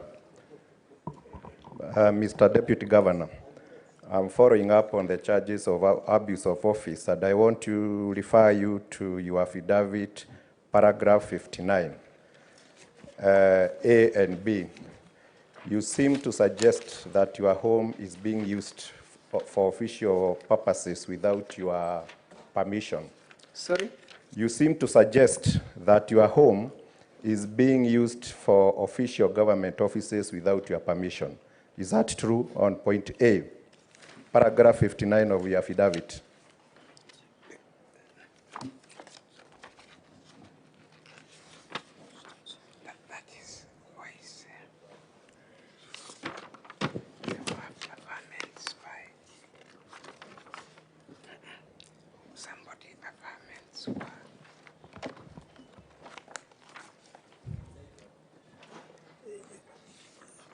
Madam Speaker, can we go ahead with the question?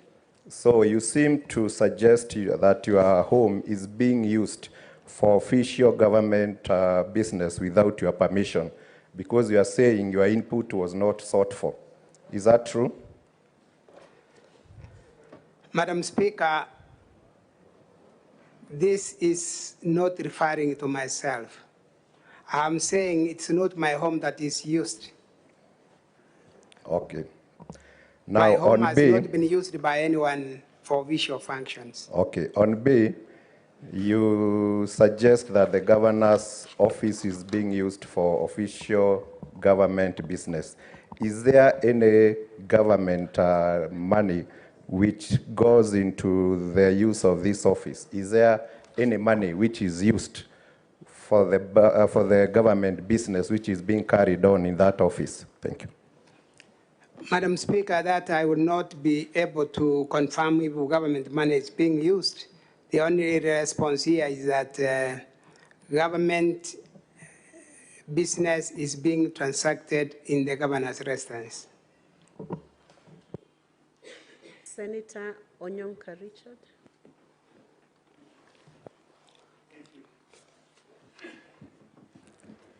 Thank you, Madam Speaker. Dr. Monda, I have two follow-up questions. The question that you've answered about government business taking place, could you explain what that statement means? In other words, are you trying to say that each and every government transaction since the governor took over in Kisii County has actually been conducted, including cabinet positions, including cabinet meetings, and you as the DG were holding cabinet meetings in the governor's house? And if you can, I would hope you to explain what the government says in terms of where the governor or the president, which place should they operate from. The second question I want to bring you, Dr. Monda, Madam Asigi raised a very interesting question, but I thought, and I'm not on a fishing expedition, I thought you got confused. Do you know the difference between an M-Pesa app and M-Pesa Kawaida? Madam Speaker, I may be lost between the two. Yeah, can you explain if you can? Lastly, this money that you sent erroneously, have you ever sent any other erroneous money to anybody at any one time? And did you get a reversal, and how did you claim that money back? Thank you. Madam Speaker, with your permission, I may start with the M-Pesa.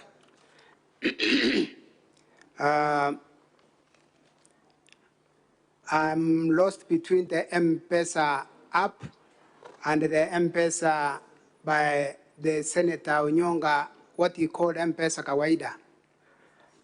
Madam Speaker, I may be on the Kawaida M-Pesa because I have not heard the difference between the two.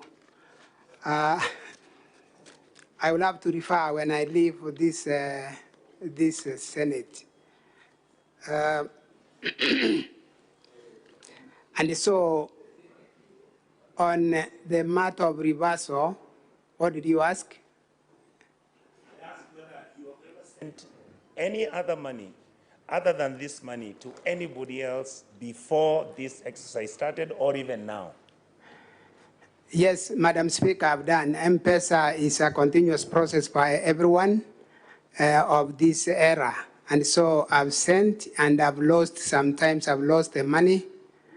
And sometimes when I'm able to call and get the money sent back, I have succeeded to get the money back. This happens all the time. And I think my considered opinion is that it is for that reason that the Safaricom decided to have the two reversal and even sending back. Madam Speaker, on the first question,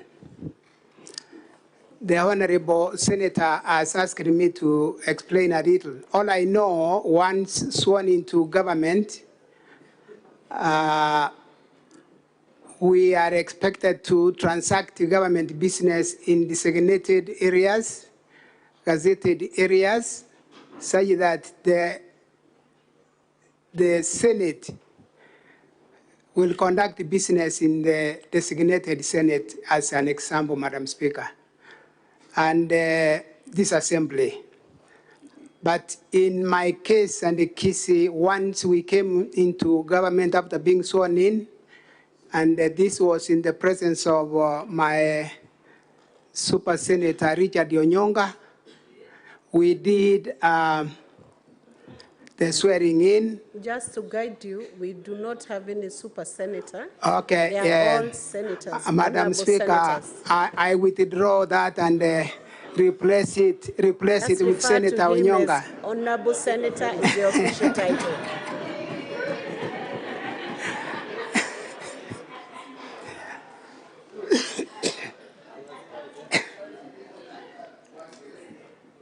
Can you continue with the answer? Yes, Proceed on. Madam Speaker, once we were sworn in, the previous governor's office by the former governor was of course available, but we did not occupy that space, including my space as a deputy governor, on grounds that my governor will want to do renovations to those offices before we occupy them. And therefore, we had to start operating from the holding rooms of the Kisi Stadium. And we've remained in those holding rooms in the stadium until today as I speak here. Madam Speaker, if I were to be impeached by this motion, I wouldn't have stepped into the official gazetted governor's offices in Kisi as at now. And after a short while, Madam Speaker, at the stadium, my governor, His Excellency Mbarati, decided to start conducting government meetings in his own residence in Motonto village. And this has remained the position of the Kisi County government over many years without imputing any wrong motive, Madam Speaker. We have found ourselves in a situation where even the Judicial Service Commission visited Kisi, and we were required to go to the rural home where we went and we held that meeting there, and it was painful for me having the Judicial Service Commission conducting an official meeting in a private residency. Madam Speaker, this is the scenario in brief in Kisii. The CECs will find their way to that home every day. The chief officers the same, and the directors the same. Madam Speaker, at some point as I raised this matter, I started getting excluded from attending those meetings, and without getting, and totally not getting information that there is any meeting going on anywhere where a deputy governor can also attend. That is the scenario in Kisii. I want to stop there, hoping I've answered the Honorable Senator's question, inviting this Senate to visit Kisii and see by yourselves, Madam Speaker, that that's the scenario we are in Kisii County. Thank you, thank you. Senator Karungo will be the final one, then we'll take a direction on the remaining. We have about 17, and we'll have to take a direction on how we go about it. Meantime, Senator Karungo, very quickly. And thank you. Mine are very brief, Madam Speaker. And I would start by asking the Deputy Governor, Mr. Deputy Governor, why would your brother be so bitter with you that he would want you to lose your seat and go live with him at your father's house, at your father's farm? The second question, yesterday I asked Dennis a question, and I asked him if he got a job after giving the 800,000 bribe, would he tell anybody, would he go to the police? And his answer was no, I wouldn't have gone to any police. I would just be enjoying my job. Now, in that line of thinking, would I say Lucy Waheto, would I be right to say Lucy Waheto also came here because probably you did not give him all the money that he wanted? Probably you did not give her all the money that she wanted. Out of the 800, maybe she wanted 400. You gave her 100,000. Then there were 2 days of, are you sending more? Are you sending more? And then if you're not sending more, I'm going to refund the money. And that is exactly what happened. Would I be right to say so? Madam Speaker, I will start with that last question to say no, the Honorable Senator will not be right to say so because we've not had a discussion with Lucy Waheto beyond the erroneous transaction of money. The other one is about my brother, and I've said it's a sad scenario that the entire happening is simply intended to drag my name through the mud. That's all I would want to say, Madam Speaker, that my brother is in that pain of not supporting me in the past in the elections, but I've continued to win. And after the elections, my brother has not been happy, and he believes the campaigns continue beyond the time we were elected.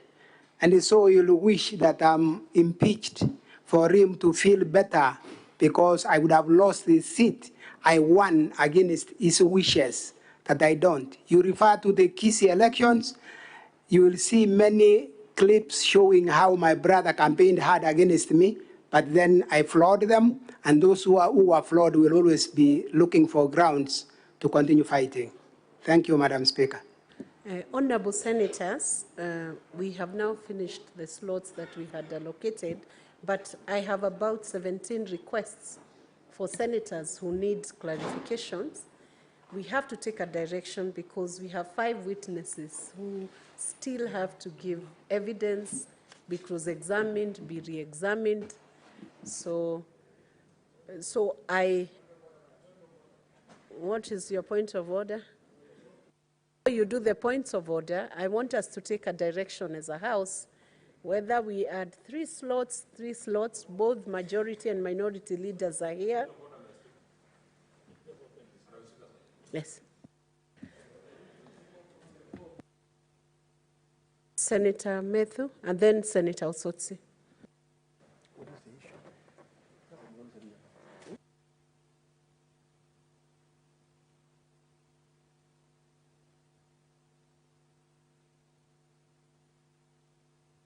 Senator Osotsi, meantime, raise your point of order. Resume your seat. I invited you to use the dispatch box. You move first.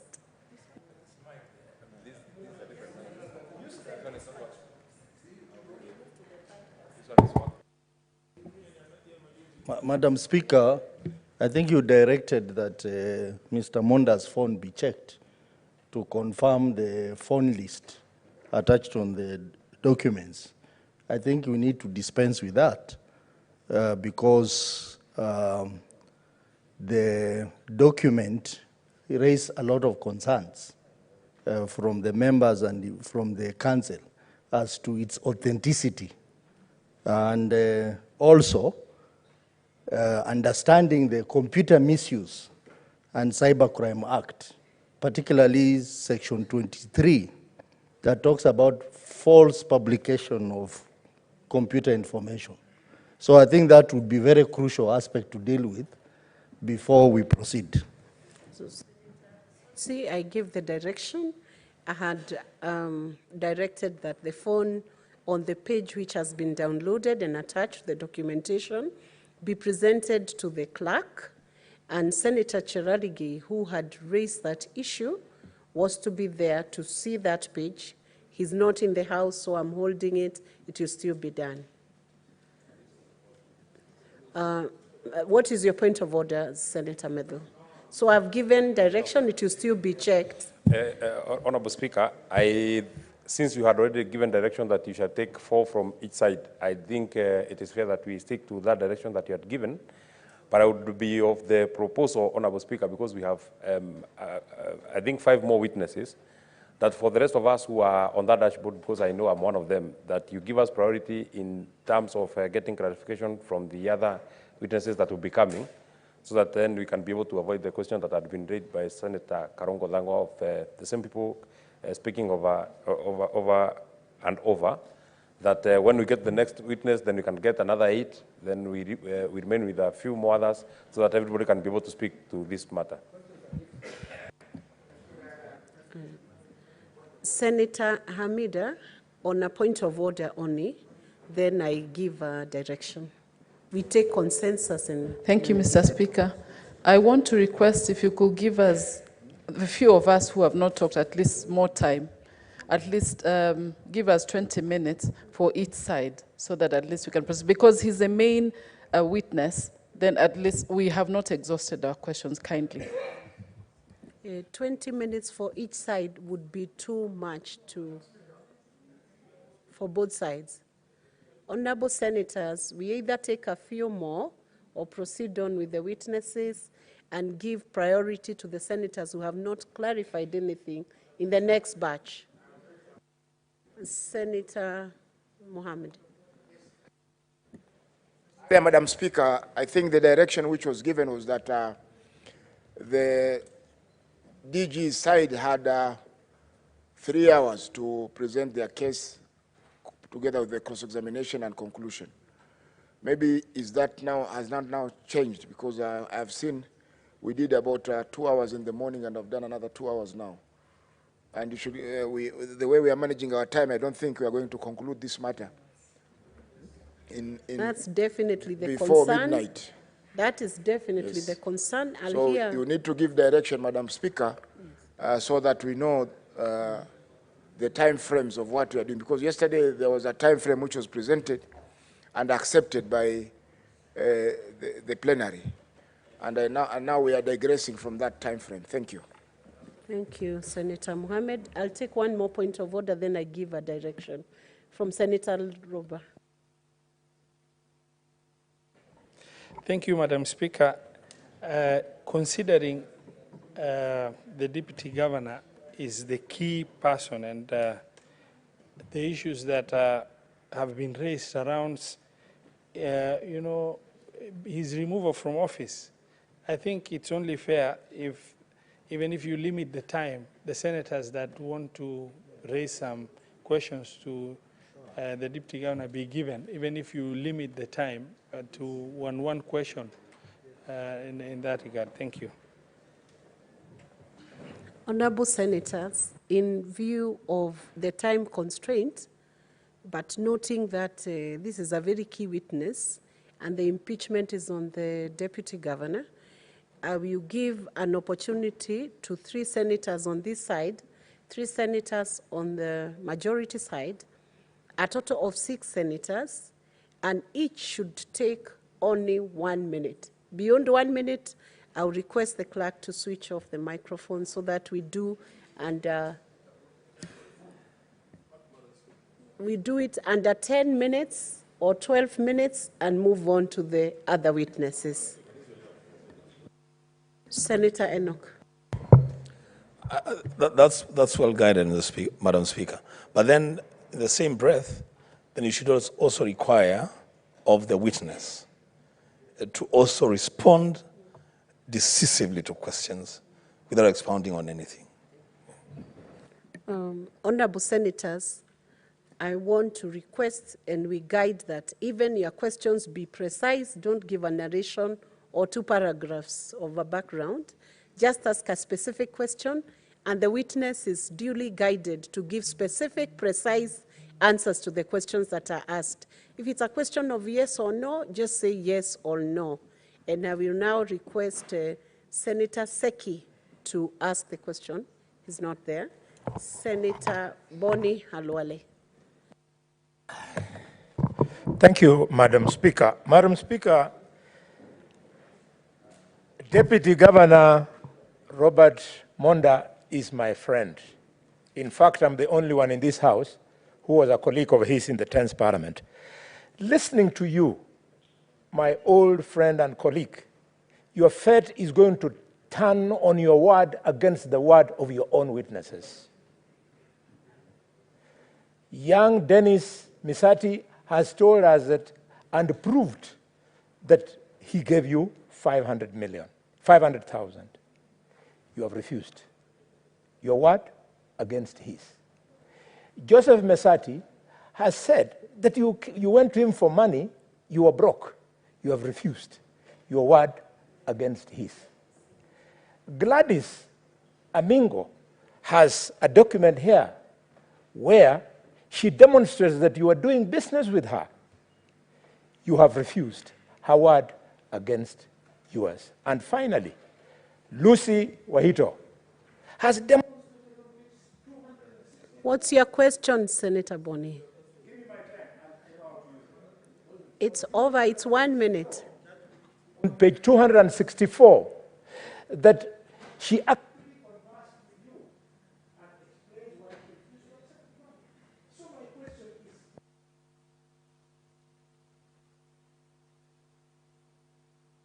you are innocent by telling the House, do we believe you?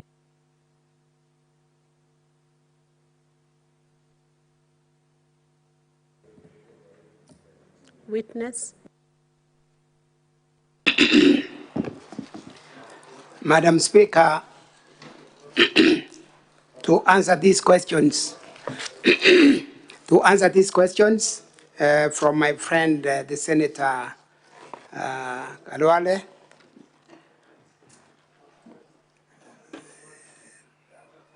Mr. Misati, as What's your point of order, Senator Wakoli?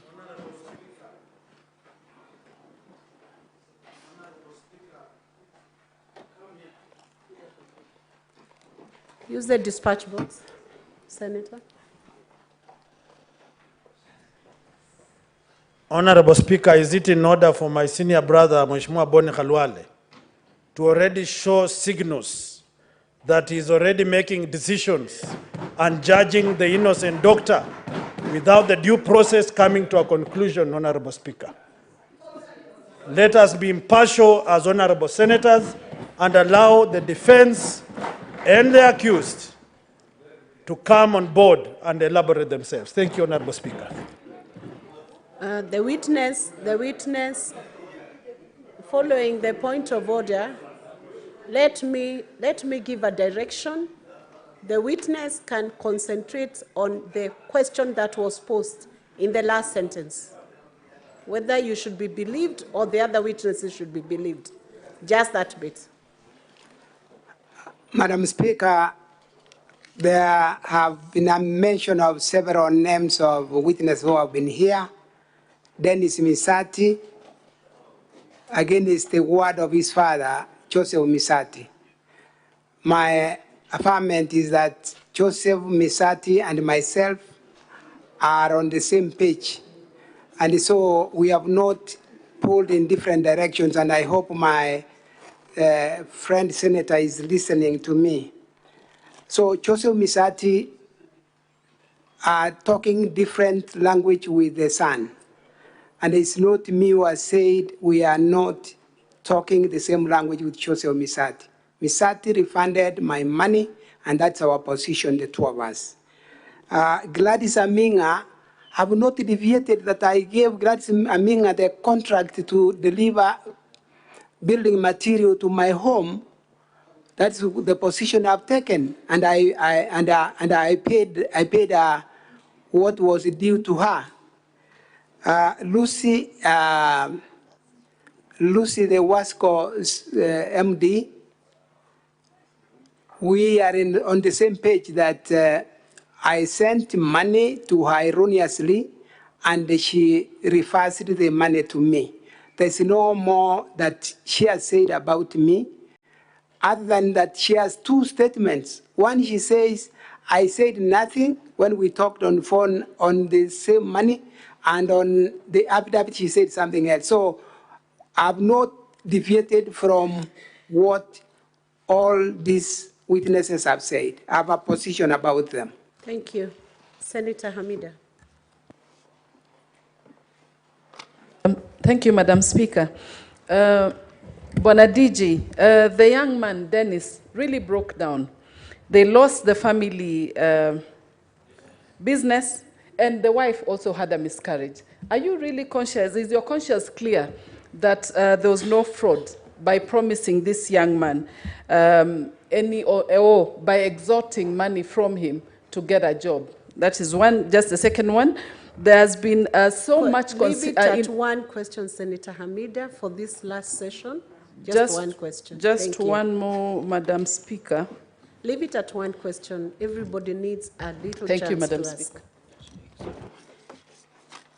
So then, Dennis Misati broke down. I was here yesterday, and I saw it. But again, Dennis Misati was on record that he has not talked to me any one time about the job he was looking for. He got all the story about the job from his father. The father was here today morning.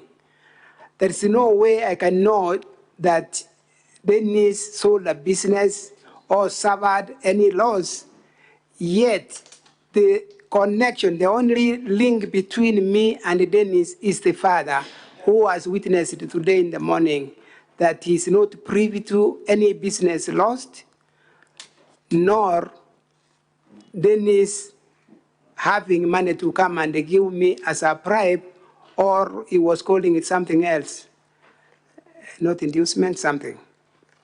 And so I cannot speak for Dennis Misati. He can only speak about his father, through whom he indicated he got every communication from me. Senator Derito John Kenya.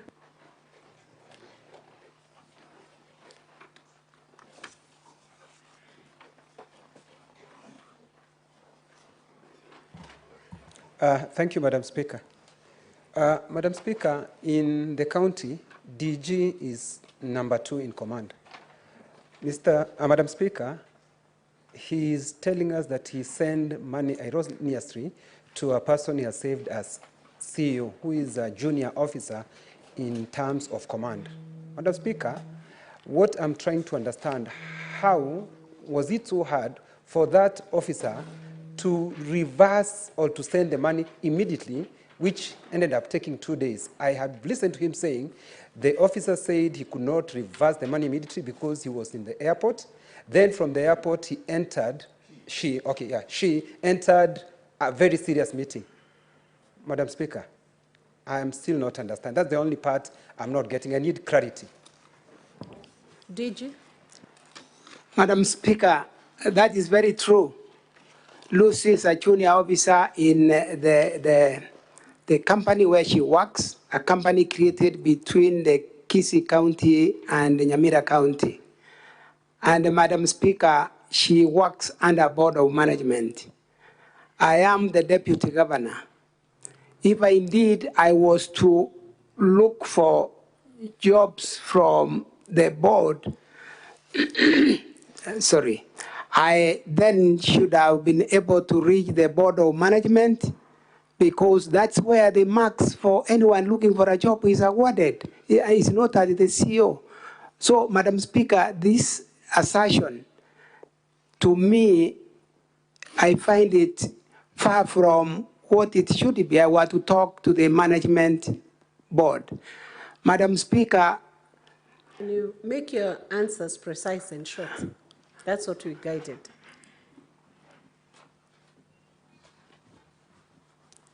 I stop. He had mentioned, the senator had mentioned something about the sending of the money. And Madam Speaker, I've already mentioned here that from the records that are in these bundles that are before the Senate, I realized that Madam Lucy Waido used the same money that she was supposed to reverse immediately on the 29th morning. And so even if she was to reverse the money, she didn't have the same money to reverse to me until the 30th when she finally reversed the money and on some kind of loan. And if that loan we call what? In M-Pesa. Fuliza, if that Fuliza was there on the same 29th, then why did she leave herself to be below 100,000, which she was reversed to me?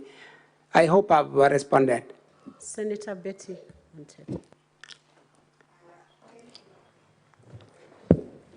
Is it Betty Moteto or is it Beth? It's working. Thank you, Madam Speaker. Madam Speaker, mine is just a quick one. You said that the 100,000 you are sending to Gladys was for services rendered to you on transport. Have you brought any evidence to show that there's either an invoice or a demand notice, either on phone or written to you, demanding that, that payment, please? Madam Speaker, I don't have those documents, but from the statement given by Gladys, she is confirming that she transported the materials as my affidavit was also indicating. So we are in agreement with Gladys that she transported materials for me, and that is in a record in the documents before this House. Senator Mudigi. Asante, Madam Speaker. Yangu ni machache. Bwana Deputy Governor, we ni mwenye county na unajua sina sote zile siko Kisii. Mambo ya pesa kutumia mtu na kurundishie, hiyo kwa mimi ni vitu imefanyika kwa muda mrefu na bora pesa ilirundi. Lakini mambo ya hizi pesa zingine nataka kuuliza Bwana Deputy Governor, wakati tulikuja Kisii juu ya wafanyikazi kulikuwa na shida nikiwa mmoja wa lipa wafanyikazi walipa, unajua ile mambo yote iko Kisii ambayo ni mzito sana mkafuta watu. Lakini nataka kuuliza hakuna njia ndio hii mambo isifike katika county ya Kisii na pia ifike hapa. Hakuna vile hapo mbeleni ungejua vile utafanya uweze kumaliza hii maneno kabla haijafika hapa pahali tumefika. Asante, Madam Speaker. Madam Speaker, this matter has been speeded up very quickly by I will call it my CEO. Is part and parcel to this movement, this impeachment, so that I'm gotten rid of because of the issues I'm already raising on the management of the county. And so it could have been managed if we sat together as the leadership. But I've got my CEO who will also determine whether that kind of meeting can take place or not. Senator Okoiti Andrew Mutata.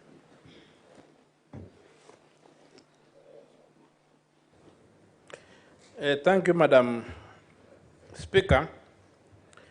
Your Excellency, Deputy Governor, I have just one small concern that is disturbing me.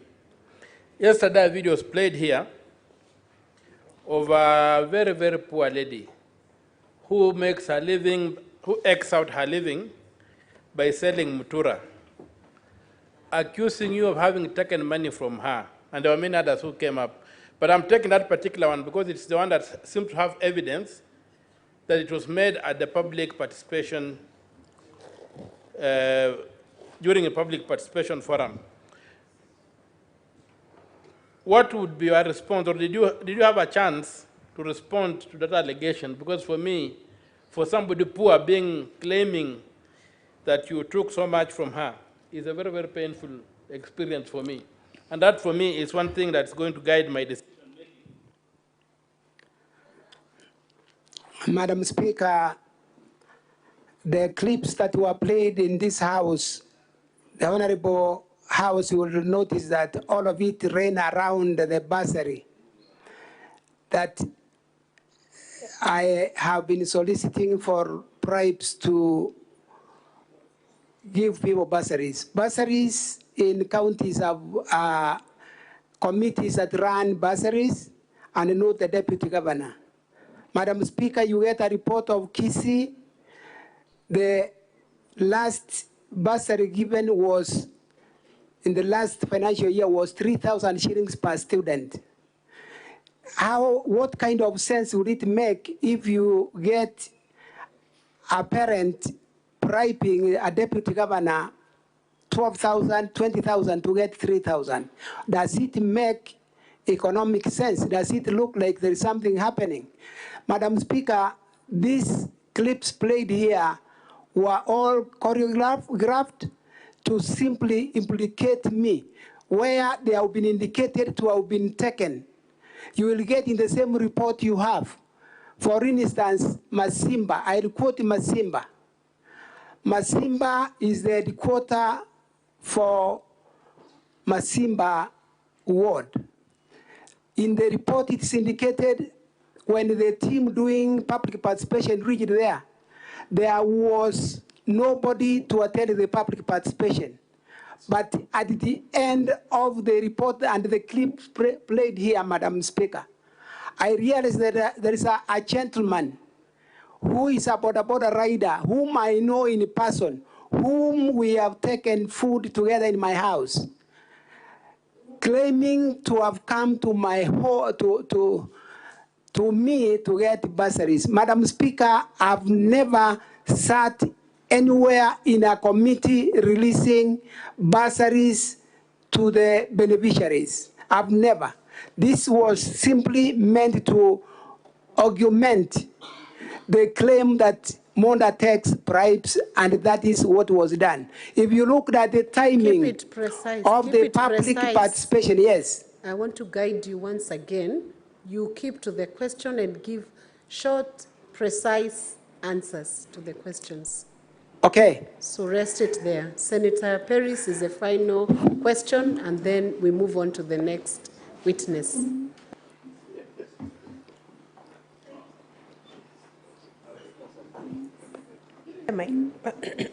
Thank you, Madam Speaker.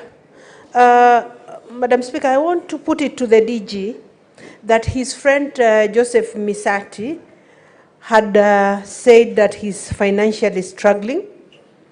And in that case, could this be the reason why the DG is soliciting money in order to assist in the job placement of Misati's son, Dennis?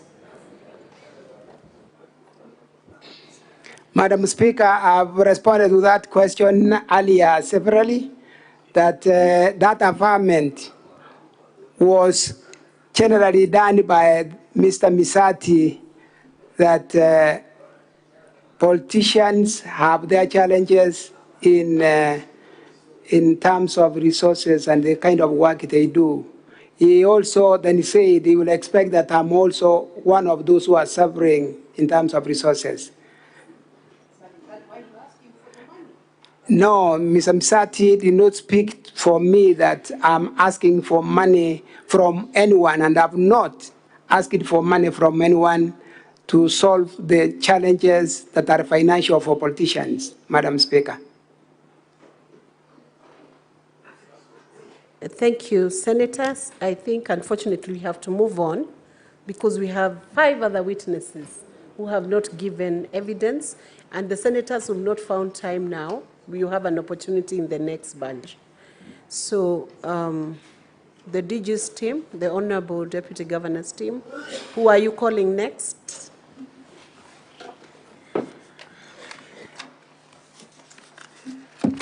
Madam Speaker, we are calling next Honorable Lillian Gore.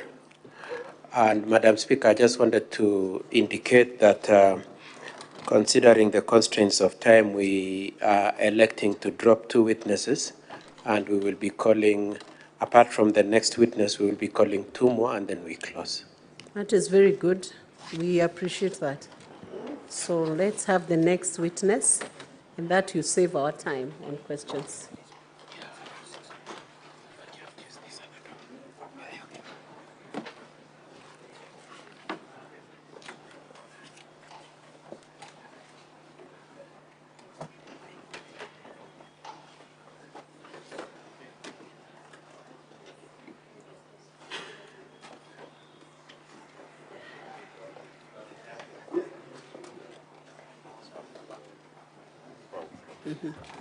The witness may take the stand and be sworn in.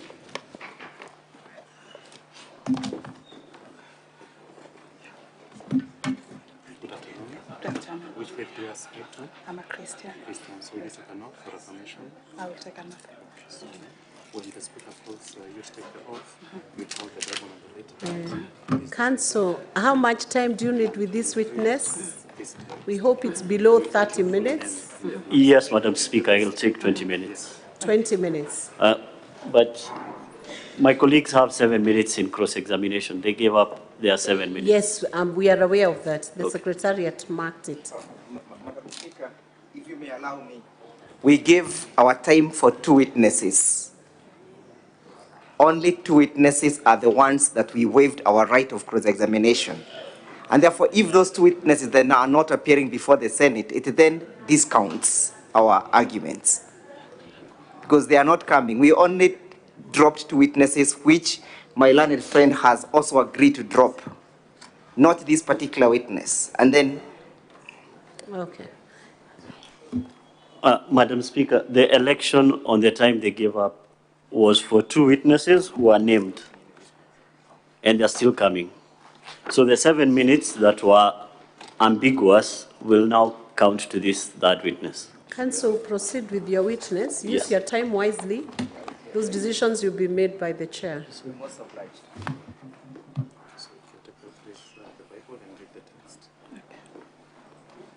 I, Lillian Anyango Gore, do solemnly swear that the evidence that I shall give before the Senate in respect of the matters before the Senate shall be the truth, the whole truth, and nothing but the truth. So help me God.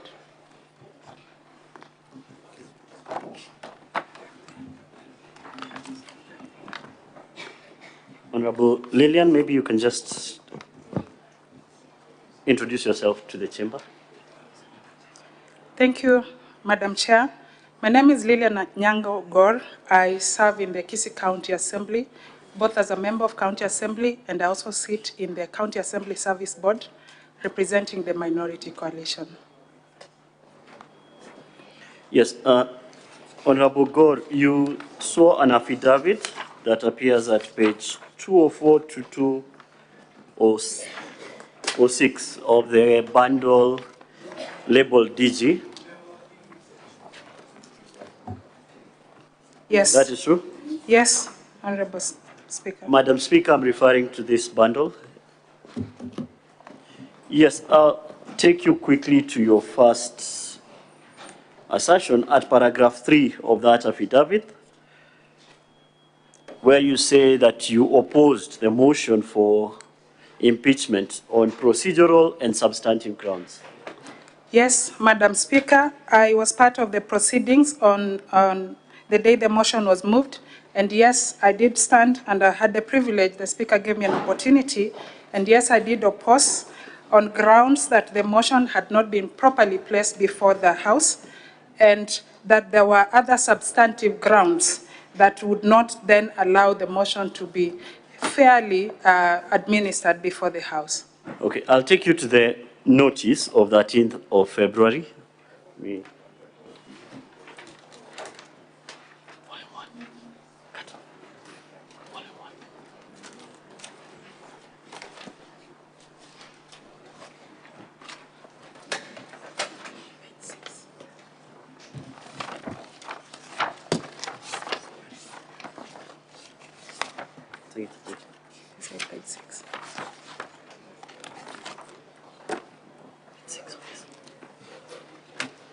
Yes, it appears at page 6 of the DG bundle.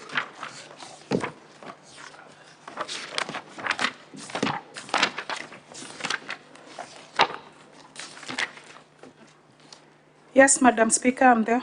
You can see that notice. This is what was presented before the County Assembly. Yes, this was a notice presented before the County Assembly on the 13th. Oh, it's page 5, not page 6, page 5. That's the one dated the 13th of February. Correct. Okay. Was this the sum total of the notice that was served upon the chamber? Yes, Madam Speaker, what appears on page 5 of the document was what is the notice of motion that we received in the County Assembly. Were the signatures and any supporting evidence produced? Madam Speaker, on the day that we had this as a notice of motion, we did not have the opportunity to see, neither did the Speaker refer to any signatures on that particular day. Okay, and this is a notice that started these whole proceedings? Madam Speaker, that's correct. Okay, from your knowledge as a member of the County Assembly, was this notice up to par? Was it in accordance with your standing orders?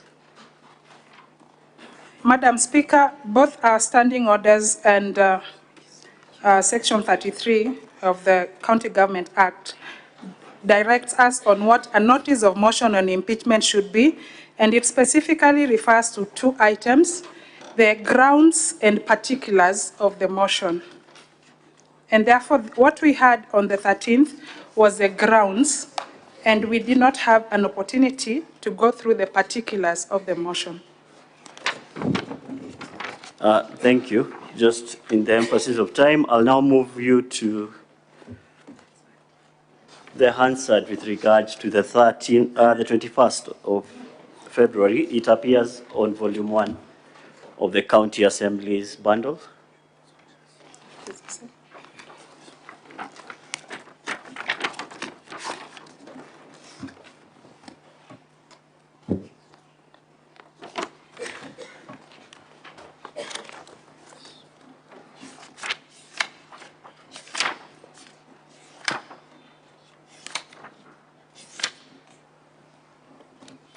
Yes, I'm referring to which page of that particular bundle?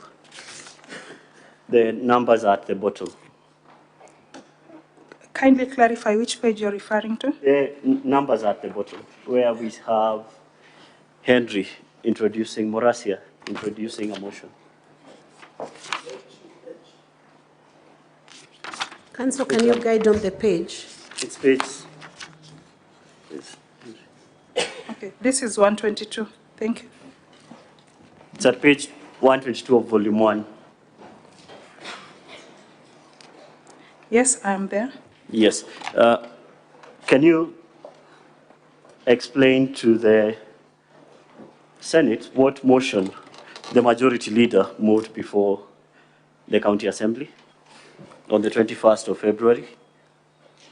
Yes, Madam Speaker, from the page 122, it says, it was an adjournment of debate on motion on removal from office by way of impeachment of His Excellency, the Deputy Governor of the County Government of Kisii, moved by our Leader of Majority, Honorable Muraja.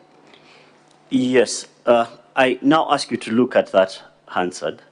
Was that motion allowed? That motion for adjournment, as a member of the chamber, maybe you can inform the Senate, was that motion allowed for adjournment? Honorable Speaker, usually when a motion is moved, we expect that it is seconded. Thereafter, a question will be put by the Speaker, but here I'm not seeing any member of the Assembly who did this second the motion. So the motion in question was not seconded? Honorable Speaker, no, it was not. Okay. And was that motion then debated? There was an attempt, Honorable Speaker, there was an attempt to do a debate. Was it finally passed? No. Did the adjournment happen? Yes, Honorable Speaker, at the end of it, there was an adjournment as per the communication that was from the chair on that particular day. Okay. Now we'll move on to this public participation we've been informed took place at the instigation of the County Assembly. It appears at page 56 to 58. The report appears at page 56 to 58 of the DG's bundle, the other bundle.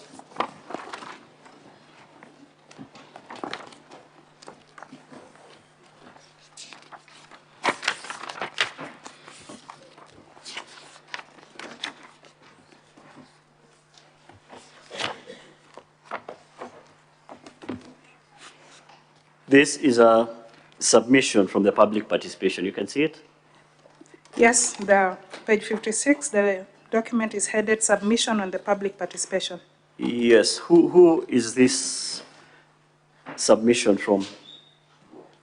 The document is dated 26 from Benson Nyagaka Masario. Misario. Yeah, Misario. Yes. Have you had a chance to go through this particular submission by this citizen of Kisii? Yes, I have had an opportunity to go through this submission. Yes, you've seen the issues he raised with regards to the county executive. Yes, quite a number of issues were raised. You've referred to these issues in your affidavit? Yes, I've referred to a number of them, Madam Speaker. I'll take you to the first issue you've referred to at paragraph 7 of your affidavit. And this relates to the senior staff mortgage. Yes, I'm there, Madam Speaker. Yes. Who gave directions or who initiated this senior staff mortgage that you refer to?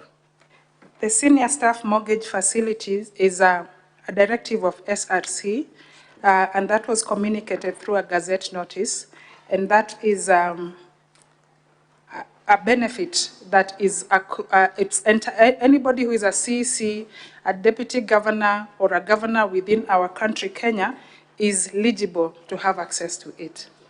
Yes. Did the County Assembly of Kisii then operationalize a senior staff mortgage?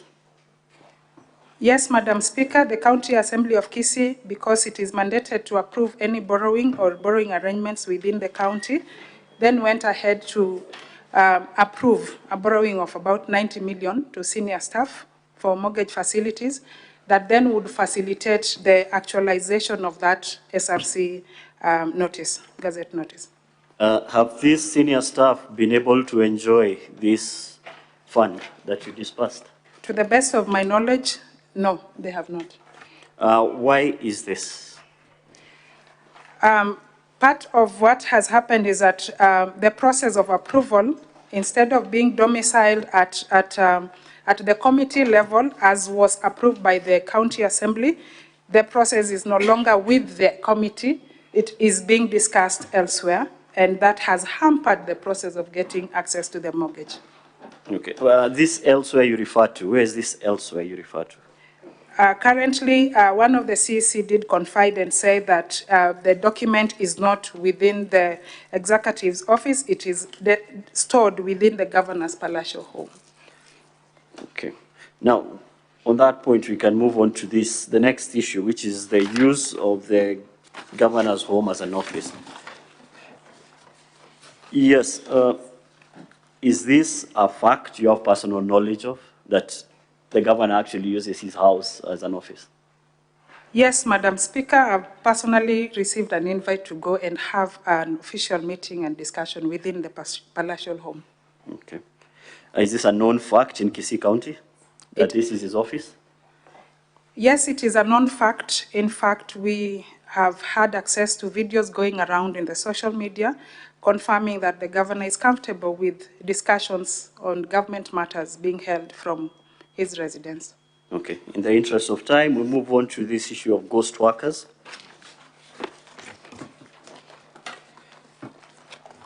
Yes, you indicated there were media reports about 14 ghost workers. Yes, we did receive, first of all, one of the few things that were done the moment we got the new government, procedurally or in way of caution, instruction was given to a body that was then supposed to evaluate into HR issues and many other reports, including pending bills. And this information was communicated to us in one of the forums in the stadium when the executive said that there are issues within the county that will be resolved by a few of the instructions that he has issued. Yes, was this report or from this investigation, was there a report that was produced? At one point, I saw on social media information that there is a report, but as a member of County Assembly, I haven't had access to the report, neither do I know where the report is. And we as an assembly have not discussed the report at all. So it has never been tabled before the County Assembly? Madam Speaker, no, it has not been tabled. Okay, which ties into our next issue, which is this Kenya Medical Practitioners and Dentists Board case that appears at pages 192 to 187 of the DG's bundle. Did this case arise out of this alleged hunt for ghost hunters, for ghost workers? Madam Speaker, what I'm aware of is that in the social media there was an official document from the county secretary that was going around, and it was indicating that about 700 workers had been given show cause letters. Quite a number of them were coming from were members of the KMPDU organization. And therefore, because they had received the show cause letters, KMPDU as an organization therefore went ahead to find a way that they can support and have their members listen to. Yes, did this case therefore cause the county to utilize funds to defend this baseless case? Madam Speaker, yes, the county had to defend because the respondent was the county. And this is tied in with this unknown report on ghost workers? Yes. Okay, I'll now take you to pages 158 and 160 of our bundle. And these pictures we saw of MCA votes with regards to the motion that was before the County Assembly.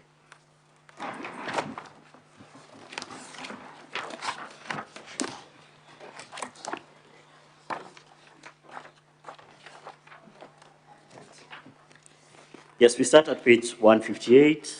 Yes, I'm there. Yes, you can see this is the ballot. You can confirm this is a ballot you had with regards to the impeachment motion before the County Assembly. Madam Speaker, I can confirm this is a sample of the ballot paper that we had there. Yeah, you can confirm this is a staff ID for one Karen Nyamoita Madam of the Speaker, County Assembly. Madam Speaker, I can confirm This is the ID And you can of confirm one that of is the her honorable picture? members. Yes, this is her picture. Okay, and that there's a similar picture of a similar MCA at 159? And their ballot? Council, Yes, Madam Speaker. You have 5 minutes and time will be strict, so you condense your questions to what you truly want to hear. Yes, Madam Speaker. Yes, and you confirm that's the same case at page 160? Yes, Madam Speaker. Yes. Why would members of County Assembly take photos of their votes and distribute them in this manner? To the best of my knowledge, members of County Assembly were avoiding instances of being de-whipped. And members of County Assembly have previously had instances where if they act against what they have been instructed to, then they face being de-whipped from committees and they face very grievous challenges within the Assembly. So I sympathize with these members. They may not have been happy to do this, but they were just making sure that their life is safe. So they were acting under instructions? Correct. Okay. Thank you, Madam Speaker. That is all for this witness. I'll hand you over for cross-examination. Madam you. Speaker, maybe now we can Thank take you, directions Council.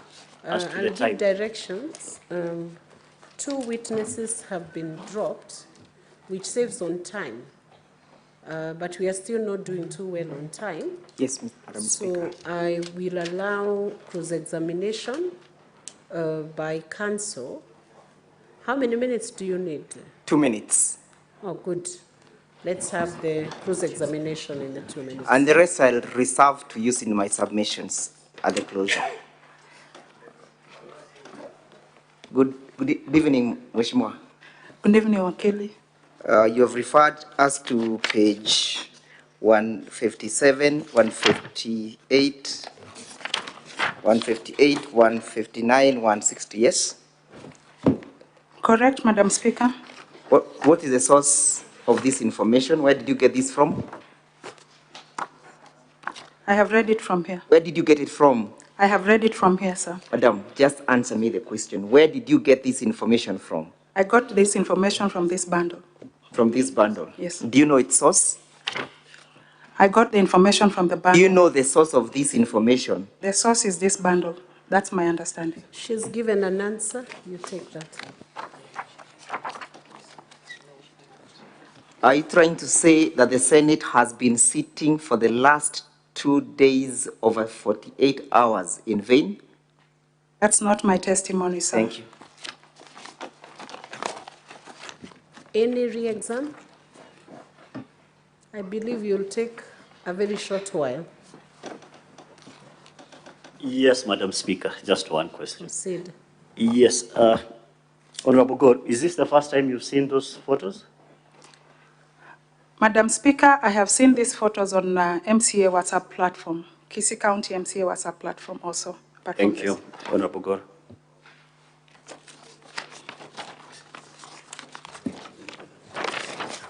Senator Methu, do you have any interventions or questions? Just a clarification from the witness. From your evidence this afternoon, you say that for the best of your knowledge, the photos were being taken by the members of the County Assembly because there has always been consequences if they are not made, if they did not vote in a certain manner. I would want, especially the whipping. I would want to know from whom do these instructions come from, and what are the instances, to the best of your knowledge as a member of that county. Senator Methu, do you have any interventions or questions? Just a clarification from the witness. From your evidence this afternoon, you say that for the best of your knowledge, the photos were being taken by the members of the County Assembly because there has always been consequences if they are not made, if they did not vote in a certain manner. I would want, especially the whipping. I would want to know from whom do these instructions come from, And what are the instances, to the best of your knowledge as a member of that county assembly, that people have been de-whipped for voting in a certain way? Madam Speaker, we have 2 members of the County Assembly who are currently de-whipped from their committees, and they belong to the ODM party. These members also share the same political party with our Excellency. These members have no the platform to be able to contest that which is happening. Currently, we have a member who has gone for 8 months without an allowance. An MCA only earns 89,000, and it is fully committed in mortgages and loans. And as a member who sits in the board, County Assembly Service Board, I have received several complaints, and I have had to go and extend and sit down with this member who has suicidal thoughts because of that matter. And that is why I thought it is wise that I will come and testify about it, because it is something that is close to me, but I have not control over it.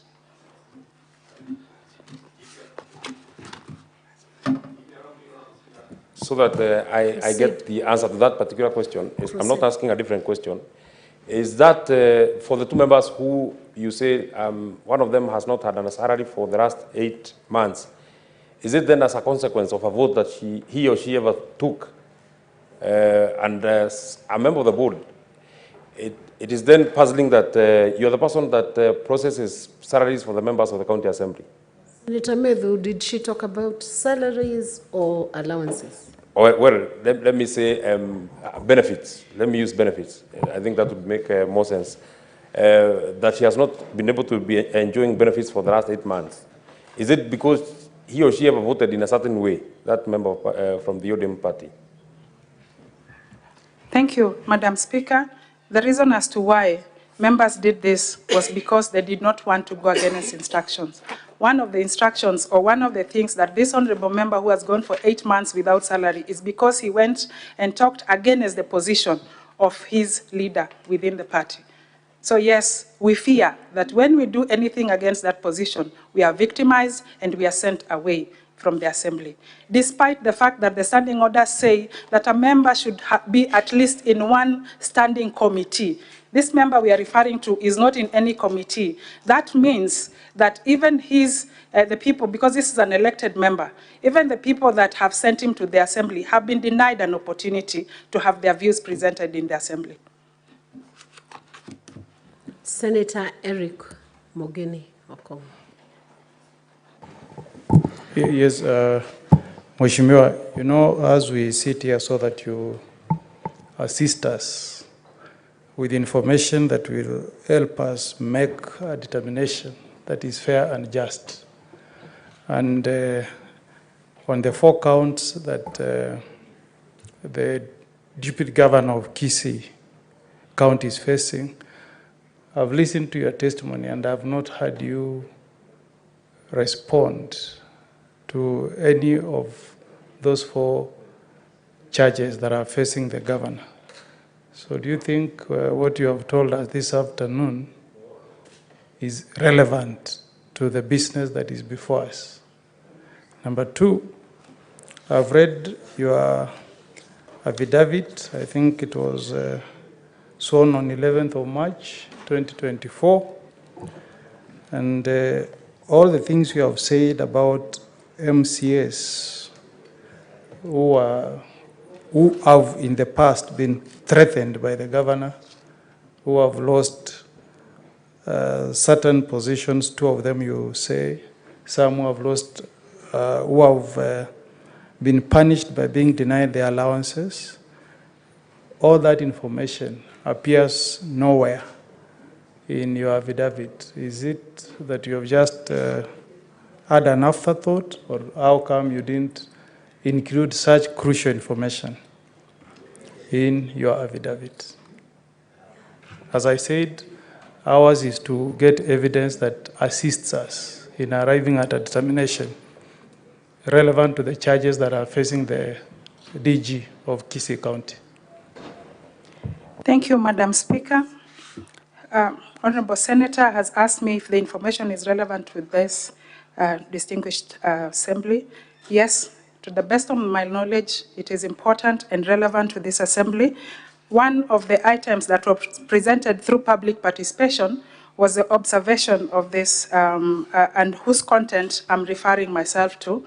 And if this was a matter that was then referred to the assembly, courtesy of a public participation activity, and these are observations that have come from the people of Kisii County, then the people of Kisii County's views are relevant in this observation, unless we want to believe that the views of the people of Kisii County are irrelevant for this discussion.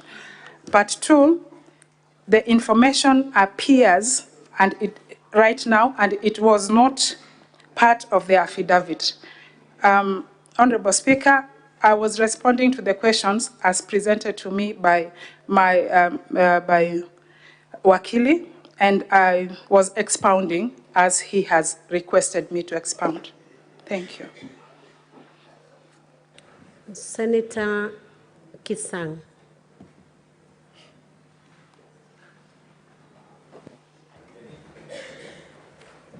Thank you, Madam Speaker. Madam Speaker, mine was a query on, the witness before us should focus on giving us evidence that will assist the DG to be saved or not, instead of focusing on the fight between the Deputy Governor and the Governor, because it's not going to help in any way. That is what I just wanted to, this is not clarification. Basically, I was doing an intervention because of that, so that at least, we don't waste a lot of time on local politics. What is before us is the County Assembly of Kisii impeached the Deputy Governor, and this House, we are determining whether they were right in impeaching him or not. So the witness is supposed to help us, to give us something that can assist the churches of this House. Thank you, Madam Speaker. Thank you, Senator Kisang. Senator Mwinyi Haji Mohamed. Thank you, Madam Speaker. Madam Lillian, you belong to which political party? My party is Kenya National Congress. Kenya National Congress. Correct. You are therefore in the opposition as far as the Kisii County Assembly is concerned. Yes, Madam Speaker. I represent the minority coalition. You represent the minority. Yes. And it is your evidence that you oppose the motion procedurally and on substantive grounds, but your opposition was defeated. Yes, Madam Speaker. In my own right, I did oppose, and I think it's also part of the answer. Okay, thank you. Senator Gloria.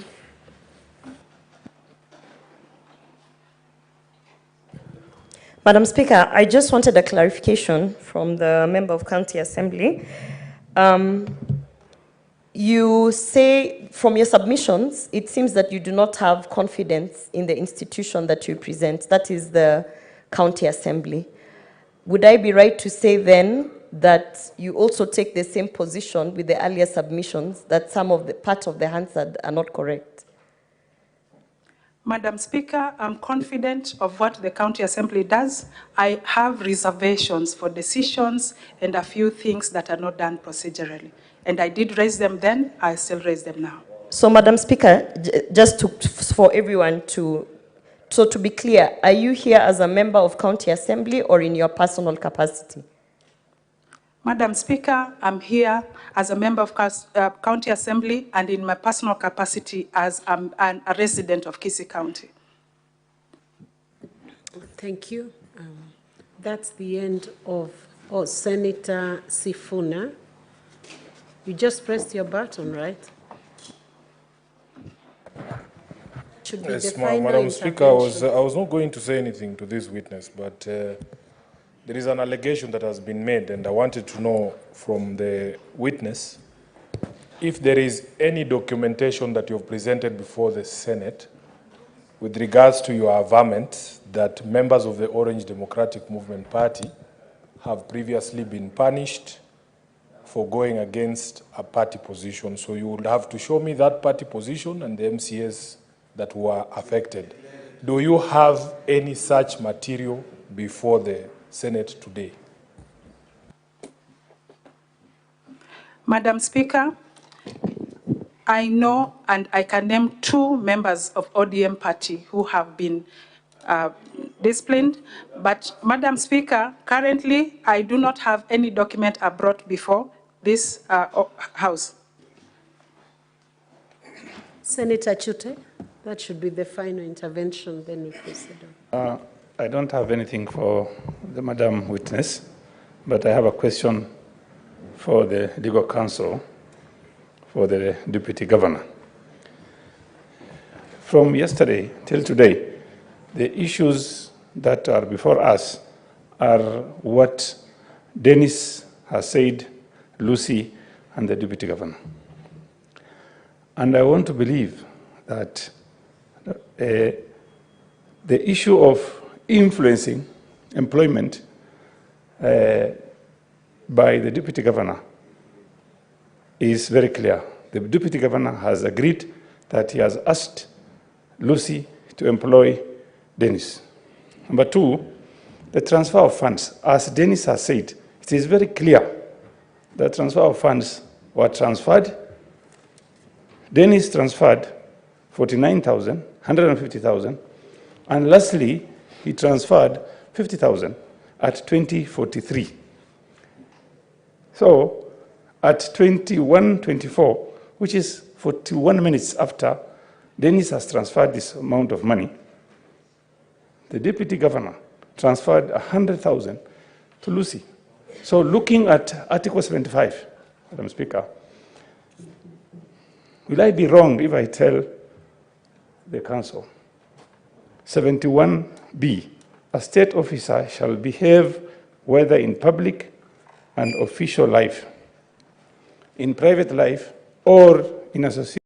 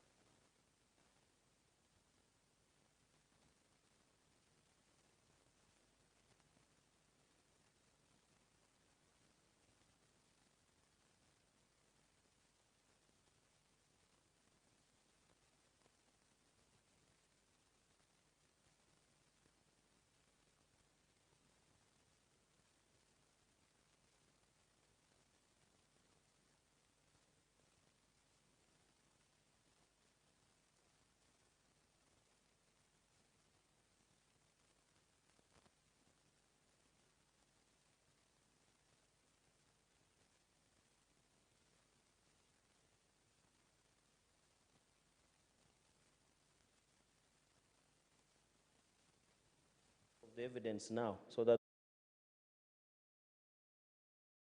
Wahito and Aminga. Number one. Number two, what is your relationship with other leaders in Kisii County? Number three, who ensures that there is proper budgetary utilization of funds in Kisii County? And finally, how do you feel that the father of Dennis, how do you feel that your brother testified against you? And how do you feel the father testified against the son, Madam Speaker, so that we get the feeling that is happening? And finally, what is your relationship with the governor, Simbarati? I thank you, Madam Speaker. Madam Speaker, as I respond, I will request that where I miss some of the questions, the Honorable Senator would remind me for tabling the phone. I will request your directions, Madam Speaker, that I'd left my phone with my security out here. If the Sergeant at Arms can get the phone for the view by the Honorable Senators. That's my request, Madam Speaker. Sergeant at Arms, you can assist him, so he can just open the page where the list of names was downloaded. To answer the rest I have no of the objection, questions. Madam Speaker, if they can be doing that.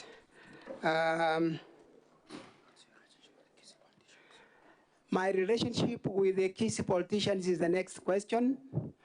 And Madam Speaker, I've been a politician for some time now. And I can confidently say I have very good relationship with my colleagues, politicians in Ikisi, and in circumstances where we do not agree, we have sought to solve and make ourselves agree as politicians. I hope I've answered that. I have a very good relationship with my colleague politicians across the board. On the issue of who ensures the budget of the Kisii counties used, Madam Speaker, this I referred to it earlier, that Madam Speaker, I will say it is the CEO, the Chief Executive Officer of the county to ensure absorption of resources given by the government, the national government. The budget that you give us from this house is used effectively, Madam Speaker. And so that's my affirmation that there is a CEO to ensure we spend our resources.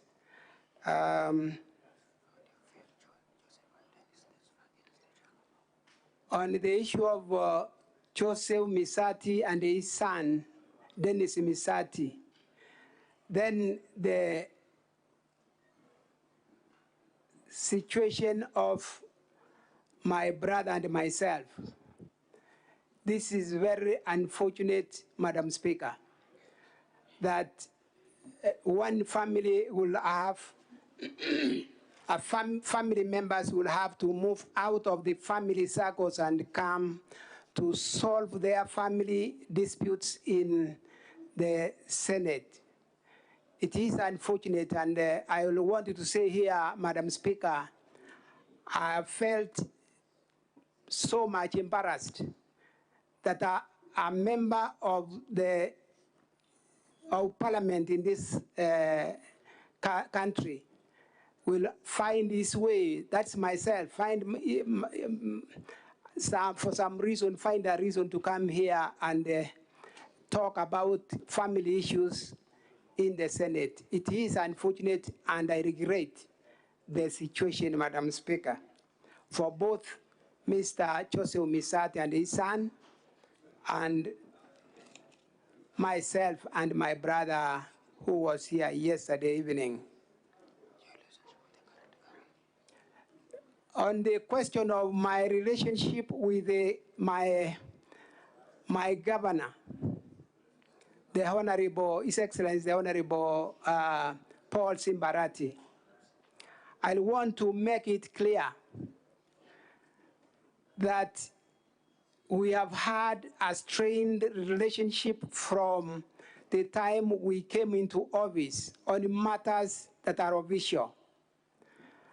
And indeed, I'm convicted that it is from that perspective that I am before this Senate today on a matter of impeachment, because of the official questions and discussions I've tried to hold with the governor, and we do not seem to pull together. One of them, honorable members of the Senate and Madam Speaker, is the question of the budget absorption, where for 2 consecutive years, we have remained number 47 out of 47 in development resource absorption. In the first year, we did 13.9% of the resource absorption. In the next quarter, the first quarter of this year, Madam Speaker, this financial year, we have done 1.7% resource absorption, and in the first half of this year, we have done 3.9%, and these are the areas of. Let me guide you. You should be responding to the question you were asked. I feel you have not responded to it. Respond to that question, please. The last question, your relationship with the DG, if I got it correct. with the governor, your relationship with the governor. Madam Speaker, I'm not hearing you. Maybe if they can raise the power for your mic, I can hear you. Your relationship with the governor, that was the last question. Madam Speaker, is the same question I'm dealing with, that the relationship between me and... Paragraph 11, it is talking about militarization, radicalization, gagging of Kisii County youth, etc. If you go to 12, it's talking about governor lying that he has built 128 ECD classes, which is not true. And page 200 is the attestation page. You know, Madam Speaker, you can't take 87 honorable members for a ride. Because what is before us is allegations touching on money that was allegedly given to the governor as a bribe, or abuse of office in terms of using county enforcement officers to effect arrest of his brother. The evidence that is here has got no relevance to the issues at hand. It's not material to the allegation being investigated by the Senate. We don't have time. We are being taken for granted, Madam Speaker. So I invite you to invoke Standing Order number 30 of the third schedule.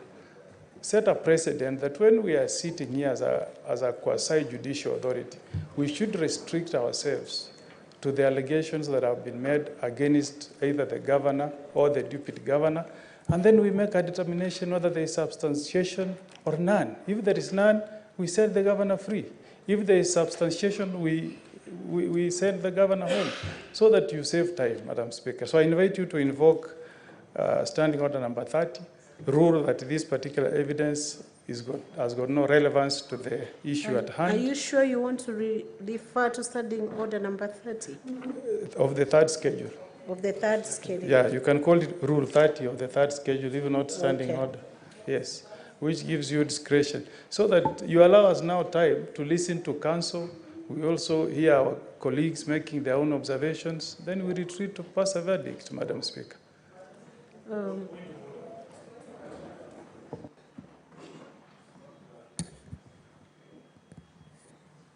What is the point of order, Senator Gloria, in under half a minute?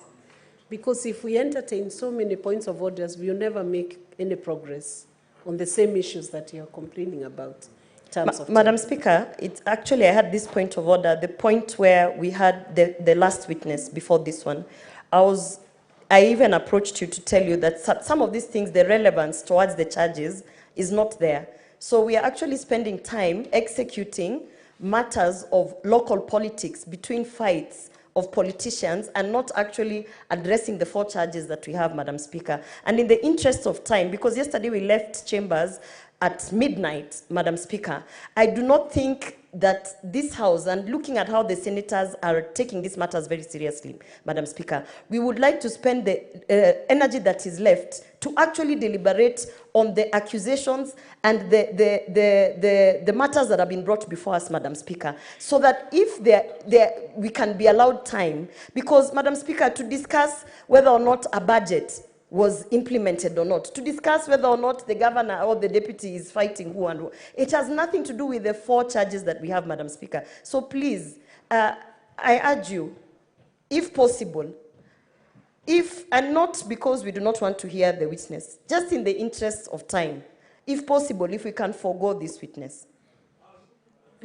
Honorable Senators, let me give a direction on this matter. What's your point of order, Senator Sifuna? That's the final one, and then I'll make a... To be very brief. I'll give a direction. So that we guide. And I know that as my senior, I really have a lot of respect for Senior Counsel Katwa Keegan, but he should also be honest with the House. Madam Speaker, you've been referred to certain paragraphs by Senior Counsel Kongo Mogeni. I want to refer you to paragraph 5 as to why these witnesses are being called. These witnesses are not being called to answer to any of the 4 allegations. They are being called to respond to governance issues that arose from public participation. If the counsel for the governor, deputy governor, are going to be fair to us, indeed these witnesses are not going to respond to any of the material allegations against the deputy governor. And it would be fair to the House. It's not about a question of time, because the standing orders actually allow you, Madam Speaker, to rule out evidence that is irrelevant. What we are saying is the Deputy Governor's Council should really examine and ask themselves if they have run out of witnesses to respond to the 4 allegations, so that these other stories that we want to be told by this other witness is really irrelevant. We can sit and listen to it, but in all honesty, it will not answer, because I have spent time with this bundle, Madam Speaker. I have read this affidavit. They are trying to respond to matters that came up during public participation and not the allegations that were raised against the governor, which are 4. I thank you, Madam Speaker. Madam Speaker, if counsel for the DG can kindly get a minute to respond to what the honorable senators were addressing before you make your decision. You give counsel 1 minute to respond to the materiality of the evidence beforehand, and then I'll give a direction. Thank you, Madam Speaker. I'm honored to respond to my senator and my Secretary General, whom I hold in the highest regard. Honorable Speaker, you'll notice that the Deputy Governor has 4 hours within which to present his case. On the relevance or irrelevance of the matter, I believe, with a lot of respect to the honorable senators, that it's possible that there could be positions that have been taken, and for us, the honorable Deputy Governor could wish to have the House understand fully, because this is politics, the nexus of this impeachment motion, and that's why we respectfully, and the Deputy Governor has instructed me to request that especially the witness who's just stood is extremely important to his case. Yes, if you are to look at the charges as read to the... Let him finish. Let him finish, senators. If Honorable Madam Speaker, you are to look at the charges, it may not be direct evidence responding to the charges, but it's good that the honorable senators understand the background, the reasons as to why the impeachment motion against the Honorable DGT was Senator moved. Gloria, I have given a direction. Can you maintain silence as the council is addressing us? Thank you. Thank you for the protection, Madam Speaker. I was just indicating and telling the House that it's extremely important for the Deputy Governor that evidence relating, because as I said, Honorable Madam Speaker, that this is politics. It's extremely important that, especially the witness on the dock, there are videos that we intend to play that show exactly what has been happening in Kisii County, and that cannot be said to be relevant. And even then, my colleagues for the County Assembly will have an opportunity to cross-examine the witness on the contents of his evidence, so that his evidence, so that there'll be no prejudice whatsoever suffered by either the County Assembly or anyone, save for time. And Honorable Madam Speaker, you will notice that we've already dropped 2 witnesses, and based on the sentiments, because we are all litigation lawyers, we are told to read the mood of the judge or the court. We have heard what the senators have said, and we will consult. But I'll beg that you allow the witness who stood to proceed with his evidence. Thank you very much. Council, you have listened to the feel in the House, which may not be a misplaced observation, because it is in order for senators who are sitting as arbiters to listen through the evidence, sift that evidence, find its relevance towards the claims that are laid against the Deputy Governor. Evidence has not yet been adduced before this House. I would guide you that the impeachment proceedings are against the Deputy Governor, and the charges are already laid out. You have done very well to drop off 2 witnesses who maybe you were of the opinion that they may not be too material to the charges that have been laid against the Deputy Governor. I will now guide you. You take the shortest time possible. Whatever evidence you adduce, let it relate to the charges that are before this House as against the Deputy Governor. So if you take less time, we take less minutes in cross-examination. That will be in order, but avoid bringing the question of the governor is not yet going through any impeachment proceedings here. Relate your evidence to the charges that are before the Senate. So I'll allow you to proceed with that witness, but make sure that your evidence is material and relevant to the charges before this House.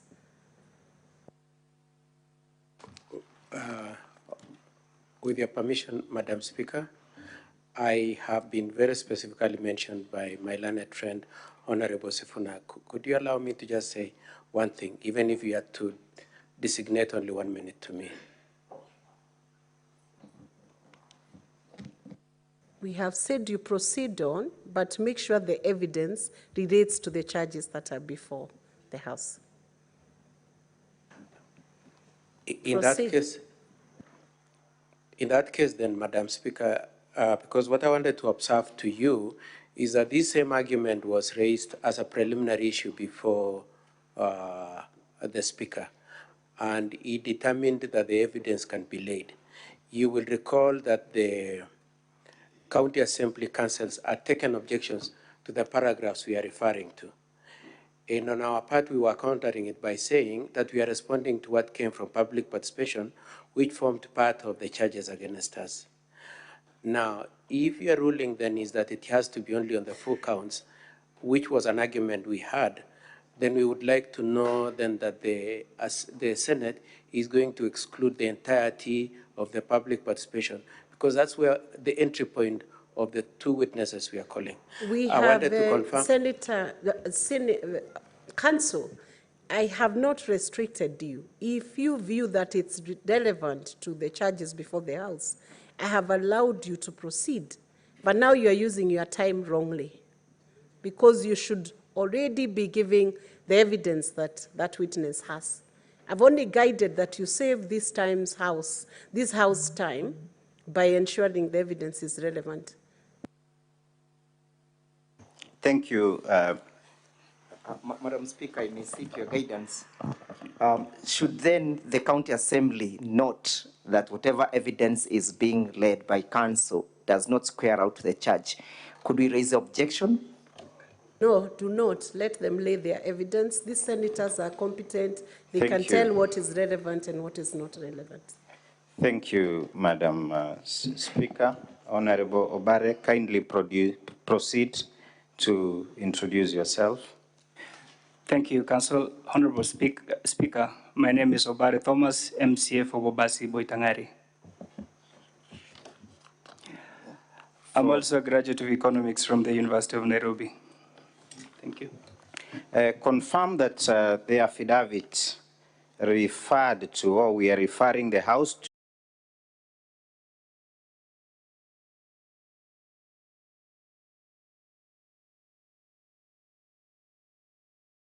the witnesses who are giving evidence in support of the Deputy Governor. Are there any issues arising in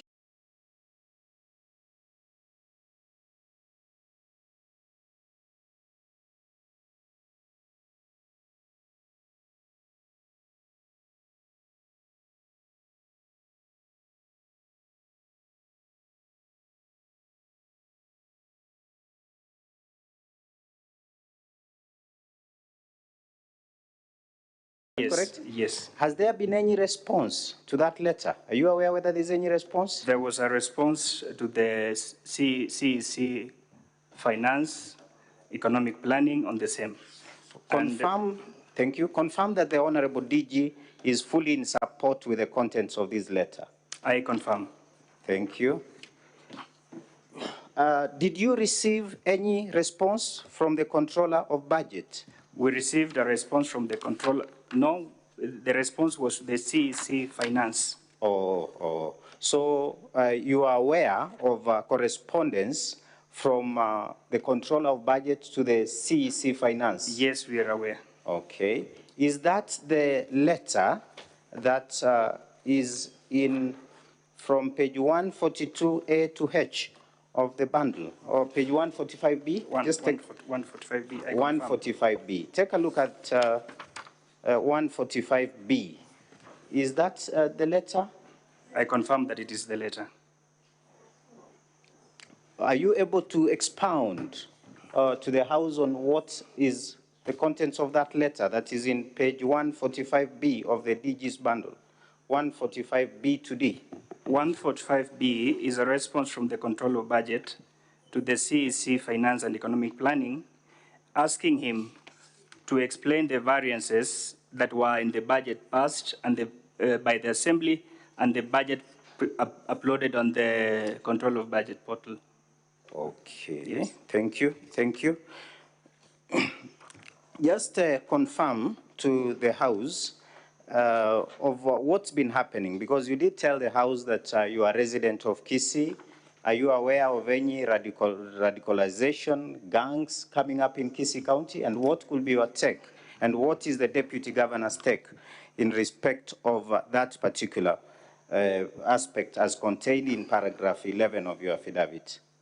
Thank you, Council. I want to confirm that the impeachment motion before this Assembly is as a result of what has been happening in Kisii. We've had instances where no one is supposed to question or ask any question in regards to issues of governance in Kisii County. Kisii County has one supreme leader, and then one person who differs with the supreme leader has to be taken through what the DG is being taken through. Yeah, just proceed. I also want to confirm to this House that this is not only happened to the DG, this has happened to almost all leaders from Kisii County. That if you disagree with the CEO of the county, then all means possible, you have to be dealt with. That is why we are here today. Thank you. Because of time, let me refer you to page 155 to 157 of that bundle, the DG's bundle. Are you able to tell the House what that is and the relevance to the motion? I can see this a newspaper pullout, and it talks about what Kisii elders said about Governor Rat's snap to reconciliation talks. So basically, in aspect of the violence, the chaos in Kisii County, there have been attempts to reconcile leaders. Is that what you're telling the Senate, the Honorable Senate? I confirm that there has been attempts to mitigate the violence and the altercation that has been happening in Kisii, but then we have not been able to have those talks. Thank you. So that the article at page 155 to 157 relates to the attempt to reconcile. Is that correct? Yes, Council. Okay. Do you have any other videos or any videos, especially the ones that you are referring to in paragraph 11B, that you'd wish to show the House as we rest, not to take a lot of time? Yes, the videos were submitted, and I hope that they can be played in the Senate. Madam Speaker, I'll request that the videos that we'd... How long are the videos? They are 5 minutes. There are 5 minutes, but there are a number of them. And there's a final one, which is around 50 seconds. Those are the last ones, Madam Speaker, that we'll play, and we'll rest. Okay. Play.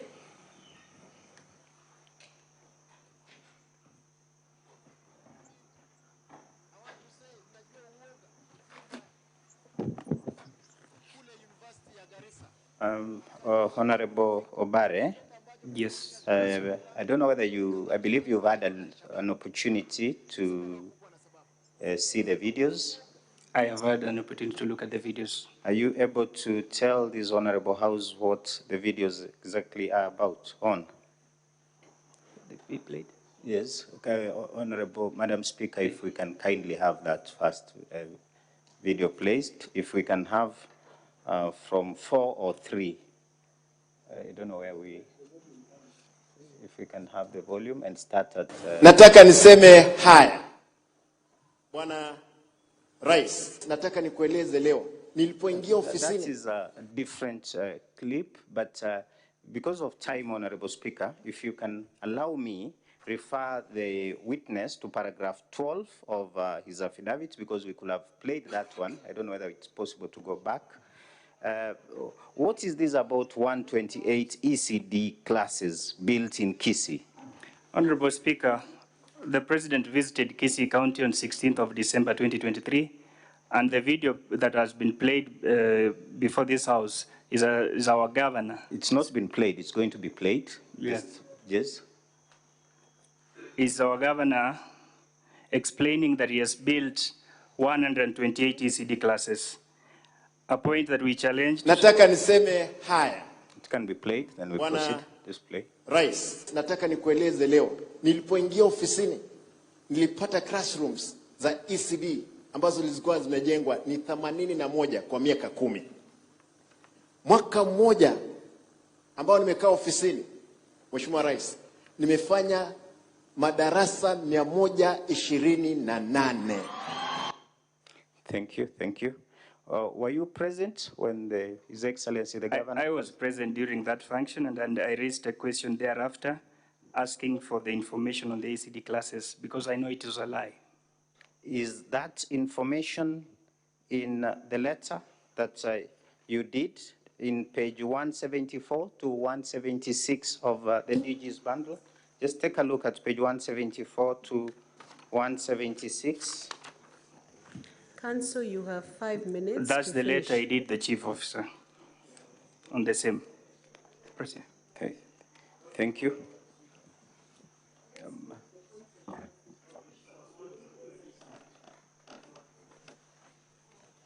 Can I proceed, Madam Speaker? Proceed. Thank you, thank you. If, and Madam Speaker, I believe the clerk, the assistant to the Senate has just shown me 10 minutes. That was a minute ago, and the chair is indicating 5 minutes. If we can just play the video clips to end clear. Thank you. What's your point of order, Senator Sifuna? Make it short. Madam Speaker, I heard you very clearly, your directions to counsel for the Deputy Governor. You allowed them to proceed, but gave them a caution that the material they present must be material and relevant to the issues before this House.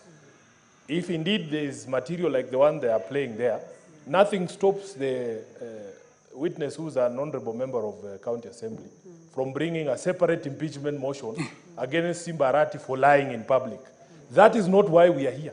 So, Madam Speaker, for you to continue to allow irrelevant material to be played is really wasting. It's an abuse of this process, because they are abusing the process to achieve nefarious political ends. And this is something that we cannot allow in this House. Honorable Madam Speaker, just allow me then, because I notice, just a minute, I notice the objections that are being raised. I'll concede and possibly just ask the witness whether in all these videos... Senator Sifuna has raised a question based on the ruling I had made a few minutes ago. Council, I want you to use your skill and competence to sift your evidence and present what is relevant to the charges to make it easy for us to come to the end of this process. Please proceed and keep yourself relevant to the topic. I'm well guided, Madam Speaker. I'll drop our request to play the other videos and just seek a clarification from the witness on what is contained in all these other videos in brief for purposes of the House. Thank you. Madam Senator, what is contained in these videos are an explanation as to why we are here. That is why when Senator Sifuna was asking the relevance of these videos, I can confirm that the impeachment motion before us is a political process. It has nothing at all to do with the 4 charges presented against the DG. Are you trying to tell the House that there are external forces that have held the House in Kisii, the County Assembly in Kisii, captive. I confirm. Anything as we finish ahead of time? Even from the report from public participation, Honorable Speaker, you could clearly see that it was one direction. Therefore, it depicts this kind of assembly that we have in Kisii, an assembly that is held captive, an assembly that is under instructions. Thank you, Madam Speaker. I will not want to take more time than you've been gracious enough to allow us. With that, I'm done with the witness. Thank you very much. Cross-examination, few minutes. We have nothing to cross-examine on. Thank you. Your final witness, do you still wish to call your final witness? Madam Speaker, I don't know whether there is any senator that wishes to seek any clarification from the witness. I'll possibly request for a minute or two with the team and the client so that we can possibly, I'll be able to answer you so that I may need to consult. Let me reconfirm whether there are senators who would wish to anything. Senator Gloria. Madam Speaker, it's just a simple clarification. The witness has said that this is a county assembly that is under instructions, alluding that it's under instructions from the governor. I would like to ask the witness whether the deputy governor was also under instructions from the governor to receive to send 100,000 to the managing director of GASCO. Honorable Speaker, the Deputy Governor responded to his case. Yes, thank you. That question clearly would have been responded to by a different person. Senator Kisang. Madam Speaker, mine is a quick one because generally, if you go through the affidavit, there is nothing that is related with basically the charges before us.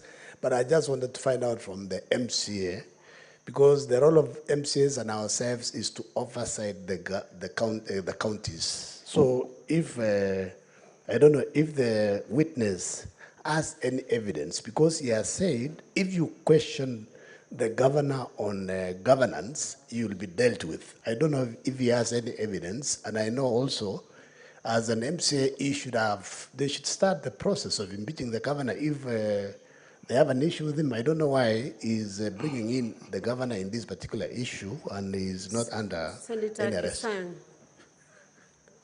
let him respond. Thank you, Madam Speaker. He's finished. I wish to respond.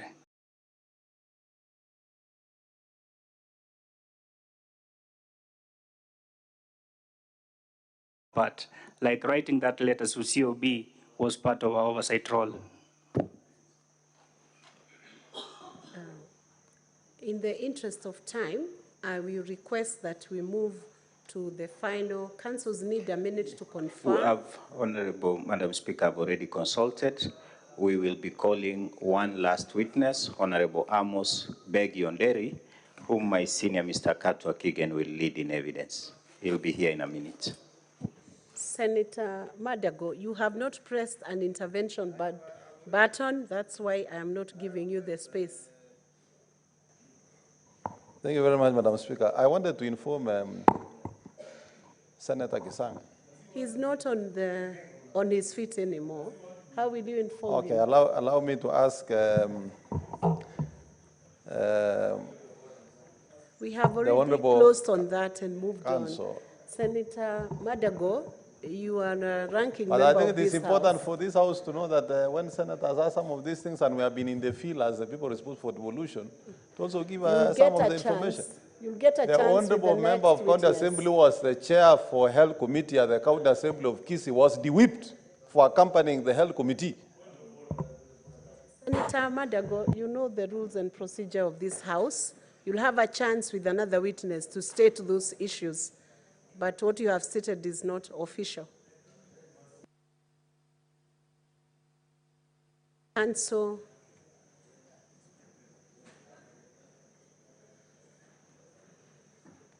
for Deputy Governor, are you ready? Yes, I'm waiting for the sergeant at arms to usher in the witness. How long are you going to be? 20 minutes? Could make it shorter. I can, yes. Make it 10 minutes. There is still a whole long procedure before we finalize. Okay.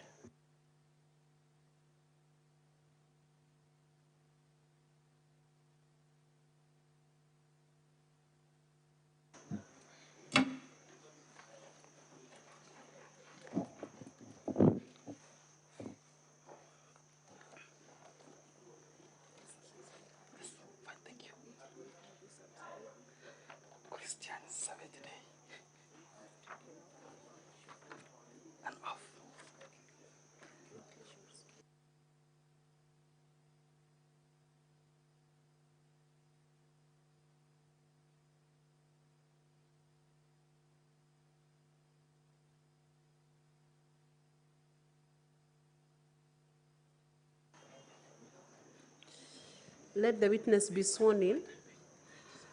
I, Amos Mbegi Onderi, do solemnly swear that the evidence that I shall give before the Senate in respect to the matters before the Senate shall be the truth, the whole truth, and nothing but the truth, so help me God. Could you do a brief introduction of yourself, your names, and what you do for a living? Thank you so much, Honorable Speaker. My name is Amos Mbegi Onderi, a member of the Kisii County Assembly, serving my second term. Okay. Now, we've been asked to make your testimony as brief as possible. Honorable Senators, the affidavit is at page 201 of the DG's bundle. If you could be shown that page 201. Yes, that's my affidavit. Confirm that the affidavit running from page 201 to 203 is your affidavit? Yes, Honorable Speaker. You've had an opportunity to look at it and you adopt it as it is? Yes, the Honorable Speaker. Now, I would like to go straight away to paragraph 3 of your affidavit. Could you confirm this is what you say at paragraph 3? I'm one of the MCAs who opposed the motion for lack of adequate evidence and fatal procedural defects. Absolutely correct, Speaker. Now, you recall that there were objections at the start of these proceedings and the Honorable Speaker made a ruling. Yes, Honorable Speaker. Part of the questions that had been raised for determination was whether or not the motion was out of time and whether it had particulars to the notice. You recall that? That is correct, Honorable Speaker. The ruling was that it is a matter of fact which would be determined after hearing the evidence. I agree, Honorable Speaker. Is that an issue that is relevant to these proceedings then? Yes, Honorable Speaker, to the extent that... yes, okay. Yeah. Now, just let me lead you, if you don't mind. So, when was the motion moved? The motion was moved on 21st of February 2024. And when was the notice issued? The notice is issued on 13th of February 2024. The notice having been issued on 13th of February 2024, what was the latest period under the standing orders of Kisii County Assembly that these impeachment proceedings should have been concluded? By 23rd of February, this motion should have been disposed of. With that then, and considering all the evidence that has been laid, when was the public participation? Public participation was done on 26th of February 2024. Was it within the time allowed in the public participation? It was outside the timelines. Standing orders? It was outside the timelines. By how many days? By about 3 days. 3 days okay. or so. And when was the debate on the impeachment canvassed and votes cast? The impeachment motion proceeded for deliberation and disposal of on 29th of February 2024. Was that within time? It was outside timelines. By how many days? By about 6 days. And you had the mover of the motion also readily admit, Honorable Sioja, your colleague, readily admit that it was out? He did admit. Okay. Now, is this one of the issues you raised? I have raised that matter on the Hansard if you dare to look at it.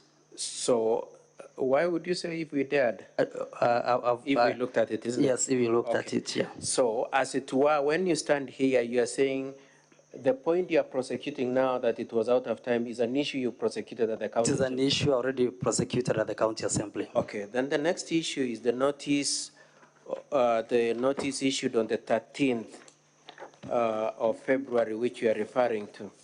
Could you confirm that that notice is the one to be found at page 5 of that bundle, page 5? Yes, this is the notice of motion. Now, did that notice have particulars, details and particulars as required by Standing Order number 60? No, it only had the grounds, and if you look at it, those grounds have been referred to us as charges. So it did not have particulars? Did not have particulars of the allegation. Okay. Now, Honorable Siocha said directly to the Senate that it had grounds and details, that it was over and above the notice that is at page 5. Do you recall anything like that? The truth is, it did not have particulars of the allegation, and it did not have even the signatures supporting the notice. So if Honorable Siocha said that it had details and particulars, it would be a lie to the Senate. It would be a lie, okay. Now, the other issue is whether the motion was moved as required procedurally for impeachment of county, of a governor or a deputy. It had a lot of procedural issues. And is it an issue you raised? I have raised it not once, not twice. Okay, and what is it? And it is in the Hansard, isn't it? It's captured in the Hansard. Okay, I've been given 10 minutes, so we will trust that the honorable senators will look at the Hansard and where you've made your contributions. Now, what is your point in saying that the motion was not properly moved? In normal circumstances, and this Senate will agree with me, that the notice of motion should be in the same format and content. If you looked through the notice of motion, you will actually realize the manner in which the notice is even drafted is completely different from the motion itself. So your position is that the notice that was moved on 13th is different from the filed motion. The notice of 13th is different from the motion that is dated 21st of February, which is at page 6. Absolutely different. Okay. Now, apart from that, do you have another contention about the propriety of the moving of this motion for impeachment? Yes, ordinarily, we needed to have even formed a committee at which the deputy governor would have been heard. That is contemplated in the standing orders, and that report supplied to the deputy governor, but all those ones were ignored. So no committee was formed to... No committee was formed to look into the matter of deputy governor. And did the assembly at any time before they invited the deputy governor on 29th determine what charges he was to... Did they ever sieve or evaluate the allegations made by Honorable Siocha as captured at page 5 and 6 before inviting the Honorable... Unfortunately, from 13th to 29th, the deputy governor only had a single audience on 29th, when was the last day of the motion. And before that, the assembly... There was never an audience to the deputy governor. Neither the assembly nor the committee had evaluated those... Yes, you only had one audience. What of the provisions of Section 15 of County Government Act? Section 15 of the County Government Act requires on our, outlines on our petitions I presented to the County Assembly in line with the standing orders. And what standing orders are you referring to? I will not be very clear, but... Standing orders, in the answer you said standing orders number 197 and 198, isn't it? Yes, those ones outlines on our petitions come to the County Assembly. And it remains your position based on the answered that indeed the motion was not properly moved? Absolutely. Okay. Now I'd like us to move on then to a different issue, which you've covered in your affidavit. Now, your affidavit paragraph, I would like you to go to paragraph 5. Are you at paragraph 5? Which page? Page 201. Yes. In paragraph 5, you substantially responded. What could you tell the Honorable Senate what you are responding to in the rest of the body of your affidavit? In paragraph 5, I'm responding to the report that was tabled to the County Assembly, issued to the clerk, and the Speaker, and a copy to the Deputy Governor, which I accessed when the Deputy Governor did debut his document on allegations that have been brought to the Assembly on a petition, and this is the basis and the premise under which I have sworn the affidavit. And what was the nature of that presentation to the County Assembly? It was through a petition. On what kind of a forum? A public participation. It originated from public participation. Yeah. And that public participation set of complaints is the one at page 56 of the Deputy Governor's bundle, isn't it? Yes. Do you remember the name? The name of yes, Benson Yaga Camisario. And so you have responded to those issues that came through public participation? It is on that basis that I have sworn affidavit. Okay. Now, starting with the public participation, did you agree as a committee on the funding of that public participation?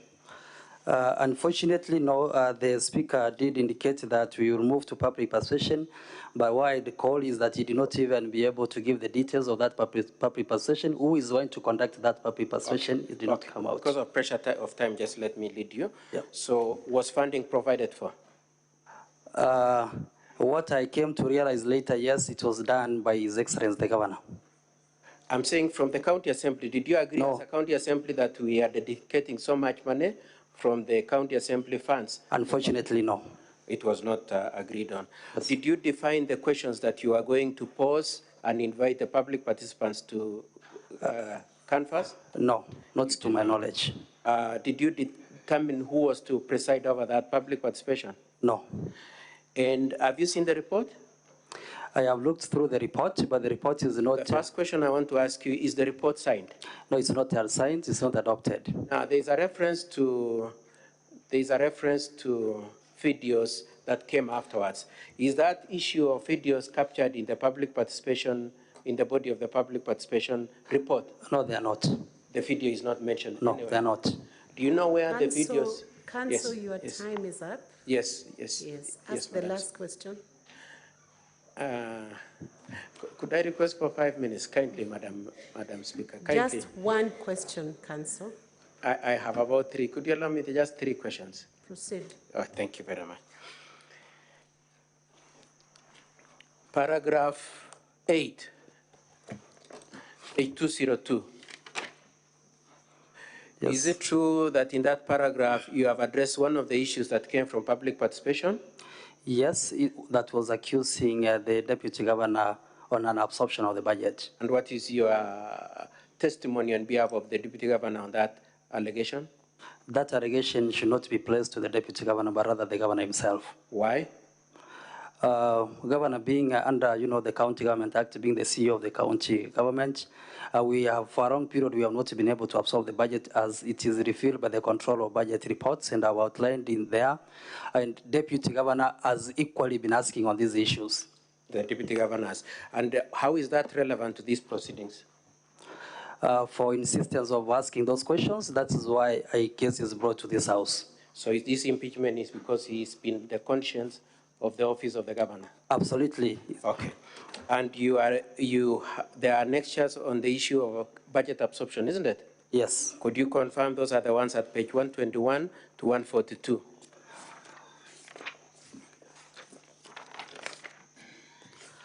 Yes, 121 to 122. Reports from the Controller of Budget on County Government Budget Implementation Review reports. Okay. And if you because look of through time, I'll just ask you, what position has the Kisii County been ranked in terms of absorbing their budget? In the first 9 months of 2020-2023, Kisii County is last. Yes.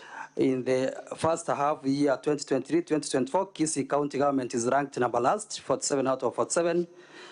In the financial year 2022-2023, which is the full year report, Kisii County is ranked number last on development expenditure as a percentage of total expenditure. Thank you. The last issue is paragraph 9.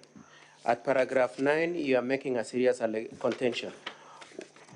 Paragraph 9 at page 202. What are you saying there?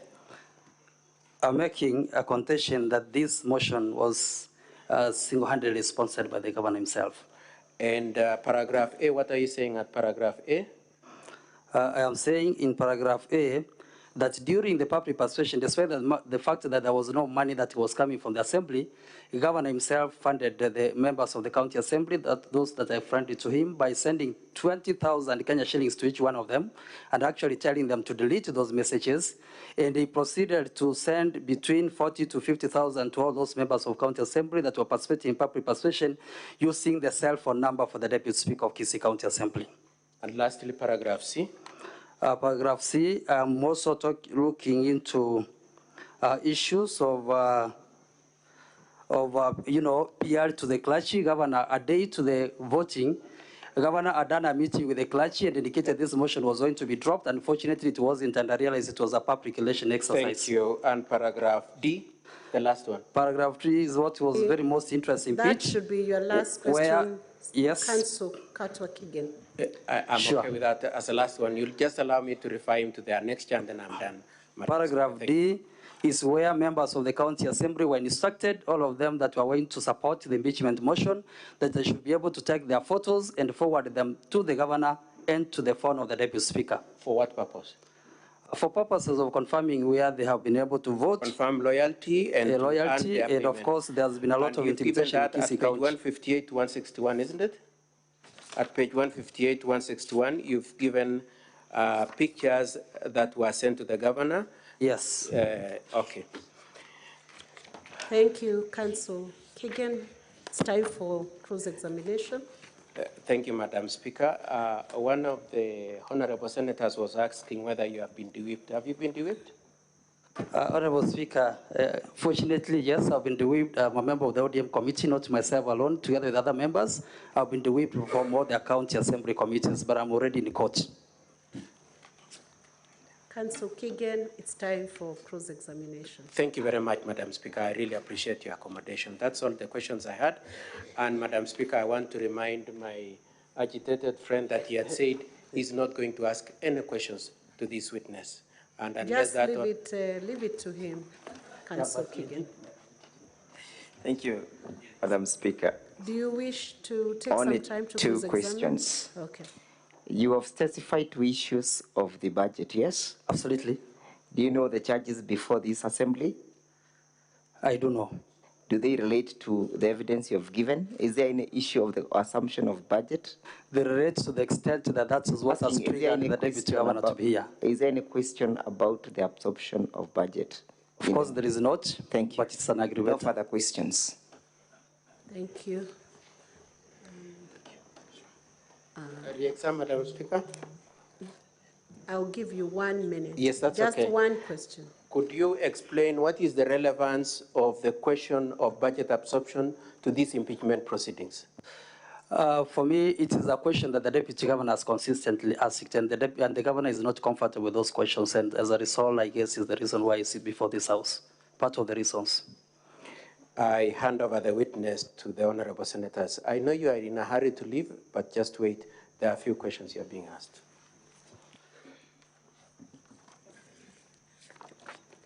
Senator Beth Siango.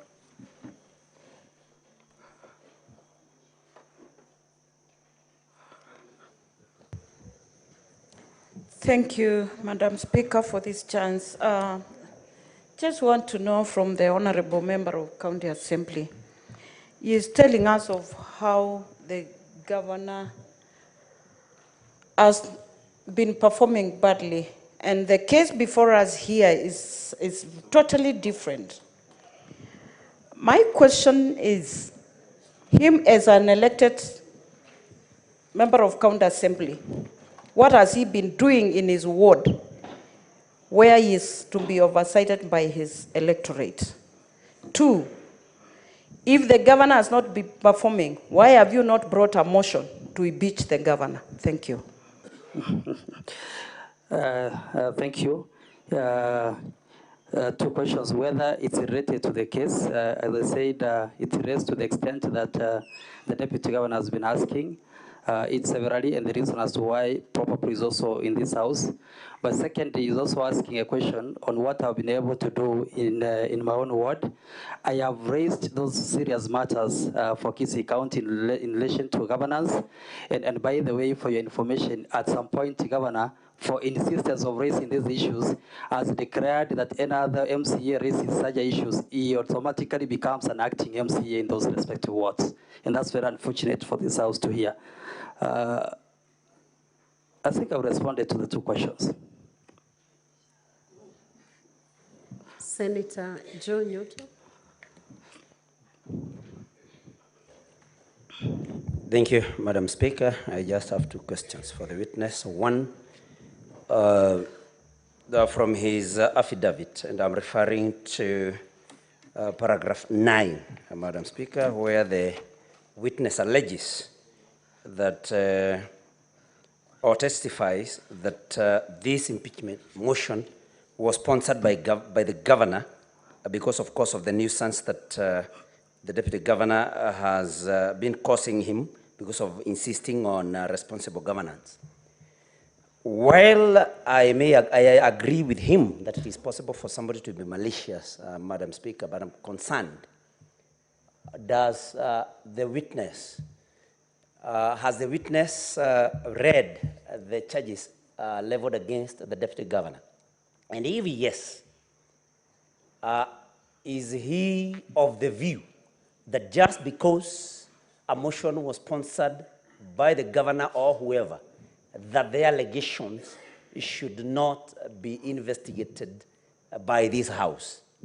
Number two, Madam Speaker, the witness has testified that MCAs received money from the governor, 20,000 Kenya shillings each, and they were instructed to delete the messages that showed that money had been received through M-Pesa.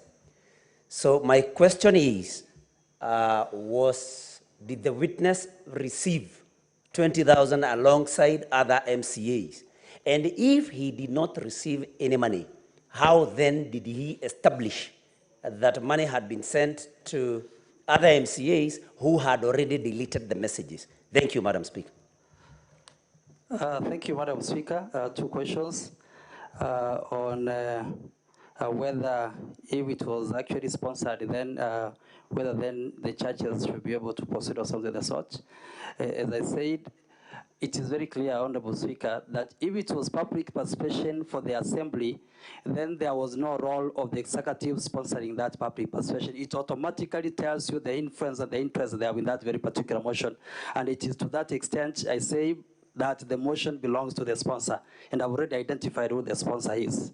And Honorable Speaker, the second question is on whether I did receive also, I was a recipient of the 20,000 Kenya shillings. I want to say I did not, but county assembly do not exist in isolation. Those who receive communicate to us and demonstrate when they have received. And just like anything will happen in this Senate, and the honorable members of this Senate share amongst themselves. Senator Okongo Mugeni, and the final one will be Senator Wakili Sigei, and then we close down on this session. Yes, I just wanted to ask the Honorable MCA, what is at page 158? That is the ballots that were used during the impeachment. Who are the officers who preside over the voting during impeachment at the county assembly, and who takes custody of the ballots that are used in the impeachment? Thank you. Thank you, Senator Okongo Mogeni. One, you're asking who are the officers who take charge on the voting. Of course, the officers are the clerk of the county assembly together with the officers of the county assembly. But I will tell you without blinking, Senator Mogeni, that the Kisii County Assembly is in captive. Conduct. In this particular charge, the governor has been accused of bribing the managing director, Ms. Lucy Wahito Wachira, a sum of 100,000 shillings in May 2023 in contravention with Article 75 of the Constitution of Kenya. According to the members of the County Assembly, the Deputy Governor's engagement convenance as well as did complicate behavior, and this boils down to gross misconduct and abuse of office.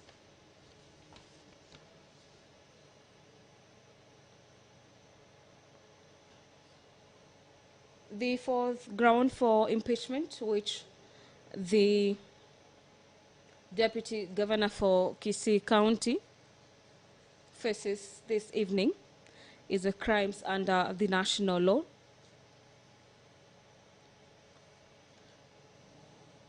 In their submissions in regards to this particular case, MCA say the soliciting of bribery is matters to do with the crimes under the national law. You approximately need about 30 minutes, but you're not lost of the fact that 1 hour is still available to us. Mr. Speaker, sir, with your kind permission, kindly allow me to invite Mr. Mutuma to do an opening remarks, and then I and my learned friend, Mr. Mwangi Ndegwa, shall share the balance of the times.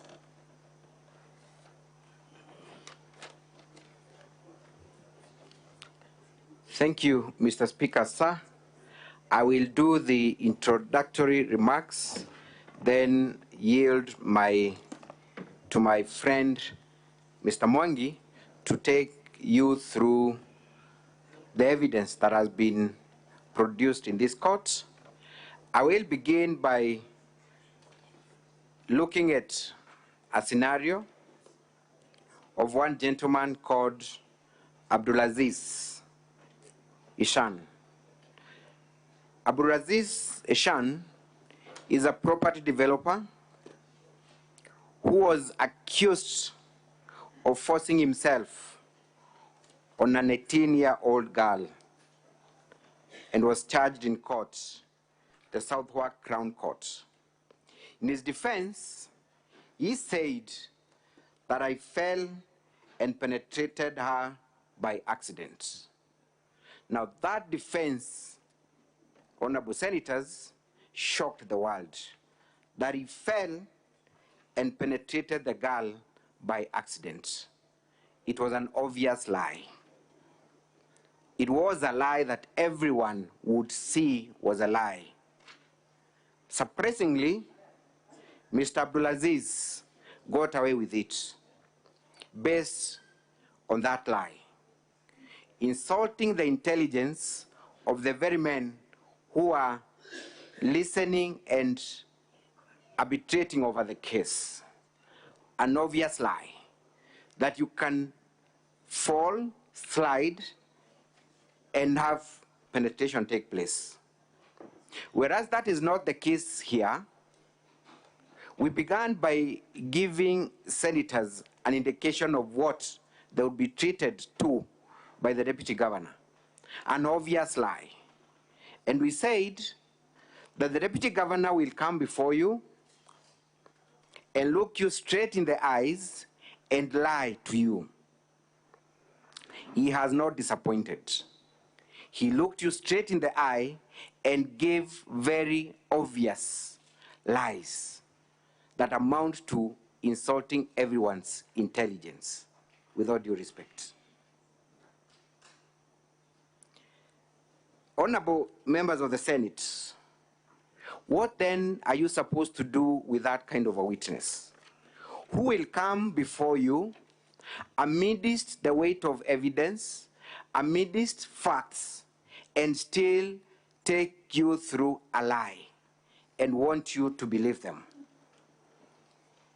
And I started by saying that is the kind of witness that you should be angry at, that you should exercise anger at. You have that right.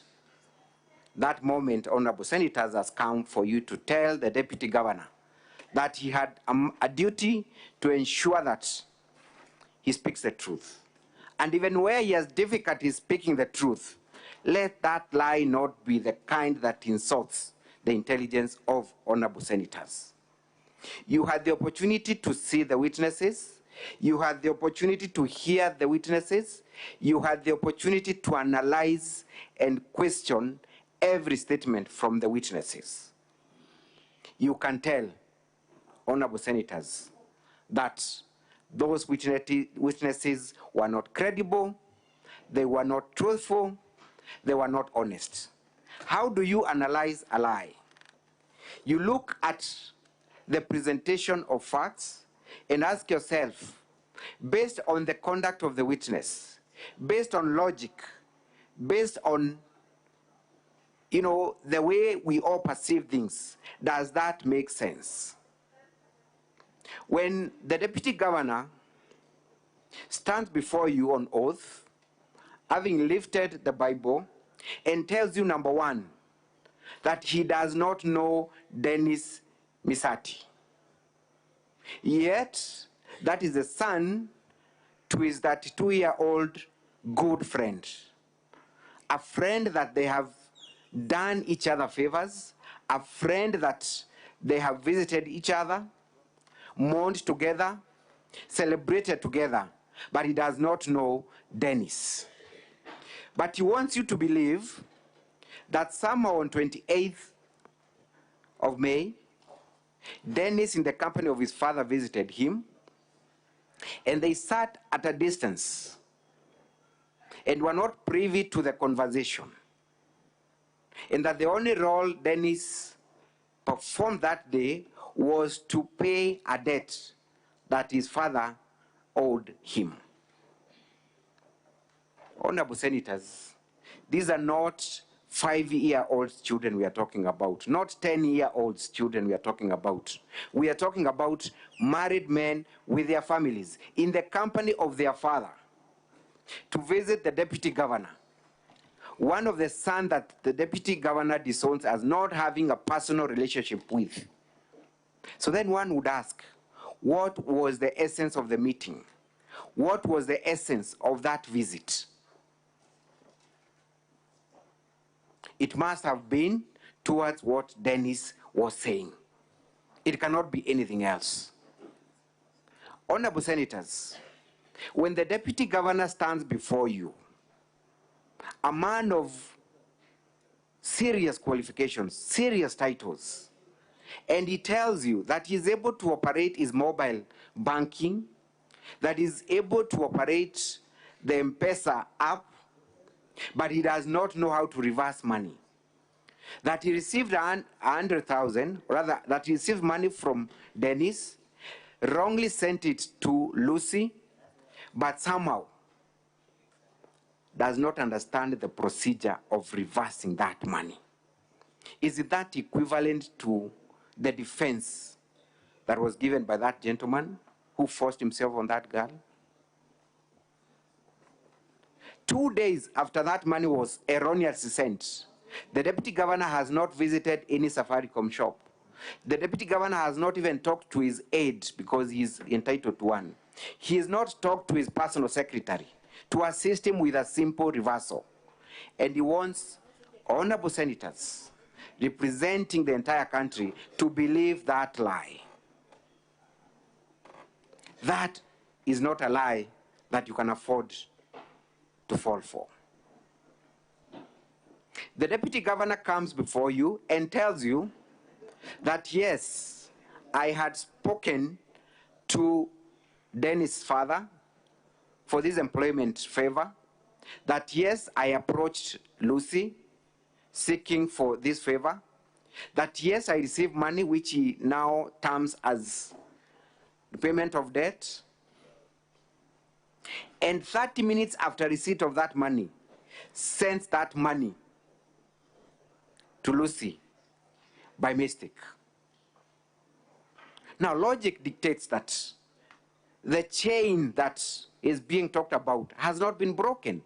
There is a clear trace of the intention of the money, the person who is supposed to procure that money, the person who is receiving that money first of all, and sending to that specific person. Why isn't it that these 100,000 could not be sent to a Jane, a random Joyce, just a random person? That would have been a lie that would have made sense. But to look you straight in the eyes and tell you that that money was not meant for that purpose, without debunking the entire chain, it's a lie. It's an insult to everyone's intelligence.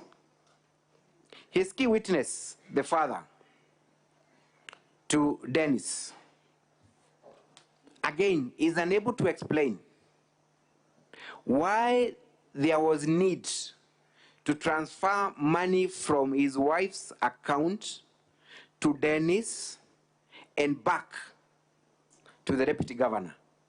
And he tells you, he wants you to believe that he wanted to express love to the son by sending him money to go and withdraw, then hand it over to the deputy governor.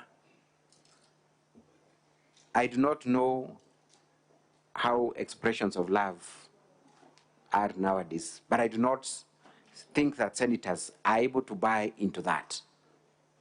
That he gave the son the responsibility of withdrawing the money because the son was quick enough to go to Keombo Market, withdraw the money, and come back when he had a driver who can run that errand. But somehow he wants you to believe that the son would have walked or ran faster than his own driver. He operates an M-Pesa shop, he confirms, but does not tell you why that money could not be withdrawn from his own M-Pesa. Obvious lies. Lies that cannot be allowed to go on record. For that reason alone, then you need to tell the governor that he has breached the leadership and integrity code as we know it, that he cannot be trusted with leadership if he can look you straight in the eye, honorable members, and lie to you when you can tell clearly that it's a lie. I can go on and on with the lies, but you've had the benefit of listening to the lies. Do not allow your intelligence to be insulted. I will invite my learned friend, Mr. Mwangi, to take you through the evidence that was produced in this court, in this Senate, and how the County Assembly of Kisii has been able to prove all the 4 charges against the Deputy Governor. Thank you so much.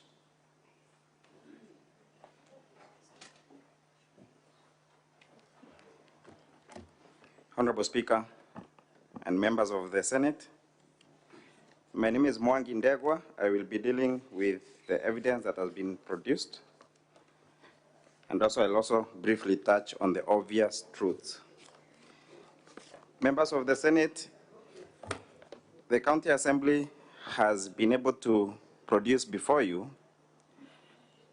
trails and transactions indicating and showing how money exchanged hands from Joseph and Dennis to the Deputy Governor, and how the same money finally found its way to the Managing Director of Guasco for purposes of serving its purpose. Honorable members, it all began with obvious truths. Joseph Misiati approached the Deputy Governor, and the Deputy Governor has agreed to that and confirmed on oath. The Deputy Governor also confirms that he reached out to Lucy seeking for favors as had been sought from him by Joseph Misiati. And Lucy magnanimously told him that we shall only recruit on a meritocratic process. Honorable members, we have seen Dennis submitting before you and crying before you that he did sell his salon. Dennis produced a sale agreement for that sale. Dennis produced a sale agreement also for the sale of his household goods and equipment. And he said that he gave that money to the mother for purposes of safe custody. Obviously, there's a reason why the mother was not called as a witness, so that we are not able to debunk that theory that the money came from them. There is seen money being sent from Dennis at 8:33 p.m. on the 28th of May.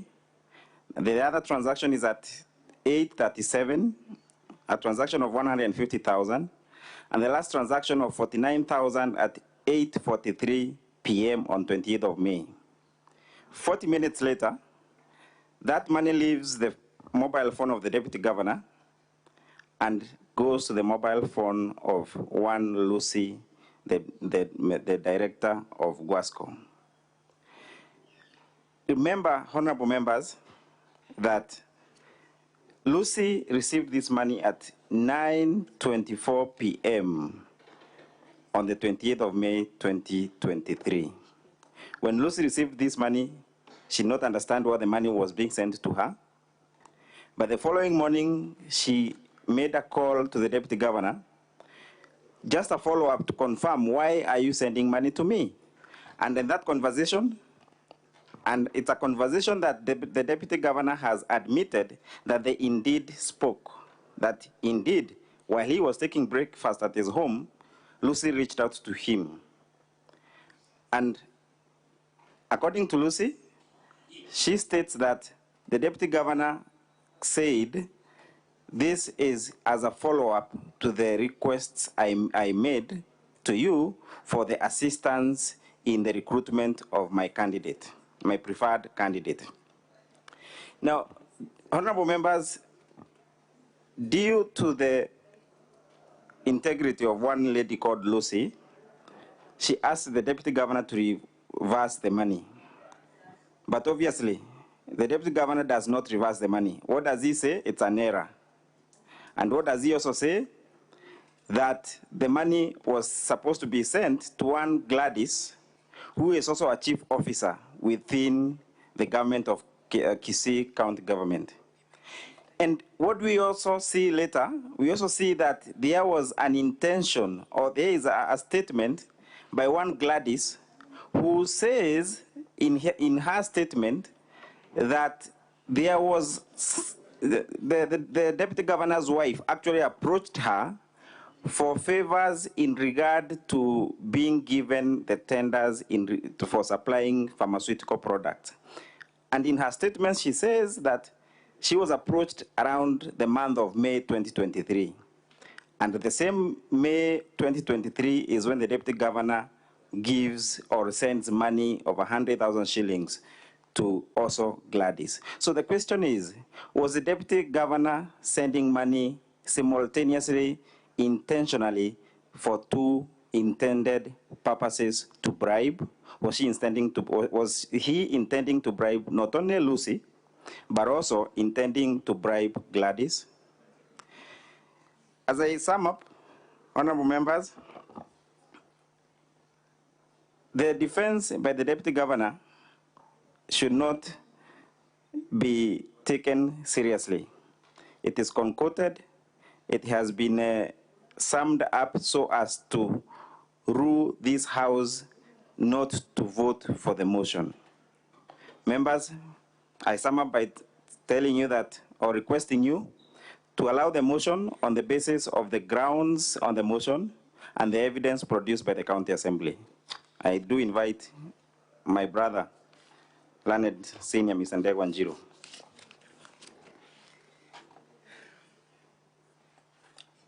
Thank you, Honorable Senators. I must begin by thanking this House for spending quite considerable time. It tells me and convinces the whole country that this House takes its work seriously.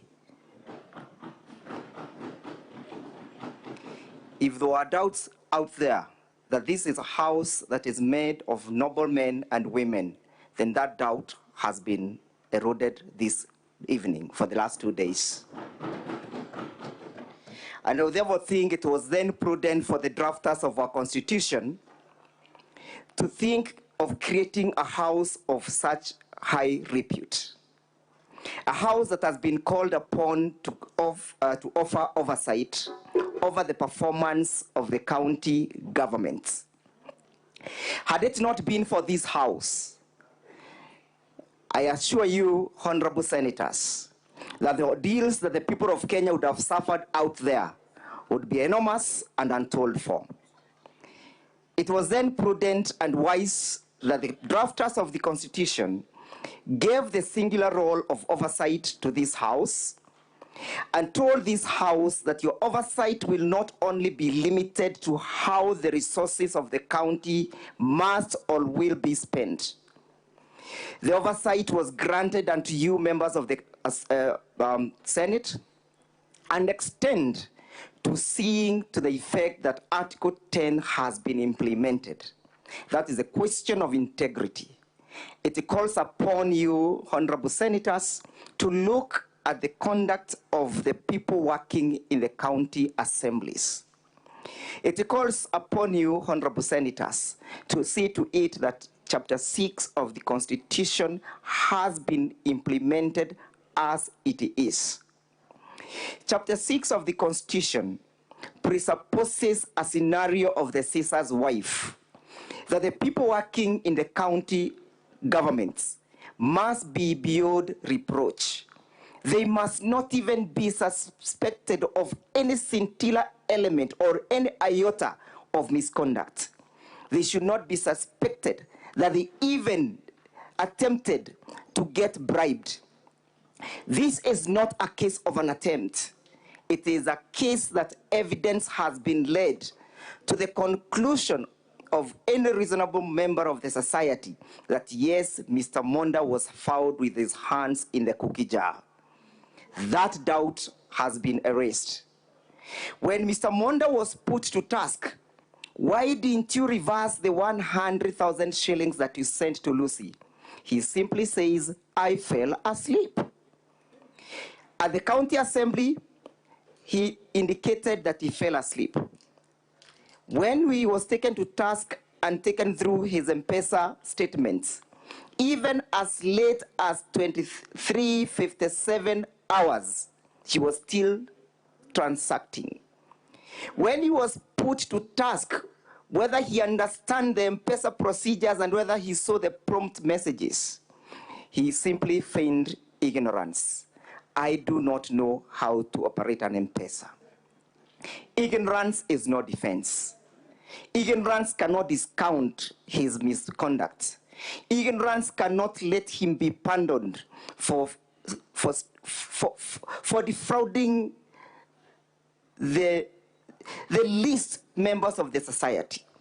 Honorable senators, look at the person who was called upon to raise 800,000 shillings. A destitute youth, a jobless youth, a hopeless youth, a homeless youth, a youth whom we should be, instead of extorting, a youth whom Honorable Deputy Governor Monda should have been giving hope. Honorable senators, the conduct of Honorable Deputy Governor of Kisii County does not breathe hope to the youth of this country. His conduct is a conduct that goes to telling our youths that unless you have a godfather in the status of Honorable Monda, do not attempt to apply for any jobs in this country. That is the message that the conduct of the Deputy Governor of Kisii County is sending out there. This government is spending a lot of time. The senators are on day-to-day allocating money to the counties to make sure that work and jobs are created. Those jobs are not created for the use of the status of the friends of Mr. Monda. The jobs are not created for the people who have connections with the deputy governor like that of Mr. Mosati. The jobs are created for all the youths. And behold, the Constitution provides that we are all equal before the law. We should be granted equal protection. But what is the deputy governor doing? The deputy governor is elevating through nepotism, cronyism, and favorism his friends. What of those youths? What of those, the Mama Mutura who spoke here? The Mama Mutura who passionately said, I have taken my child to school, and she has no connection to Honorable Governor Monda. What is the fate of that youth?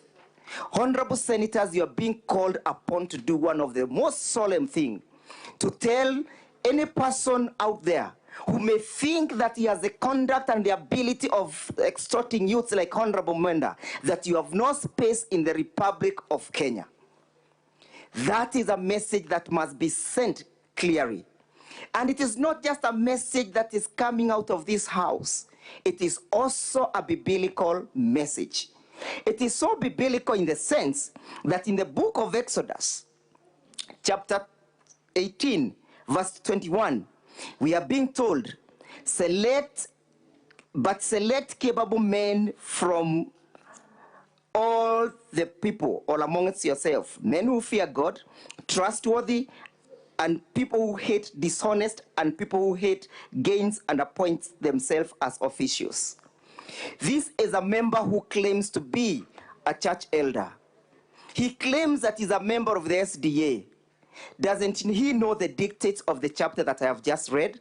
Is this a person who should be trustworthy? Does he hate bribe? We answer no.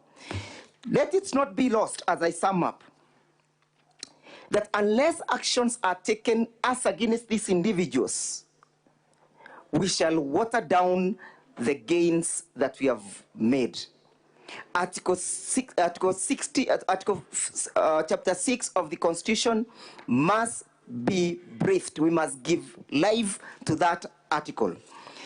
Finally, honorable members of the Senate, permit me to submit that the standard of proof of this case has been met. We were supposed to prove not beyond reasonable doubts. We were supposed to prove on balance of probability, and that standard has been met. I believe there is no doubt in any member of the Senate that Mr. Monda attempted to bribe Lucy. There is no doubt in any person seated before this house today that Mr. Monda sent the money to Lucy. And if there is any person with that doubt, may that doubt be spelled today. And what is the consequences of the actions of Honorable Monda? What is the consequences? The consequences is that his actions have put a family in collision. A father has gone against a son has gone against the father. A brother has gone against a brother. If Mr. Monda was diligent enough, if he's a person who is to be trusted, he should have chosen his path clearly and correctly. He would not have put the two families into collision. The collision that you have seen here and witnessed is courtesy of the misconduct of Honorable Deputy Governor of Kisii County. What is this other consequence? The other consequence is that the provisions of Article 26 have been compromised. That life begins at conception. Testimony and evidence was brought before this court that a young woman somewhere, a person suffered depression, and as a consequence of that depression, a life was lost. Even if these honorable members will not vote to remove the deputy governor on the count of bribery, let the cry of that child, the unborn child, be heard. Let the blood of that child not dry until justice is done. Let the blood of that unborn child cry and ring bells to the consciousness of this house, so that at the end of the day, a caution and a restraint will be made by any person who may think that child has nobody to fight for, that child that lost has no voice to speak for. It is you, the honorable senators, who are going to speak on behalf of that child. It is you, honorable senators, who will speak on behalf of that unborn child. It is you who will say that justice will be heard. Subsequently, honorable members, As a consequence of these actions, an office has been compromised. The integrity of the office of the Deputy Governor has been eroded. The integrity of the office of the Deputy Governor has been put into disrepute. And for that reason,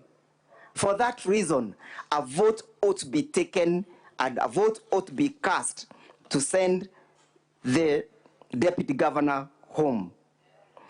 Malcolm X in 1965 said, if you do not stand for anything, you will fall for anything. That is the character and the conduct of Honorable Deputy Governor Monda. He stands for anything, and he falls for everything. He falls for bribery, he bribes Mama, he exhorts Mama Mutura, he exhorts people on bursary basis, he exhorts Dennis.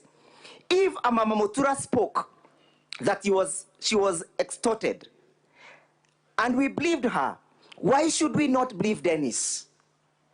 Why should we not believe Dennis? When a question was put as to why the mother had to be involved in the sending of the money, the answer was, I was doing financial management. I was doing financial management. I tell you, honorable senators, that the mother was brought in this case as a decoy. She has been brought here as a decoy to make sure that you do not see the correct network of this corruption and bribery. Let no one be invited that the money ever came from the mother. If it did came from the mother as earlier submitted, the mother would have been a witness to testify to that effect. Honorable senators, let it not be lost on us that on the 31st of December 2012, the Honorable Lady Deputy Chief Justice of this Republic committed a heinous offense similar to this one. And she was sent home on the count of pinching the nose of Rebecca. She was sent home on the count of asking Rebecca Kirubo that you should know people. Who are you? We give you power, we vote for you, then you extort us. We vote for you, then you steal from us. We vote for you, then you defraud us. How lucky are you? How lucky are you, Honorable Monda, that we shall vote for you, we give you our votes, and then you defraud us of our money? How lucky can you be, Honorable Monda? How lucky can you be? That is a question that must go and ring bells. Honorable senators, as I sum up, let us draw the lesson from the case of Nancy Baraza. If a Chief Justice was taken home on that one count of pinching the nose and arrogantly saying that you should know people, what of this person who has gained and benefited unjustly? What of him? You are told that 500,000 shillings was being paid as a debt. Has evidence been brought before this case, before this Senate, to prove that Mr. Mosati owed the governor at a particular point? Zero. No evidence. Let us rise to the occasion, honorable members. As I sum up, look at the Watergate case. The Watergate case was a tight case. Somebody breaks and organizes the breaking of the National Convention, the Democratic Convention offices. A president tries to conceal that, and that act of concealing sends President Nixon home. Today, it's not President Nixon. Today, it is not Nancy Baraza. Today, it's Honorable Monda. As I sum up, I am urging this Honorable House to do what is right. Not what is popular, not what is easy, not what is enticing, but what is right. What is right is that which shall lead to giving the people of Kisii County justice. What is right is that action of upholding the provisions of the Constitution of Kenya. What is right is that of saying that the sovereignty of the people of Kenya must be respected. Finally, honorable members, for the loss of that child, and I insist, for the loss of that honorable child, Honorable Monda must go. For taking of the bribe from poor Kenyans, Honorable Monda must go. For failing to breathe confidence to the youth of this country, Honorable Monda must go. For failing to uphold the integrity of his office, Honorable Monda must go. For taking for granted this house, that he can blatantly lie to the house, Honorable Monda must go. For failing to bring and for lying before this house, Honorable Monda must go. I urge you, Honorable Senators, Honorable Monda must go. Much obliged.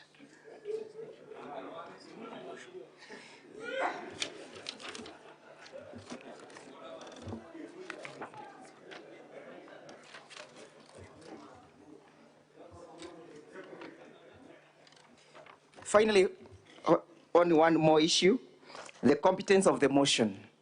If the motion that has been brought before this assembly was not competent, Mr. Monda would not have lined up his witnesses. If it was not competent, he would not have appeared before the county assembly. The doctrine of acquiescence bides him from the beginning of the motion to the closure of sending him home. I'm most humbled.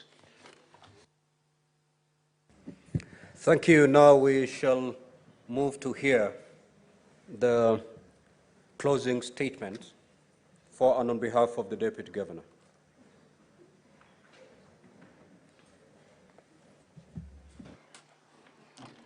Mr. Speaker, sir, members of the House, I rise to, in part, give part of the closing statement for the Deputy Governor.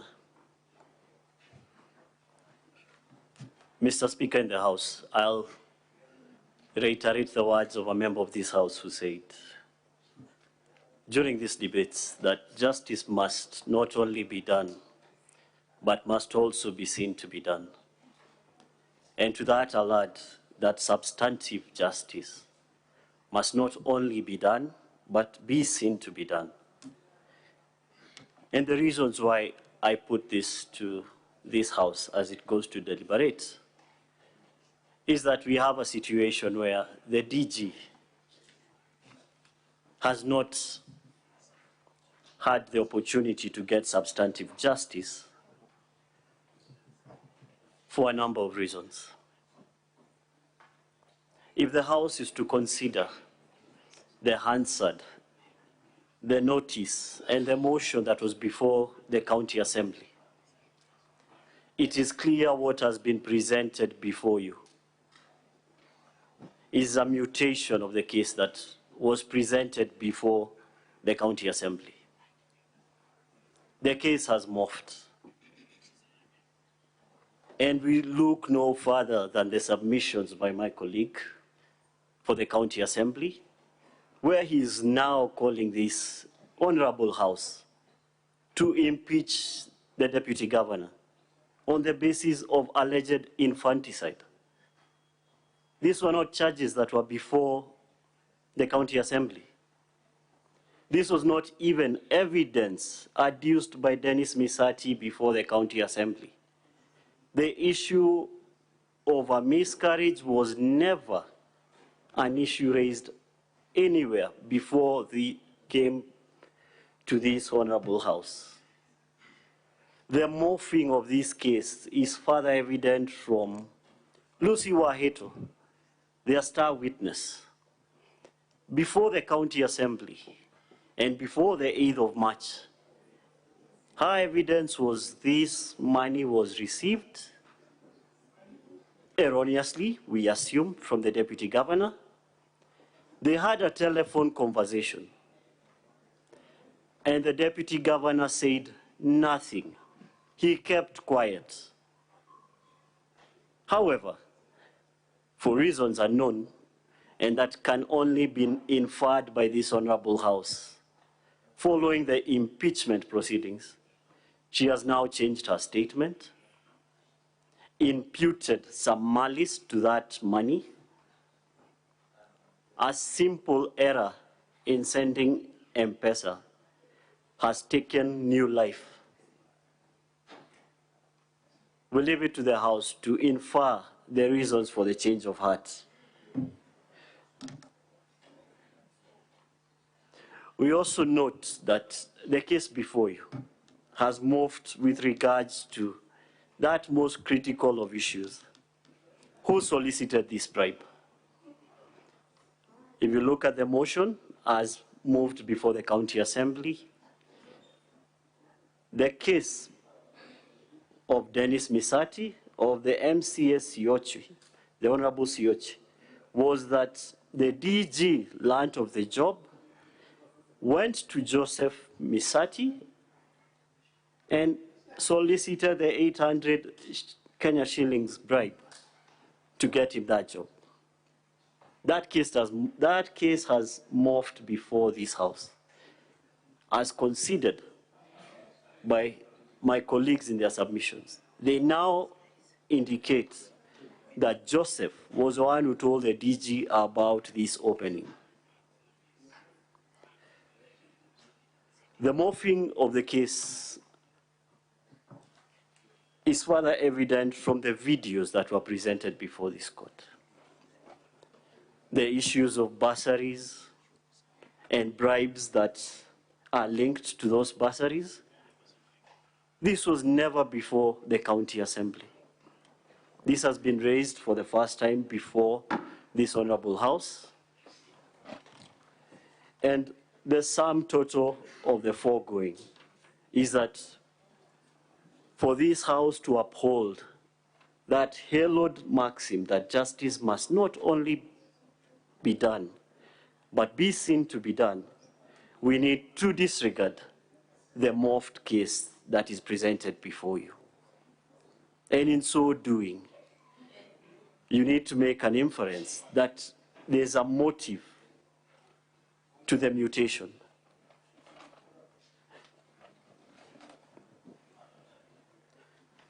Following from this issue, there are some procedural lapses that were part of the proceedings before the County Assembly. You've been asked to turn a blind eye to these procedural issues, but we humbly submit to this Honorable House that substantive justice requires procedural certainty. The Deputy Governor had no procedural certainty in the process that was undertaken at the County Assembly. And this started on the 13th of February 2024 when a notice of a motion that was not supported by the evidence, was not supported by signatures, was moved and subsequently passed by the County Assembly. A clear nullity ab initio was allowed to move to the stage of a motion. And from that, on the 21st of February, the motion that has led us to this hallowed house was moved and duly seconded. And as would be expected, this motion should have been put to the County Assembly to debate and make their determination. However, this is not what occurred. A motion to adjourn the proceedings was duly moved, not seconded, and I wish to underline that that motion was never seconded. But this notwithstanding, the motion was in unclear circumstances that one cannot decipher from the Hansard, determined, and an adjournment duly issued. This adjournment, I wish the court to note, was contrary to the standing orders of that particular county government, which requires the motion to be moved and determined within 3 days. By the 24th of February 2024, that motion, having not by automatic operation of the law, we submit that from the 24th moving forward, there was nothing. The motion and everything that was voted upon on the 29th of February 2024 was nothingness. And from that, this Honorable House has been called to determine whether there's a valid impeachment. And we duly submit, given these grave lapses, that the motion and the impeachment as a whole was a house built on quicksand, foundationless, and this court must, as the big bad wolf did, blow that house down. Most obliged. I will now call my senior, Mr. Katwa Keegan, to conclude the submissions.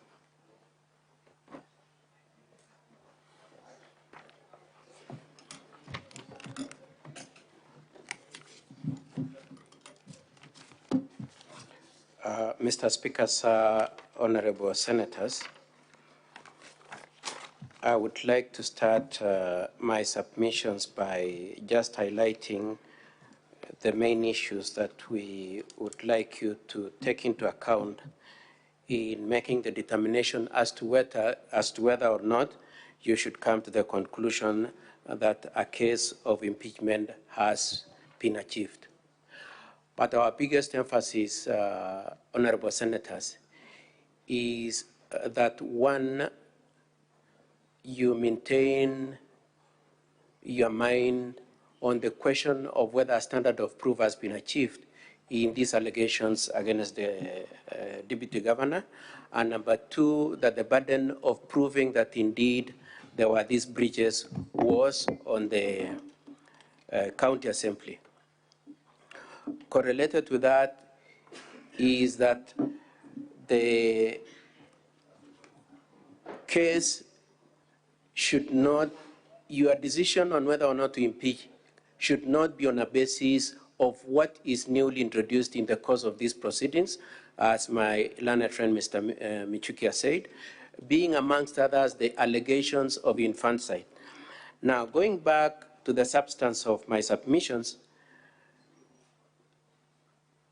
I will elaborate on what I said when I was doing the opening address, that the entirety of this case is not founded on any document on the part of the accusers.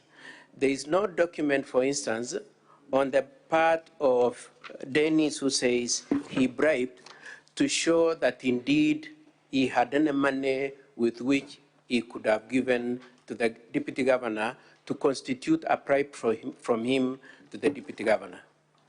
There is no document from his brother to show that indeed the arrest was based on any other issue other than the dispute as to who was the owner of the trees. There is no document on the part of Lucy to suggest that indeed, other than the fact that money was sent by reason of an error, there is nothing to suggest that indeed that money was based on an understanding of corruption. And so, at the end of the day, then, honorable senators, you will have to make a determination on this issue on the basis of who to believe. And the competition in terms of who to believe in this case would be his brother versus his brother Robin versus Dr. Robert. It will be Mr. and Mrs. Misati, Mr. Misati being 68 years old, retired civil servant, Judge Koa, versus his son who is 37 years old. Who do you choose to believe? And we already indicated to you that the wife of Mr. Misati swore an affidavit, which we are relying on, and we produced the M-Pesa paper trail. I am aware that my colleagues have said that the wife was maintained in this case as a decoy. And we are saying that cannot be true because we brought you the M-Pesa record. And the husband had testified on the issue being the background of how that money was raised and was remitted. So you would have to make a choice of who to believe between the son and the father. And in the event you have any doubt, it is our contention that considering the standard of proof that this Honorable Senate has adopted as prescribed by both the Court of Appeal and the Supreme Court, the benefit of doubt should go to Dr. Monda. We would also pray that in considering this, you be careful that you do not end up with a situation where you allow a national Senate to be a forum for determination of family disputes. All the witnesses and the entirety of the case that the County Assembly has brought is founded and based on family. Now, I would like to digress at this point and just point out to you like this, that we have brought material with which we have contended that the reason why the Deputy Governor is standing trial is because of the issues he has raised to the Governor, and that the Governor then has initiated these proceedings for the Deputy Governor's impeachment. Now, we would pray very much that in the course of your consideration of this impeachment motion, that motive, that reason for having brought this case be a dominant factor in your minds. But more importantly, the decision having been made and determination having been arrived at that he must be subjected to impeachment, the fact that they were not able to find any case of either procurement, misappropriation of funds, and accountability of any other issue, the fact that the most that they could come with to you for impeachment, that the only thing they could come is through families, through his brother, through the son of Mr. Misati, to spoil the friendship, that is the only thing they could come up with. We submit, Honorable Senators, is an indication of just how impeccable the Deputy Governor is, that they couldn't get anything other than to go through families to initiate and engineer these impeachment proceedings. Now, before I come to the standard of proof, I would want to just invite your attention also to the fact that the main allegations before this Senate for impeachment being whether or not he received a bribe from Dennis, whether he gave a bribe to Lucy, whether he threatened Dennis, whether he misused the county staff, and whether he is culpable for having his brother arrested, are all issues that are in the hands of institutions and agencies that you as legislators, as lawmakers, have designated to take responsibility of investigating and determining. The three first counts being the question of whether he received a bribe from Dennis, whether he gave a bribe to Lucy, and whether he actually threatened Dennis, are all issues which the witnesses readily admit are in the hands of the Ethics and Anti-Corruption Commission. The issue of whether he improperly caused the arrest of his brother is an issue before the police. And the issue of whether or not there was misuse of the county staff, the witness came and said is in the hands of the county assembly. With that in mind then, we would like the question to occur to you as you entertain the question of whether or not to impeach, as to whether you will choose to intercept a process of investigation by EACC, by the police, and by the Kisii County Assembly. You will intercept that process, take over the process, and make a decision on it. Or you would rather wait for the determination of the cases before those agencies, which you yourselves as legislators have already determined should make those decisions. Now, my colleagues for the County Assembly have relied on two cases, and those two cases are of very doubtful basis. The first one is the very repeated story of one Nancy Parasa having pinched somebody's nose. That's one thing they are relying on to persuade you that you should impeach the deputy governor. The other one they are relying on is the repeated reference to Watergate. Now, honorable senators, we would like on our part to bring you nearer home on what you yourselves have said and in terms of your standard of proof for purposes of determining impeachment. And the first point, the first threshold is the provisions of Article 181 of the Constitution. Article 181 of the Constitution, 1A and C require that before you come to the conclusion that there is reason to impeach a deputy governor or rather a governor, you need to be satisfied that indeed there is cross violation. And our question then to you would be, on all the 5 counts, on the allegation of a bribe from Dennis, giving a bribe to Lucy Waito, the allegation, the alleged threat to Dennis, the alleged misuse of county staff, the alleged arrest of the brother. Do you come to the conclusion that indeed there is cross violation? The other criteria is found at Article 181, 1B, being that there is a serious reason to believe that a crime has been committed. And we submit, honorable members, that based on the analysis of facts that my colleague who came before me has made of the facts, and which I will look at again briefly in a short moment, we submit that there is no manifestation of any gross violation of the law, and there is no serious reason to believe there is any crime that was committed. And further, in applying that criteria, when you are considering the question of whether or not to impeach the Honorable Governor, His Excellency Honorable Iria, you, through your special committee, you said that in the event an issue is in the hands of an investigative agency, then that investigative agency should be allowed to conclude their proceedings. And in that case, you said the EACC and the Public Procurement and Oversight Authority should be given room to conclude the process. And if they come to a conclusion that there is indeed any wrongdoing, then they can come back to the Senate through the County Assembly.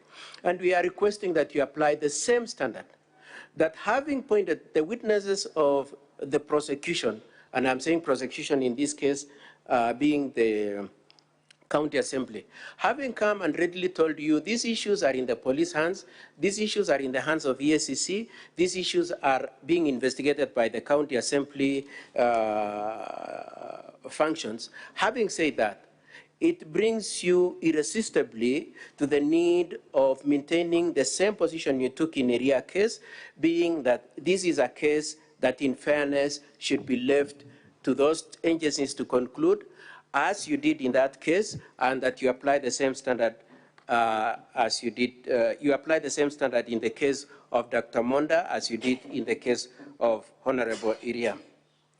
The same position was taken in the case of Professor Chepkwony, Kericho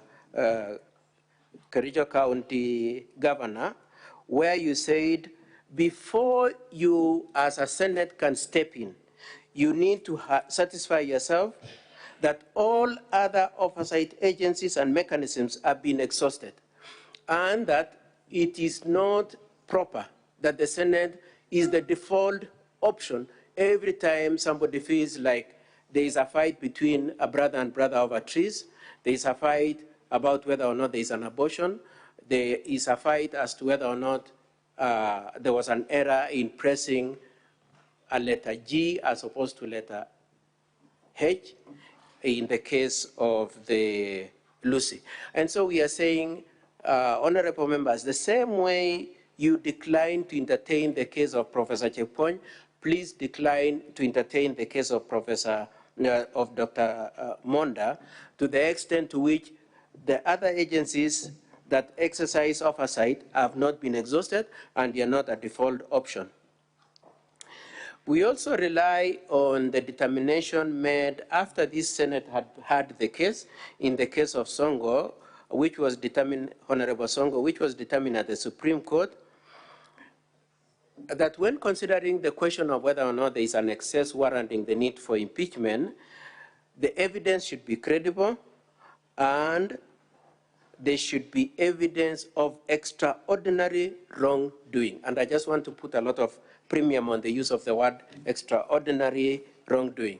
And we submit, honorable senators, that in the case of Dr. Monda, when you are told that there was a bribe given to Dennis by, that Dennis gave the governor a bribe, when you're told that, and then Dr. Monda comes to you and tells you, number one, the money did not belong to Dennis, it belonged to his parents.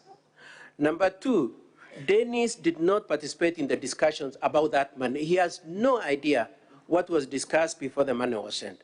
When you're given that kind of evidence, where, in fairness, with what reasonable measure would you say there is extraordinary wrongdoing to be found in the conduct of Dr. Monda?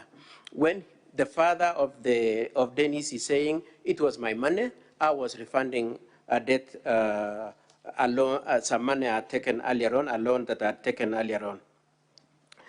We are asking, where is the extraordinary wrongdoing?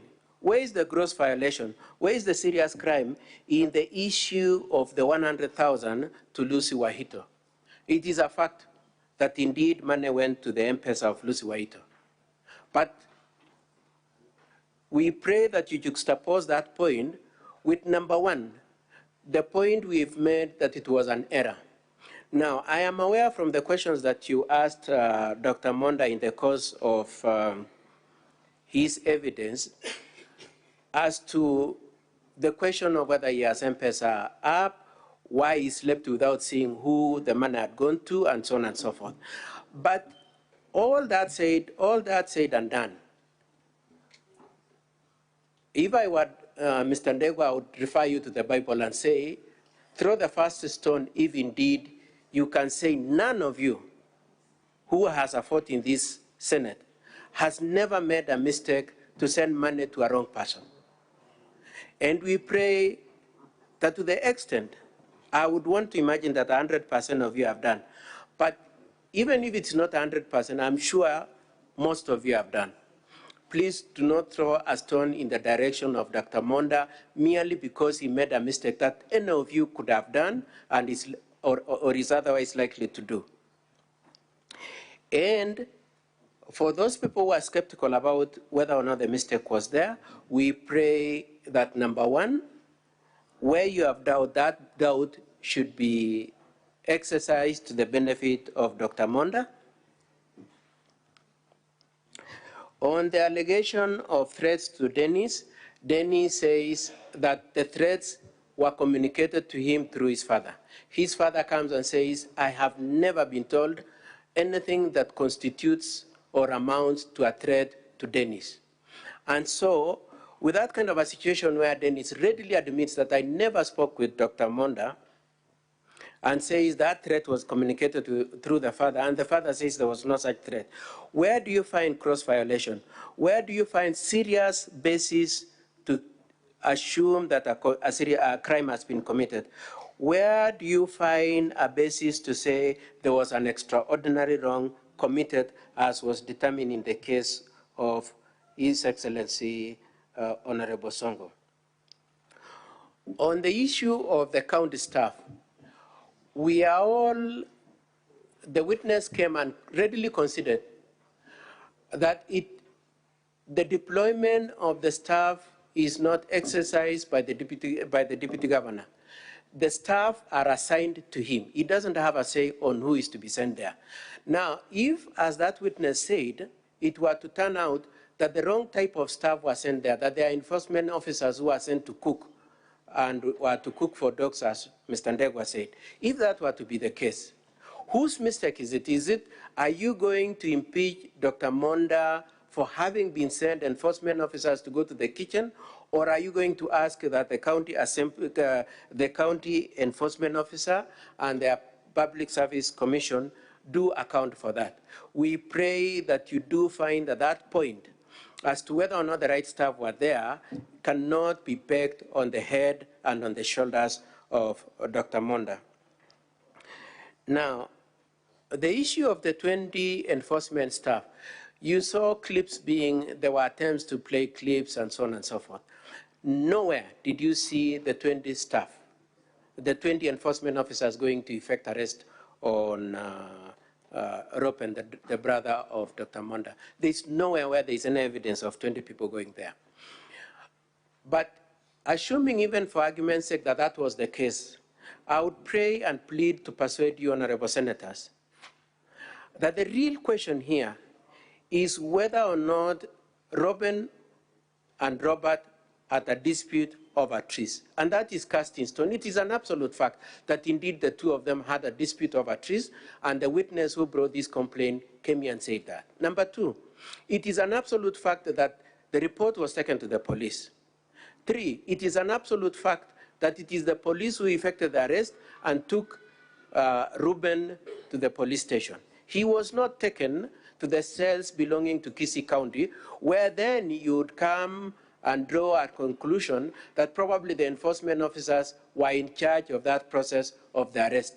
With all those grounds, if you were to be inclined or to be tempted to deem a wrongdoing to have obtained, shouldn't the OCS of the relevant police station have been summoned instead of having summoned Mr. Hagai? Shouldn't that have been the person to be summoned to come and say whether indeed there were 20 enforcement officers and whether there was a basis for the need to arrest the brother? We pray that you do find that on the premises of that issue, there is no manifestation. There is no manifestation of cross-violation. There is no reason to deem that a crime was committed, and there is nothing extraordinary that, there is nothing negatively extraordinary that Dr. Monda did to warrant the need for him to be subjected to impeachment. Lastly, on that issue of the enforcement officers, the witness, Mr. Agai, came here and produced 3 letters. All the 3 letters are very consistent in what they say. They all say that the sub-county enforcement officer is the one who went with those officers. So assuming those people went, and we are saying there's no evidence that they went, even assuming they went there, there's nowhere where the hand of the deputy governor can be said to have existed in the deployment of those officers.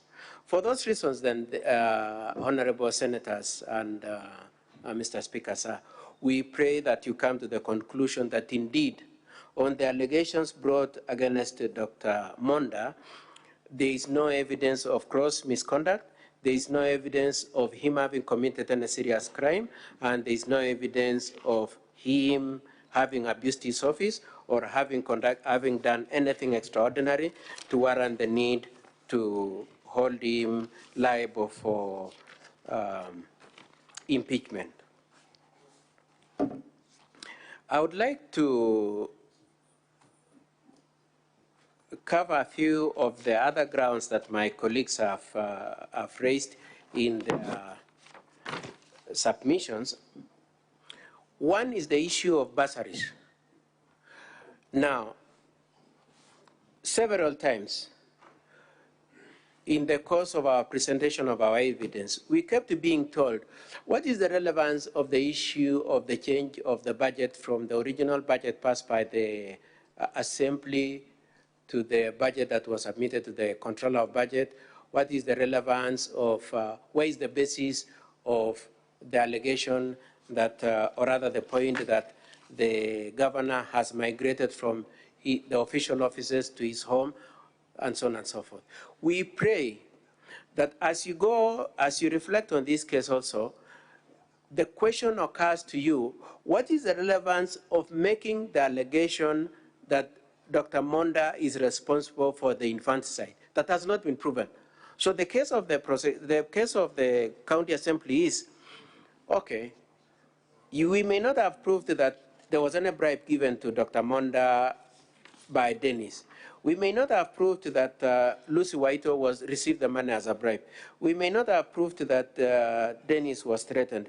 We may not have proved that the county staff were misused. We may not have proved that the brother was properly arrested. We may not have proved that. But please, even if you come to that conclusion, move on then and impeach him on the other grounds. One being that he's responsible for infanticide, and my colleague in usual eloquence makes reference to blood, the cry of a baby and all that. Where is that case? Was any case brought before the county assembly about any baby who was killed by Dr. Monda? And if there was none, we pray that the emotions that was being, that the attempt to whip up emotions amongst yourselves should be rejected. There was an attempt also to use videos to say, oh, there's somebody who sells mutura, or there's somebody who bribed, was asked for 20 million to get a bursary of 3,000, and so on and so forth. Now, I would like to address the two issues that arise from there, video and the question of bursaries. The county assembly came and said, we did public participation. The public participation report is here. It is at page 21 to 54 of the county assembly report record. The entirety of that report does not make reference to any video anywhere. And we would want to be as respectful as possible, both to the county assembly and most especially, much as they probably, we would like to be respectful to them, even if it were to be the case that they do not deserve it. But we would really like to be very respectful to you. And so when we say that the videos are fabrication, we say that with a lot of caution. We are saying that after thinking about it seriously.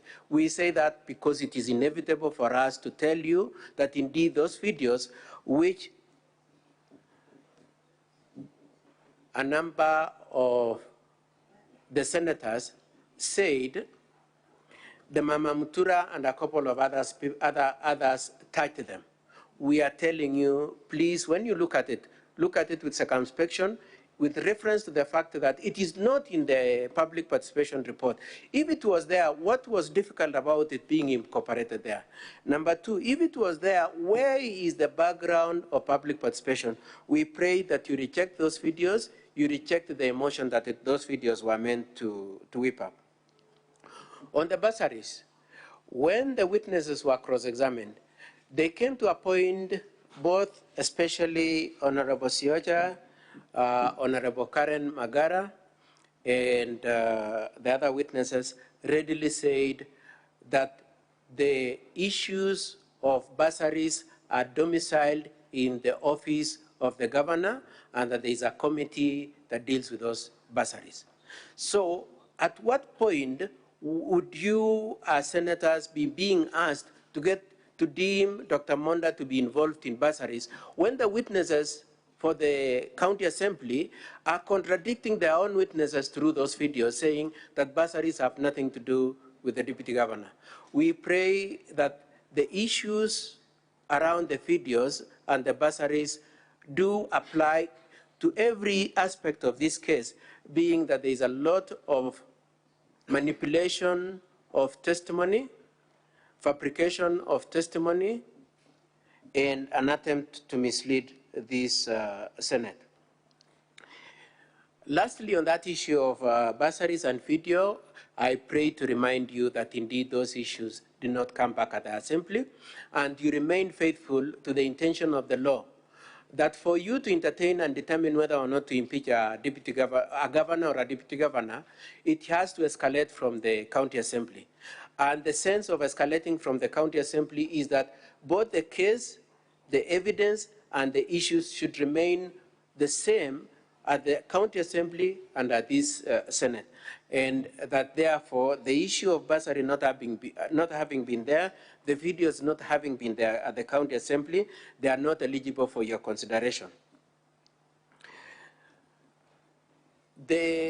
My colleagues for the county assembly have also introduced another issue that was not in the county assembly.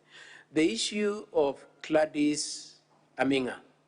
Gladys Aminga was not a witness, and in her statement that we saw today, she says that having listened to what went on at the county assembly, being a process of filling up gaps that we challenged at the county assembly, I have come to explain this and this. And she says that there's somebody by the name Bernard who was given a tender.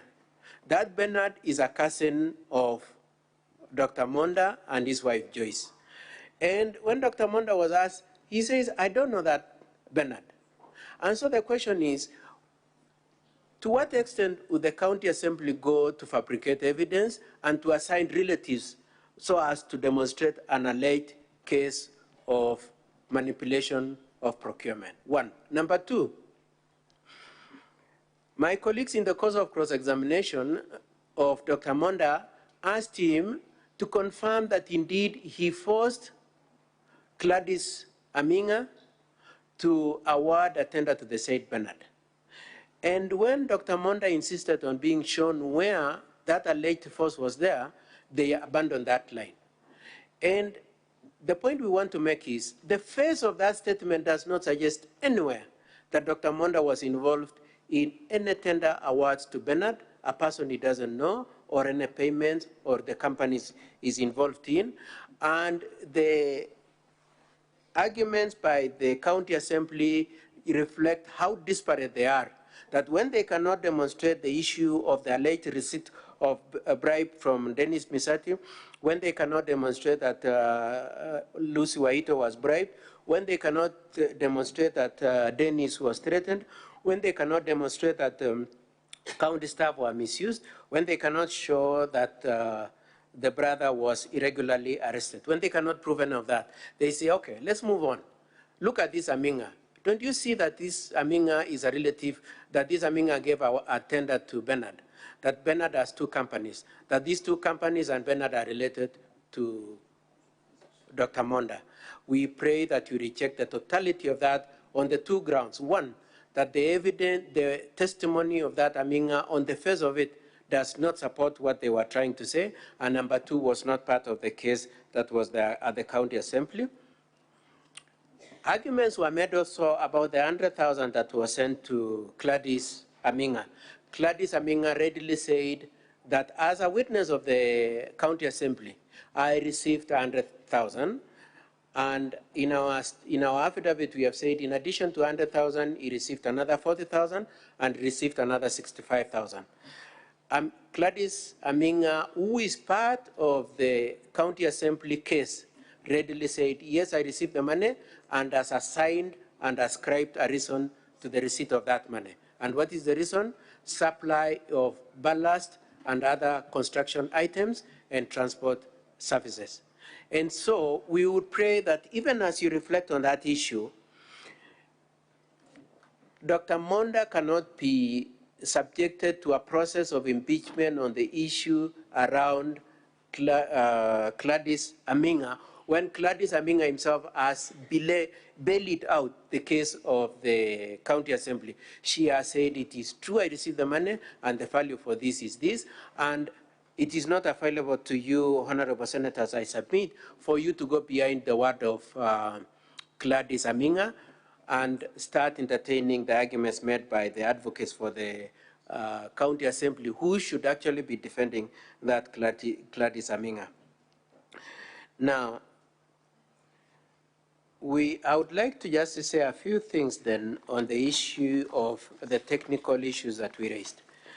The county assembly witnesses, especially the mover of the motion, Honorable Sioja, readily agrees that the motion was prosecuted out of time and public participation was conducted out of time. That he readily accepts. And he says it is indeed contrary to the provisions of Standing Order 60 to 64 of the Standing Order for County Assembly, Kisii County Assembly. He said he attached particulars to the notice that he moved on 13th of February 2024. And when asked, he says, yes, I can see the notice doesn't have particulars, but indeed those particulars were given. And so the question is, what happened to those particulars? So, but the bottom line is this, the notice that was moved on 13th, as you look at it today, did not have details and particulars. The motion was not moved under the provisions of Section 15 of County Government Act and the standing orders of Kisii County Assembly, standing orders number 197 and 198. With all those considerations, my colleagues have told you that please, when you go into those technical issues, treat the technical issues as non-issue because the defense, Dr. Monda'S defense, have acquiesced by bringing witnesses. And so I would want to ask the question then, what were we supposed to do?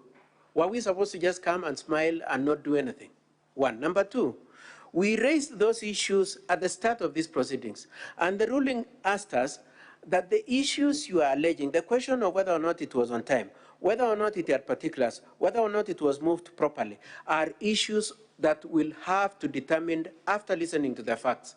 And so we are saying that by presenting witnesses, we were not acquiescing nor abandoning our preliminary issues. We were doing what the ruling of this Senate said, being that demonstrate the basis of those technical arguments through the facts that you will adduce, and we have demonstrated that spectacularly through both cross-examination of the witnesses of the county assembly and through our own witnesses confirming that each of those wrongdoings happened. Now, I am aware that a number of senators have said that we should, based on the provisions of Article 152 of the Constitution, 159 of the Constitution, we do not want to look at the technicalities. And then on our part for the Deputy Governor, then we would want to ask you, what was the purpose then of the rules? Why are we sitting, why did we sit yesterday up to midnight? Why are you sitting past hours today? Isn't it because the law prescribes that some things are to be done within time? Isn't it because you are being faithful to timelines? And if you, at this national level as senators, are prepared to go out of your way and comply with the law, why should you give latitude to county assemblies to say, we will smilingly disobey the timelines that have been set and it shouldn't matter? Why should you extend that latitude? And most especially when those county assemblies do not come and say, oh, sorry, we were out of time because there was an earthquake. They are not saying, we are out of time because there was COVID outbreak. They are not giving any reason or any excuse for why they are out of time. We pray that for purposes of standardization of the rights of the parties, for purposes of the rule of law, you do insist that unless there is a good reason why you should invoke the provisions of Article 159 and entertain issues and say it is a technicality. Before you do that, a justification needs to have obtained, and that justification and the law allows for that extension. We submit that the law does not allow anywhere for that extension of time. And therefore, we pray that you do reject the motions for lacking particulars, for mutating from the date of 13th when the notice was issued, and mutating into something different by the time it was being moved on the 21st as a different motion, and for not having been moved properly. We pray that you do be faithful to the law that is keeping you seated here today up to this time and yesterday also. You do enforce that law and say that motion is null and void to that extent. Now, I am aware that the probability is that the county assemblies have been casual about it. I would pray that the Senate, in developing jurisprudence, do not encourage that feeling that it doesn't matter. All we need is to just throw anything in the face of the Senate, and the Senate will readily entertain it. That you do say everybody must follow the law, and that otherwise the rights of parties, including Dr. Monda, will stand violated.